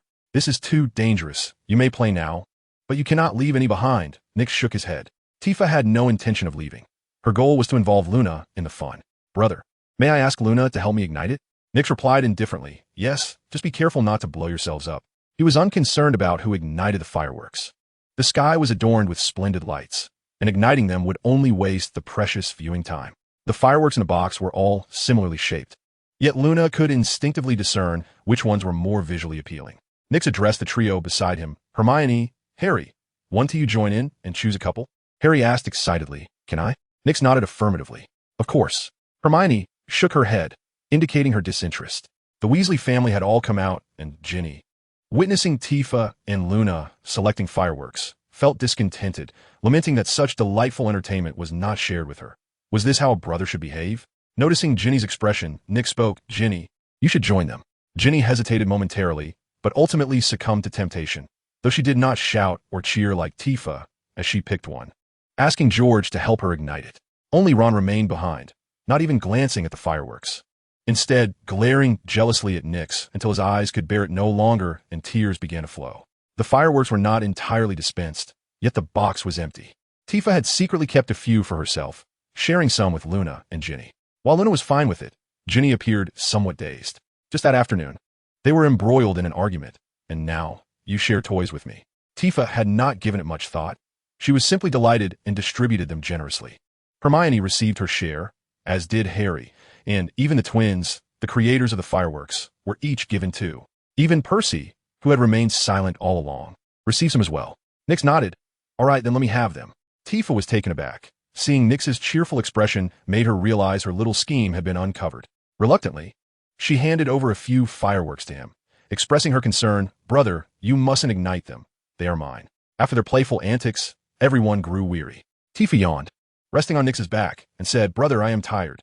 Chapter 70, The Train to Magic. During the last week of summer vacation, Tifa was brimming with excitement. She was about to attend a magical school to learn sorcery. Tifa possessed a lovely little bag in which she had packed her belongings, and she had secretly procured magical fireworks from Jean Yin, intending to take them to school, insisting that Jean Yin keep it a secret from their brother. Before their departure, Nyx observed Diana with concern. Their mother had completely ceased going out. Remarkably, she had not gained weight despite her inactivity, maintaining a commendable figure. Her appearance had improved significantly thanks to Nyx's thoughtful gifting of magical beauty products. It seemed necessary to purchase exercise equipment for Diana to encourage indoor workouts. The family was escorted to King S Cross Station by Jean Yin. Nyx deliberately set off a bit earlier, wishing to avoid congestion outside while driving to school with Harry. After watching Diana and Jean Yin disapparate away, Nyx and Tifa boarded the train. The Hogwarts Express was still sparsely populated, with many empty compartments. Nyx and Tifa casually chose one and settled in. Tifa leaned against the window, marveling at the sights beyond, while Nyx animatedly controlled two kittens that frolicked about the compartment. After a while, the station began to fill with more people. Luna entered, pushing a large trolley, with Mr. Lovegood following closely behind. Tifa stretched her body out of the window, waving and calling out, Luna, over here. Nyx pulled her back, fearing she might fall. Luna waved back but did not immediately board the train, choosing instead to bid farewell to her father. Following Luna were the Malfoys, who noticed Tifa's call and spotted Nyx behind her. Draco Malfoy disregarded any formalities and quickly boarded the train. He swiftly found his way to Nyx's compartment, glancing between Nyx and Tifa, hesitating to speak. Nyx understood his apprehension and addressed the eager Tifa. Tifa, aren't you going to help Luna with her luggage? She doesn't have your little bag. Brother, can I put Luna's luggage in my little bag? Tifa inquired. Certainly, as long as Luna doesn't mind, Nyx replied. Draco peeked out the door to ensure no one was watching. He shut the compartment door and sat across from Nyx, his body trembling uncontrollably as he stammered. That person sent someone. Nyx comforted, do not fear. He will not harm you. Your father is his trusted aide. Draco took a deep breath, steadying his trembling form. A few days ago, he sent someone to my home, instructing my father to deliver a certain item to Hogwarts. I do not know what it is, nor how my father intends to get into Hogwarts, but I am certain it is not in my luggage. Days later, he returned, stating that the attempt to capture you had failed and required my father's assistance in procuring your potion recipe. My father agreed, and he conveyed that the potion business could continue in partnership. Nyx fell into contemplation. Voldemort's agent must have seen him in Diagon Alley, aware that the mission had failed. Did they approach the Malfoy household due to a lack of personnel? Or was it because they knew he had protection? Nyx, if he discovers I shared this with you, he will kill me, Draco exclaimed, beads of sweat forming on his brow. You must learn the art of mental concealment. Additionally, it would be wise to find someone discreet. What should I do? Draco began to weep. Nyx understood that being an informant was an unbearable weight for a child barely in his teens. It is all right. You will not confront him directly. I shall provide you with the recipe. You need not relay messages for me. I will inform you when action is required. From this moment forth, you are his subordinate, not an informant. VDD? What if he discovers the truth? Draco was in utter despair. The notorious reputation of Voldemort instilled profound fear in Draco. He contemplated abandoning Nyx entirely and fully aligning with Voldemort. However, if Nyx revealed his identity as an informant, it would spell his doom. Voldemort would not discern truth from falsehood. He would simply execute anyone he deemed a threat. If Draco wished to betray Nyx, he needed to silence him. Yet Voldemort's agents had already failed. What more could they do to Nyx? Nyx produced a sweet and placed it in Draco Malfoy's mouth, grasping his head and saying, "Calm yourself. You will be unharmed. You are merely a child. He will not pay you any mind. But he has tasked me with a mission." Draco protested loudly. "Then execute it beautifully," Nyx replied. "I will provide you with the recipe. This is a business transaction. You need only relay my words to your father in a letter." Draco began to regain his composure and inquired, "I only need to write a letter?" "Indeed, Draco. This is a matter between your father and me. Your role is to write to him." "I understand. When will I receive the recipe?" "Now?" Draco asked eagerly. Nyx shook his head. "Not yet. We must go to school. I need to discuss the pricing with your father. If I give it to you directly, you will be exposed." Draco nodded, his expression one of dejection and deep concern. Initially, Nyx intended to sell the Hunter series to the Malfoy family. But now that Voldemort sought the recipe, that was no longer feasible. The high-level Hunter potions could transform women into men, and there was no guarantee Voldemort would not regain his youth after consuming it. The potion Draco had ingested from the Seeker series was also unsuitable. As Voldemort was currently in a weakened state, the mid-tier Seeker potions contained flesh magic, capable of restoring him. Voldemort had learned from Professor Quirrell that Filch had consumed 3 doses of potion. Nyx must provide at least 3 tiers of potions, while ensuring that Voldemort does not acquire a formidable physical form. Though the likelihood is minimal, he cannot guarantee that Voldemort will not deduce the subsequent potion recipes. As they sat together, engaging in playful banter, Nyx pondered, "Tifa, please retrieve the luggage." "Why? Is it not sufficient for me to assist Luna?" Tifa inquired. "The house elves at Hogwarts will place the luggage in the dormitory. Not only must Luna's be retrieved, but yours must be as well. If we keep them in our bags, they will remain undiscovered." Nyx recalled last year's incident before Professor McGonagall, which may have drawn the professor's scrutiny, as he seemed perpetually confined to detention thereafter. Tifa nodded and began to extract their belongings. Her curiosity piqued. "Brother, has your friend departed?" "That is not a friend. It was a business matter," Nyx replied. Tifa, uninterested in the details, finished unpacking only to realize that the window seat had already been claimed by Luna. She pulled Nyx aside to occupy the other side, gazing out the window just as Ginny entered the station, pushing a large pile of luggage. Chapter 71. The Formation of Friendship. Nyx's gaze remained fixed on the entrance. But as the train prepared to depart, neither Harry nor Ron appeared. On board, Ginny dragged her belongings, hoping to sit with Percy. However, as the prefect, Percy was preoccupied with numerous responsibilities and could not attend to her. The twins were far too unreliable, and Ginny preferred not to associate with them. She searched the train for Harry and Ron, but to no avail, her frustration mounting. Despite the many brothers she had, not a single one looked after her. Most compartments were filled, and as Ginny passed by Nyx's compartment, she noticed Tifa amusing a cat. Tifa left a lasting impression on Ginny, particularly with her differing opinions on Lockhart. Discovering that there was space in Tifa's compartment, where she recognized the occupants, she stood at the door and asked, "Would you mind if I join you?"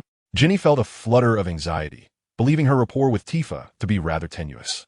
Tifa, pleasantly surprised, exclaimed, "Ginny, do come in." Relieved that she was not rejected, Ginny exhaled, and Nyx assisted her in stowing her luggage. Tifa produced snacks to share with Luna and Ginny, then curiously asked Nyx, "How will we be sorted?" Nyx contemplated for a moment before answering, "Hogwarts does not have classes." Luna interjected, "Tifa, there are 4 houses at Hogwarts, and we will be assigned to one of them. What criteria determine the allocation?"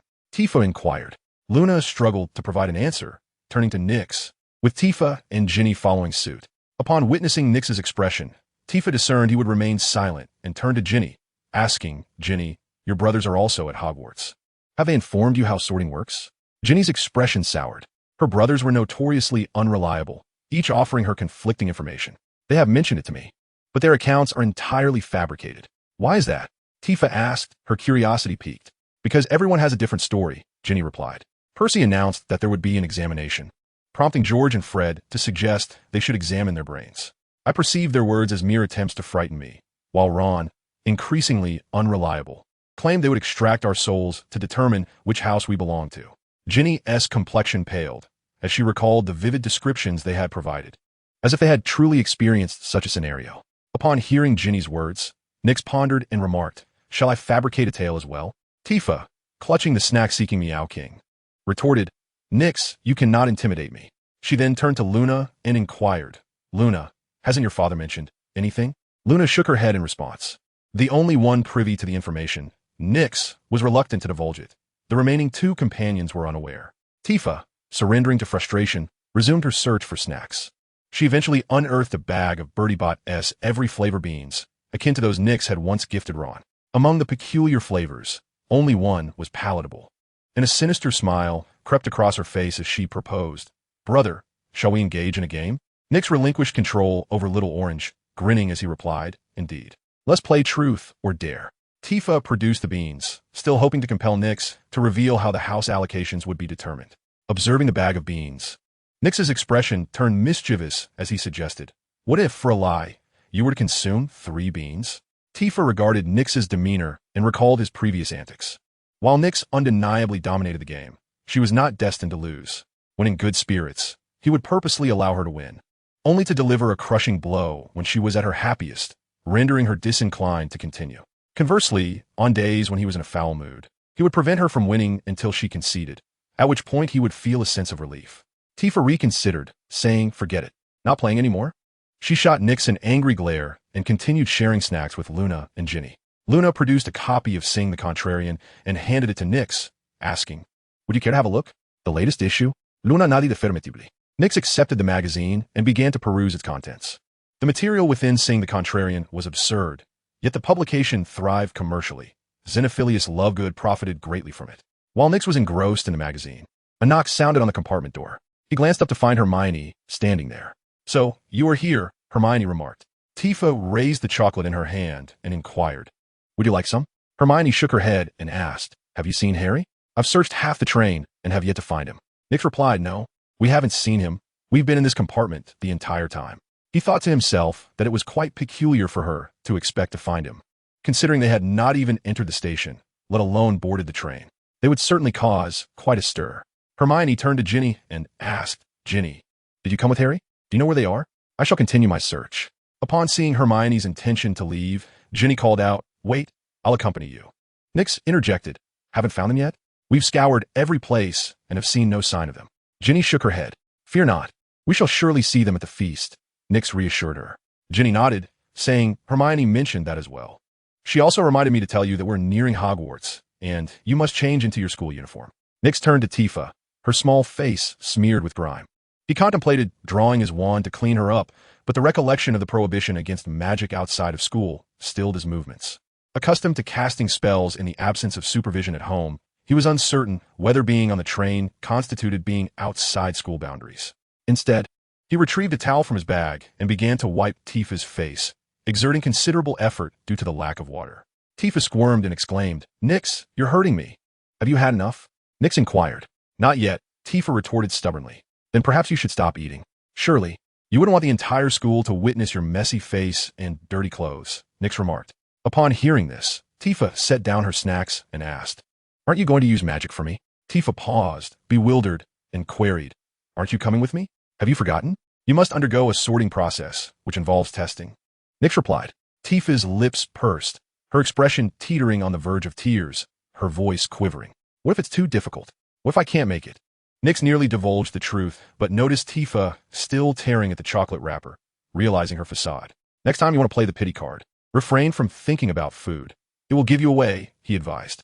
Tifa consumed the last piece of chocolate and snatched the towel to clean herself up.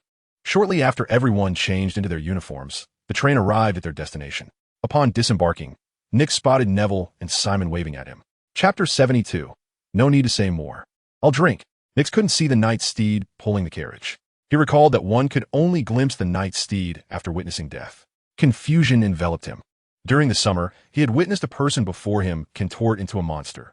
Didn't that qualify as witnessing death? Must he eradicate the monster for it to count? Or did witnessing the deceased imply perceiving the soul of the departed rather than merely witnessing an individual die? Nyx chose not to dwell on such thoughts and approached Neville and Simon, who was brimming with excitement. "I can grow many things, just like you, Nyx, making them mature rapidly, though they might mutate. I have a tree at home that produces milk, and it tastes quite delightful. Simon gazed at Neville with envy. A tree that yielded milk sounded impressive. Nix found himself lost in contemplation.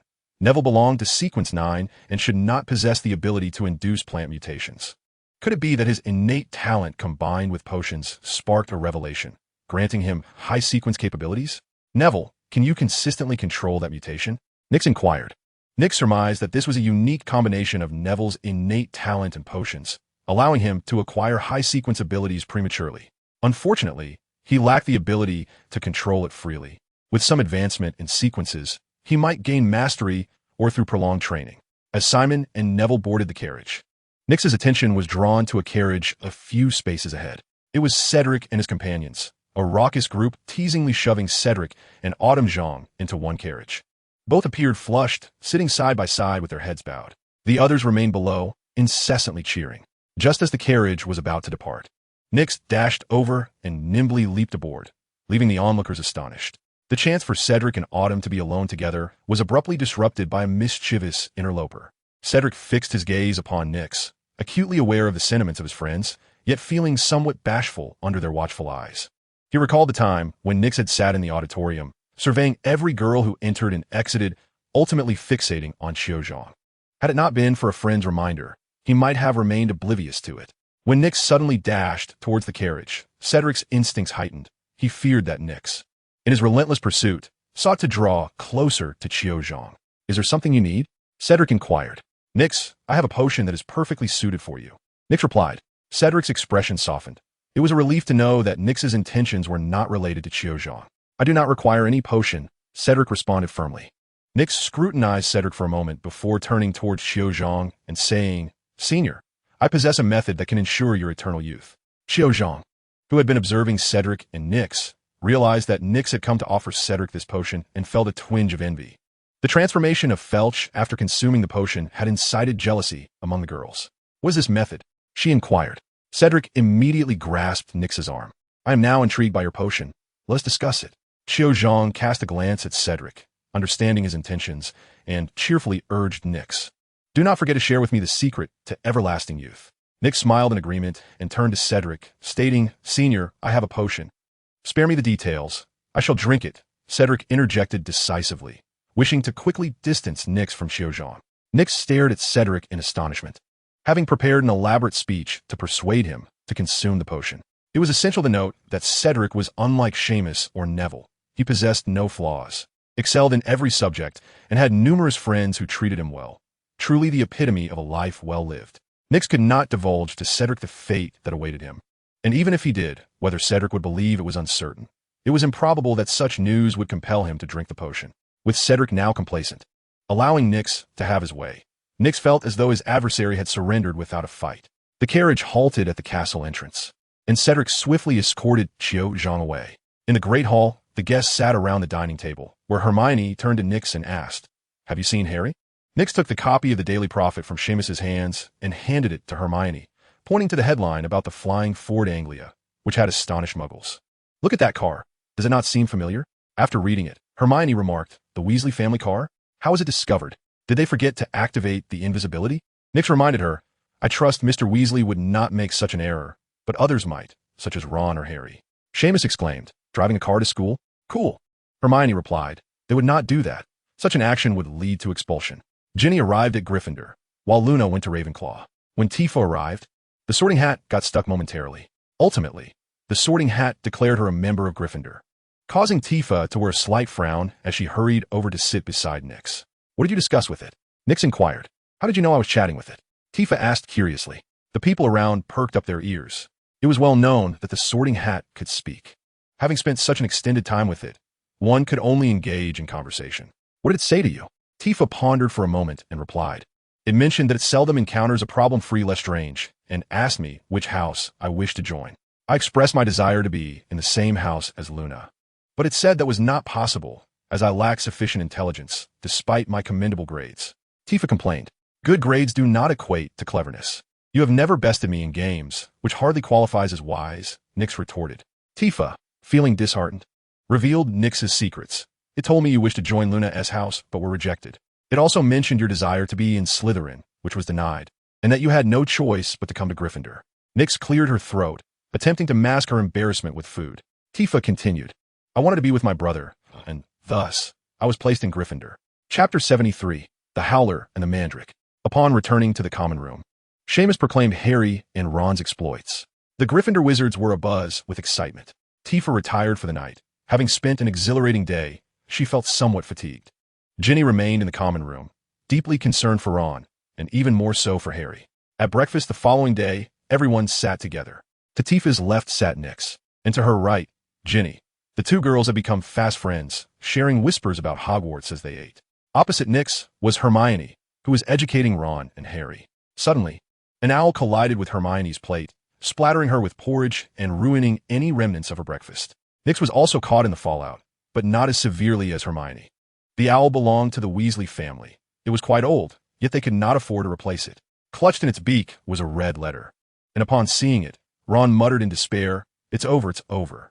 Hermione, mistaking his words for concern about the owl, reassured him, It's all right, it's still alive. Ron, transfixed by the envelope, found his voice stolen as he beheld a vision upon it. A volcano flowing with lava, accompanied by a deafening roar, as if it were on the verge of eruption. Neville, seated next to Nyx, cautioned, You'd best open it quickly. Overwhelmed by the vision, Ron remained motionless. Harry, gazing at the red envelope, inquired, What is that? What happens next? In the next instant, he learned the consequences as the red envelope began to smoke. And a tremendous voice echoed throughout the hall. What have you done? Molly Weasley yelled at Ron. Curious onlookers turned their attention, eager to discover who had received the howler. Before the voice dissipated, it softly addressed Ginny. Congratulations. The young witches and wizards began to converse. Initially, only Gryffindor knew of Harry and Ron Escar escapade to school. But the news spread rapidly. After the howler burned and settled on the dining table, Tifa cautiously prodded it with a spoon. Far from being frightened, she was exhilarated, and turned to Nyx, asking, Brother, is this magic? Can you do it? Nyx shot her a sidelong glance and replied, The only one who could compel me to use a howler is you. Would you like me to write one? Tifa immediately shook her head, swiftly finishing her breakfast, and addressed Nyx, Brother, I'm off to class now. Hermione, visibly irritated, exclaimed, Nyx, your behavior will lead her astray, and my points are not meant to be deducted for your amusement. Tifa nodded in agreement and departed for class with Ginny. Herbology was held in the greenhouse, where the Whomping Willow was tightly bound with bandages. Nyx contemplated finding time to visit the willow, as the fallen branches could potentially serve as potion ingredients.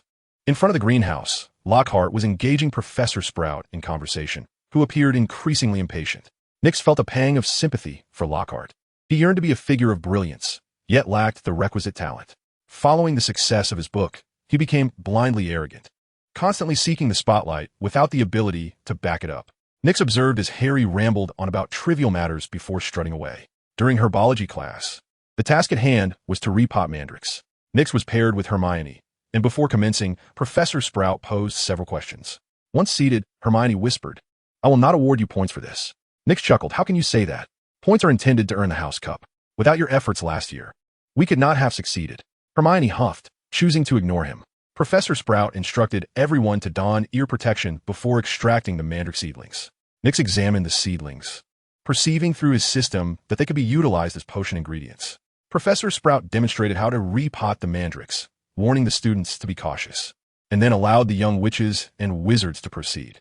Hermione fitted her ear protection and pulled out a mandrake seedling, which resisted its removal from the soil, thrashing about wildly.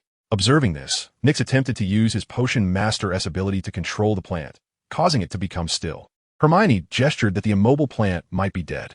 Nyx promptly made the mandrake move slightly, indicating it could still be salvaged. Hermione struck the mandrake a few times, believing it was feigning death to deceive her. After much gesturing, Nyx finally conveyed that he could control the mandrake. Hermione thrust the mandrake into Nyx's arms, who, maintaining his control, carefully excavated the soil to properly plant it. Professor Sprout, noticing Neville's predicament, approached and took the mandrake from him, discovering it was beyond saving. She shook her head and walked away, accustomed to Neville's mishaps. Neville chose to abandon shortcuts and opted for a more conventional approach. At the end of class, everyone was drenched in sweat, except for Nyx, who remained composed. He controlled a mandrake seedling and discreetly exited the greenhouse while the professor was distracted. Chapter 74. Regardless of the pose, one must always showcase the most important feature. I'm referring to the face. Upon leaving the greenhouse, Nyx concealed the mandrake.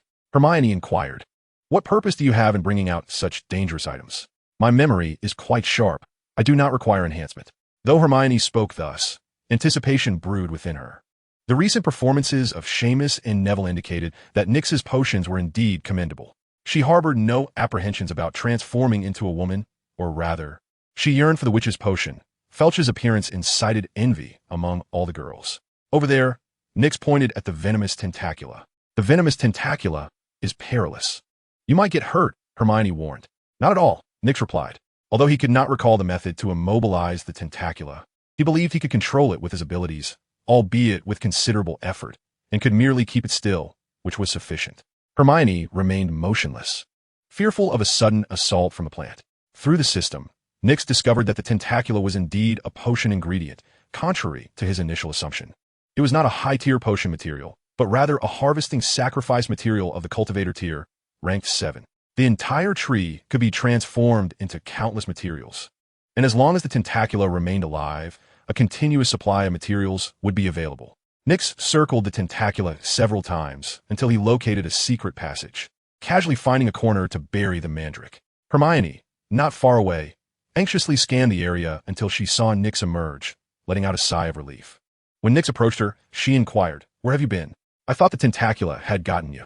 Hermione's eyes were slightly red. She had feared the worst when she saw Nyx vanish in an instant while circling the tentacula.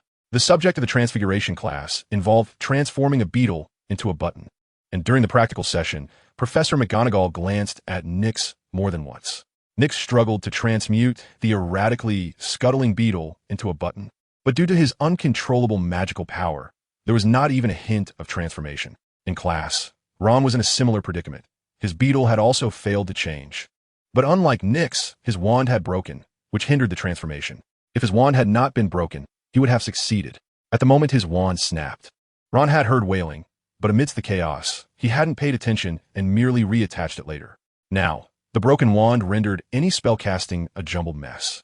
By the end of the class, Nyx despaired, worrying if his aspiration to become an animagus was doomed. After lunch, Nyx did not join the trio in the courtyard. Instead, he found Tifa, who was discussing spells with Ginny, and asked, "How are you feeling?" Tifa complained, "Brother, magic is so difficult. Why are the spells you taught me merely about waving a wand and reciting incantations? In your first year, you might find magic challenging due to your lack of understanding. But once you advance to second year, you will realize it becomes even more complex," Nyx responded. Tifa, in a fit of anger, kicked Nyx and declared, "I earned points for Gryffindor." Nyx was taken aback. "You didn't deduct points?" Tifa retorted, not wishing to converse further. Ginny, noticing Harry's disappointment, explained, "Tifa is quite gifted in transfiguration. She easily fulfilled Professor McGonagall's requirements." Tifa beamed at Nyx, awaiting praise. Nyx muttered, "No wonder Professor McGonagall kept glancing at me today. I thought I'd erred again. Is she truly my sister? Why is transfiguration so challenging for me?" Tifa kicked him again. "I heard that. How was your charms class?" Nyx awkwardly shifted the topic.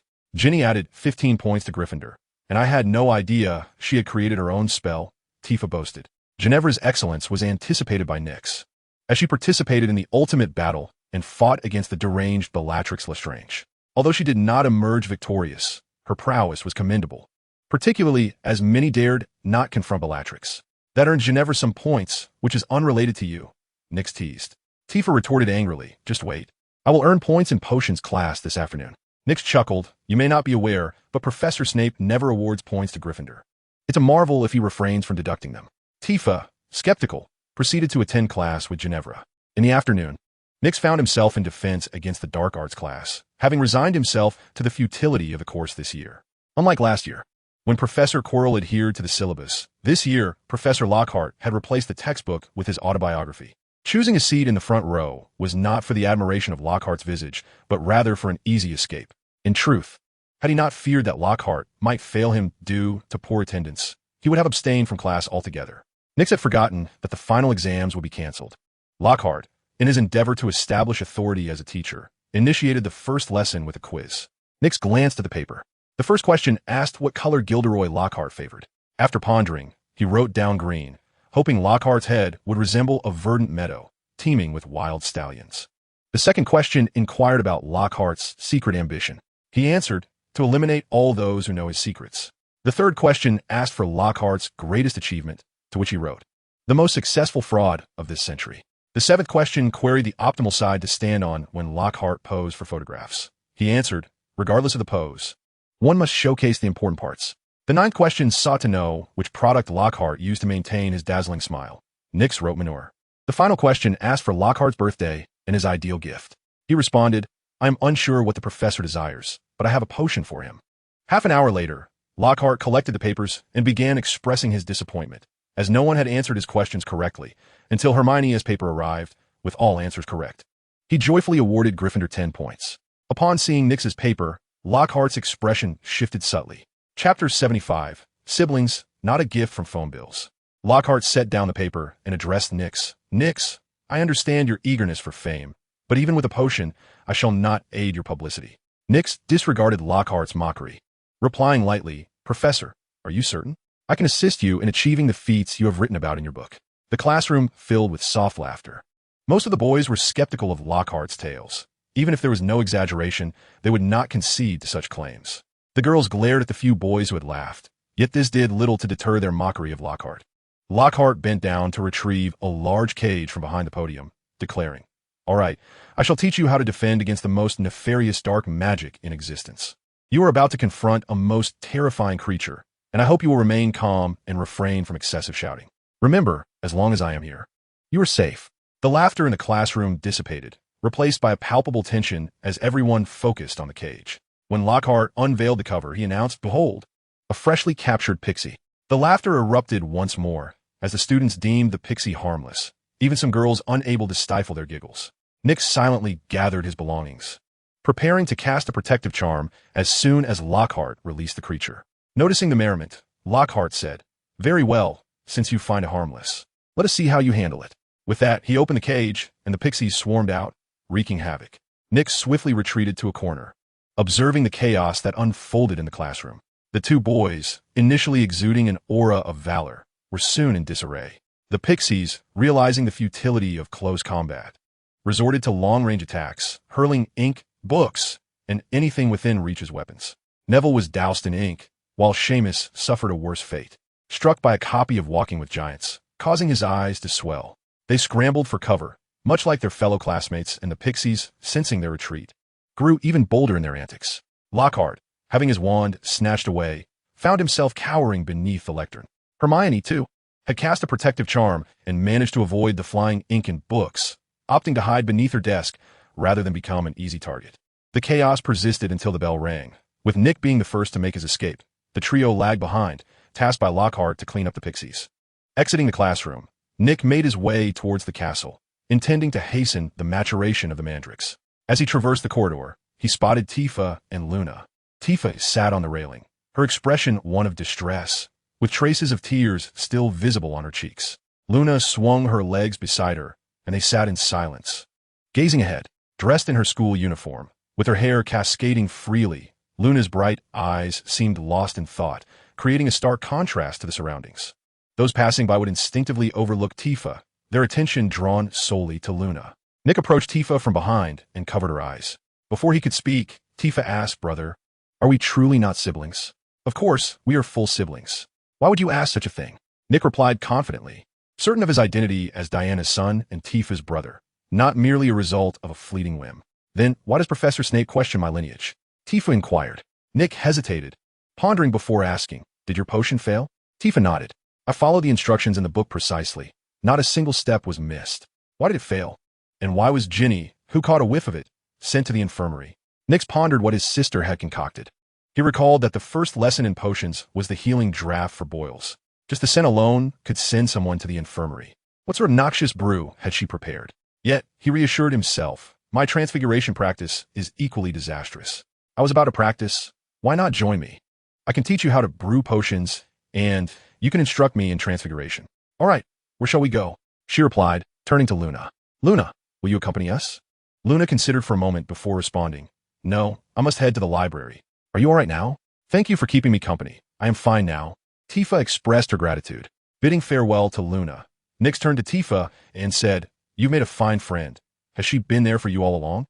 "I hadn't noticed when she sat beside me," Tifa admitted. "You should be grateful. Luna stayed with you when she saw you were upset. Nyx encouraged. Tifa's spirits lifted. I know, Luna is my best friend. Once outside the castle, the number of people dwindled. At the beginning of the term, everyone lingered in the common room, sharing tales of their summer adventures. Suddenly, Gilderoy Lockhart dashed towards them from behind, blocking Nyx's path. Is it true that you are gifting me a potion? Before Nyx could respond, Tifa interjected. Is it true what my brother said? Are you really just a failed author? Nyx felt embarrassed. Why was his sister putting words in his mouth? He had never said such a thing. Lockhart replied solemnly. Young lady, I have experienced everything written in those books. Your brother is simply envious, which is why he speaks ill of me. You look rather pleasant when you smile, so I will believe you. But if you have accomplished those feats, why are you still asking your brother for potions? Are you a wizard? You're not mute, are you? Tifa challenged. Nyx grasped Tifa's arm, signaling her to refrain from mentioning her past as a mute. Few were aware of this fact. Luna knew, but she would not speak of it. Dumbledore was aware. It seemed that Lupin, who had been monitoring and protecting Tifa, had kept it to himself. Professor, are you in need of something right now? Today is not your birthday, is it? Nyx inquired. No, I'm merely curious about your potion, Lockhart replied awkwardly. At the castle entrance, Nyx spotted Mr. Filch. No, Ms. Filch, that is the power of potions, he remarked. Filch had become a fixture at the castle entrance, capturing students and becoming a peculiar part of Hogwarts scenery. Does drinking the potion turn everyone into a woman? Lockhart hesitated. Not at all. That is merely Filch's potion. I made mistakes when I first began with potions. However, if you desire it, I wouldn't mind. I believe your transformation would be far more appealing than Filch's. Your smile could conquer most creatures, Nyx teased. I shall contemplate it further, Lockhart said as he departed, but Nyx could tell that the allure of potions had captivated him. Chapter 76. Cherishing her is my duty. Upon reaching the Whomping Willow, Nyx cautioned, without me, do not approach. This tree is alive and will attack anything that comes near. I possess a special method to keep it at bay. I understand, brother. Shall we study here? Tifa asked anxiously. No, just wait a moment, he replied. Nyx sensed the scattered twigs around him. After circling twice and gathering the remnants, he said, let us proceed, leading Tifa into the tree hollow. The little girl expressed her astonishment and inquired, is this the rabbit hole from Malice Adventures in Wonderland? Upon locating the mandrake, Nyx exhaled with relief, glad that it had not been excavated by Old Dung. It seemed that Old Dung did not intend to return it to Professor Sprout. Without this mandrake, Nyx's grand scheme would have been foiled. The leaves of the mandrake were essential for the animagus transformation ritual, and they could also be used to concoct a powerful restorative potion, which would aid in recovering the body should the animagus ritual fail. Do you have your cauldron? Nyx asked. Ido, Tifa replied. Take it out. I will teach you how to brew a potion for treating boils, Nyx instructed. Tifa produced the cauldron, and Nyx handed her the ingredients one by one. First, crush the snake fangs, then boil the slug and add the porcupine quills. Every step was executed flawlessly. Yet as the potion neared completion, Nyx noticed Tifa murmuring incessantly. Upon closer inspection, she was repeating, it must succeed, it must succeed. Nyx paid little mind and continued to focus on the cauldron. Due to the volatility of magic, he was particularly sensitive to its fluctuations. A strand of magic from Tifa gently drifted into the cauldron, causing the entire concoction to begin smoking. Nyx covered his mouth and nose, but the smoke thickened, obscuring Tifa from view. He cast a spell on the cauldron to eliminate the potion. With the potion gone, the smoke gradually dissipated, and Tifa, aware of the consequences of the fumes, had already taken refuge in a corner. You cast a spell on the potion, Nyx asserted. I did not, Tifa retorted. I sensed a thread of magic entering the cauldron. If you wish to brew potions, you must learn to control your magic. Otherwise, next time it may not merely smoke, but could explode, Nyx warned. Tifa inquired, brother, is there a potion that can help me control my magic so it doesn't fall into the cauldron? No, if I had one, I would have consumed it long ago. Do not forget, my transformation magic is also difficult to control. To demonstrate, Nyx cast a spell on the cauldron, intending to transform it into a small pink pig. The result was only half successful, with the other half remaining cauldron. Gazing at the pig's head upright, its front legs flailing while the bottom half remained a cauldron, Tifa burst into laughter. Nyx waved his hand, canceling the transformation, and said, you need to control your magic. Do not inadvertently cast spells on potions. After identifying the cause, Nyx used transformation magic to hasten the growth of the mandrake, plucking a few leaves with the intention to depart. Tifa reached out to grasp them while curiously asking, brother, what is this? Do not touch. You'll understand in due time. It is quite dangerous, yet very useful, Nyx cautioned, holding Tifa's small hand. The two slowly climbed out of the hollow, only to be greeted by the grim visage of Professor Snape. "I trust you do not wish to incinerate the Whomping Willow?" Snape said ominously. Having seen the thick smoke, he assumed the willow was ablaze, but upon arrival, he discovered Nyx and Tifa emerging from the tree hollow. "Nyx Lestrange, do you require practice with potion brewing?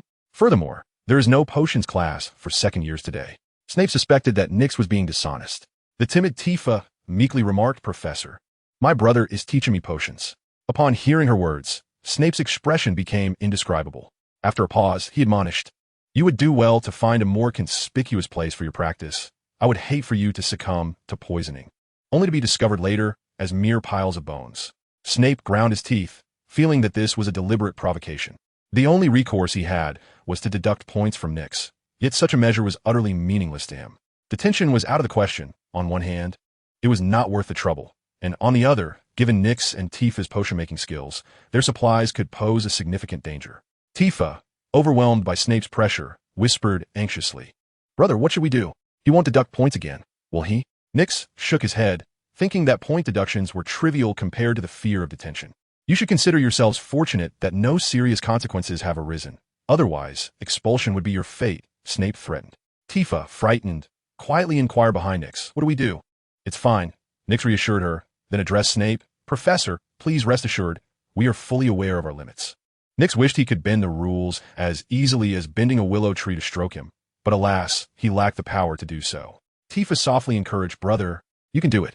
Though her voice was barely audible, both Nyx and Snape heard it, causing their expressions to shift. Snape felt it unwise to engage in an argument with Nyx, as it would undermine his authority. Nyx, on the other hand, believed Tifa's words had escalated the situation, which could have resulted in merely a verbal reprimand, now threatening points deductions or even detention. "You should not have allowed her to gain the ability to perform magic," Snape remarked. As Nyx's mentor, he had recognized early on that Tifa was not particularly adept. Seeing her at the school feast had surprised him.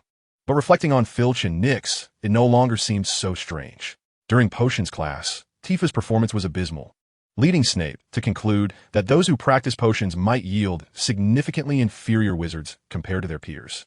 Moreover, with Voldemort having infiltrated the school and still at large, allowing a young girl to become a witch was perilous. In Snape's view, it would be wiser for Nyx to ensure that the elderly Filch acquired magical abilities, allowing a few years to pass until Voldemort's threats subsided before introducing the young girl to the wizarding world. However, Nyx understood that Voldemort would inevitably be defeated. If Tifa did not participate in the battle against him, he might face lifelong reproach, potentially severing their relationship entirely. As her brother, it was his duty to fulfill her aspirations. Relieved that they faced neither point deductions nor detention, Nyx swiftly led Tifa away while Snape pondered. Chapter 77. The experimentation yielded satisfaction. At dinner, Nyx and Tifa entered the Great Hall. Upon seeing Tifa, Ginny instinctively recoiled slightly, as the earlier potions class had left her with a considerable psychological imprint. Uncertain of how this might affect their friendship, Tifa, instead of joining the Gryffindor table, rushed to Luna, who was dining alone, and lamented, "Luna, I am in such despair." Luna, protecting her meal, softly inquired, "What has happened?" "I encountered Snape once more, narrowly escaping a deduction of points." "It's quite normal," said Tifa. "Every member of the Lestrange family tends to lose many points at school. You are merely adhering to tradition." Luna chimed in. Lockhart dragged Nyx into a secluded corner. "I have seen your potion. It is rather impressive, albeit with a minor flaw. It would be even better if it didn't transform into a woman," he remarked. Nyx gazed at Lockhart, clearly desiring the potion but too embarrassed to voice it directly, instead hinting at his wish. He had never considered offering Lockhart the potion. The comment was merely a jest, yet Lockhart took it to heart and seemed quite eager. Lockhart, feeling a twinge of nervousness, replied, "No need for that. I am charming enough as it is. Becoming more charming would make it unbearable for them." "Very well, Professor." Nyx, however, felt disdainful. What excuse was this? Fear cloaked in pretense. "Nyx, had it not been for the sudden smoke from the punching willow causing Snape to leave, I would have acquired the potion by now. But I know you possess a fair number of ready-made potions and plenty of potion ingredients." Lockhart exposed Nyx's deceit. Nyx doubted that Snape would ever grant him a potion. The excuse of the willow's smoke was far more plausible. He was tempted to turn and leave. Lockhart lacked any real combat prowess and posed no threat. However, the Obliviate spell was particularly adept at causing havoc. A single application could be disastrous for him. Old Dumbledore might not even intervene, Obliviate was not lethal, and the target was merely an unstable factor in Harry Potter's circle. Dumbledore might even find amusement in it. Yet, the idea of simply handing over a potion left Nix feeling unsatisfied. Professor, I do not possess any ready-made potions, but I do have potion ingredients that I could prepare for you, he offered. Lockhart's eyes lit up. Can you produce it immediately? Here? With so many people around. That would be rather inconvenient. Perhaps we could find an empty classroom or go to your office, Nix suggested. Trailing behind Lockhart, he pondered what potion to provide him. One that would give Lockhart the illusion of increased power without truly enhancing it.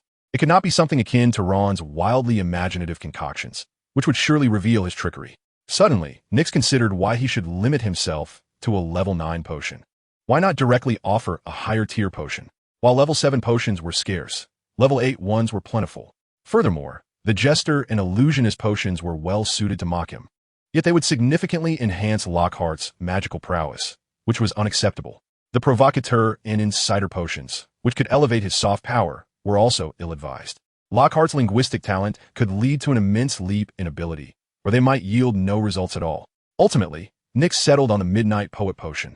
This potion excelled at influencing surrounding beings through various poetic styles.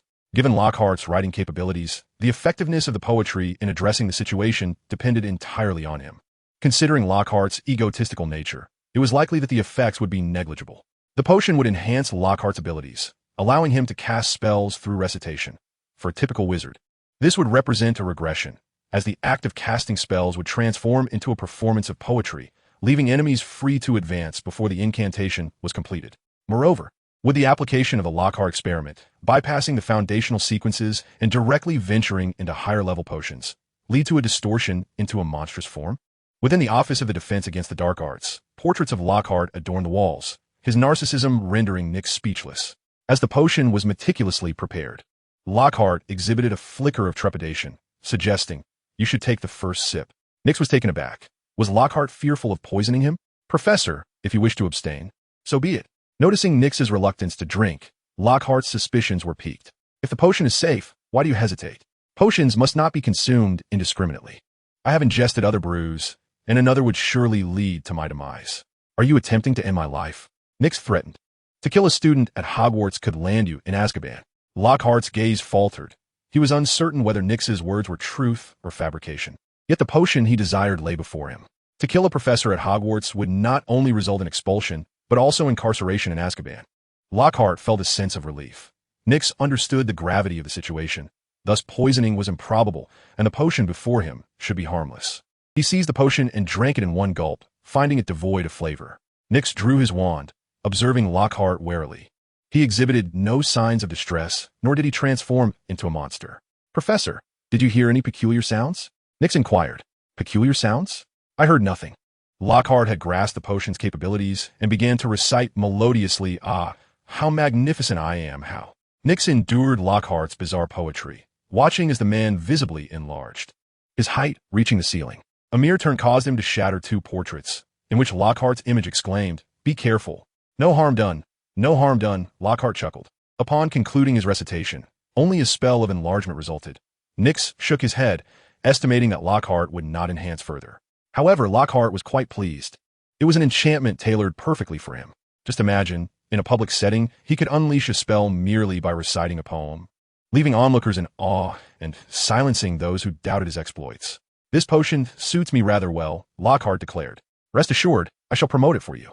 "As long as you're satisfied, Professor," Nix replied. Realizing that Lockhart had no intention of offering remuneration, Nix departed the defense against the Dark Arts office in displeasure, making his way towards Gryffindor.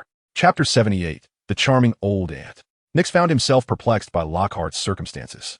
Filch had ascended from Sequence 9, and, after transforming into a woman, had felt melancholic for a few days. Subsequently, he engaged in battles with the nocturnal young wizards, now reveling in the experience, and had even learned to exploit her newfound beauty to captivate the older boys. It was unclear what those upperclassmen were thinking. They were not oblivious to Filch's former appearance. Yet they approached her despite their apparent disgust. Lockhart had boldly consumed Sequence 8. Everything appeared normal. There were no signs of madness, no whispers heard, which was rather curious. Initially, Nix had surmised that Filch's eccentric demeanor had prevented her from hearing the whispers, yet now it seemed otherwise. He was unaware that Filch had overheard the whispers, simply choosing not to mention it to him. Nyx felt the need for more subjects for his experiments. Cedric was also about to consume a potion. Originally, Nyx intended to give him the thief potion of Sequence 9, but now he decided to offer him the trickster potion of Sequence 8 instead, curious to see if it too would lack whispers. The Gryffindor common room was bustling with activity. Nyx spotted Ginny and Tifa seated together, engaged in conversation, seemingly having reconciled. "Brother, over here your dinner," Tifa exclaimed upon seeing Nyx. He sighed in relief, for Tifa had heard him and brought him an abundance of food. The area was filled with girls, while the boys crowded around Harry and Ron, recounting their experiences of driving to school. Beside Tifa was Hermione, who was diligently working on her assignments. She inquired, "What did Professor Lockhart ask you to do?" Hermione replied with annoyance, "If you don't want to say, then forget it. Professor Lockhart is quite impressive. He wouldn't be interested in potions." Ginny nodded in agreement. "I provided him with a potion that allows him to recite poetry. He will showcase it tomorrow," Nyx said with a smile. "Perhaps Professor Lockhart has discovered a way to intertwine spells within poetry. It may not necessarily yield the effects of a potion," Hermione expressed in admiration. Nyx refrained from arguing, knowing that one cannot awaken someone who feigns sleep. Tifa then spoke. "Brother, Ginny wishes to meet that giant. What's his name, Hagrid? Could you take us?" Nyx, his mouth full, replied, "All right, I shall take you tomorrow." He understood that Ginny was not merely interested in meeting Hagrid, but hoped for a chance encounter with Harry. However, the likelihood of that was slim, as Harry and the others did not seek out Hagrid daily. Lockhart was not one to keep secrets.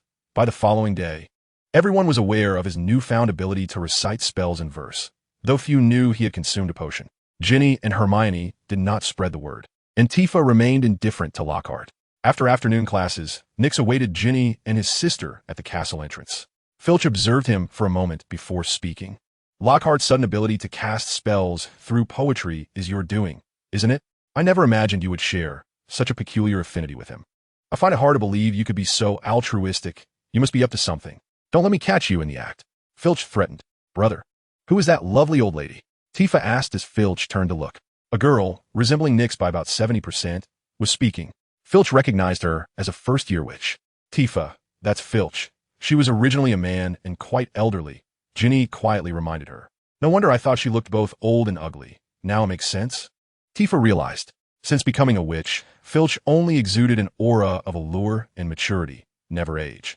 Tifa's choice of words was already enough to irk Filch, and Ginny's reminder felt like tearing open a scabbed wound, with Tifa's subsequent remarks pouring salt into it.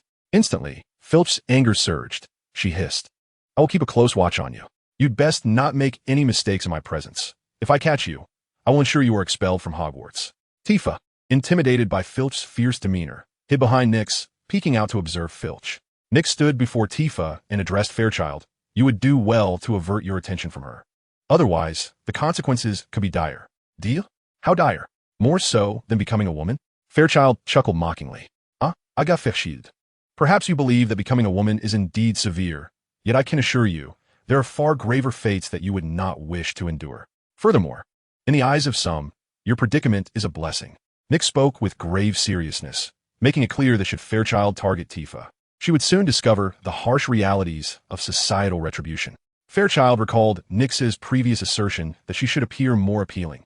She had doubted him then, but now she truly did look better. She began to take Nyx's threats seriously. Just as she was about to respond, another voice interrupted from behind. "Tifa, what are you discussing with this lovely old lady?" The newcomer was Luna, having just concluded her day's lessons. Fairchild's beautiful visage twisted into a scowl. Both of them dared to call her a lovely old lady, assuming she would remain unperturbed. Tifa corrected her. "Luna, she is not a woman, but a man, an old man at that." "Oh, I see, a lovely old man," Luna redefined with a playful tone. Fairchild, infuriated, found herself at a loss for words and drew her wand, intending to punish the two girls. "Are you truly going to cast a spell on two freshly enrolled young witches here?" Nyx threatened with a smile. Fairchild reluctantly lowered her wand, her teeth grinding in frustration. Hogwarts never employed spells to discipline students. She was not a professor and had no authority to deduct points, leaving her powerless against Nyx and her companions. Even if Nyx and her friends erred, it would require the head of each house to administer punishment. Seeing Fairchild relent, Tifa grew bolder, ready to continue her verbal spar with Fairchild when a gentle nudge at her waist and Ginny's voice pierced her thoughts. "Let's not linger with her. The sun will soon set." Tifa conceded her quarrel with Fairchild and turned to Luna, asking, Luna, would you like to join us in observing the giant? Absolutely. Luna responded with enthusiasm. Brother, let us set off. Tifa exclaimed excitedly. Nyx cautioned them, that is not a giant. It is Hagrid. Tifa, do show some courtesy. All right. Meanwhile, Fairchild stood at a distance, her eyes flickering with unresolved rage as she contemplated her means of revenge. Chapter 79. A beautiful exterior, a profound interior. At Hagrid's hut, Nyx knocked on the door. Hagrid's voice boomed from within. Who is it? The group rounded the hut, and before them lay several large pumpkins, with Hagrid standing beside them, holding a small umbrella. Ginny spoke first. Nice job with the enlargement charm. Hagrid glanced at the few pumpkins that had not grown, and then at Nyx and the girls. Appearing somewhat perplexed, Nyx praised him. The enlargement charm is quite impressive. Thank you, but who are these young ladies? Hagrid inquired. The one with black hair is my sister Tifa. The redhead is Ron's sister Ginny, and the one with dark golden brown hair is Luna. Hagrid greeted them warmly. Hello. But I must ask Nyx, were you assigned to look after children? That seems unlikely. With your temperament, they would probably end up misled. Hagrid refuted his earlier statements. Never mind. You all go inside and wait. I shall be with you shortly. Nyx understood that Hagrid wished to conceal his magical activities from prying eyes. So he ushered the girls into the cottage. The fireplace in the small cabin was ablaze, water bubbling within, while remnants of food lay scattered upon the table. The large dog, Fong, lay sprawled on the floor, soundly asleep. The three young ladies surveyed their surroundings, and Nyx watched over them, not out of concern for Hagrid's abode, but rather for their safety. Tifa and Luna crouched before Fong, playfully engaging with him while whispering among themselves. Occasionally, Nyx caught fragments of their conversation, words like mount, charge, and so forth.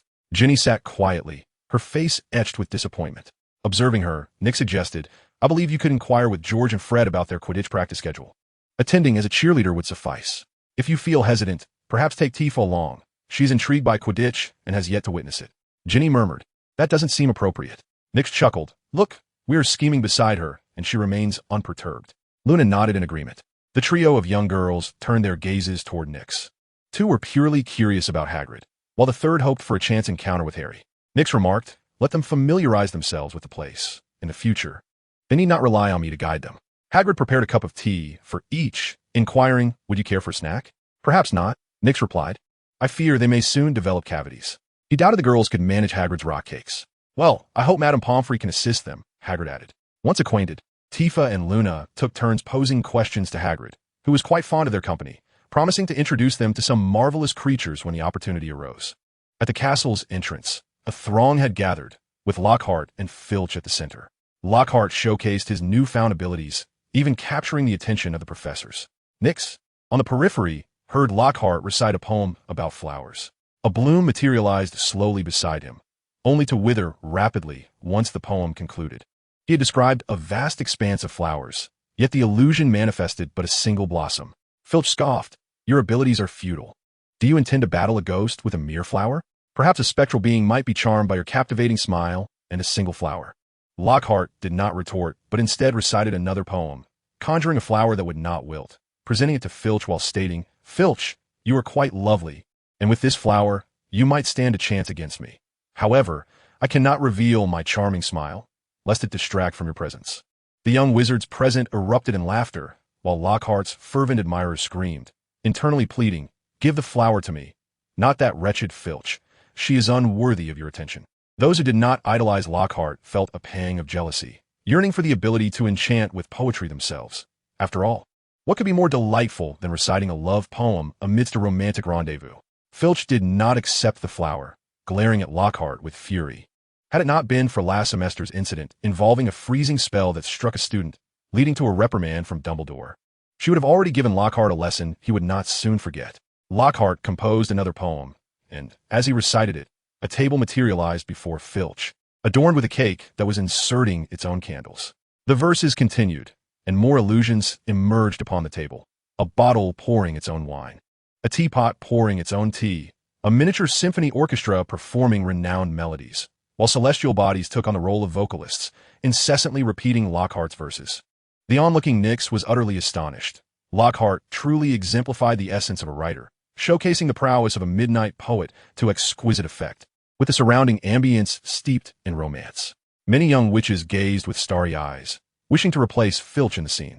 As the poem concluded, the illusions gradually faded away. Filch's complexion turned a deep shade of purple. Her wand had long been clutched tightly in her hand, and her entire being trembled slightly. Observing this, Lockhart refrained from provoking Filch further. He had already established an impressive presence. Should Filch succumb to the provocation and cast a spell upon him, it would spell disaster. And no amount of bravado could shield him from such a fate. The events at the entrance were scrutinized by the professors through various means. Old Dumbledore on the top floor shook his head, finding the method of spell casting quite intriguing, though the results left much to be desired. And the duration of the spell was lengthy, the sole advantage being the absence of a wand, rendering it of limited utility. Professor McGonagall on the second floor also shook her head, noting the disappearance of the illusions, which could similarly be achieved through transfiguration, deeming the recitation a sheer waste of time. However, she had to admit the illusions were rather romantic. Had a different witch been present, she might have already thrown herself into Lockhart's embrace. Professor Snape in the potions office below regarded Lockhart with contempt, perceiving him as merely seeking attention. Only Professor Flitwick appeared genuinely intrigued, finding the unique method of spellcasting worthy of further investigation. Nyx quietly ascended the stairs, wishing to avoid being singled out by Lockhart in a moment of embarrassment. Chapter 80. She began to keep a diary. After dinner, in the Gryffindor common room, the affair between Lockhart and Filch was the talk of the town, with young wizards speculating about Lockhart's newfound poetic spellcasting abilities. Most believed Lockhart had discovered a novel method of casting spells, and should he reveal it, he would undoubtedly receive a special contribution award from the wizarding community. A few companions gazed at Nyx, causing him to feel uncomfortable, prompting him to ask, "Why are you all looking at me?" Hermione asserted, "It's undoubtedly your doing. Lockhart mentioned in class yesterday afternoon that you would provide him with potions, and after seeking you out last night, he exhibited these special abilities today. You must have given him the potion." Nyx surveyed the room. From the expressions of his friends, he understood that whether he admitted it or not, they would attribute the phenomenon to the potion, so he decided to abandon any defense. Indeed, it had been an experiment, and the results were peculiar. Lockhart had not heard any strange sounds. Tifa immediately raised her hand, exclaiming, "Brother, I can't hear anything either." Simon added, "The moment the potion disappeared, I can no longer hear it. I needed to drink a second dose to continue hearing." Ron pondered quietly. The ability to hear strange sounds and witness peculiar illusions was likely related to the potion. Yet when had Nyx administered it to him? No, there had been ample opportunities. As each night, while sleeping presented a possibility, Nyx furrowed his brow. If the potion was digested, one could no longer hear the whispers. Could it be that Lockhart had digested the potion the instant he consumed it? It seems implausible, no matter how well it aligns with his character. There must be a process involved. Alternatively, it is conceivable that immense magical power could instantaneously conquer the potion. I recall a metaphor that likens the potion to a castle, which can be breached by force or accessed through an invitation. Dumbledore never suggested that upon hearing whispers, adults could instantly breach the castle of the potion. Are they unable to hear the whispers? Then why does Filch need to digest it? Is it because he is a mute? Tomorrow, I shall seek out Cedric and have him ingest the potion for confirmation. After contemplating, Nyx turned to his companions, who were still gazing at him, and inquired, "What are you staring at?" Simon rubbed his hands together and said, "Could you provide us with a sample? That ability is simply too cool." Nyx's expression darkened as he retorted, "Are you seeking death? Mixing different potions can be fatal. Do you possess any galleons?" Instantly, Simon, Neville, and Tifa grew despondent, while the others exhibited varied expressions. Dean sighed, lamenting the absence of such a remarkable potion. Ginny's eyes sparkled with eagerness, still unaware of the potion's cost. Harry winced at the thought of its price, feeling a twinge of pain. Hermione, deep in thought, grappled with the notion of acquiring a potion. What kind should she choose? Ron's expression fluctuated. He contemplated asking if he could procure a sample to test whether Nyx had indeed drugged him. Yet Nyx was aware he could not afford it, and could easily acquiesce. The twins exchanged glances, recognizing an opportunity. "Nyx, have you ever considered selling this potion?" Nyx nodded. "The Malfoy family is negotiating a partnership with me." George remarked, "Their family is already quite wealthy." Fred added, "They might not be interested in potions." Harry interjected, "Draco Malfoy's father is a Death Eater. You cannot collaborate with them." Nyx smiled at Harry and replied, "Both of my uncles and aunts are also Death Eaters, even more staunch supporters of the dark arts than the Malfoys." Harry fell silent, recalling what Ron had told him. Ron had mentioned that Nyx was also a Death Eater, but Harry did not believe this to be true. The evidence was evident. Nyx had saved him on the day of the Philosopher's Stone. If Nyx were a Death Eater, Why would he not have killed him immediately to present the stone? He understood Nick's implication. Having been a Death Eater in the past did not equate to being one in the present. The twins, disappointed, felt their opportunity slip away.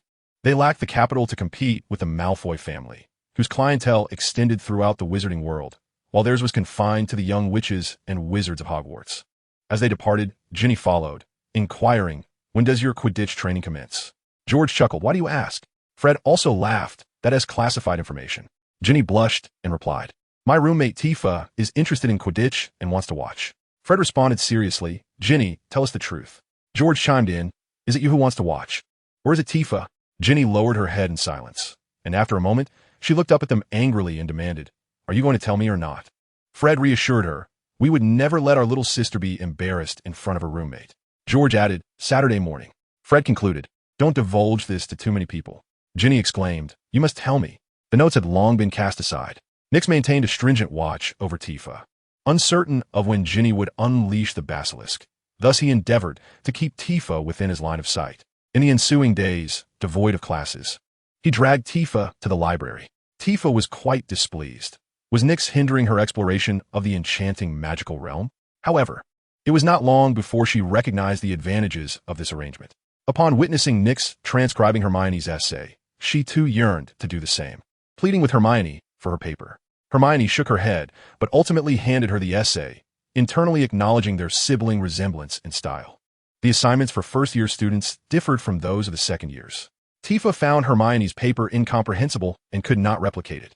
She was left with no choice but to seek Hermione's guidance on the obscure parts.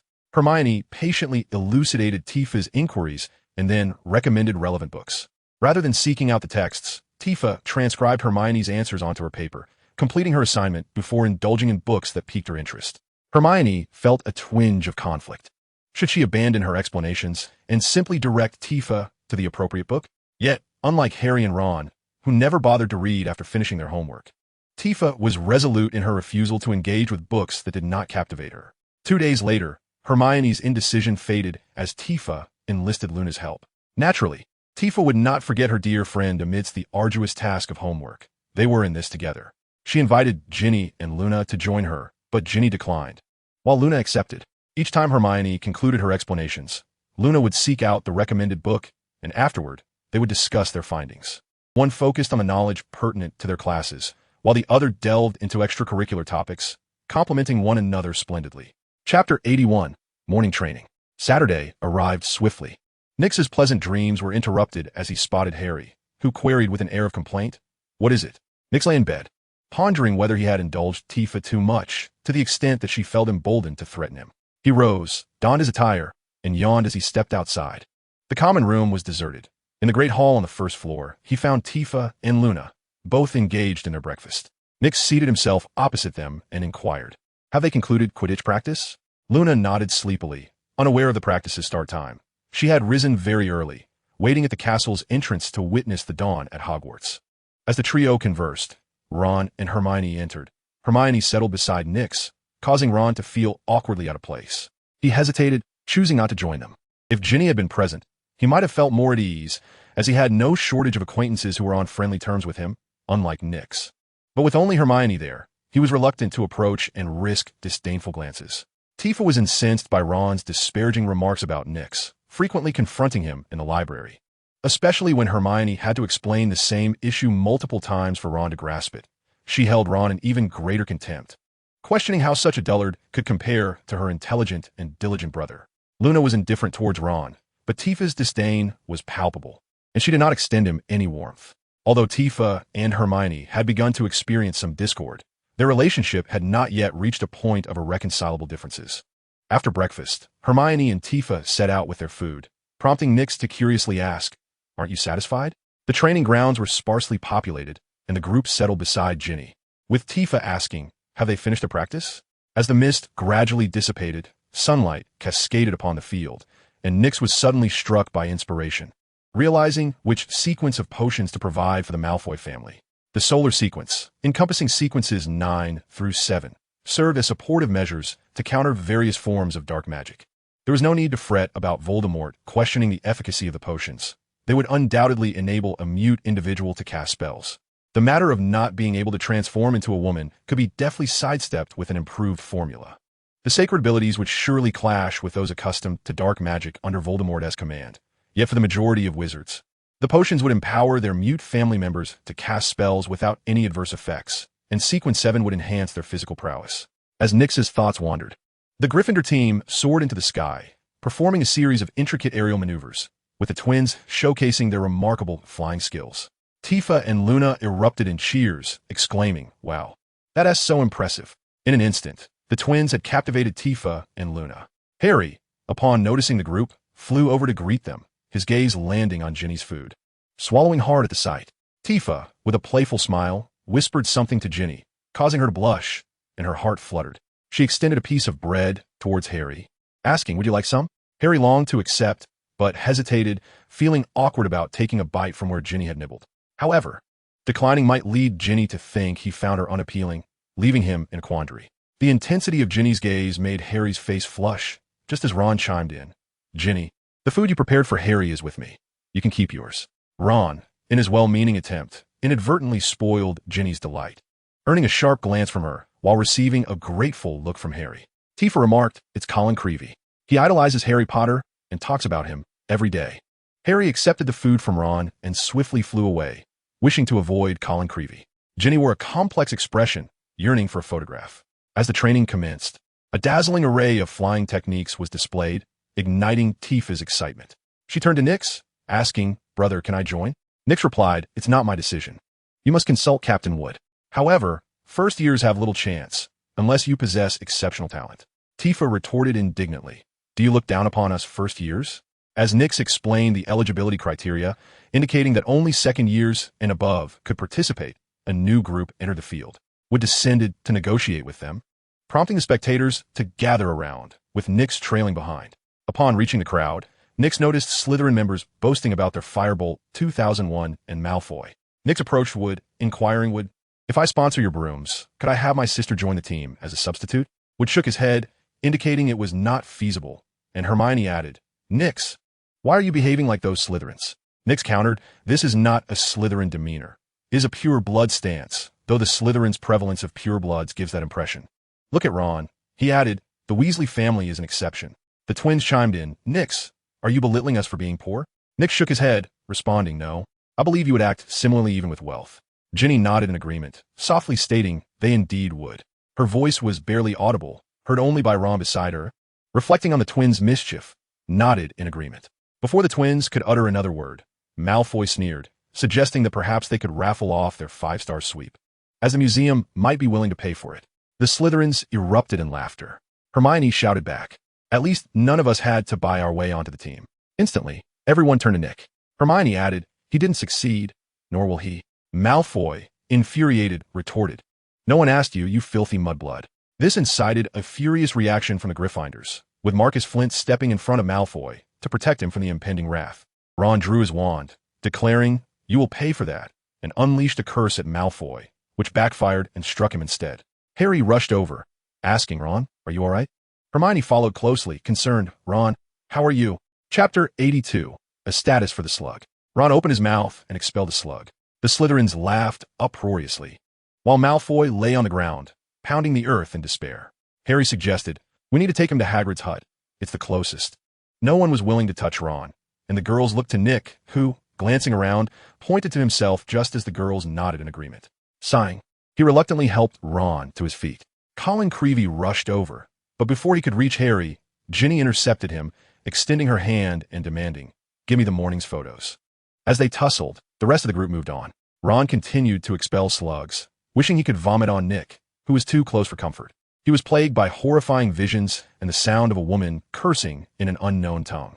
The torment of his mind, compounded by his physical discomfort, rendered him powerless to act on his thoughts. Nick, eager to limit his interaction with Ron, dragged him along swiftly, as if he were a reluctant dog.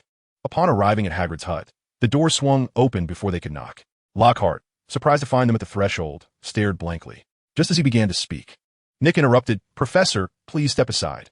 We need to help Ron inside." Nick was keen to avoid being cornered by Lockhart, who, given his nature, would undoubtedly ramble on and attempt to treat Ron, exposing Nick to Lockhart's unpredictable spells. Lockhart hesitated, then stepped aside, inquiring what happened. Ron was guided to a corner and seated as Hagrid placed a metal bucket in front of him, saying, "You can throw up in here." Lockhart approached Ron, stating, "So, it's just a continuous expulsion of slugs?" He drew his wand and cast a spell to make them disappear. Nick was taken aback. Was Lockhart not concerned about making Ron vanish? Fortunately, Lockhart's spell fell short, merely causing the bucket in Ron's hands to vanish. Hagrid quickly found a copper basin to place in front of Ron and cautioned, "Professor, please don't make the basin disappear too." Lockhart flashed a charming smile and replied, "That was an accident. My spell was affected by the remnants of magic on Ron. I will now employ a new method to assist him." He took a few steps in place and began a chant. "Slug, you're the most vile of creatures." With a scent, Lockhart composed a poem, essentially stating that slugs are filthy beings with an unbearable odor, destined to decompose and vanish. The poem indeed had an effect, albeit not as anticipated. Ron continued to vomit slugs, and the slugs that emerged were exceedingly foul. Before they could fall into the copper basin, they disappeared, leaving only the lingering scent in the air as evidence of their presence. He hurriedly departed. Tifa remarked to Hermione, "Look, he is a fraud, isn't he?" Nyx glanced at Hermione, noting that her relationship with Ron was not as harmonious as it seemed. Whether it was Ron's recent mishap in casting a spell for her or his current deteriorating condition, she appeared indifferent. Had he inadvertently disrupted the bond between Ron and Hermione? Observing Ron's increasingly miserable state, Harry lamented, "Why would Dumbledore choose that charlatan Lockhart as a professor?" Hermione defended Lockhart, saying, "I believe Dumbledore considers him the most suitable candidate." The only candidate. Hagrid interjected, "The position of defense against the dark art professor has a rather unfortunate reputation. No one is eager to take it." Tifa noticed that Nyx had some free time and tugged at his sleeve, softly asking, "What does mudblood mean?" Nyx replied evasively, "It's an insult." Tifa pondered for a moment and asked, "Is it akin to cursing someone?" Nyx shuddered and warned, "Tifa, you are a wizard now. Do not casually curse others. It could become reality." "I know," Tifa boasted. "A teacher in my old school fell victim to one of my curses. That fellow was quite unfortunate." Hagrid, overhearing the siblings' conversation, was taken aback. Was this truly the educational approach of a Death Eater family? Shouldn't it be do not curse others instead of do not casually curse others?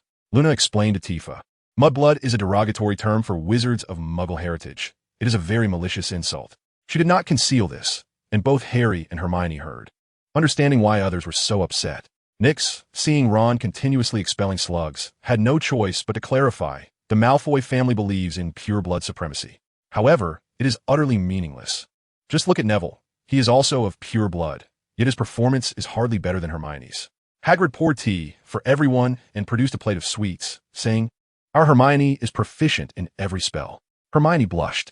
Hagrid then turned to Harry with a teasing tone, "Harry, I heard you're giving out signed photos. Could I have one?" "I am not," Harry protested loudly. Tifa joined in the banter, "Mr. Harry Potter, please give me a signed photo. I want 3 copies." Hermione added with a smile, "Make sure one is a deluxe package for Ginny." Suddenly, a cacophony of sounds erupted from outside the window. Hagrid stood up and leaned out, discovering Ginny hidden beneath the window. "Why don't you come in? We were just talking about you." Ginny had been pestering Colin until everyone left, and now she approached Hagrid's hut. She worried about Ron, yet felt somewhat flustered at the thought of being with Harry, enduring a considerable emotional turmoil along the way. Upon arriving at Hagrid's hut, she noticed Lockhart departing. She raised her hand, intending to knock on the door, but ultimately relinquished the thought, sitting instead at the entrance after several attempts. The conversation inside piqued her interest, prompting her to crouch beneath the window and eavesdrop. When she heard Tifa requesting an autograph, jealousy surged within her, yet Hermione's subsequent words unsettled her, causing her to accidentally shatter a jar. Ginny, her cheeks flushed, entered the hut and inquired Ron, "Are you all right?" "Terrible," Ron replied, expelling another slug. Harry addressed Ginny, saying, "Thank you for stopping Colin." "Not all." Ginny's face reddened further as she took a seat beside Tifa. Tifa whispered something in Ginny's ear, leading to playful banter that gradually involved Luna, causing the 3 to tumble about. Hagrid turned to Harry and asked, "Would you like to see the pumpkins I've grown?" "Sure," Harry replied, and both he and Hermione went to inspect the pumpkins, while Ron, after a moment's contemplation, followed suit. Chapter 83. One of the 3 great illusions of humanity. By noon, Ron's spell was waning. Hermione muttered, "What is wrong with her?" "Perhaps she." Ron began, but was interrupted as he expelled a slug. "Maybe she intends to misbehave."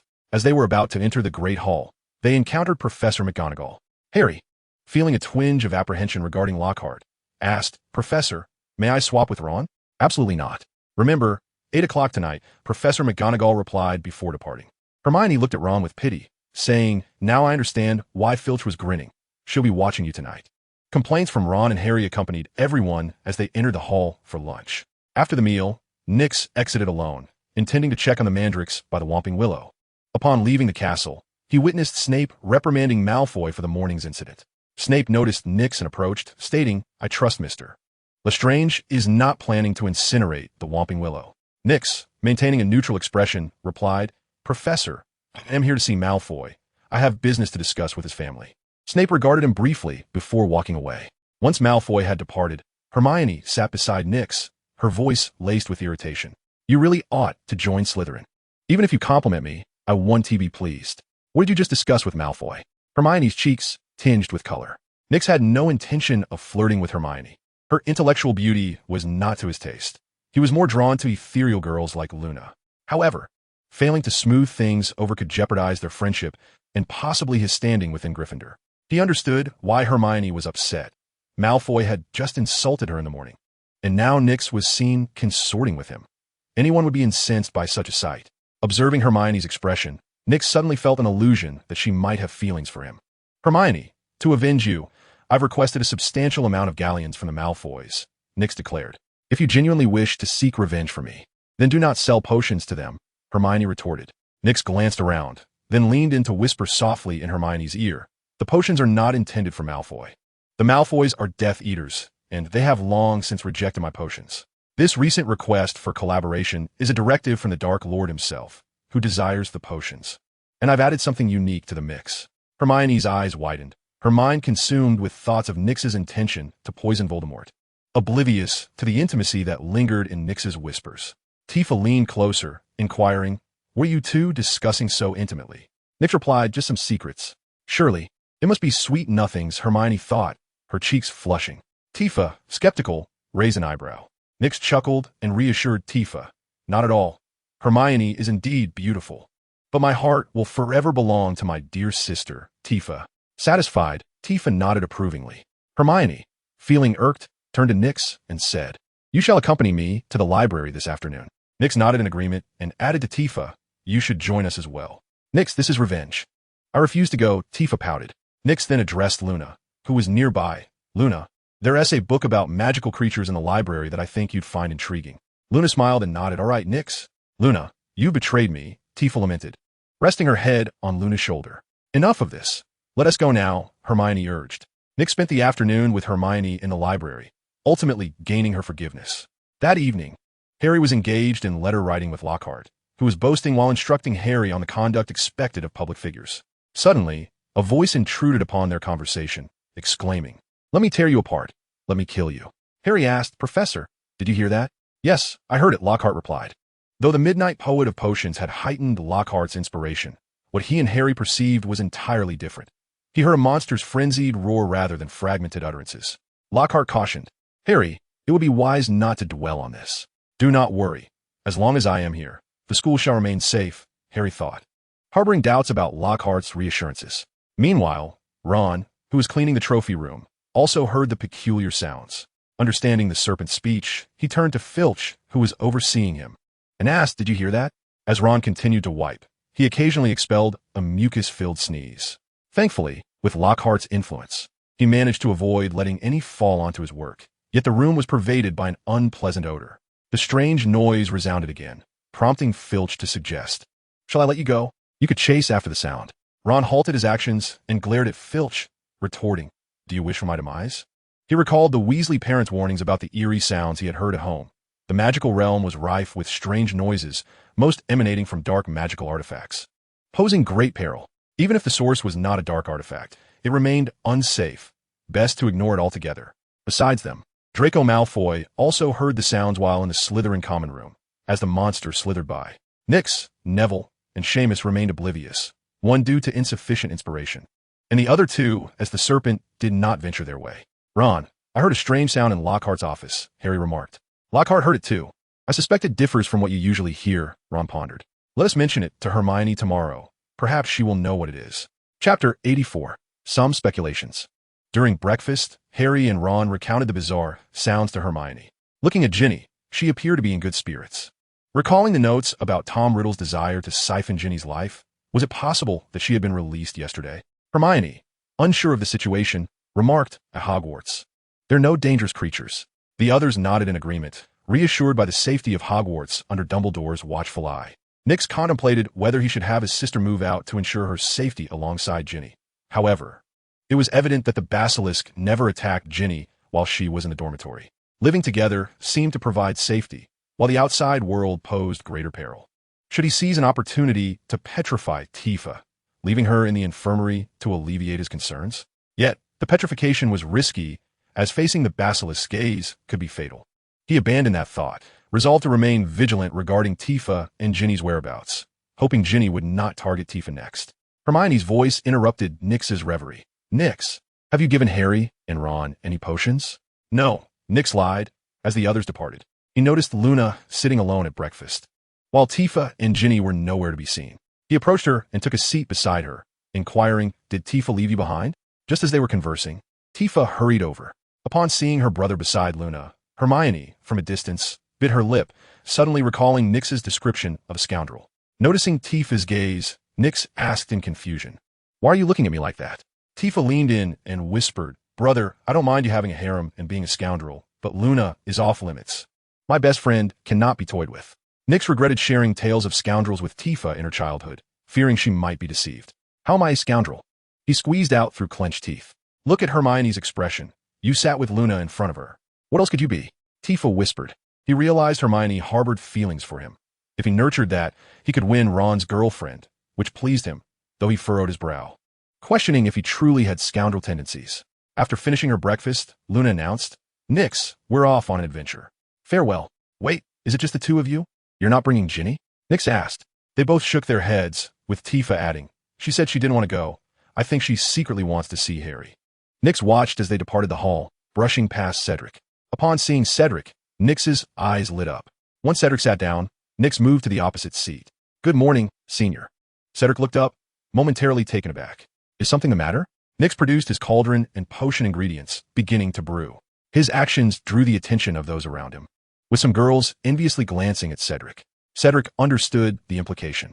The potion was prepared swiftly, and Nix slid it across the table to Cedric, saying, "Drink up, Senior." Cedric's expression soured as he hesitantly inquired, "I can't afford it." "Our friendship is worth far more than any potion," Nix cheerfully replied. Cedric contemplated for a moment before declining. "Nix, look around. They all desire it. Even if it means paying more, they still wish to acquire it. Why not sell it to them?" Nix shook his head, replying, "Senior, this is specifically prepared for you." "Why me?" Cedric inquired. "Because you were the only one who spoke to me when I was isolated," Nix explained. Cedric thought to himself that Nix had only approached him out of concern for what he might do to Autumn, not to offer solace. With a heavy heart, he asked, "Is there no way to avoid drinking it?" "It's all right, Senior. I have modified the formula. It won't turn you into a woman. However, if you are curious about experiencing the essence of femininity, I can provide a transformation as well," Nix replied. Cedric gazed at the potion, deliberating whether to consume it. If he truly did not wish to drink, Nix would be powerless to compel him. Recalling Nix's conversation with Chio on the first day of school, he resolved to proceed. The potion was a sequence 8 con artist of erroneous lineage. Upon consumption, Cedric acquired a unique ability, mental interference, an art of crafting illusions to deceive adversaries.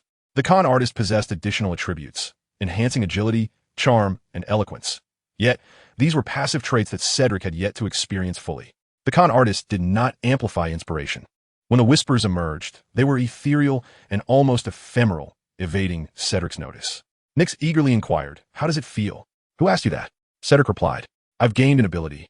To put it simply, I can disrupt others' senses and create illusions." He demonstrated his newfound power on Nix. In Nix's perception, several Cedrics suddenly materialized, all uttering in unison.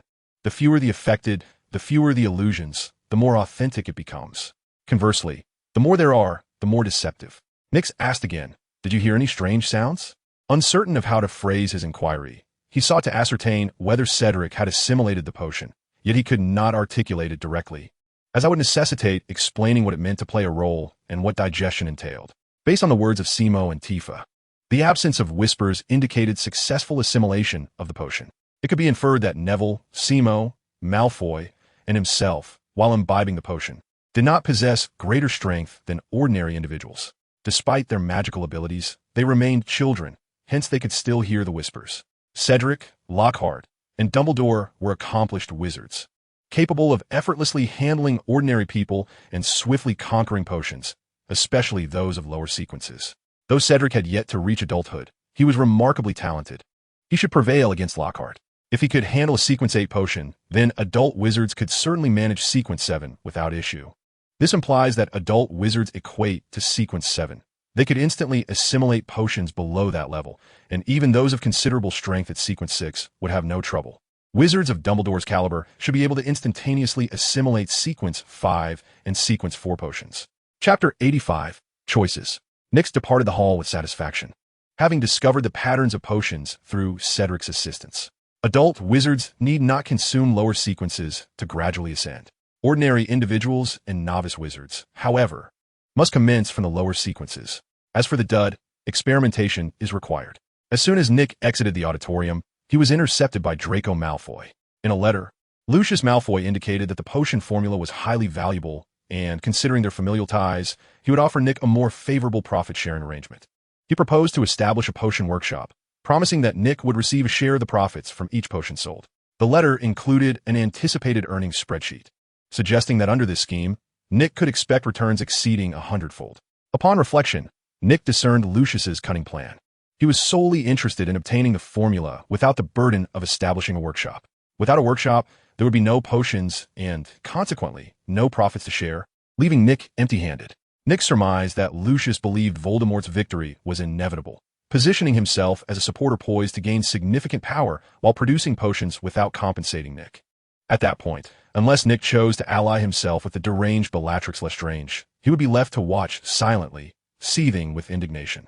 His initial desire to collaborate with the Malfoy family stemmed from the fact that Narcissa Malfoy and Bellatrix Lestrange were sisters. He hoped that once Bella was released from Azkaban, Narcissa could advocate on his behalf to prevent Bellatrix from causing him trouble. The potion formula Nick initially intended to utilize for business was, in fact, a trap for Lucius. Those who consumed the potion would be transformed into females, a flaw that would hinder the potion's commercial viability. Under no circumstances could he acquiesce to Lucius's demands. He retrieved paper and quill from his small purse, doubled the price, and reminded that he alone possessed the formula, threatening the Malfoy family that should they refuse to cooperate, he would seek out the Weasley family instead. As Draco Malfoy departed with the letter, Hermione inquired why he did not agree to the profit sharing, which would yield more galleons. Nick shook his head, explaining that with Harry preparing to confront the Dark Lord, the workshop would likely be destroyed. The war would eventually conclude, and once Harry emerged victorious, they could secure even greater riches. Settling for a one-time payment would be a grave mistake, Hermione contested. Nick countered, emphasizing that the outcome of the war was uncertain. If Harry were to lose, he could be killed or imprisoned by the Dark Lord, leaving him without any galleons. Conversely, if Harry triumphed, the Malfoys would be weakened. Could they even reopen the workshop? It would be wiser to accept a lump sum for the formula, granting Lucius the freedom to sell or distribute it as he pleased. Nick refrained from mentioning that even if Voldemort were in power, he could still leverage Bellatrix's name to receive his due share. Hermione, deep in thought, eventually conceded that Nick's reasoning held merit. Rising to leave, Nick suddenly recalled something and asked, "Would you like to undergo the Animagus transformation as well?" He reassured her, "Animagus transformations are not as perilous as you might think. I have researched it thoroughly, and most complications arise from the preparation of the ritual materials.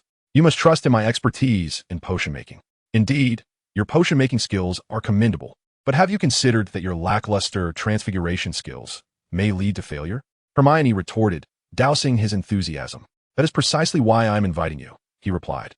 Hermione shook her head and departed. Filch remained stationed at the castle entrance, in high spirits after having tormented Ron the previous night, eagerly anticipating the prospect of ensnaring Nick as well. As she was about to mock Nyx, a tall senior wizard approached, his lanky figure towering over Filch by half a head. His face was pockmarked with scars left by freckles, his hair slicked with grease, and in his hand, he held a flower, confessing his affections to Filch. Nyx gazed at him in astonishment, murmuring, "Surely, he must have lost some game." Enraged, Filch threatened, "You little brats. Should I catch you misbehaving, there will be consequences." Ignoring the commotion at the door, Nyx made her way to the Weeping Willow's Hollow. The mandrake had matured, and thanks to her potion-making skills, Nyx knew that the hastily grown mandrake could barely suffice as potion ingredients. She plucked a few leaves for her animagus ritual, transforming the rest into a potent restorative elixir. Rather than adhering to the prescribed methods outlined in her textbook, she relied on her instincts, incorporating various unconventional ingredients, which expedited the potion's creation. The resulting restorative potion was a viscous red, diverging from the textbook's description. Yet Nyx's intuition as a potion maker assured her of its efficacy. The potion's effects remained uncertain. It could either surpass the original restorative or prove ineffective, as she had yet to conduct any tests. Exiting the hollow, she noted that dusk was approaching, and her hunger was quite pronounced. Not far away, Tifa and Luna were engaged in a discussion. As Nyx approached, she discovered they were holding fireworks crafted by the Weasley twins. While Tifa's antics were not unexpected, Luna's participation in the revelry took Nyx by surprise. It seemed that being ostracized stemmed not only from Luna's peculiar behavior, but also from an underlying madness. Upon noticing Nyx, Luna remarked, "This is Tifa's idea, but I believe a smaller one would be better." "I concur. A smaller one would indeed be preferable." An elderly voice chimed in from behind them. He refrained from speaking further, striving to maintain his composure. Dumbledore, having consumed an emotion-revealing potion, could perceive the emotions of others. He glanced at Nyx, questioning, "You appear unrepentant for providing me with the potion." Nyx was taken aback, reflecting on her feelings and realizing she truly harbored no regret for giving Dumbledore the potion. In fact, she felt an emotional surge welling up inside her, though it remained subdued. Dumbledore also sensed the depth of Nyx's emotions. He perceived her inner turmoil as a cry for help. Yet he was baffled as to why she felt the need for rescue, as she appeared to be in no danger. Dumbledore was certain that Nyx, unlike Harry, did not harbor fragments of another soul. Chapter 86, Too Much. Dumbledore sought to understand what prompted Nyx's silent plea for assistance, feeling compelled to delve deeper into her thoughts. Tifa, flustered, lowered her gaze and admitted, "I realize my mistake and shall not err again." Her words interrupted Nyx's contemplation and Dumbledore's inquiry. "It's quite all right, my dear. It is in our nature to play. Might I have a look at your toys?" "I would prefer a smaller one," Dumbledore reassured her. Tifa offered him a firework she cherished, her eyes reflecting reluctance. She asked Dumbledore, "Headmaster, I've given you my favorite. Will you refrain from summoning my mother?" "Thank you. I shall not call upon your mother. However, I would like to witness its effect," Dumbledore replied, winking at Tifa. Tifa smiled, eager to ignite the most spectacular fireworks. Fearing potential mishaps, Nyx snatched the sparkler and lit it. The fireworks shot swiftly into the sky, bursting into a breathtaking display, the sound reverberating throughout Hogwarts, drawing the attention of both professors and students alike. The Weasley twins were particularly exhilarated, for it was their creation, and the grand entrance was splendid, with the beautiful fireworks harmonizing with the twilight scenery, serving as the finest advertisement. Professor McGonagall hurried to the scene, followed by a throng of excited young wizards. The first to arrive was Filch, utilizing her agility and nimbleness to reach the spot quickly. Upon seeing Nyx, she exclaimed, "What are you doing? Do you wish to destroy Hogwarts?" Thankfully, the headmaster intervened, "But you cannot escape this. You will be expelled." "We have the headmaster's permission," Nyx calmly replied, igniting Filch's ire. Dumbledore interjected at the opportune moment, "Filch, do remain calm. We are merely experimenting with our toys. The volume is a tad excessive." He turned to Nyx and added, "Perhaps you should advise the creators to lessen the potency, as it may not be suitable for the school. However, I must admit, it is truly magnificent beyond imagination." Professor McGonagall soon arrived, her expression darkening upon seeing Nyx and Tifa. She turned to Dumbledore and inquired, "What have they done?" During dinner, the young wizards were abuzz with excitement. Just as Harry and Ron had made a significant mark at the beginning of the term, Nyx and Tifa had now followed suit. This semester was indeed lively. George and Fred were seated on either side of Tifa. Fred spoke up first, "Tifa Lestrange, we heard you made quite an entrance." George chimed in, provoking professors right upon arriving at Hogwarts. Fred added, "We admire your audacity." George affirmed, "You are quite suited for Gryffindor." Tifa, feeling embarrassed, lowered her head and quietly ate, ignoring the twins. Nyx intervened. "George, Fred, someone has criticized your fireworks, stating they are too powerful for the school. It would be best to create milder ones." "Must be Snape," George speculated. "Or perhaps Filch," Fred suggested. It was actually Headmaster Dumbledore. Tifa spoke without looking at the twins, her demeanor suggesting that the statement was not her own. Hermione gasped, "Did you get caught by the headmaster?" Nyx corrected, "In fact, it was they who were caught. I merely happened to witness it." The group gazed at Tifa in astonishment, but she seemed indifferent to the matter, continuing to eat as if it did not concern her. The attention then shifted back to Nyx. I discovered that Tifa and Luna were debating whether to use powerful or mild fireworks. Headmaster Dumbledore appeared behind us, suggesting the use of weaker ones.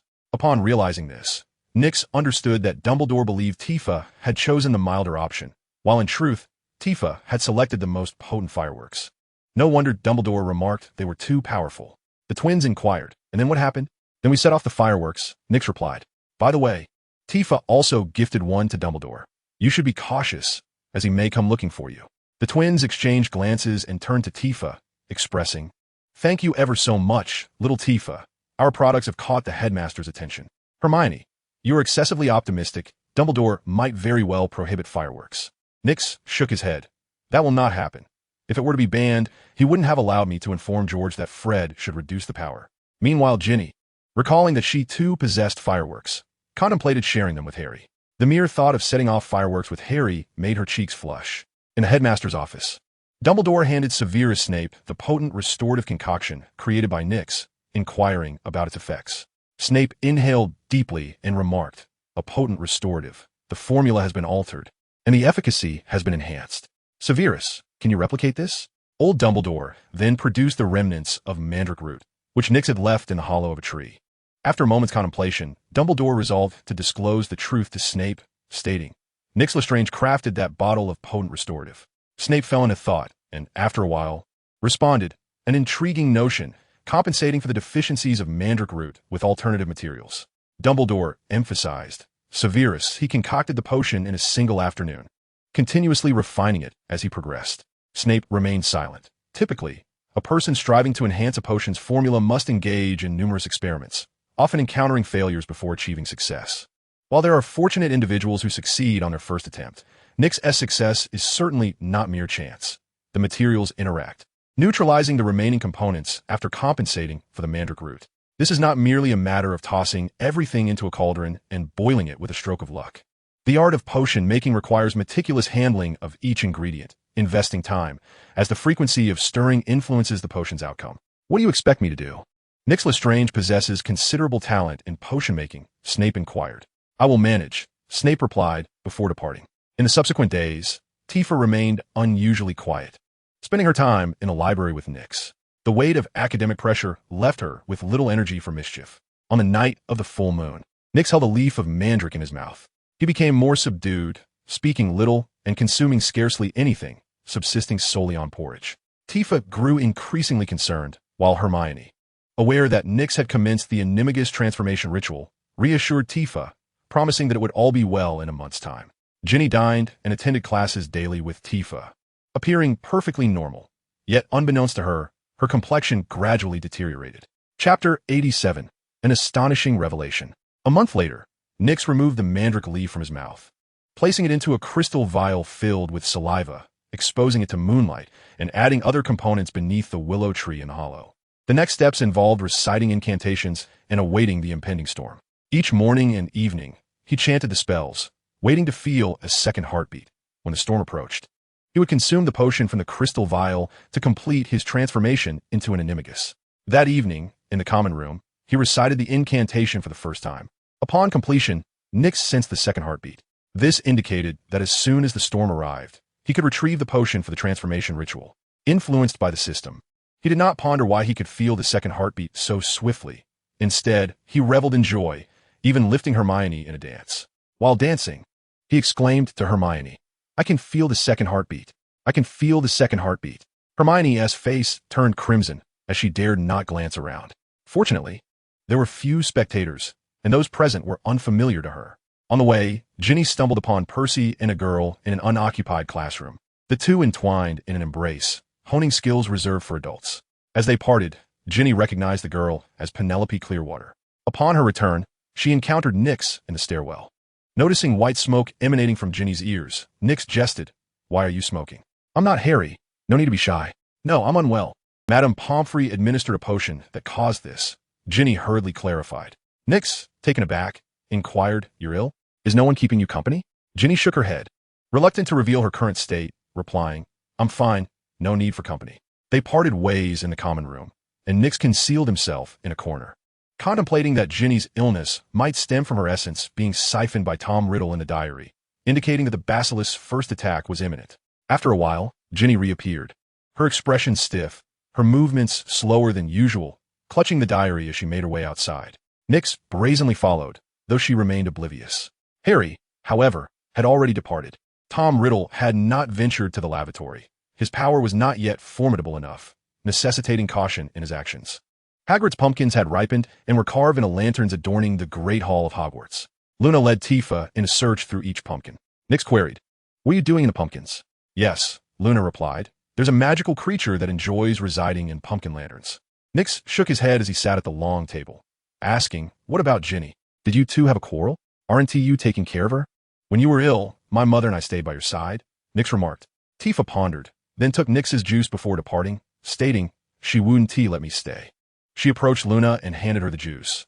Luna smiled and took a sip, while Nyx quietly remarked, "I meant caring for a patient, not a companion." Nearby, Seamus chuckled, prompting Nyx to regard him with suspicion, as if he were a tool for brewing potion. Tifa returned the juice to Nyx, inquiring, "I heard the headmaster is inviting a skeleton dance troupe to perform. Is that true?" Seamus, Neville, and others began to discuss. Draco Malfoy entered the hall and approached Nyx, handing him a letter.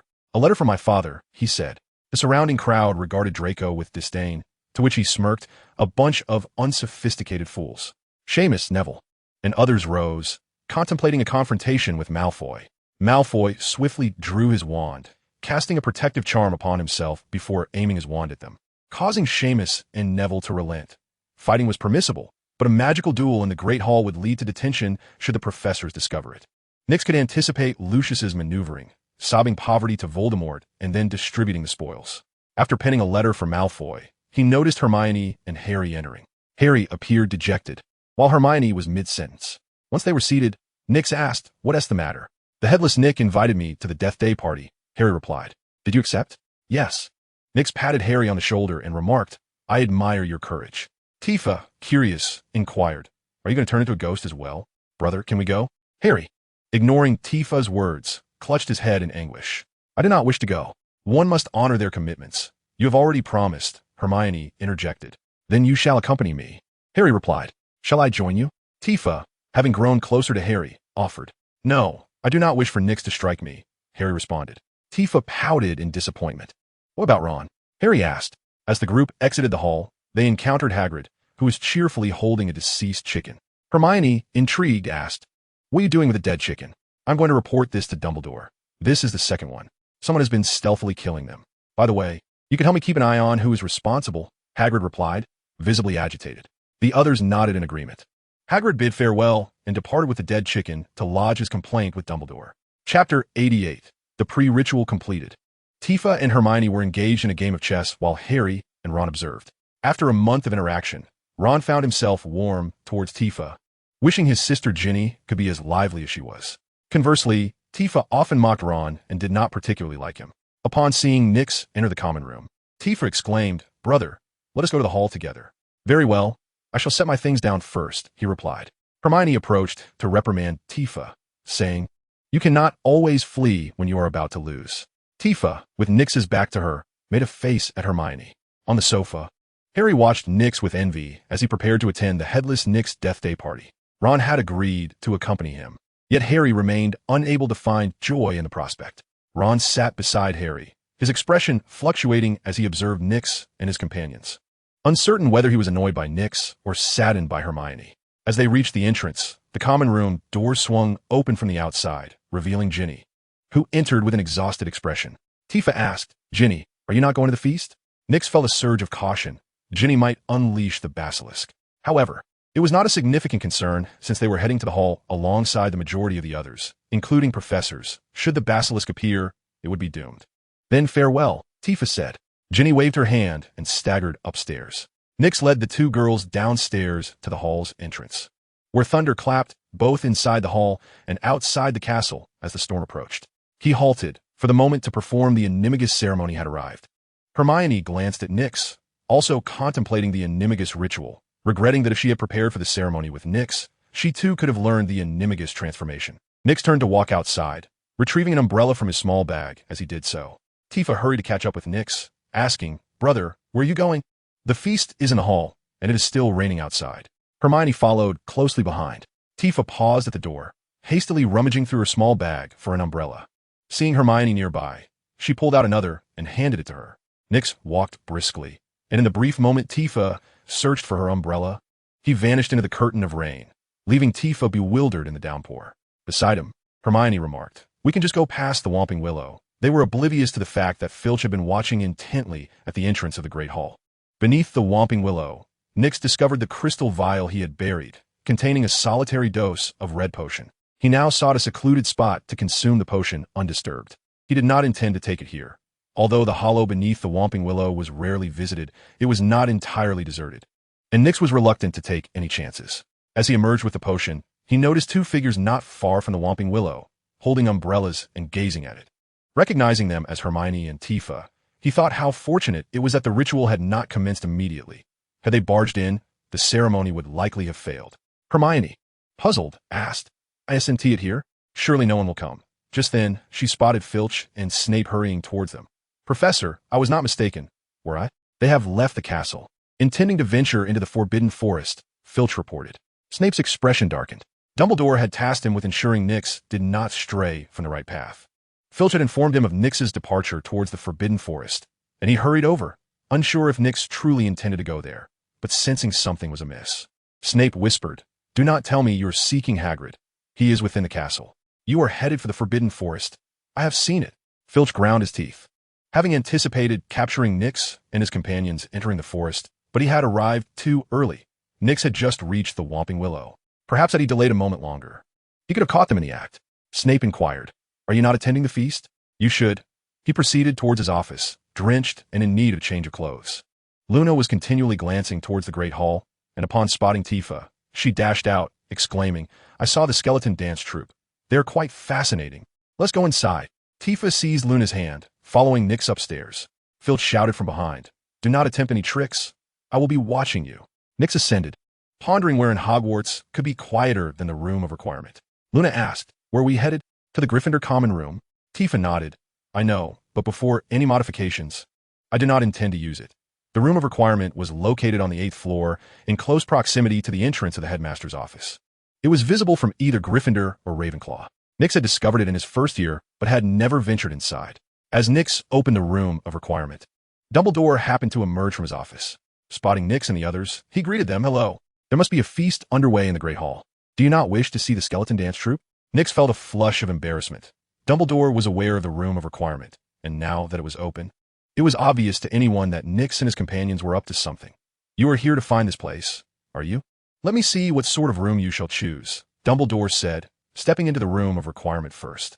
Nyx felt resigned. He knew he had to enter. If he did not, Dumbledore would keep a vigilant eye on him, denying him the opportunity to enter alone.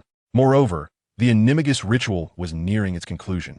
Halting now would necessitate starting anew, potentially prolonging the process. Behind him, Tifa, Luna, and Hermione gazed in awe at the Room of Requirement, their mouths agape in astonishment. "Brother, this is extraordinary. Where are we? How did you unlock it?" Tifa incessantly inquired. With a resolute demeanor, she stepped into the Room of Requirement, followed closely by the other two girls.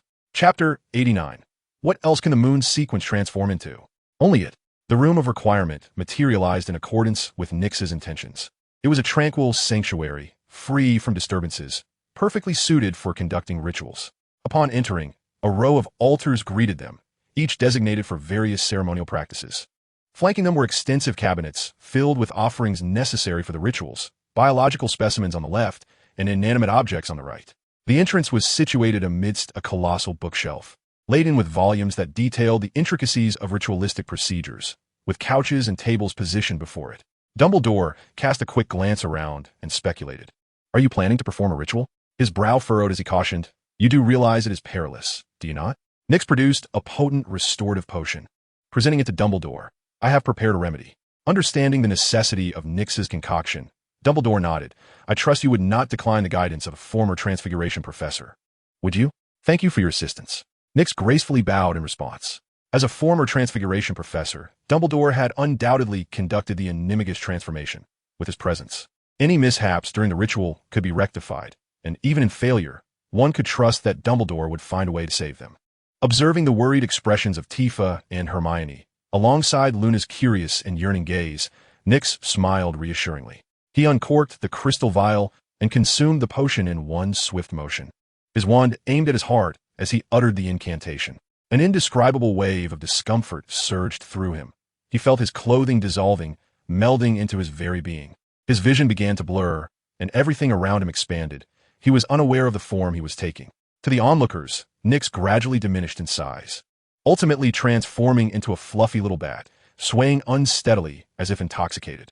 Tifa rushed over, capturing the bat and playfully waving it before her, before finally cradling it in her palm. With a finger, she gently prodded the bat's tiny belly, giggling incessantly.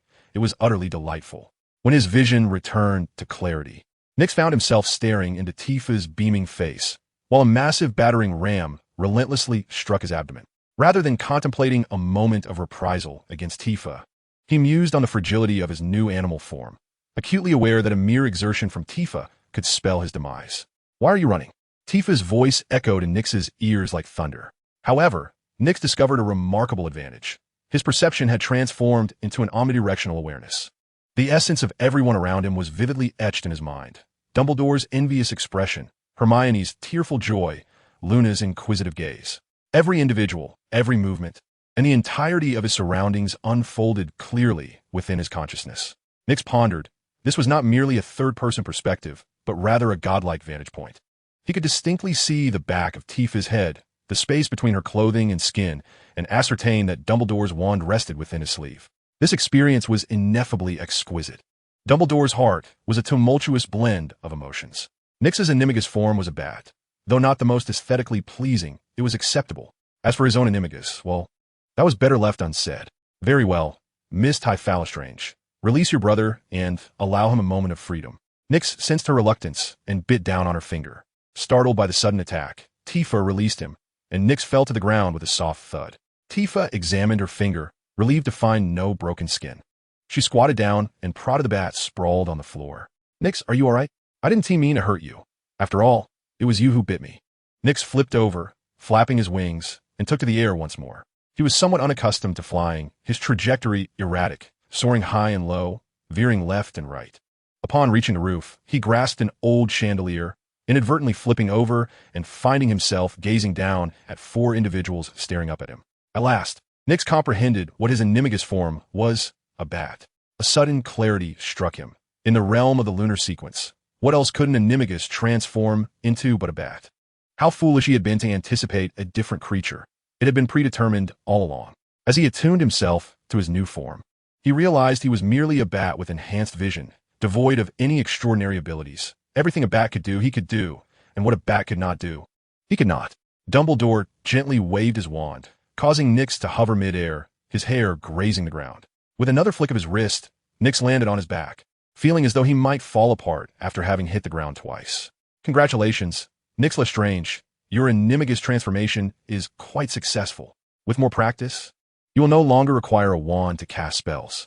Hermione, seizing the moment when no one was paying attention, discreetly wiped away her tears, having just been deeply worried.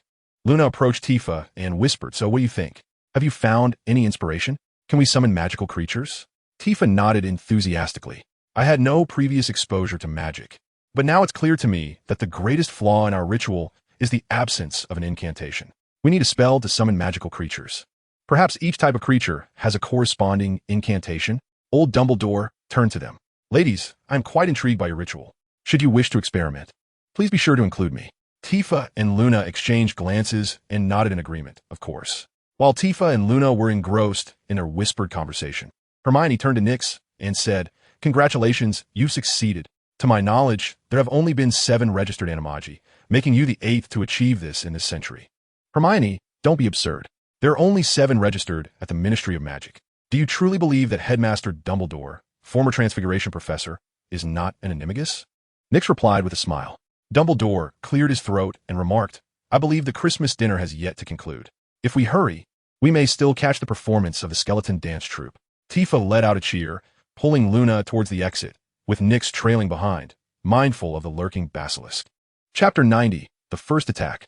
Tifa had only been at Hogwarts for a month and was unaware of the secret passages. She could only descend to the Great Hall one floor at a time from the 8th floor. Dumbledore followed behind, lacking any intention of guiding them through the secret passageways. As Tifa and Luna ascended to the 3rd floor, they encountered a throng of young wizards gathered in the area. The most striking sight was the Chamber of Secrets, now ajar, evoking wariness from the air's adversaries.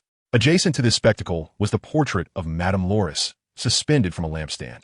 Harry was shielded behind Professors McGonagall and Snape, facing the frenzied figure of Filch. Filch brandished his wand at Harry, while his other hand conjured an ice spear, his body encircled by tendrils of black flame as he bellowed, "Professor, step aside. He has slain my cat.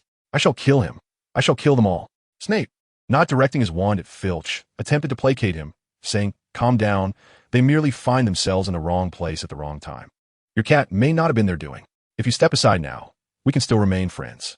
Filch, his voice trembling with sorrow, replied, "So they can kill my cat?"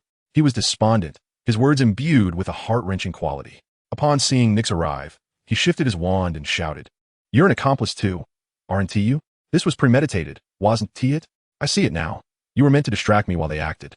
Just as Filch prepared to strike, Dumbledore appeared, commanding, "Argus, lower your wand." Nyx felt a wave of relief wash over him. The proximity to Filch left him uncertain of evading his spell, not to mention the ice spear and black flames surrounding him. Dumbledore carefully removed Madame Loris from her lampstand, instructing, "Come with me, Argus, and you too, Mr. Potter and Mr. Weasley." Filch reluctantly stowed his wand, dissipating the ice spear and black flames as he lamented increasingly loudly. "And there's Lestrange and his sister. Oh, and Granger, and that little girl, what is her name? Lovegood, right? Her family is all mad." Lockhart suggested, "We could go to my office, just upstairs." Upon returning to the common room, Nyx inquired of the twins what transpired. They replied, "You saw it. Someone killed Filch's cat and hung it on the wall, inscribing that message. Were you responsible?" Nyx vehemently denied, "Of course not. I was just with Professor Dumbledore." Yet Filch claimed you were a distractor while Harry and Ron acted. "You were absent from the Great Hall during dinner." Tifa defended, "It wasn't he, my brother. He was just crying." Nyx covered Tifa's mouth and jested, "Has dinner concluded? Did the skeleton dance troupe depart?" "Of course it has. How long has it been? You really should have seen it. The skeleton dance was quite enchanting." Tifa pried Nyx's hands apart, asking, "Will they return?" The twins chimed, "We don't know." Back in the common room, Nyx faced another round of inquiries from Neville, Seamus, and Dean, all intrigued by the incident. Nyx assured everyone it was not their doing.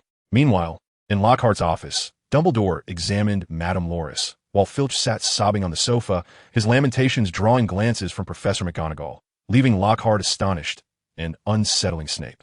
Severus Snape harbored doubts, questioning whether he had indeed fallen prey to a ruse orchestrated by Harry and Nyx, thereby becoming ensnared in a stratagem designed to lure him away. He inquired of Harry, "Why did I not see you both at the banquet? Did Nyx Lestrange accompany you?" Harry paused momentarily, contemplating a lie that would state Nyx was with them, but with Ron speaking first, he refrained from voicing his thoughts. Dumbledore interjected, "Lestrange was with me. He demonstrated remarkable skills in transfiguration." Professor McGonagall, recalling Nyx's abysmal transfiguration abilities, mused, "Surely, this is merely an excuse." Her mind drifted to Nyx's persistent request for her to teach him animagus transformation, and with the tempest brewing that very night, she pondered if Nyx had indeed conducted the animagus ritual. Glancing at Dumbledore, she felt relieved that the headmaster had noticed, for had he not, she would not have been surprised if Nyx had transformed into a tree, given his magical prowess. Snape, too, suspected Dumbledore was offering Nyx a defense. Harry and Ron held no doubts. They were certain that Dumbledore was exonerating Nyx, puzzled as to how Dumbledore could defend him when his transfiguration was widely recognized as subpar. Upon completing his examination of Mrs. Norris, Dumbledore addressed Argus, "Do not weep. Your cat has not perished." To which Argus queried, "Then why is she in such a state?" "She has been petrified," Dumbledore elucidated. Filch turned once more to Harry, demanding, "Why did you do this?" "It was not my doing," Harry retorted. Dumbledore interjected again, "Argus, it was not their doing. A second-year wizard could not accomplish this, as it is profound dark magic." Filch dismissed him, glaring at Harry, "You have petrified my cat. You shall face consequences. Calm yourself. Argus, your cat will recover. Professor Sprout has procured mandrake. Once it matures, we can brew a potent restorative." Suddenly, Dumbledore paused, recalling he possessed a vial of powerful restorative elixir, which Nyx had bestowed upon him in the room of requirement. Gilderoy Lockhart interjected, "I shall brew it. I have experience." Yet before he could finish, Dumbledore produced a vial containing a crimson potion. Snape frowned. You intend to use that? It cannot worsen. It shall not be worse, Dumbledore retorted. Upon administering half the potion to Mrs. Norris, she revived, and Snape observed that the potion's efficacy exceeded his expectations. Filch stepped forward in astonishment, cradling Mrs. Norris in his arms. The professors departed, each bearing a distinctive countenance. Chapter 91, Speculations. Harry and Ron lingered outside Lockhart's office for a spell. Upon seeing Dumbledore emerge, Harry intercepted him, saying, Headmaster Dumbledore, we wish to speak with you. Follow me, Dumbledore replied, leading them to his office. He inquired, what matters weigh upon you? Headmaster Dumbledore. Ron and I were drawn by a peculiar sound. Harry revealed the truth, reflecting on his encounter with Nix on the train and the subsequent contemplation of their actions. He realized that had he not attended that night, Voldemort would have undoubtedly failed to acquire the Sorcerer's Stone. His presence, instead, had inadvertently granted Voldemort an opportunity. Harry suspected this ordeal was yet another test set forth by Dumbledore. Dumbledore furrowed his brow. The peculiar sound. What did it utter? It claims that it has been too long and is hungry for blood, Harry said.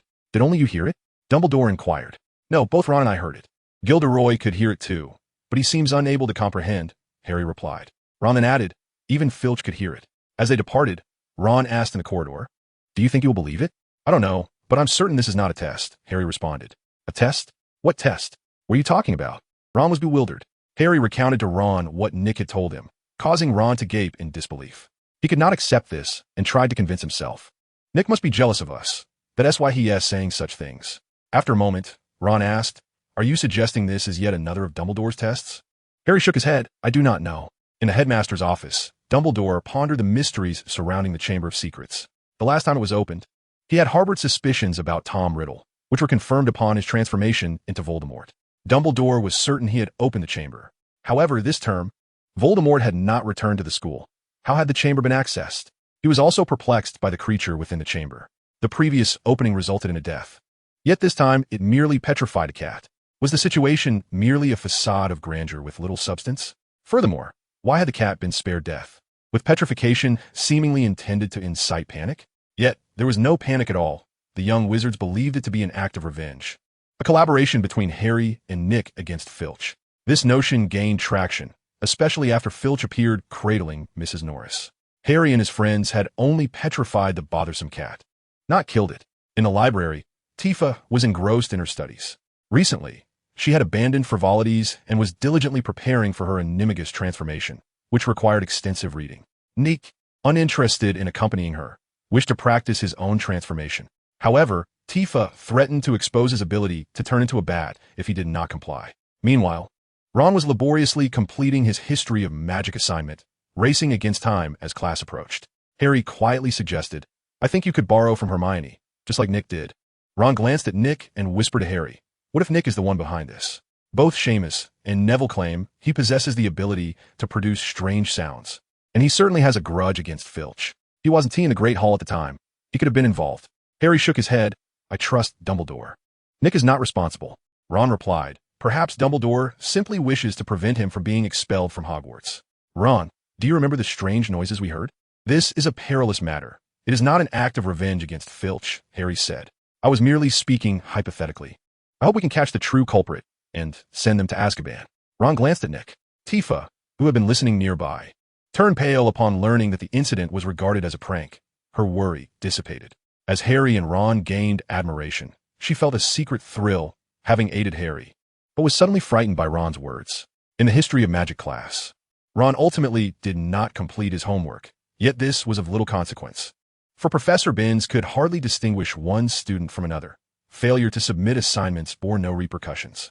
In class, students were nodding off, and Nix, a first year, was accustomed to skipping lectures, but this new academic year, he wished for Tifa to attend diligently. He had devised ways to pass the time.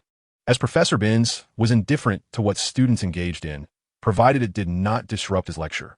Nix looked up, bemused that the hypnotic background music had ceased. Legends always possess a kernel of truth, do they not? Hermione remarked. Everyone's gaze was fixed upon Professor Binns, eagerly anticipating tales of the Chamber of Secrets. Nix pondered whether this was the reason Hermione believed in Lockhart. Very well, let me reflect. Professor Binns recounted the origins of the chamber. From his narration, Nick surmised that initially, Slytherin had accepted students of Muggle descent, but the betrayal by many led him to deem them unreliable. He constructed the chamber as a form of deterrence, but over time, his original intent became distorted, evolving into the belief that wizards of Muggle heritage were unworthy of learning magic, facing potential demise at the hands of Slytherin's heir. Nick lamented how legends often diverge from reality, akin to Lockhart himself, who appeared formidable in the pages of his books, yet in reality, was merely charming and boastful. Some might mistakenly believe he possessed the prowess depicted in his writings. Professor Binns resumed his lecture, the soothing music playing once more, while Nix continued to peruse his book, noting the effective techniques for wooing that were worthy of study. Chapter 92. The Invisible Supporters of Pure Blood Ideology. In the common room that evening, Hermione was engrossed in her studies, standard spells. Level 2. Harry murmured, "Who could it be?" Ron cleared his throat and said, "Consider who would most desire for wizards of Muggle heritage to vacate the school, who harbors disdain for them." Hermione, glancing up from her book, inquired, "Are you suggesting Malfoy?" Nix, who was assisting Tifa with her essay, was taken aback that the conversation had shifted to Draco. Recently, Draco Malfoy had been preoccupied with concerns regarding his father and Voldemort, and thus seldom appeared before them. Ron affirmed, "Yes, I mean Malfoy. Just look at his usual demeanor." He even claimed the next to go would be Hermione. Hermione questioned, "Malfoy is the heir of Slytherin?" Ron nodded. His entire family hails from Slytherin. Perhaps Salazar, Slytherin entrusted the key to them, passed down through generations. Nix could not suppress a chuckle. Ron glared at him before turning his gaze away. The illusion surrounding Nix was too taxing on the eyes, and after a prolonged gaze, tears inevitably formed. Nix had not anticipated that while Ron professed indifference to blood status, asserting that pure blood lineage was trivial, he remained, at his core, a supporter of pure blood ideology. Harry inquired of Nix, "Do you not believe Malfoy is one?" Nix replied, "I'm not suited to pass judgment on Malfoy." "Why not?" Harry pressed. "My family shares a distant relation with his, and I am involved in dealings with the Malfoys. Do you wish to hear me defend him?" Nix retorted. Harry fell silent. Hermione inquired, "If we are to investigate Malfoy, will you impede our efforts?" Nix shook his head. "Feel free. Rest assured, I shall not inform him." Hermione smiled, grateful for Nix's support. Harry asked, "How do we go about this?" Hermione replied, "I know a method, though it is rather difficult and will contravene school regulations, provided Nix is willing to assist." Harry and Ron exchanged glances, their expressions questioning her seriousness. Hermione turned to Nix, whose countenance darkened. He declared his intent to avoid any involvement, so why was she still seeking his assistance? "Nix, surely you can brew the polyjuice potion." Hermione asserted confidently, "I can brew it if you provide the ingredients. Do you possess them?" Nix queried. "You do," Hermione laughed. "How do you know I have them?" Nix asked. "With Filch transformed into a woman, I am convinced the potion you utilized must be an enhanced version of the polyjuice potion," Hermione stated. "Do you require the enhanced version or the original polyjuice potion?" "I must clarify that I am not familiar with the original recipe," Nix responded. Harry and Ron chimed in unison, "Of course, we want the original." Nix chuckled, shaking his head. "I had thought you possessed the courage to transform into girls. I would be quite curious to see how you would appear as women, perhaps even more attractive than the Patil sisters." Hermione contemplated the image of the two as girls, her eyes lighting up with inspiration. Perhaps it would be delightful to transform Harry and Ron into sisters. Tifa, who was engrossed in her homework, was taken aback. Her brother possessed such abilities. She asked, "Brother, is there a potion to become a boy?" The group exchanged knowing glances and nodded in agreement. Hermione continued, "I know where to find the recipe. Snape mentioned that in the restricted section of the library, there is a book titled Powerful Potions that contains the formula." Nix's eyes sparkled at the mention of that title, as it likely held a wealth of recipes. Harry hesitated. "The restricted section. Do we need the invisibility cloak?" Ron added, "The restricted area is off limits to us." He then recalled the invisibility cloak and glanced at Harry. Hermione, evidently aware of Ron and Harry's thoughts, remarked, "We could seek out Lockhart and have him sign a book loan slip." Harry and Ron looked at Hermione in surprise, not expecting her to propose such a conventional method. Nix laughed. "Hermione, you have finally recognized that Lockhart is rather inept." Hermione retorted, "You must not speak of him that way. Lockhart is an incredibly charming individual. How could he possibly be inept?" Nix was taken aback. After a moment of silence, he shifted the topic. "What will you offer me to brew the potion? And how will you cover the cost of the ingredients?" Nix shook his head. "That won't do. I cannot ascertain the veracity of your claims." Harry regarded Nix, pondering that the only guarantor he could think of was Dumbledore, who would surely vouch for Nix, but what they were about to undertake would violate school rules. Seeking Dumbledore's endorsement would jeopardize their pursuit of the House Cup. Hermione recalled Nix's earlier promise and inquired, "Nix, I remember you mentioning that I had a share in your dealings with Malfoy. I shall use it as payment." Nix was momentarily taken aback, noticing Nix's silence. Hermione pressed on, "If that won't suffice, you also stated you would provide me with a potion. I want the Polyjuice potion." The following day heralded the Dark Arts defense class. Following the recent incident with the House Elf, Lockhart refrained from presenting any perilous creatures. To be candid, Lockhart initially aspired to be an exemplary educator. Indeed, the second-year curriculum necessitated confronting creatures such as house elves. However, his inadequacy rendered him incapable of managing dark entities. In this regard, Professor Quirrell surpassed Lockhart. At least the possessed Quirrell could instill fear in dark creatures and conduct lessons properly. Presently, the Dark Arts defense class resembled a theatrical troupe, with Lockhart frequently calling upon students to perform on stage. Harry was the prime candidate, followed by Nix, while Hermione perpetually enjoyed the role of the leading lady, whether as a protagonist or antagonist. After class, Hermione lavished praise upon Lockhart. Nix, overhearing, frowned in disapproval. Once Lockhart had finished signing autographs, Nix inquired of Hermione, "Do you not find your adulation for Lockhart rather nauseating?" Hermione shot him a disdainful glance, retorting, "Professor Lockhart is indeed impressive. I sense a tinge of jealousy in you, Nix." Nix shook his head. In a certain sense, his ability to deceive is remarkable. Even when aware of the falsehood you choose to believe. The duo ventured to the library, where Hermione reluctantly handed her book-borrowing slip to Madame Pants and received the tome entitled Powerful Potions. Chapter 93, Misunderstandings. Upon observing the recipe for the Polyjuice potion, Hermione noted it would require roughly a month. The Powerful Potions book contained not only the Polyjuice potion, but also recipes for love potions, truth serums, and luck potions, among others. Nix contemplated experimenting with it, to which Hermione exclaimed, "I suddenly feel shortchanged.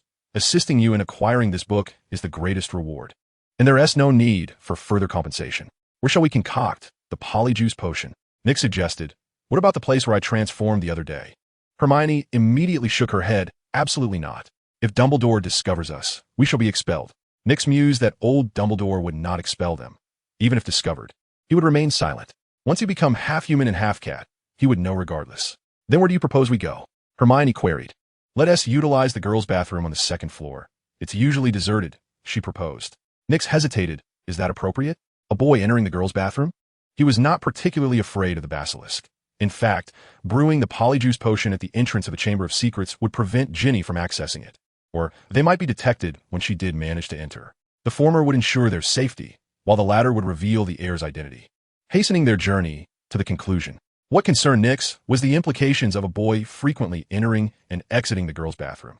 He had no desire to be labeled a madman of the girls' restroom. "Do not worry. I shall keep watch and ensure no one discovers you," Hermione reassured him. Contemplating her words, Nix decided to proceed. He could brew the love potion and luck potion in the room of requirement. In the girls' bathroom on the second floor, they set up a cauldron and, adhering to the recipe, began brewing the Polyjuice potion. After completing the preliminary preparations, the two departed in succession. Meanwhile, Harry and Ron awaited in the common room. "Harry, do you think Nix will provide us with that potion for permanent transformation?" Ron asked, his voice tinged with worry. "What if one sip isn't sufficient?" He fretted. "Then we shall brew another batch," Harry replied. Ron paced back and forth, feeling increasingly uneasy, and said to Harry, "Let us go take a look." "All right," Harry replied as he rose to his feet.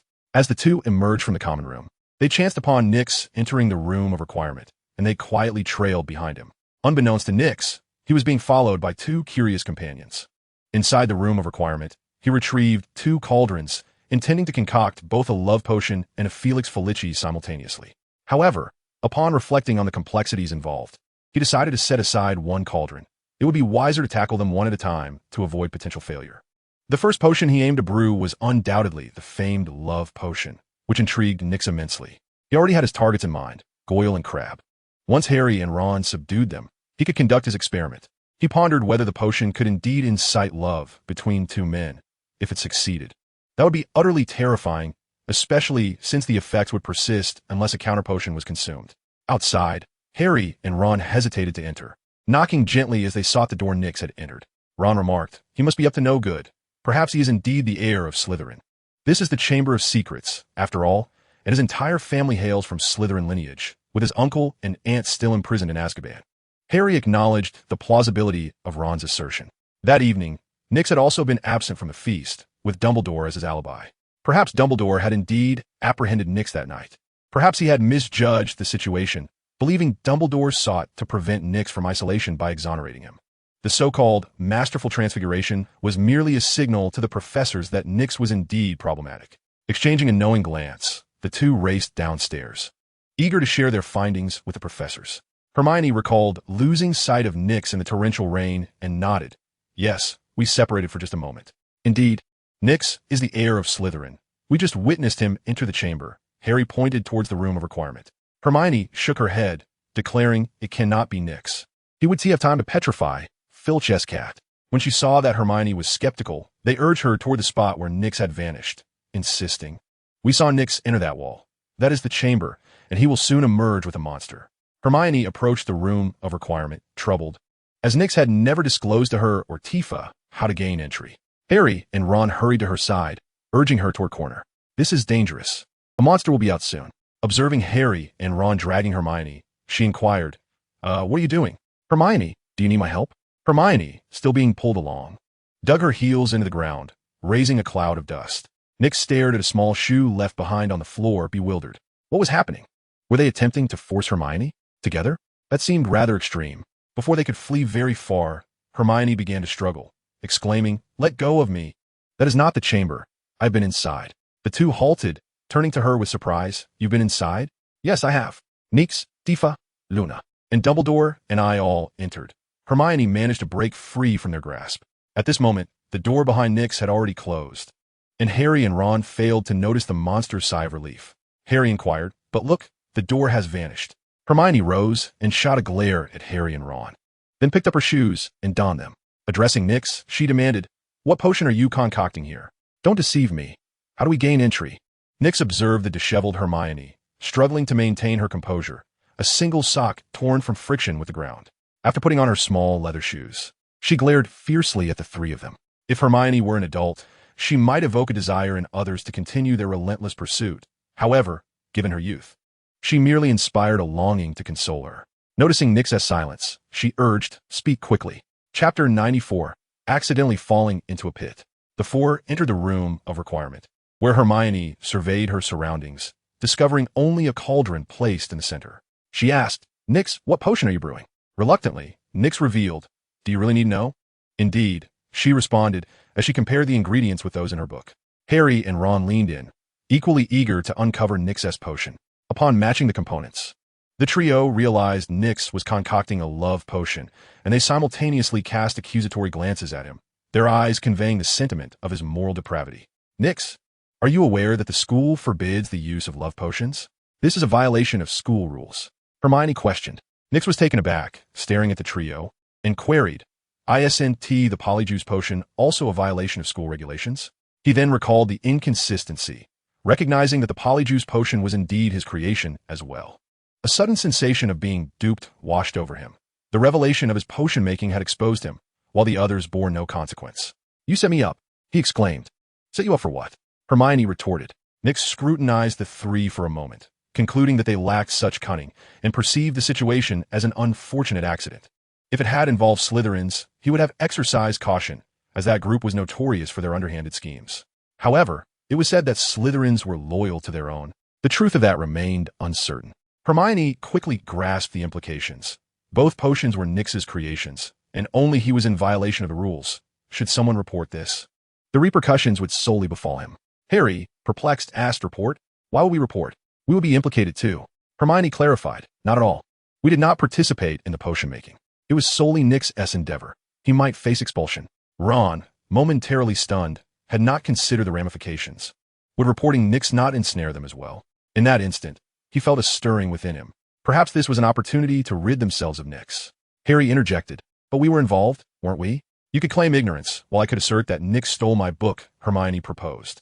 Harry shook his head. "No. We must uncover who the heir of Slytherin is. If we report Nix, there will be no one to brew potions." Upon hearing the mention of the Slytherin heir, Ron abandoned his fleeting temptation, reasoning that reporting Nix might inadvertently aid him in escaping danger, as he could very well be the next target. Nix asked, "You want to report me?" "No, but Nix, why are you brewing a love potion?" Who do you intend to give it to? Hermione inquired with curiosity. It's for an experiment, Nyx replied. What sort of experiment? Hermione continued to probe. Nyx turned and opened the door, saying, Do not concern yourself. It will not benefit you. Let's go. The group filed out, making their way toward the Gryffindor common room. Hermione, with an air of concern, remarked, Nyx, this is unwise. Love potions cannot yield true affection. The three turned their gazes upon Nyx, each harboring differing thoughts. Harry pondered, If you do not intend to use it yourself, do you mean to bestow it upon us? To ignite a romance between Hermione and me? Surely it cannot be with Ron. He shuddered, swiftly banishing that notion from his mind. Ron, on the other hand, mused about the lucrative value of the love potion and how Nyx would profit handsomely. Why was it not he who concocted it? Hermione apprehensively thought. Nyx is up to something again. Upon entering the common room, they encountered Seamus and Dean, both of whom smiled at the sight of Nyx. Nyx, we have been searching for you, Seamus announced. What is it? Nyx inquired. I find myself devoid of potions, Seamus replied. Nyx, taken aback, noted that Seamus had consumed the Series 8 potion only at the end of the previous term. How could he have exhausted it so quickly? Do you require another potion? Indeed, Seamus confirmed. Dean jested. Let us hope you do not metamorphose into a female. Seamus felt a sudden jolt, glancing at Nyx. Fear not, Nyx assured him. I have refined the formula. However, my cauldron is currently engaged with another potion. You shall utilize yours. In the dormitory, Nyx employed Seamus's cauldron to brew the Series 7 incendiary potion. When Seamus received the potion, his hands trembled noticeably. The entire school was aware that Filch had transformed into a woman after consuming the potion thrice, leaving Seamus in a state of hesitation. He feared he might undergo the same fate. He scrutinized the potion for an extended period, lifting it and setting it down repeatedly, engaging in mental fortitude. Those assigned to Gryffindor possessed a certain bravery, and with a determined resolve, he closed his eyes and swallowed it in one gulp. Dean gasped, startling Seamus, who dropped the cup, shattering it on the floor. He trembled as he gazed at Dean, his voice choked with anxiety. What is it? Have I changed? Seamus felt his body, confirming he had not transformed into a woman, and thus felt a wave of relief. He sensed the potion's effects. Nyx was correct. He could control the explosive magic, and beyond that, he could command flames. Concentrating, he summoned a sphere of fire in his palm, shaping it effortlessly into a myriad of forms: fireballs, great swords, long spears, and various creatures, culminating in a roaring lion. Nyx cautioned, This is the dormitory. It would be prudent not to unleash it here. I would prefer not to incinerate everything. Ron was astonished that Seamus had not transformed into a woman like Filch. Clearly Nyx had truly altered the formula to prevent such a fate. His mind raced with schemes to procure a vial of the potion for free. Even if he did not consume it, selling it to others would suffice. Heeding Nyx's advice, Seamus dispelled the flames in his hand and addressed the group. I shall venture outside to conduct an experiment. Would you care to join me? Neville inquired. What are you planning to do? Tifa, eager, exclaimed, Wait for me. I shall fetch Hermione and Ginny. Seamus replied. We shall proceed first. The testing ground lies just beyond the castle. You will see it upon your exit. Understood. Take your time. Perhaps we can catch up, Tifa called as she ran ahead. As they stepped outside, Luna was seen making her way towards Ravenclaw when Nyx called out, Luna, we are going to witness the experiment of Simo's abilities. Would you care to join us? Certainly, Luna replied with a smile. Chapter 95, The Arsonist in the Spotlight.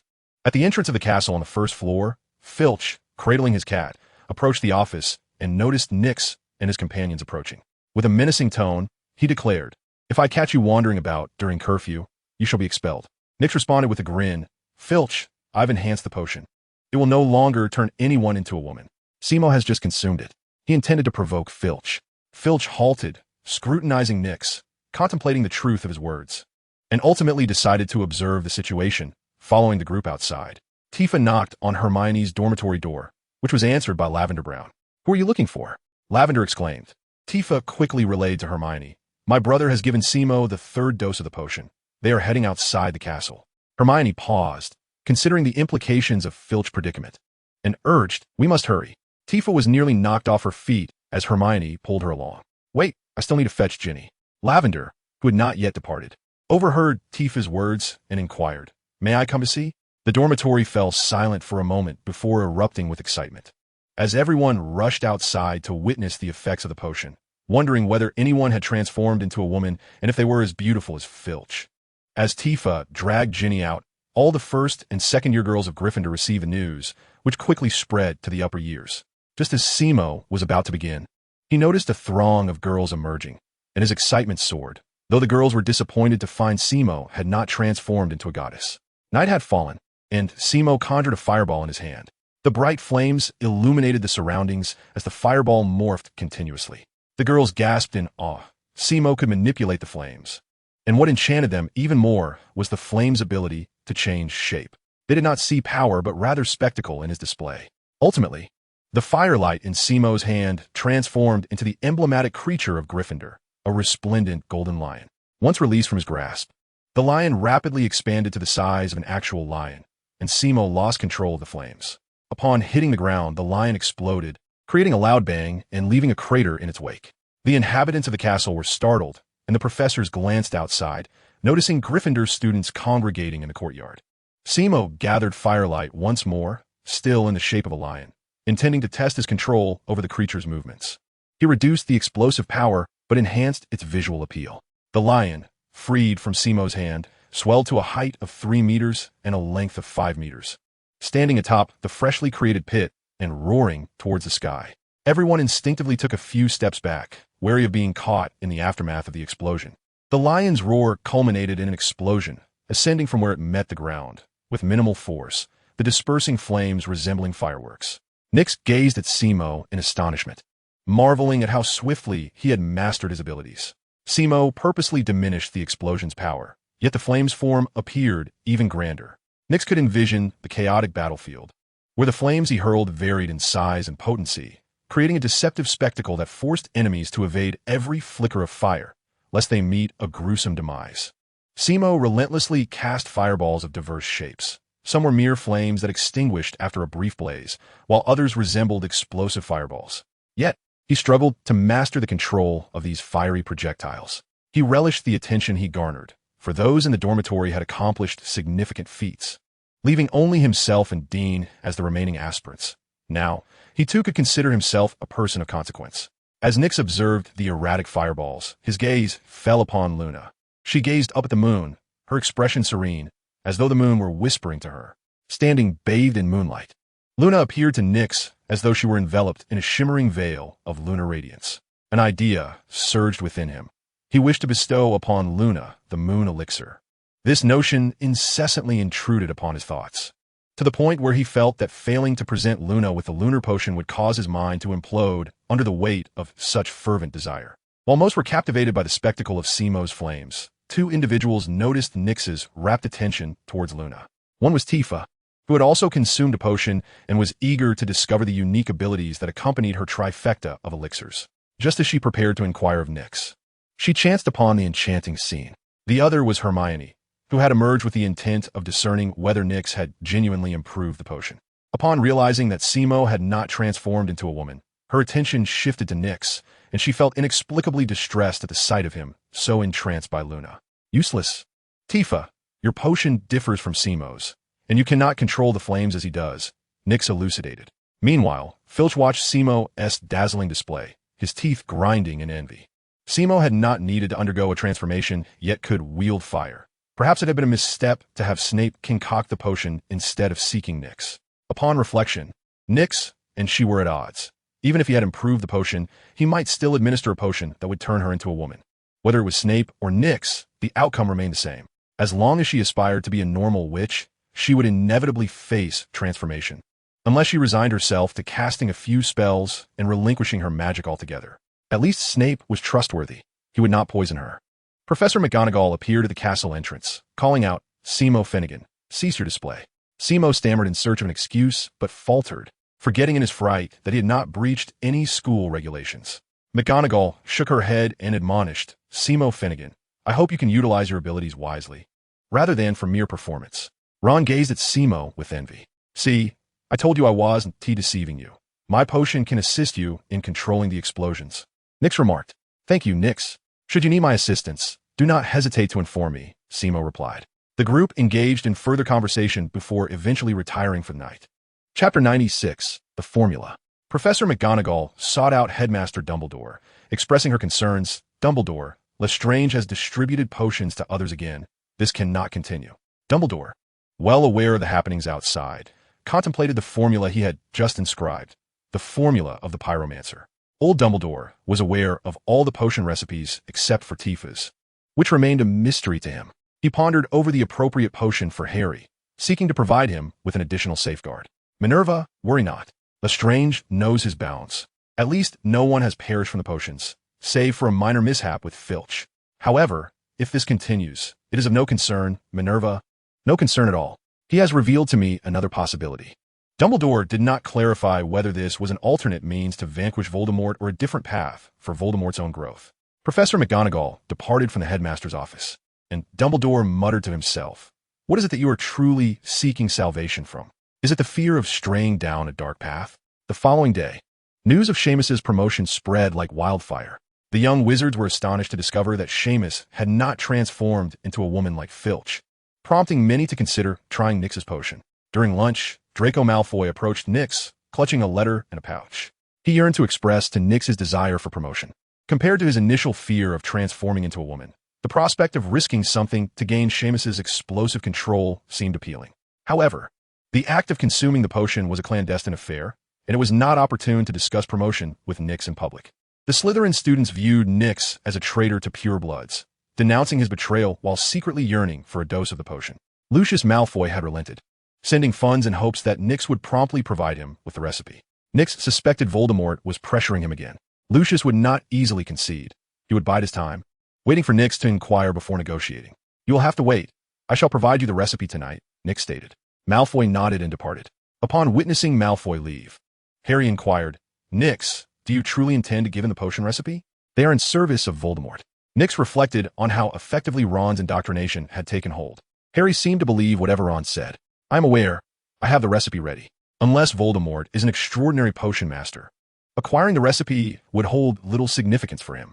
After exiting the library in the afternoon, Nyx spotted Malfoy waiting at a distance, unaccompanied, indicating he wished to speak privately. Upon seeing Malfoy, Ginny and Hermione understood Nyx's intentions. Both wore displeased expressions and chose not to greet Nyx as they walked away. Tifa glanced at Malfoy from afar and asked, "Brother, should I greet him? What should I call him? Cousin?" Tifa obediently nodded and hurried after Hermione and Ginny. Malfoy and Nyx walked toward an empty classroom, one after the other. Upon entering, Nyx produced 3 sheets of paper detailing the potion recipes from Sequence 9 to Sequence 7 of the solar array. "This is for your father," she said. Malfoy carefully tucked the recipes away and, seeing Nyx about to leave, urgently asked, "May I consume these 3 potions?" Nyx halted and warned him, "You would do well not to drink them indiscriminately, for they may drive you mad.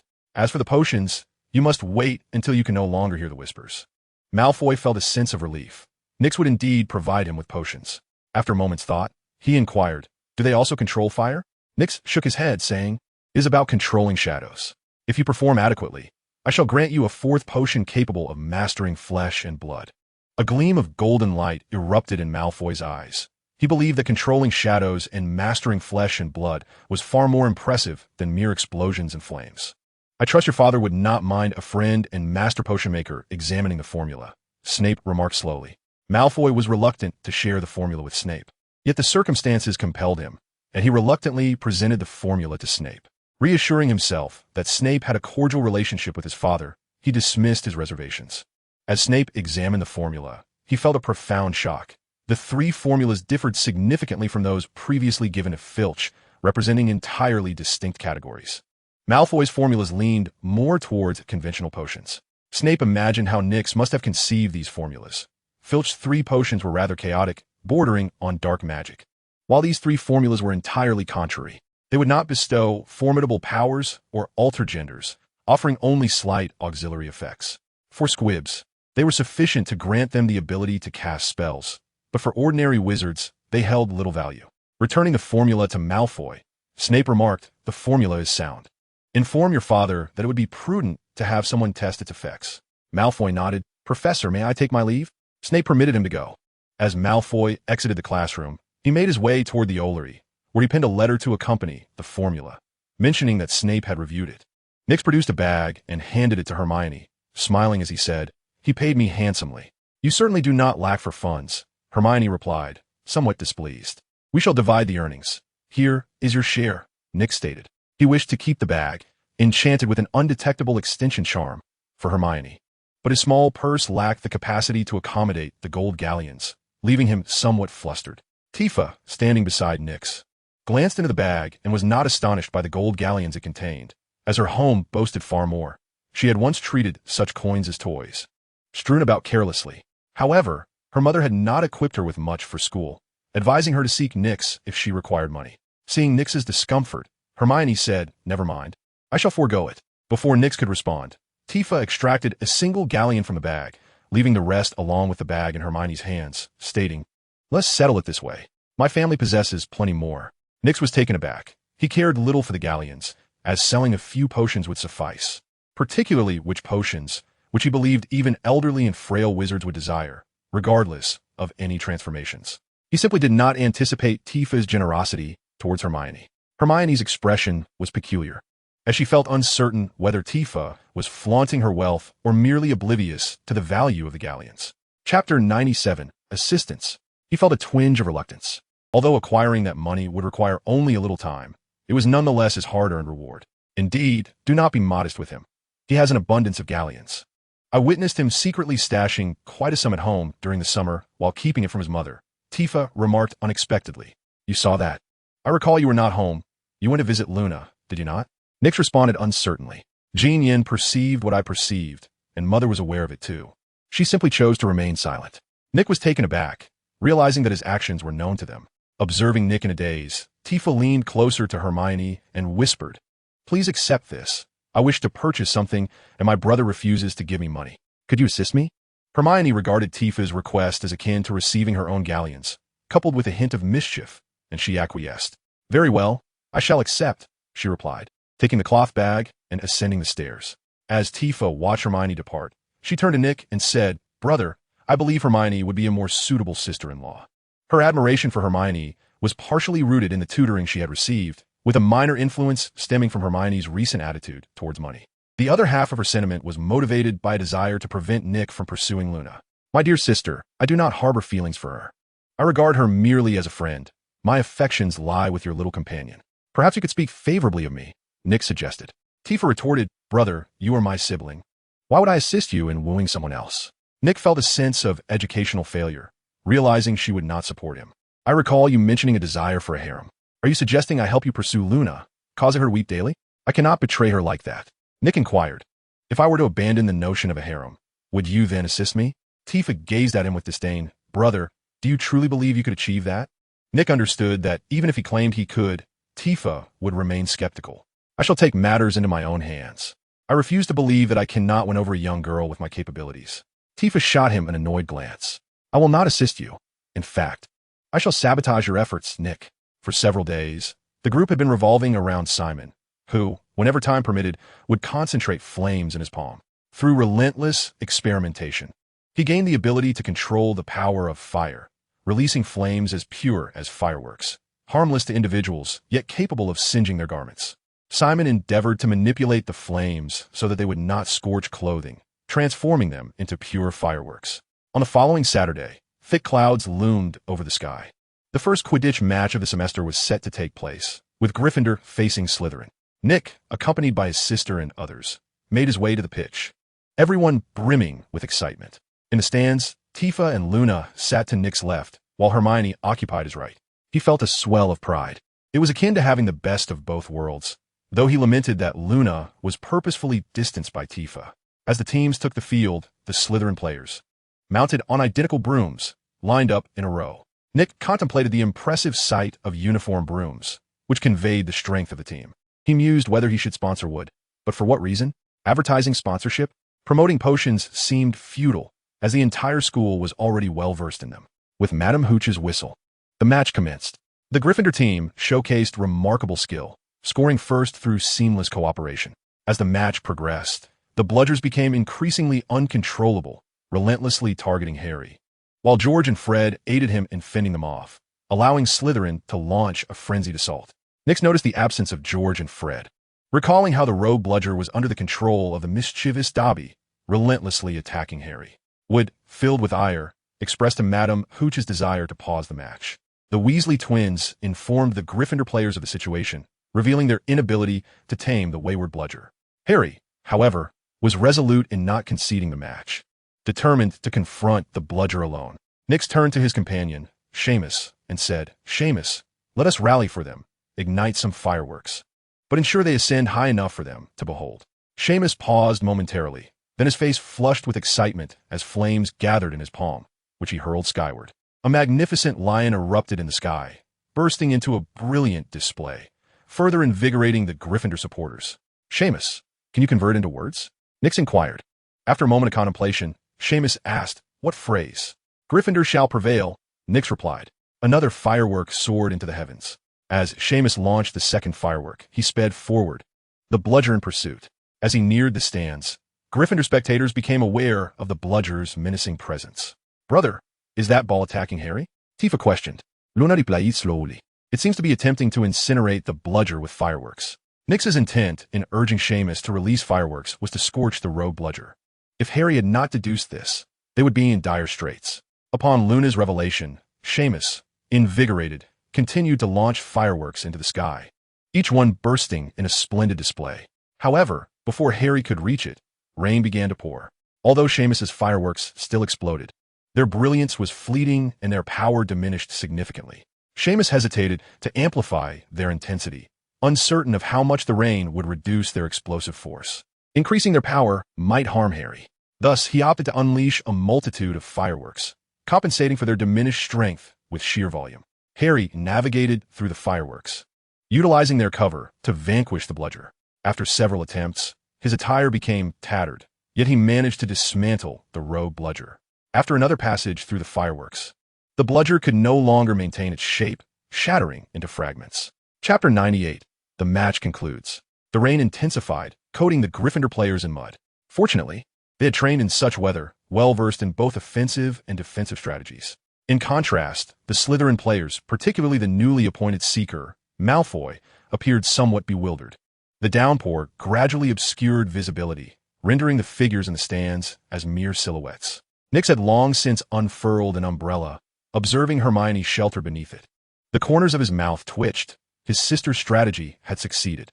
She and Luna shared an umbrella, leaving Hermione in Nix's care. She gazed at Nix with a triumphant expression, as if celebrating a hard-won victory. Shaking his head, Nix remarked, "Tifa, I recently learned of a potion called the Amortentia, which can compel one person to fall in love with another." "You must admit it's futile," Tifa retorted. Nix, feeling vexed and cornered, gritted his teeth and declared, "I shall obtain it, even if it requires the use of a potion." Tifa's eyes widened in astonishment as she regarded Nix. In her memory, he had never behaved in such a manner. "Nix, have you lost your mind?" she exclaimed. "Perhaps," he replied. Nick was attempting to frighten his sister. Ever since entering Hogwarts, she had become rather disobedient. Luna gazed at the two, perplexed, unsure of what to say. Harry's arm was fractured, his clothing tattered from the fireworks, and the swift flight had caused icy raindrops to strike his face, trickling down his neck and soaking his garments. The frigid rain numbed him, gradually diminishing his awareness of the pain in his arm. Upon returning to the pitch, Harry noticed Malfoy pursuing the golden snitch. His broom was remarkably fast, yet his skills were woefully inadequate, allowing the snitch to evade him effortlessly. Upon seeing Harry closing in, Malfoy taunted, "Were you just dancing?" Harry gritted his teeth, suppressing the pain, and remained silent, his focus solely on the snitch. Although Malfoy's broom was swifter, he lacked the courage to fly at full speed, which afforded Harry an opportunity. The golden snitch circled the pitch a few times before descending close to the ground.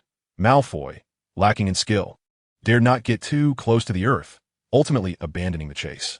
After Malfoy departed, Harry followed the snitch as it skimmed the ground, making a desperate leap to seize it, tumbling several times upon landing. As he raised the snitch aloft, he heard Madame Hooch's whistle and then succumbed to unconsciousness. Yet the torrential rain soon revived him. When he awoke, his gaze fell upon Professor Lockhart, who was drawing his wand. "No, not you," Harry exclaimed urgently. Lockhart, smiling at those around him, remarked, "It's nothing, just a fracture. I've treated such minor injuries countless times. It's quite simple to remedy." It was then that Harry noticed the Gryffindor team surrounding him. His usual companions Ron, Hermione, and Nick, as well as the recently helpful Seamus. Lockhart uttered an incantation that Harry could not comprehend, pointing his wand at Harry's arm. "Your bones are mended. You may proceed to Madame Pomfrey now. Mr. Weasley, Miss Granger, could you accompany him?" Lockhart stated. Harry, filled with skepticism, rose to his feet only to realize that he had not been healed at all. His arm was devoid of sensation, as if it belonged to someone else entirely. Lockhart had not repaired the fracture, but had instead caused the bones from his shoulder to his fingertips to vanish. Harry stared at Lockhart in horror, yearning to flee and escape further torment. Yet Lockhart grasped him firmly. After a moment of contemplation, Lockhart recited a poem. The spell's effect was accurate, but its target was a miss. A hand sprouted from Ron's elbow, utterly devoid of flesh, merely a skeletal appendage, with an unknown force connecting the bones. The onlookers recoiled in fear. Lockhart was truly terrifying. Witnessing this, Harry could no longer place his trust in Lockhart, and swiftly departed with Ron towards the infirmary. In the evening, the common room was alive with celebration over Gryffindor's resounding victory, yet no one noticed Ginny's absence. Harry anxiously queried, "Nick, how much longer for the potion? Can we expedite it?" After a moment's thought, Nick replied, "Yes, I can alter the formula. You shall have it by afternoon." Harry and Ron fell silent, gripped by trepidation. Tifa curiously inquired, "Brother, are you concocting a potion? What kind of potion?" Harry and Hermione exchanged glances before shaking their heads at Nick, signaling that they could not disclose the information. Nick chuckled, a wicked grin spreading across his face as he said to Tifa, "I am concocting a love potion.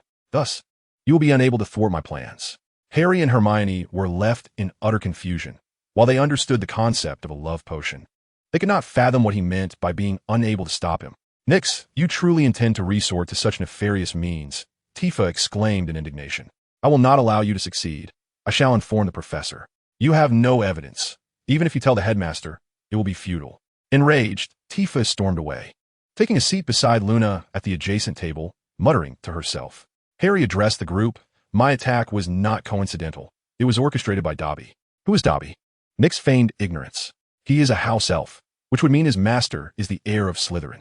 "But who does he belong to?" Hermione inquired. "I do not know. He refuses to speak," Harry replied, contemplating further. "Nix, is there truly no other way? We must hasten, for more lives may be at stake." Nix, perplexed, asked, "What has transpired?" Harry glanced around and whispered, "Colin Creevey has been petrified." Upon hearing this, Nix immediately turned his gaze to Ginny, who was engrossed in her meal, evidently eavesdropping on their conversation while ignoring the twins who were attempting to amuse her. Harry's revelation caused her to tremble, her spoon clattering in her bowl and splattering soup everywhere. Enraged, Ginny admonished the twins, "Do not make me laugh while I am eating." Except for Nix. No one connected Ginny's outburst to the news. Harry continued, "We need to swiftly ascertain who the heir is." Ron remarked, "The Malfoy family certainly possesses a house elf. He is most likely the heir. What if it is not him?" Nix inquired. Ron retorted sarcastically, "Then who could it possibly be, you?" The atmosphere grew tense, and Ron realized he had misspoken. He cast his gaze away from Nix, refusing to acknowledge his error. Nix shook his head and departed. Chapter 99. The Amulet. On Monday, news of Colin Creevey's petrification spread. Ginny's expression soured further, her mood significantly dampened. Students discreetly exchanged protective amulets, and Tifa possessed one crafted by Luna herself, which Nix envied. While perusing books in the library, Nix asked, "Luna, could you create an amulet for me? I believe yours are quite effective." Luna responded with a smile, "I can, but it cannot guarantee your safety from attacks. It merely wards off magical creatures." "Your amulet will surely protect me," Nix asserted. Luna smiled, for not many chose to believe in her. Tifa glared at Nix, suspecting him of making advances towards Luna, and began to gather her belongings, pulling Luna away with her. Neville remarked, "He first attacked Filch, who was originally a mute. Nix transformed him into a wizard, yet he still fell victim to an attack. I am quite similar to a mute, so my chances of being attacked are substantial." Nix believed Neville's reasoning to be flawed, yet the outcome remained similar. Despite the current attacks primarily targeting wizards of Muggle descent, the assaults were indeed random. Ginny had no control over who was attacked. She merely released the basilisk to roam, attacking whomever it encountered. The amulets were entirely ineffective against the basilisk, serving purely as decorative trinkets. Neville's excessive purchases were nothing short of foolishness born of wealth. A clear case of being duped. Nix drew Neville to the table, methodically laying out the charms, foul-smelling green onions, sharp purple crystals, and the decayed remnants of what once may have been a creature's tail. "Neville, the only item here suitable for a charm is this crystal, and even that lacks efficacy," Nix remarked, pointing at the purple crystal. Simo jested, "Perhaps it could drive the air away with its stench." Nix retorted playfully, "More likely, the air would be so repulsed that they'd be driven to kill Neville in a fit of rage." Harry pondered seriously. Perhaps it could indeed shield Neville from attack. The air would recognize the odor and know it to be Neville, therefore sparing him, given his pure blood status. Nyx chuckled. It's futile. The scent will dissipate in a few days. I could grow the onions myself, Neville suggested. I prefer you not cultivate them in the dormitory. I do not wish to be suffocated in my sleep, Ron interjected. Ignoring Ron, Nyx continued. Neville, these are utterly useless. You have been deceived. Useless? Then what kind of charm possesses value? Neville inquired, perplexed. This stumped Nyx. What could truly be effective against a wandering basilisk? Simply encountering it without misfortune would suffice. What could enhance one's luck? Nyx recalled potions, particularly the 7th sequence of the Fate series, the Lucky One. Consuming such a potion would guarantee survival from lethal encounters, even if attacked. Reflecting on this, Nyx suddenly realized that during their 2nd year, many had been attacked, yet none had perished. Was it Ginny's mercy at play? Did Dumbledore remain oblivious to the basilisk's repeated strikes? Hermione could ascertain the creature's identity. Surely Dumbledore knew. Why not eliminate the basilisk directly? Was it yet another trial? Tifa shook Nyx to break his reverie, and upon seeing his focus return, handed him a pair of earrings crafted from buttons. These are from Luna. She said they can ward off harassment. Nyx examined the earrings, crafted from black and white buttons, each adorned with a small piece of glass hanging beneath.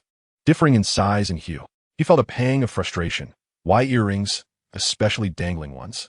They would undoubtedly suit a girl beautifully, but for a boy, they seemed less fitting. Refusing to wear them might upset Luna. What would it imply to accept a charm, yet not don it?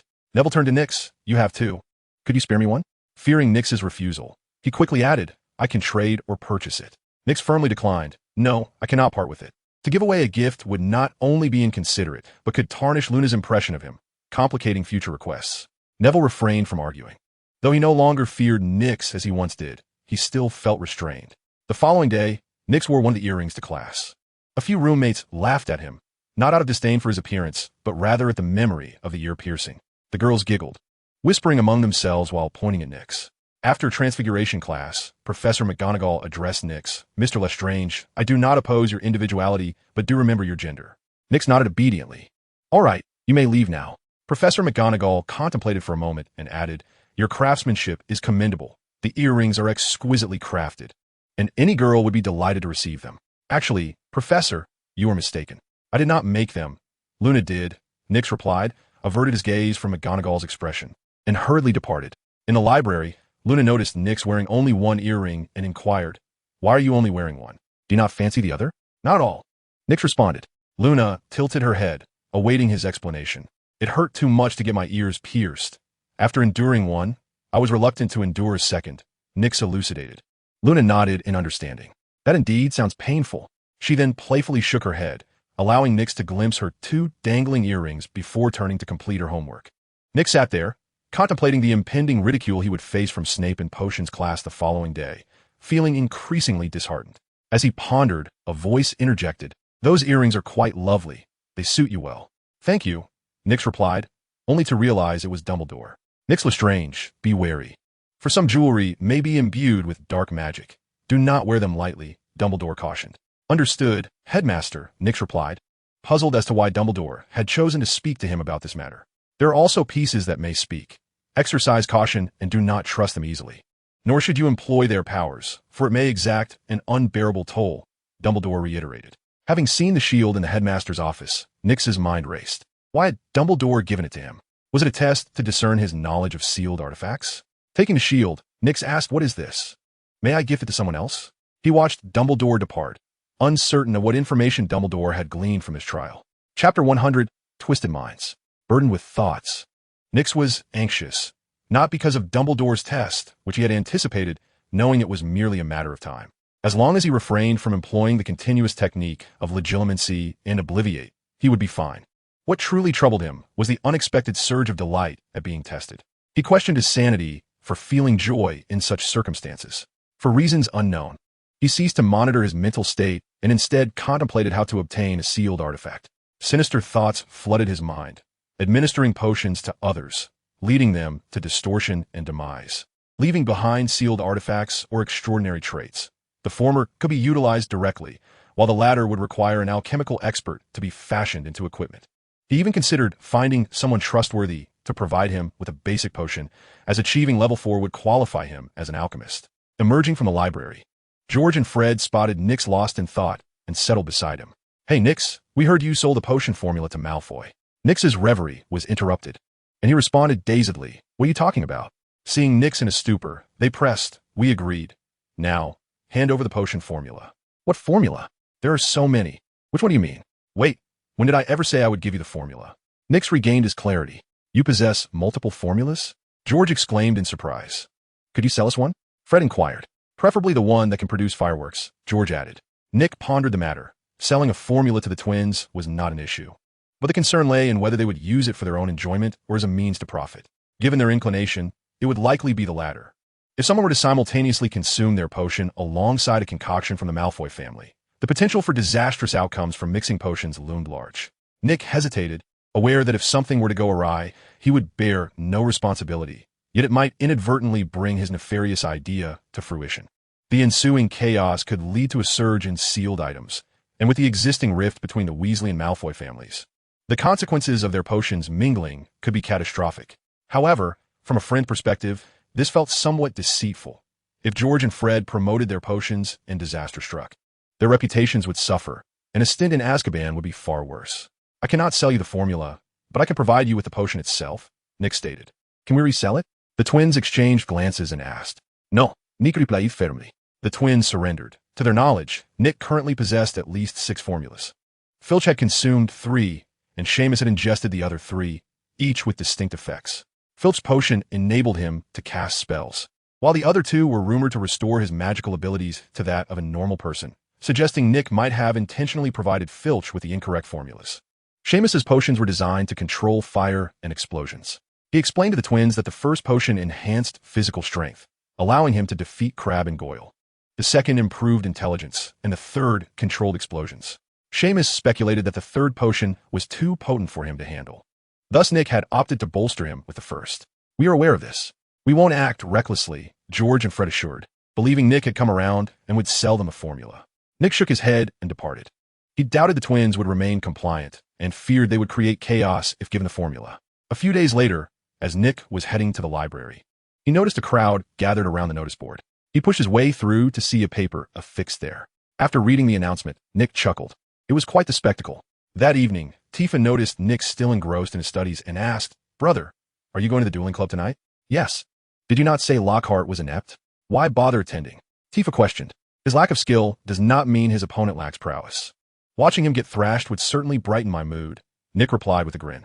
Hermione, visibly irked, declared, "Lockhart will undoubtedly prevail," before gathering her belongings to leave. After Hermione departed, Tifa leaned closer to Nick, whispering, "Why not just give in to her? She hasn't even sought Harry out." Nick playfully shoved Tifa's head away. "Dream on. I won't relent." As 8 o'clock approached, Hermione descended the stairs, accompanied by Harry and Ron, with Seamus and Neville in tow, and they all made their way to the Great Hall.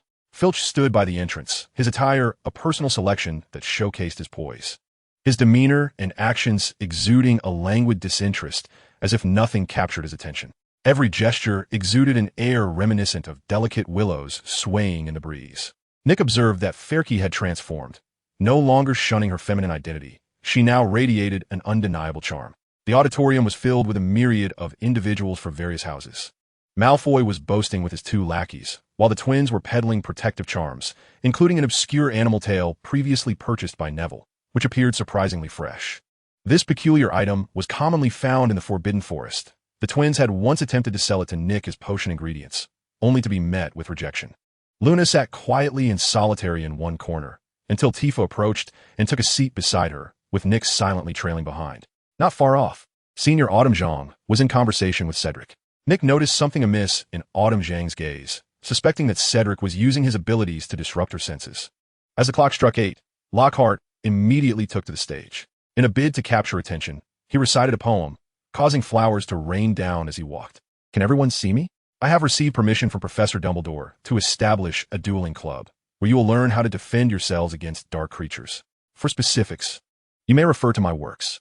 Lockhart strode about the stage, scattering petals everywhere, while casting flirtatious glances at the girls around him. After basking in the admiration, he continued, "Allow me to introduce my assistant, Professor Severus Snape. Fear not. I assure you, I will not permit any harm to come to your professor. I shall return him to you intact." As Snape ascended the stage, his expression was grim, emanating an aura that discouraged approach, his keen eyes fixed sharply on Lockhart.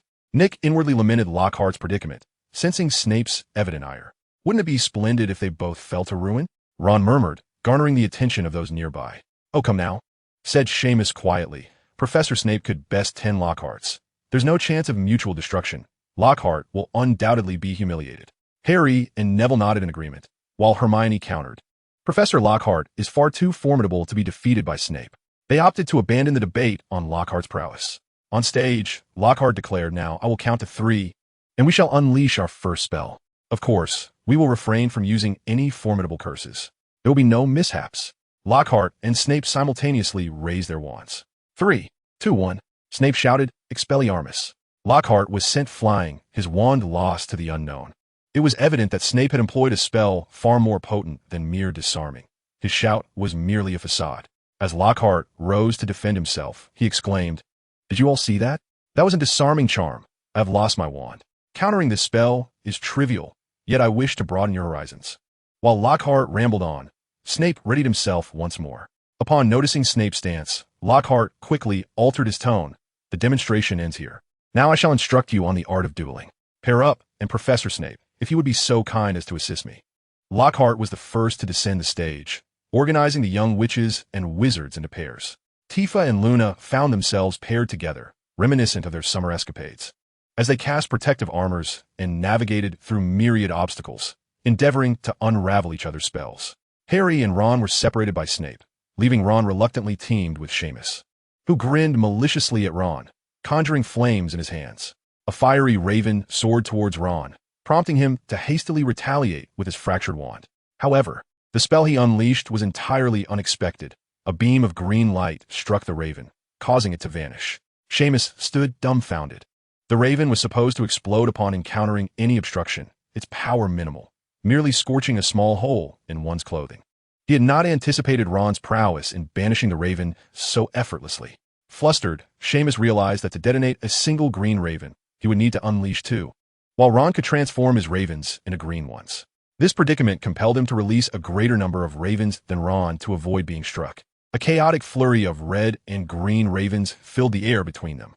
Snape, noticing the increasingly radiant cluster of lights, bellowed at the two. "Weasley, Finnegan, cease at once." Yet they dared not halt. The sheer volume of ravens between them threatened to send them to the infirmary if they paused. Snape's voice thundered again. "I command you to stop." Trembling, Seamus and Ron simultaneously complied, with Ron curling into a protective crouch, hoping to mitigate the impending damage. Seamus erected a fiery shield in front of him and dove sideways. Fortunately, they emerged unscathed. Upon their cessation, Snape waved his wand, dissipating the ravens along with Seamus's shield. Having resolved the crisis, Snape chastised the pair before turning to continue assigning groups among the young wizards. Nix found himself in a rather secluded corner, accompanied only by Tifa and Luna, with Cedric and Cho not far off, engrossed in their own world. During the group assignment, Snape allocated a Slytherin girl to Cho and paired Cedric with Nix. Cedric smiled, determined to prove to Cho that he was someone worthy of reliance. "Nix Lestrange, I appreciate your potions, but I shall not hold back," Cedric declared. Nix, oblivious to Cedric's words, watched Snape retreat and felt as though Snape was exacting revenge by pitting a second year against a more seasoned student, particularly one as formidable as a Hufflepuff. Nix chuckled. "Senior, you cannot be serious. Surely there are no bears at school. Are you suggesting you are employing illusions? I am informing you that the duel has commenced." Cedric's voice echoed from all directions. Nix realized that his visual perception was compromised and auditory cues were likewise futile. Perhaps even other senses were subject to deception. Nevertheless, he was not devoid of options to perceive his surroundings. The hall was teeming with small creatures, enabling him to utilize their senses for a comprehensive understanding of the situation, providing a 360-degree perspective. Unbeknownst to Cedric, who was unaware of the animal senses Nix was employing, he could not disrupt Nix's vision again. Even if he were aware, he could not ascertain which creature Nix had under his control. He could not afford to mentally interfere with every small creature. Not only would it be a challenge to locate them, but the toll it would take was also prohibitive. Through the eyes of Spider, Nix observed that Cedric was utterly indifferent to his presence. Nick controlled his body to raise his wand, perceiving it was slightly misaligned from the perspective of Spider, and re-aimed it at Cedric. Disarm. Cedric was engrossed in the battle between Xiao Zhang and her opponent, who attempted to engage in close combat. However, a well-placed disarm from Qiu Zhang sent the opponent's wand flying, yet the adversary merely smiled at her, disregarding the lost wand and continuing to advance. Soon, she was struck by a stunning spell and collapsed, sliding to the ground before Qiu Zhang. The protective armor around Cedric trembled and then vanished. He turned, astonished, to Nick. "Senior, do not let your guard down," he cautioned. Cedric smiled and inquired, "How did you discover my presence?" "The power of illusions is quite inscrutable. I have yet to encounter anyone capable of dispelling them, not even the professors." "Senior, do you comprehend the essence of that ability?" Nick remained with his eyes closed. "Illusion. Deception," Cedric replied. "Have you attempted to interfere with other senses of smell and touch?" Cedric paused, bewildered, and asked, "Did you locate me by scent?" "Senior, you cannot possibly believe I have not consumed potions." Cedric sought confirmation of Nick's ability to truly see him, raising his wand in Nick's direction. From a spider's perspective, Nick observed and sidestepped Cedric's wand with a deft movement. Witnessing Nick's actions, Cedric realized that Nick was indeed aware of his location and movements, which left him astounded. Nick could perceive him without reliance on sight. Realizing that he could not prevail with potions alone, Cedric resolved to harness the power of magic. As a senior student, he excelled in all aspects of spell casting, confident that he could match Nick in every spell he knew and surpass him in those he did not. Chapter 102. It was not that no one understood. Cedric abandoned his mental interference and unleashed a flurry of spells. Stupefy. Protego. Nick managed to shield himself from Cedric's onslaught, but soon found himself in dire straits as Cedric relentlessly cast spells. With little opportunity for counterattack, Nick had no choice but to evade wildly or defend with his protective armor. Stray spells struck many combatants, causing several opponents to lose consciousness and drawing attention to the duelists. Tifa observed as Nick was relentlessly pursued and brandished her wand, conjuring obstacles before him. This provided Nick with a momentary reprieve, allowing him to quickly retrieve a seed and cast Transfiguration, hurling it toward Cedric. In mid-air, the seed blossomed into a towering tree. Standing between Nick and Cedric, Lockhart, witnessing the spectacle, opened his mouth, unsure of what to say. It was entirely different from his expectations. In his mind, the young wizards should engage in spell casting like Tifa and Luna, countering each other's spells as he declared the victor. Instead, chaos reigned, with everyone showcasing their abilities. Not to mention the fiery duel between Simon and Ron. Even Harry and Malfoy were caught in a flurry of spells, resorting to direct combat over weaknesses. Cedric, frustrated, directed spells at the massive tree obstructing his path. The tree split in two with a resounding crash, each half hurtling towards the walls, creating a thunderous noise. The spectators swiftly dodged, avoiding any injuries. Cedric stood at the precipice, once again succumbing to a dizzying defeat against Nyx. Nyx had long since donned his protective armor and was now employing a transformation spell on the seed in his hand. Cedric cast his incantation more swiftly than he anticipated. As the seed touched the ground, a second spell was already on its way. He sidestepped, and the seed that fell before him began to sprout, unfurling like a peacock's plumage to form a shield in front of Nyx. This was a spontaneous experiment. Rather than merely stimulating the seed's growth with the transformation spell, he had guided it to morph into a specific shape. The outcome was remarkably successful, as the shrub took on the desired form. Upon witnessing the shrub's transformation, Cedric altered his incantation, shattering the shrub into fragments. Once the shield of foliage disintegrated, he observed a burning seed emerge. Given the previous effects of the two seeds, Cedric proceeded with caution and unleashed another shattering spell. While the spell obliterated the seed, it also unleashed a hidden incantation that struck Cedric. He involuntarily loosened his grip, causing his wand to fly into Nyx's possession. "You have won," Cedric conceded. "Might you enlighten me on how you escaped the illusion?" Nyx shook his head. "Senior, everyone harbors secrets. Moreover, you are merely employing illusions. You should merge spells with illusions, much like I did when activating the seed." Lockhart clapped his hands together, declaring, "Well done. Our two students have delivered a riveting performance." He realized the chaos could not persist. Seizing the attention of the audience captivated by the duel, he interjected, "Now, let us invite two students to the stage for a duel." After surveying the assembly, Lockhart suggested, "How about Neville Longbottom and Justin Finch-Fletchley?" Snape stepped in front of Lockhart, exclaiming, "Mr. Longbottom, even the simplest of spells can wreak havoc. If they take the stage, I shall be left with no choice but to collect Justin Finch-Fletchley's remains in a box for the hospital." "What of Malfoy and Potter?" Lockhart responded cheerfully. "Now, that is an excellent choice. Let be them." He had previously noted that the combat between the two resembled that of true wizards. casting spells at one another rather than engaging in mere fisticuffs. Unlike the frightening encounters of Seamus and Ron, or the destructive clashes between Nix and Cedric. Upon taking the stage, Harry queried Lockhart, "Professor, could you teach me how to counter spells?" Lockhart faltered, yet Draco came to his rescue. "Potter, are you frightened? Dream on," Harry retorted. Lockhart quietly suggested, "Pretend to have a loose grip on your wand as it falls to the ground." Falls to the ground? A black serpent erupted from his wand, slithering menacingly towards Harry. "Do not move. Allow me to handle this," Snape commanded. "Permit me." Lockhart waved his wand, and with a resounding explosion, the serpent fell to the ground.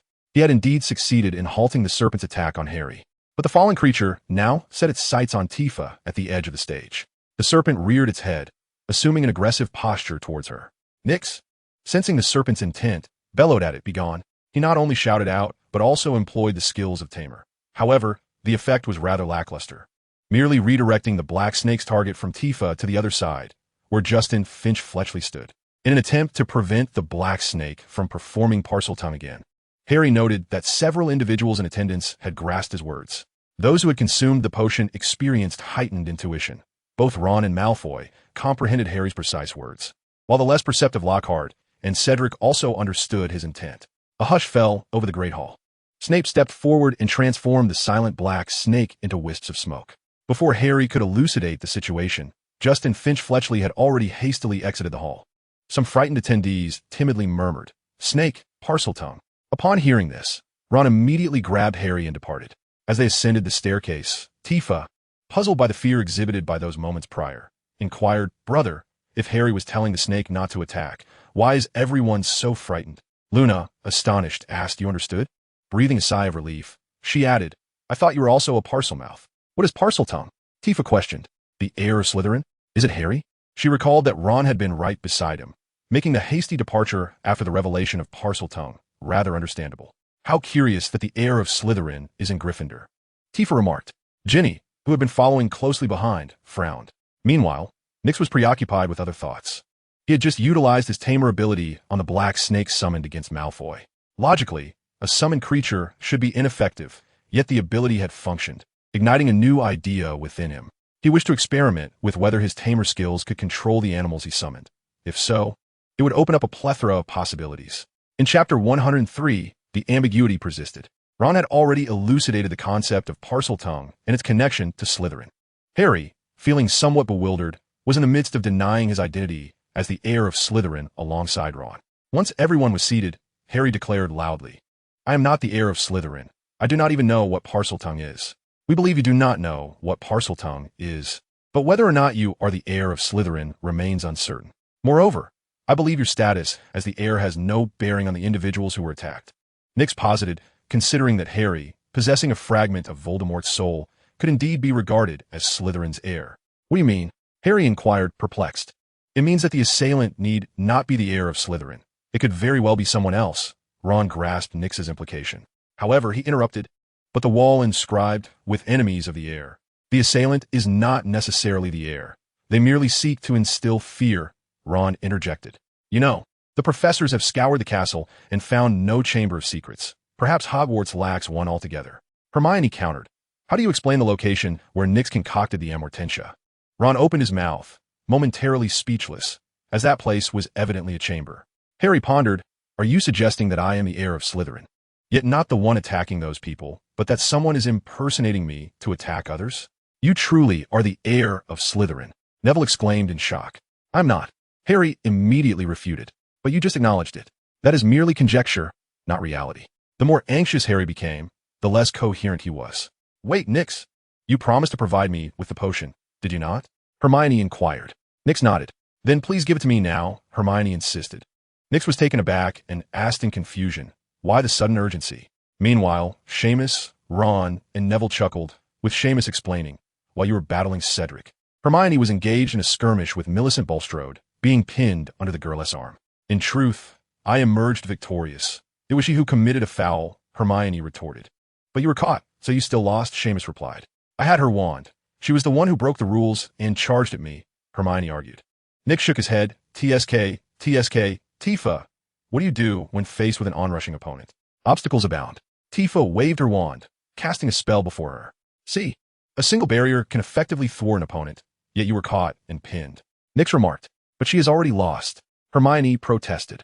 Yet she did not lose her fighting spirit, did she? Nyx chuckled. Hermione ceased her argument and directly asked, will you give me the potion or not? Yes, but I must clarify that enhancing your physique is unnecessary. Nyx did not wish for Hermione to become a female Gandalf from another realm. Hermione gazed at Nyx, awaiting the potion. I am currently researching a suitable potion for you, but it has yet to be developed. You'll have to wait, Nyx said, bowing his head. Unable to meet Hermione's gaze, he was reluctant to provide her with the potion just yet, believing that in 2 years' time, should he give it to her, she would instantly assimilate it without the burden of whispers or the peril of distortion. The next day, a fierce blizzard descended, leading the school to cancel her biology class. Nyx found a sheltered area outside the castle, unscathed by the storm, to experiment with his ideas. He summoned a flock of magical birds, though composed of pure magic. They were still under the control of his beast-taming abilities, even easier to manage than the control of Ron's pet. The distinction was that these birds lacked consciousness, could not communicate, and possessed no intelligence, merely repeating his commands. Nyx was pleased to discover that his beast-taming abilities increased the control distance with the digestion of potions. While summoning animals had no such restrictions, as long as the summoned creatures were under his control, he could command them from afar. However, the magical birds could not withstand the blizzard and were forced to flit aimlessly within the castle. Through the birds, Nyx located Ginny, who was wandering alone in a daze. He suspected she was under some form of control and left one bird to follow her while the others continued to flutter about. Tifa and Luna were in the library completing their assignments when the bird flew in and spotted Harry hiding behind a row of bookshelves, eavesdropping on their conversation. Meanwhile, the bird trailing Ginny suddenly lost its connection, and Nyx realized that Ginny had unleashed the basilisk. Nyx, what are you doing? Hagrid exclaimed, startling him. Is this for the kitchen? This chicken is far too lean. There's hardly any meat on it. Nyx understood that Hagrid intended to report to Dumbledore, as this chicken had been killed by Ginny, for the basilisk was frightened by the sound of a chicken's clucking. What are you doing here? Skipping class is not advisable. Hagrid admonished. The blizzard caused her biology class to be cancelled, so I came out to practice magic, Nyx replied. Practicing magic amidst a blizzard? Hagrid harbored some doubts. Indeed, we cannot select our environment. We can only adapt to it. Nyx was rambling.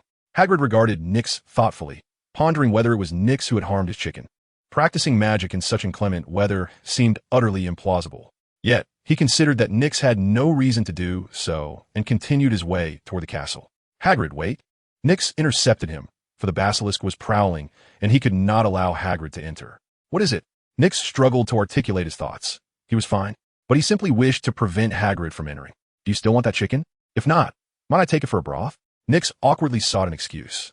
Hagrid remained silent, his skepticism growing regarding whether it was indeed a beast that had slain his chicken, or rather Nyx himself. A commotion erupted within the castle. Nyx and Hagrid swiftly made their way inside, where they beheld Harry surrounded by a crowd, with a petrified Justin Finch Fletchley lying on the ground and a ghost. Nearly headless Nick suspended in the air. Upon Nyx's arrival, Tifa tugged at his sleeve, asking, Brother, is it truly Harry? He was just in the library searching for Justin. Didn't you know he had no intention of attacking Justin? Perhaps I misheard. Luna whispered something to Tifa, who nodded and turned to Nyx, saying, Brother, Luna wishes to comprehend parcel tongue. Could you brew a potion for her? Nyx felt a surge of inspiration to concoct the moonlight potion for Luna once more. Before he could respond, professors arrived, dispersing the crowd. Chapter 104, Experimenting with Others' Potions. The attack on Justin firmly established Harry as the heir, inciting fear among the students, who, regardless of age, began to circumvent him. George and Fred frequently exploited this to tease Harry, dubbing him the most sinister wizard. Ginny was rather displeased by this, and Nyx even suspected that she might have unleashed the basilisk to petrify her two brothers. The sight of the headless Nick petrified instilled dread in everyone. They could not fathom what sort of spell could petrify a deceased ghost. With the addition of lacewings, the once tranquil potion began to bubble vigorously, transforming into a vibrant green hue, its effervescence raising concerns that consuming it might corrode one's insides. The potion emitted an unpleasant odor, causing several to grimace. Ron inquired, Is it truly safe? Hermione, pinching her nose, nodded, It's fine, just as described in the book. Nyx enticingly suggested, In truth, I would recommend my improved version. It can be successfully concocted in mere hours and, with a bit of imagination, can transform you into anyone. Harry and Ron shook their heads. I think this will suffice. Their mistrust of Nyx lingered, or rather, their faith in him was limited. Their prejudice stemmed from two sources, one being Nick's surname, Lestrange, a lineage known for its unwavering allegiance to Voldemort, and the other being his ties to Malfoy, as well as their collaboration in potion sales. Well then, do you have a bottle with you? Nix inquired, upon witnessing the three individuals shake their heads. He reluctantly retrieved several crystal vials and poured the compound potion into them.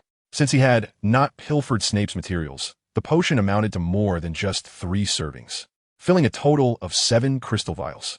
After distributing 1 vial to each of the 3, the remaining ones were taken by Nix. Exiting the lavatory, Nix proceeded to the room of requirement, where the love potion awaited completion. The elixir shimmered with an iridescent sheen, and spiraling vapors rose from the cauldron.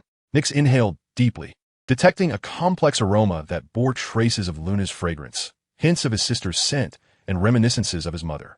To his astonishment, he also discerned a whiff of sulfur. Perplexed, he pondered why sulfur would linger in the air, as he was no demon to revel in such a scent. Hermione, I have something to inquire, Nix ventured. What is it? Hermione set down 2 chocolate cakes. What sort of Christmas gift would you desire? Nix's gaze drifted toward the chocolate cakes. Hermione promptly placed the cakes before her, stating, These are intended for Goyle and Crabbe. They contain a sleeping draught, so do not partake indiscriminately. Nix strove to maintain a facade of indifference, for his sole purpose in approaching was indeed those very chocolate cakes. I understand. A 1T touched them. What kind of gift do you wish for? Anything, really. Do you not know the one thing I desire most? Hermione retorted. A potion, perhaps? It has yet to be developed, Nix suggested, contemplating alternatives as he pinned a sequence of potion effects and handed it to Hermione. These are the potions I have devised. Do examine them for your satisfaction. Hermione scrutinized the paper, which bore the names of several potions along with their properties. The first, the Reaper, she swiftly disregarded, for no girl wishes to associate with the dead. Next came the criminal, the prisoner, and the assassin, all equally dismissed from her consideration. She then focused on the thief and the bard, carefully assessing the effects of these 2 potions. While Hermione was engrossed in her examination, Nix surreptitiously retrieved the 2 chocolate cakes and sprinkled them with the love potion, eager to ascertain whether its effects would indeed unconditionally attract 2 individuals. As the text had claimed, Nix, do you not possess anything that could enhance one's strength? Hermione inquired after her review. I recall that Seamus became notably stronger after consuming his potion, as did Neville. Why is there nothing of the sort listed here? Nix trembled slightly, nearly dropping the cake, and glanced up at Hermione, who was still fixated on the paper. She was now inspecting the potions she had previously overlooked, curious to determine whether Seamus and Neville's potions were among them.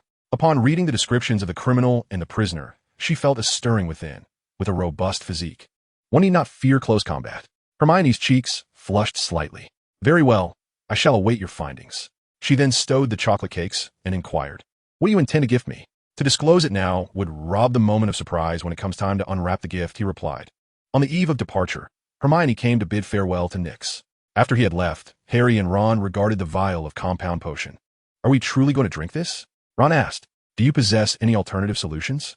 Harry countered. Perhaps we should capture Malfoy and interrogate him, suggested Ron. Harry turned to him. Are you certain we can seize him without alerting anyone else? Besides, he has Goyle and Crabbe with him. Can we 2 really take on all 3? Ron pondered for a moment, but we still have Hermione. She 1T support us. She believes there's nothing wrong with Nix's potion. That's true. She has always had a good rapport with Nix. I wouldn't be surprised if she harbors feelings for him. She might even become Mrs. Lestrange one day, Ron remarked. Harry remained silent. After a brief pause, Ron expressed his concern.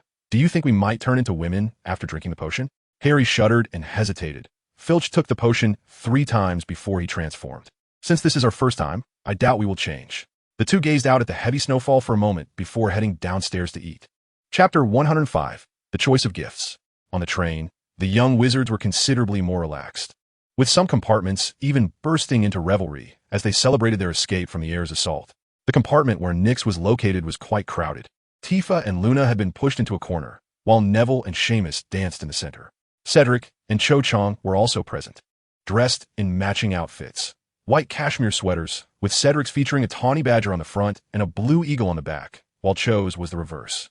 Cedric and Nix were discussing the application of mental interference. To Nix, aside from the absent Cho, everything else remained unchanged. I have considered your suggestion. During battle, I will simply vanish from my opponent's sight. What do you think? Cedric inquired. Not particularly effective. If I were you, I would let the opponent see my illusion. Perhaps even have the illusion cast spells. Nyx countered, shaking his head. Cedric was intelligent, yet lacked sufficient experience. But wouldn't that expose me? The opponent would realize the spell had no effect. Cedric frowned. Can't you create an illusion that makes them believe the spell is effective? After contemplating, Cedric asked, even if they believe the spell works, they will discover it's an illusion once they counterattack.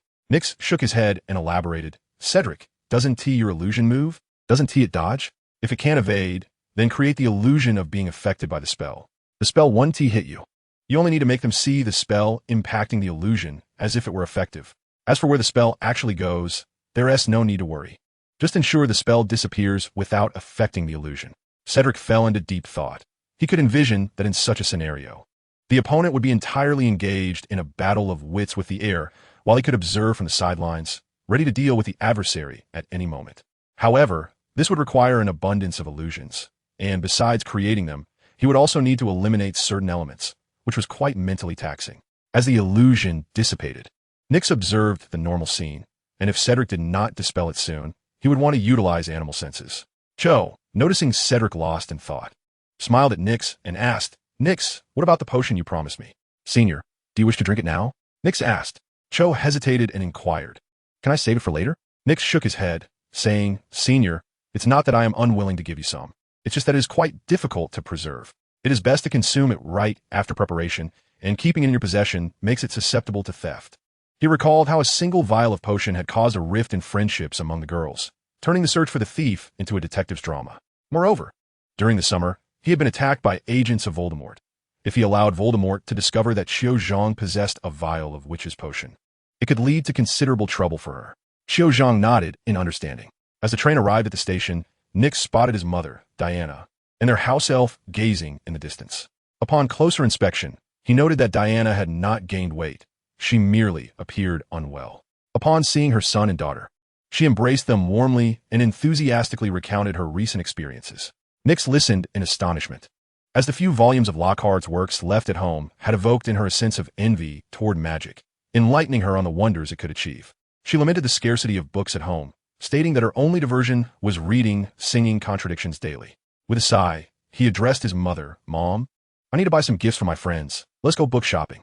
All right, Diana replied, her spirits lifted, to facilitate their book purchase. She had even sought out a former antique dealer and sold some items, acquiring a sum in pounds. Nyx had numerous gifts to procure, requiring visits to Diagon Alley, as well as a supermarket in London, while also considering his mother's interests by purchasing her some books. For Hermione, he selected a set of women's fashion magazines, detailing makeup styles, clothing combinations, and from hairstyles to the pairing of high heels and stockings. His gift for Harry was more simplistic than in their first year, a mere Quidditch poster, and not even of his preferred team. Ron received a bag of Bertie Bott's every flavor beans. The shopkeeper noted that these peculiar beans had inexplicably surged in popularity, speculating whether the tastes of the magical community had shifted recently. Other varieties of similar bizarre beans had garnered no attention, with only this particular bag containing one palatable bean amidst the rest of the unpalatable oddities, likely appealing to the curious or those wishing to disgust others, much like himself. Neville's gift was a packet of seeds, which Nyx eagerly anticipated, hoping Neville would cultivate some extraordinary plants. Seamus received various photographs of flames, which he believed would inspire him significantly. For Snape, he prepared a bottle of soy sauce, reminiscent of last year's cola, but without its distinctive packaging, repackaged in a crystal bottle. Nyx doubted it would have the same effect as last year, as the soy sauce's strong aroma was far more potent than cola's subtlety. Nevertheless, the dark potion would likely command Snape's serious attention upon opening. It was uncertain what expression would accompany the revelation. He also purchased an assortment of flavored fish snacks, accompanied by a postcard for Professor McGonagall. To the untrained eye, the postcard appeared to be the gift, with the fish snacks as an afterthought. However, in truth, the snacks were the real offering. While preparing a gift for Dumbledore, he inexplicably selected a set of books concerning the Cthulhu mythos. This decision momentarily angered Diana, who wished to read them too, but the remaining pounds were insufficient to acquire a second set. Nick had intended to present Luna with a silver crescent moon necklace, which he had already purchased. However, as he packaged it, he found the necklace increasingly peculiar. The crescent had inexplicably transformed into a shade of red. In a moment of whimsy, he replaced it with a quill, retaining the necklace in his possession. The gifts for the twins were considerably simpler. A set of notes concerning his research on powerful potions, some of which could be concocted through experimentation, while others remained mere theoretical musings. Lastly, he gifted Ginny a vial of a love potion, upon which he inscribed a caution regarding its effects, warning her against usage, citing the example of Voldemort's mother. Yet, he concluded with a beguiling remark that a forcibly harvested fruit is not sweet, but it is still fruit, and one need not go without. Upon returning home, Nick inquired, "Mother, what gift would you like?" Diana unceremoniously pointed to the books intended for Dumbledore. With a sigh, Nick replied, "Mother, I shall reserve some newspapers from the magical realm for you." Her eyes brightened at the prospect, for reading about the magical world would enable her to better understand her son and daughter's lives. She nodded in agreement. Tifa from the side asked, "Brother, what is my gift?" "You shall find out in due time." Chapter 106. The Conclusion of Christmas. Luna's gift was a pendant crafted from stone, adorned with numerous scratches, which Nick surmised resulted from Luna painstakingly smoothing it by hand. The front displayed a filigree of Luna's visage, while the back was inscribed with the word friend. It was evident that Luna had invested considerable thought into this gift. Nick wished to prepend the character for female before the word friend. Tifa received a pendant as well, yet it was evidently more exquisite than Nick's. The front depicted the heads of two young girls nestled together, with the inscription on the back reading "Best Friends." With solemnity, Nick carefully stowed away the pendant and continued to unwrap his gifts. Harry had gifted him a bag of sweets, while Hermione presented him with a book on potions. Seamus contributed a variety of potion ingredients, accompanied by a letter of gratitude penned by his parents. Upon inspection, Nick discovered several rare materials within, and after a systematic evaluation, he identified the entirety of Sequence 9's formula. Among them were some potion ingredients expressly prohibited by the Ministry of Magic, which, upon identification, turned out to be a Sequence 5 potion ingredient. The bound sequence is Sequence 5, Wraith. Nick contemplated utilizing this potion with the ghosts of Hogwarts, having already decided upon his target. The ghost of Ravenclaw, known as the Grey Lady, whose true name was Helena Ravenclaw, the daughter of the founder Rowena Ravenclaw. Presenting her with the potion could not only win Luna's favor, but also provide insights into the hidden location of the Ravenclaw diadem, laying the groundwork for future endeavors to locate Horcruxes without raising suspicion. His favorite gift was a potted plant from Neville, a mutated specimen he had cultivated. Initially, it was merely a common evening primrose, frequently found by the roadside. However, after Neville's nurturing, it had undergone mutation, acquiring unique effects that promoted calmness and sleep when kept nearby. The influence was notably stronger on ordinary individuals, but caution was warranted. As the plant matured, its effects could deepen, potentially leading ordinary people into an eternal slumber. After a moment's hesitation, Nick resolved to keep it at home, instructing the house elf to ensure that his mother did not linger in its presence for extended periods. When Tifa opened the gift from Nyx, she exclaimed in surprise, for she had not anticipated that he would present her with a vial of potion. "Brother, this is a potion, isn't it? Is it for me? Can I give to Luna?" Nyx shook his head and replied, "Only you may drink it. Luna cannot consume this potion without having ingested the prior one." Tifa gazed at Nyx, seeking confirmation of his words. Relinquishing her desire to share the potion with her companion, she continued to unwrap her gift. What Nyx did not expect was that Snape had also sent a gift, a bottle of unlabeled elixir, which Nyx chose to disregard. After breakfast, Tifa approached him. "Brother, I'm going to drink the potion now." With the potion in hand, Tifa exited with her house elf. Nyx remained still, contemplating that typically, the whispers one hears upon consuming a potion emanate from high-tier beings of the sequence. Yet here, every whisper was attributed to him. Could it be that the system is the pinnacle of all sequences? The system itself does not produce sound. It is merely a parasite residing within him that allows others to hear his voice. If he distanced himself, would the drinker still hear the whispers? "Brother, is your potion expired?" "I prepared it just yesterday. It cannot be expired," Nyx replied, somewhat perplexed. "But it has no effect. I feel nothing after drinking it." "You are not speaking either," Tifa remarked. "And now, can you hear anything?" Sitting beside Nyx, she waited for a moment before saying, "Now I can hear it." "Then it is effective." Nyx felt relieved. His thoughts were indeed correct. So long as he was not in proximity to the drinker, the whispers would not manifest. In a world devoid of high sequences, whispers are challenging to produce. The only concern lies with distortion, yet wizards, being extraordinary individuals, possess a minimal probability of distortion when consuming potions. "I'm going to play," Tifa exclaimed joyfully, having discovered the potion's efficacy. She dashed off to play with her friends, who had gifted her numerous magical toys. Meanwhile, Lucius Malfoy had already delivered the formula to Voldemort. Unfortunately, the experiment did not yield satisfactory results. Those who consumed the potion did not revert to their youth, but merely acquired certain special abilities and enhanced physical traits. This left Voldemort disappointed. Yet he did not believe the formula was flawed. After all, Filch had required 3 doses of the potion to transform into a young woman. Perhaps the experimenter had failed to consume the first 2 doses, resulting only in enhanced physicality without a return to youth. Voldemort then procured a mute subject. After drinking the Sequence 9 Bard Potion, gained the ability to cast spells, indicating that the formula was sound, contingent upon the consumption of 3 doses. The dilemma arose here. In his eagerness for swift results, Voldemort compelled the mute subject to consume the 2nd dose without allowing time to digest the first. The outcome was tragic. The subject could not withstand the potion's potency and became distorted, uncontrollably transforming into a monster. Fortunately, all present were wizards, and the transformation occurred in a low-tier mute, resulting in no casualties.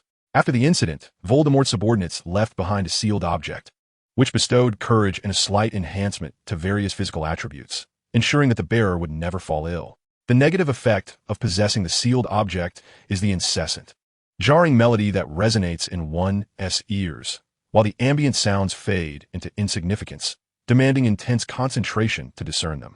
Voldemort, in a fit of rage, refrained from committing murder due to his weakened state, while his subordinates continued their experiments.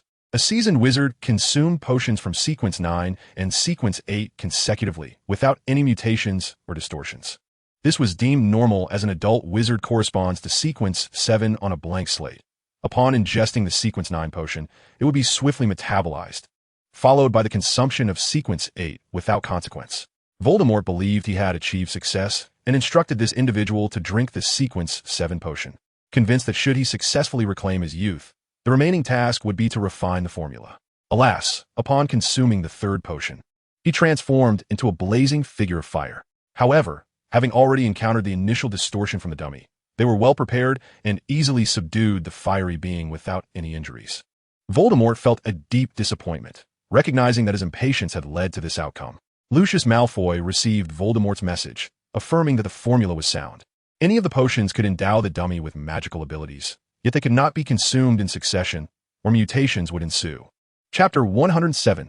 We Are True Love. Upon returning to Hogwarts, the young wizards discovered that Goyle and Crabbe were inseparably glued together, as if by adhesive. Noticing Nyx's unwavering gaze fixed upon Goyle and Crabbe, Tifa also observed with curiosity, ultimately asking, "Brother, what are you looking at?" "Bees," Nyx replied, pulling Tifa away. At dinner, Goyle and Crabbe nestled closely, feeding one another with spoons, occasionally whispering sweet nothings into each other's ears. "What on earth is wrong with you two?" Draco Malfoy bellowed, his voice reverberating throughout the hall. Goyle and Crabbe exchanged glances before declaring in unison, "We have discovered true love." The shock was not limited to Malfoy. Beside Nyx, Seymour was left speechless, while Neville repeatedly murmured, "They true love, they true love, they true love."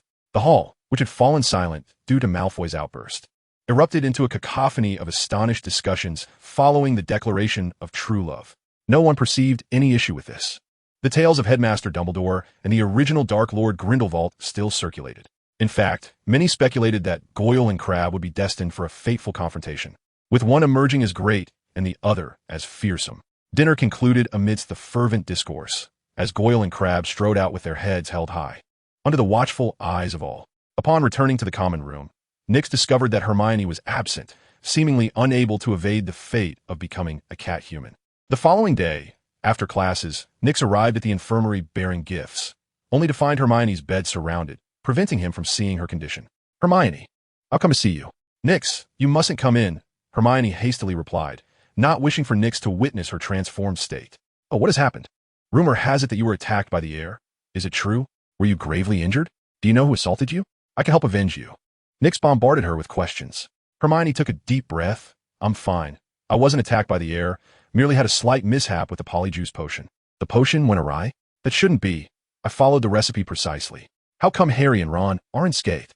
Nyx feigned confusion. "It is not your concern. I made an error. The potion is fine." "What is the matter with you then?"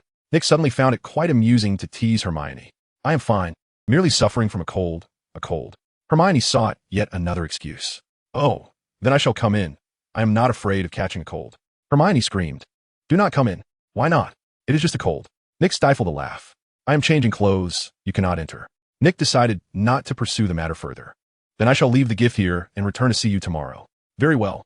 After a brief pause, Hermione added, Thank you, Nick. Not far from the infirmary. Nick was intercepted by Goyle and Crabbe. His heart sank, fearing that the matter of the potion had been discovered.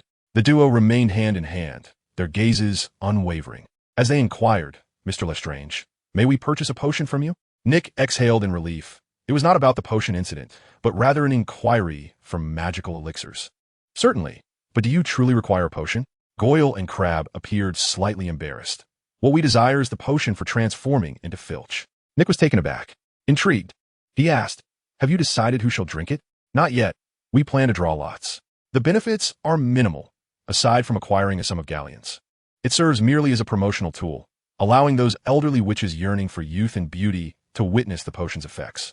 However, given Filch's prior experience, its efficacy appears limited. Nick regarded the two, imagining their bewildered expressions upon the effects of the love potion wearing off, and stifled a laugh, inquiring, Do you possess galleons? Not at present, but we will in the future. If possible, we hope to obtain the potion now and settle the payment later. Fearing Nick might refuse, they added, We can pay interest. At that moment, a first-year wizard passed by, casting a look of astonishment at Nick, Goyle, and Crabbe. Understanding the misunderstanding in the young wizard's gaze, Nick called out, You may leave. Whenever you have the money, you can come to me for potions. Watching the young wizard disappear, Nick felt a twinge of concern. He was uncertain whether the boy had overheard their conversation. Upon returning to the common room, Tifa immediately tugged at Nick's sleeve, asking, Brother, has Hermione truly been attacked? No. Why do you ask? They say that Harry Potter has understood his mission. Even his friends, if from Muggle families, cannot escape. Tifa recounted the rumors she had heard. Hermione was not attacked. Harry Potter, the savior, would not harm his companions. Trusting Nick's words, Tifa asked, Oh, then what has happened to Hermione? Nick replied, She mentioned she has a cold, but I did not see it. Brother, do you think it possible that Harry Potter, in the spirit of friendship, spared Hermione, and that she, to assist him in concealing her identity as heir, feigned illness? Go complete your homework. Why entertain such twisted thoughts? Do not spread rumors like those others. Chapter 108, We Are Friends. A few days later, Nix arrived at the dining hall for breakfast. After half a semester of adjustment, his sister Tifa no longer accompanied him. She had her own friends and would dine and attend classes with them. It was only when Nix was with Harry and the others that Tifa would shyly approach with Ginny in tow. In the dining hall, Luna sat alone at the Ravenclaw table, her meal accompanied by the latest issue of Chanting Contrapuntally. When Luna first arrived at school, a few people attempted to engage her in conversation, but her often incomprehensible remarks and peculiar behaviors caused many to withdraw, especially when they witnessed her wandering the campus in search of magical creatures. They deemed her eccentric, preferring to maintain their distance, not wishing to befriend someone they thought mad. Nix approached Luna and inquired, May I sit here? Certainly, she replied. I've heard some things about you. Would you like to know? Luna smiled upon seeing Nix. Do tell. As Nix took a seat, food appeared before him. They say you wish to partake in the true love of Goyle and Crabbe, Luna remarked quietly. Nix nearly choked on his bread, bewildered by how such a rumor had transformed into the notion that he was in pursuit of true love with Goyle and Crabbe. After swallowing, he clarified, They approached me for potions, nothing to do with true love. Luna nodded. There are also whispers suggesting that you refused them potions, leading some to speculate that you sought to involve yourself in their true love. Nix explained, I turned them down because they had no money, not for any notion of true love. Well, I believe you, Luna reassured him. Do not concern yourself with them. In time, they will forget. Nix then asked, Do you still like your Christmas gift? It is quite useful, she replied. I had intended to give you another gift, but for some reason, it encountered a slight issue. I thought it unwise to present a potentially cursed item to a friend, fearing it could cause harm, so I opted for a feather quill instead. I hope you do not mind. Thank you. At that moment, Tifa entered the dining hall with Ginny. Upon spotting Luna and Nix seated together, she rushed over and squeezed herself between them. Nix remained still, but Luna shifted aside to create ample space for Tifa. Are you not going to accompany Ginny? Nix asked with mild disdain. The hall was sparsely populated, and Ginny attempted to navigate around the long table to sit opposite them. Tifa grasped her arm and nudged Nix, saying, Girls gathering, you should keep your distance. Nix picked up his food and left his seat. Tifa was pleased with his actions. But Nix circled around and sat on the other side of Luna, causing Tifa to puff up in annoyance. Nix, Did you know that recently everyone has been saying you wish to partake in Goyle and Crabbe's true love? Tifa stated. Luna interjected. I believe they approached Nyx for potions. Meanwhile, Ginny was delighted. The rumors about Harry being the heir of Slytherin had dissipated, and discussions now revolved around Goyle and Crabbe's declaration of love. Nyx had been woven into the fabric of gossip, overshadowing the heir's tale. Nyx, unwilling to be led by Tifa, proactively initiated a conversation. Speaking of potions, I recently discovered a formula that is particularly suitable for ghosts. Luna, could you assist me in introducing Mrs. Grey? Tifa interjected. Why not the ghost of Gryffindor? You could lift the petrification of headless Nick. I wouldn't mind giving him a potion. Nyx replied, Tifa, that's not a concern. Tifa was momentarily speechless. Luna, eager to prevent an argument, interjected, Nyx, I doubt Mrs. Grey would be interested in a potion, and besides, ghosts cannot consume potions. Nyx shook his head. Let us not forget Peeves. He can interact with the physical world, and if a ghost wishes, it can indeed drink a potion. Luna countered. Even if a ghost could consume the potion, Mrs. Grey would likely refuse it. How can we know the outcome without trying? Nyx remarked, gazing at Luna. Very well. I shall give it a try, Luna conceded. After dinner, Luna sought out Nyx. Mrs. Grey has agreed to meet you, but she did not imply she would drink the potion. Luna Kimbath. Nyx understood her implication. He surmised that this meeting was a result of Luna's persuasion, and Mrs. Grey might have been reluctant to meet at all, granting Nyx an audience solely out of respect for Luna. Upon hearing the news, Tifa and Ginny accompanied them, and the four encountered Mrs. Grey in the castle courtyard. Nyx felt a strange familiarity with her, recalling that she had been present during every pivotal moment last semester, though she had remained silent and unnoticed. Could this be one of the reasons Dumbledore was aware of everything occurring within the school? Mrs. Grey stood in the courtyard, gazing up at the moonlight.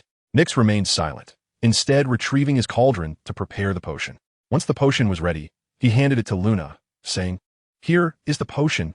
You may give it to her. Luna was taken aback. Did we not agree that it would only be a meeting? Why must we present her with a potion right away? She will drink it. Trust me, Nyx assured her. Mrs. Grey glanced at the potion in Luna's hand before turning her gaze back to Nyx. Nyx smiled and said, Madam, the potion has a short shelf life. If it is not consumed immediately, it will gradually merge into the surrounding environment and become perilous.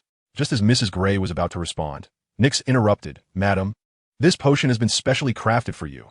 It is unlike anything that Filch, Ron, Malfoy, Simon, or Cedric have encountered. You will appreciate it. I did not agree to this. Mrs. Grey finally had the opportunity to speak. I believe you can discern my goodwill. Perhaps it may aid you in returning to life. Nyx replied. Mrs. Grey studied Nyx for a moment, then took the potion from Luna and consumed it. Chapter 109. The Discovery of Her. Upon drinking the potion, Mrs. Grey heard whispers.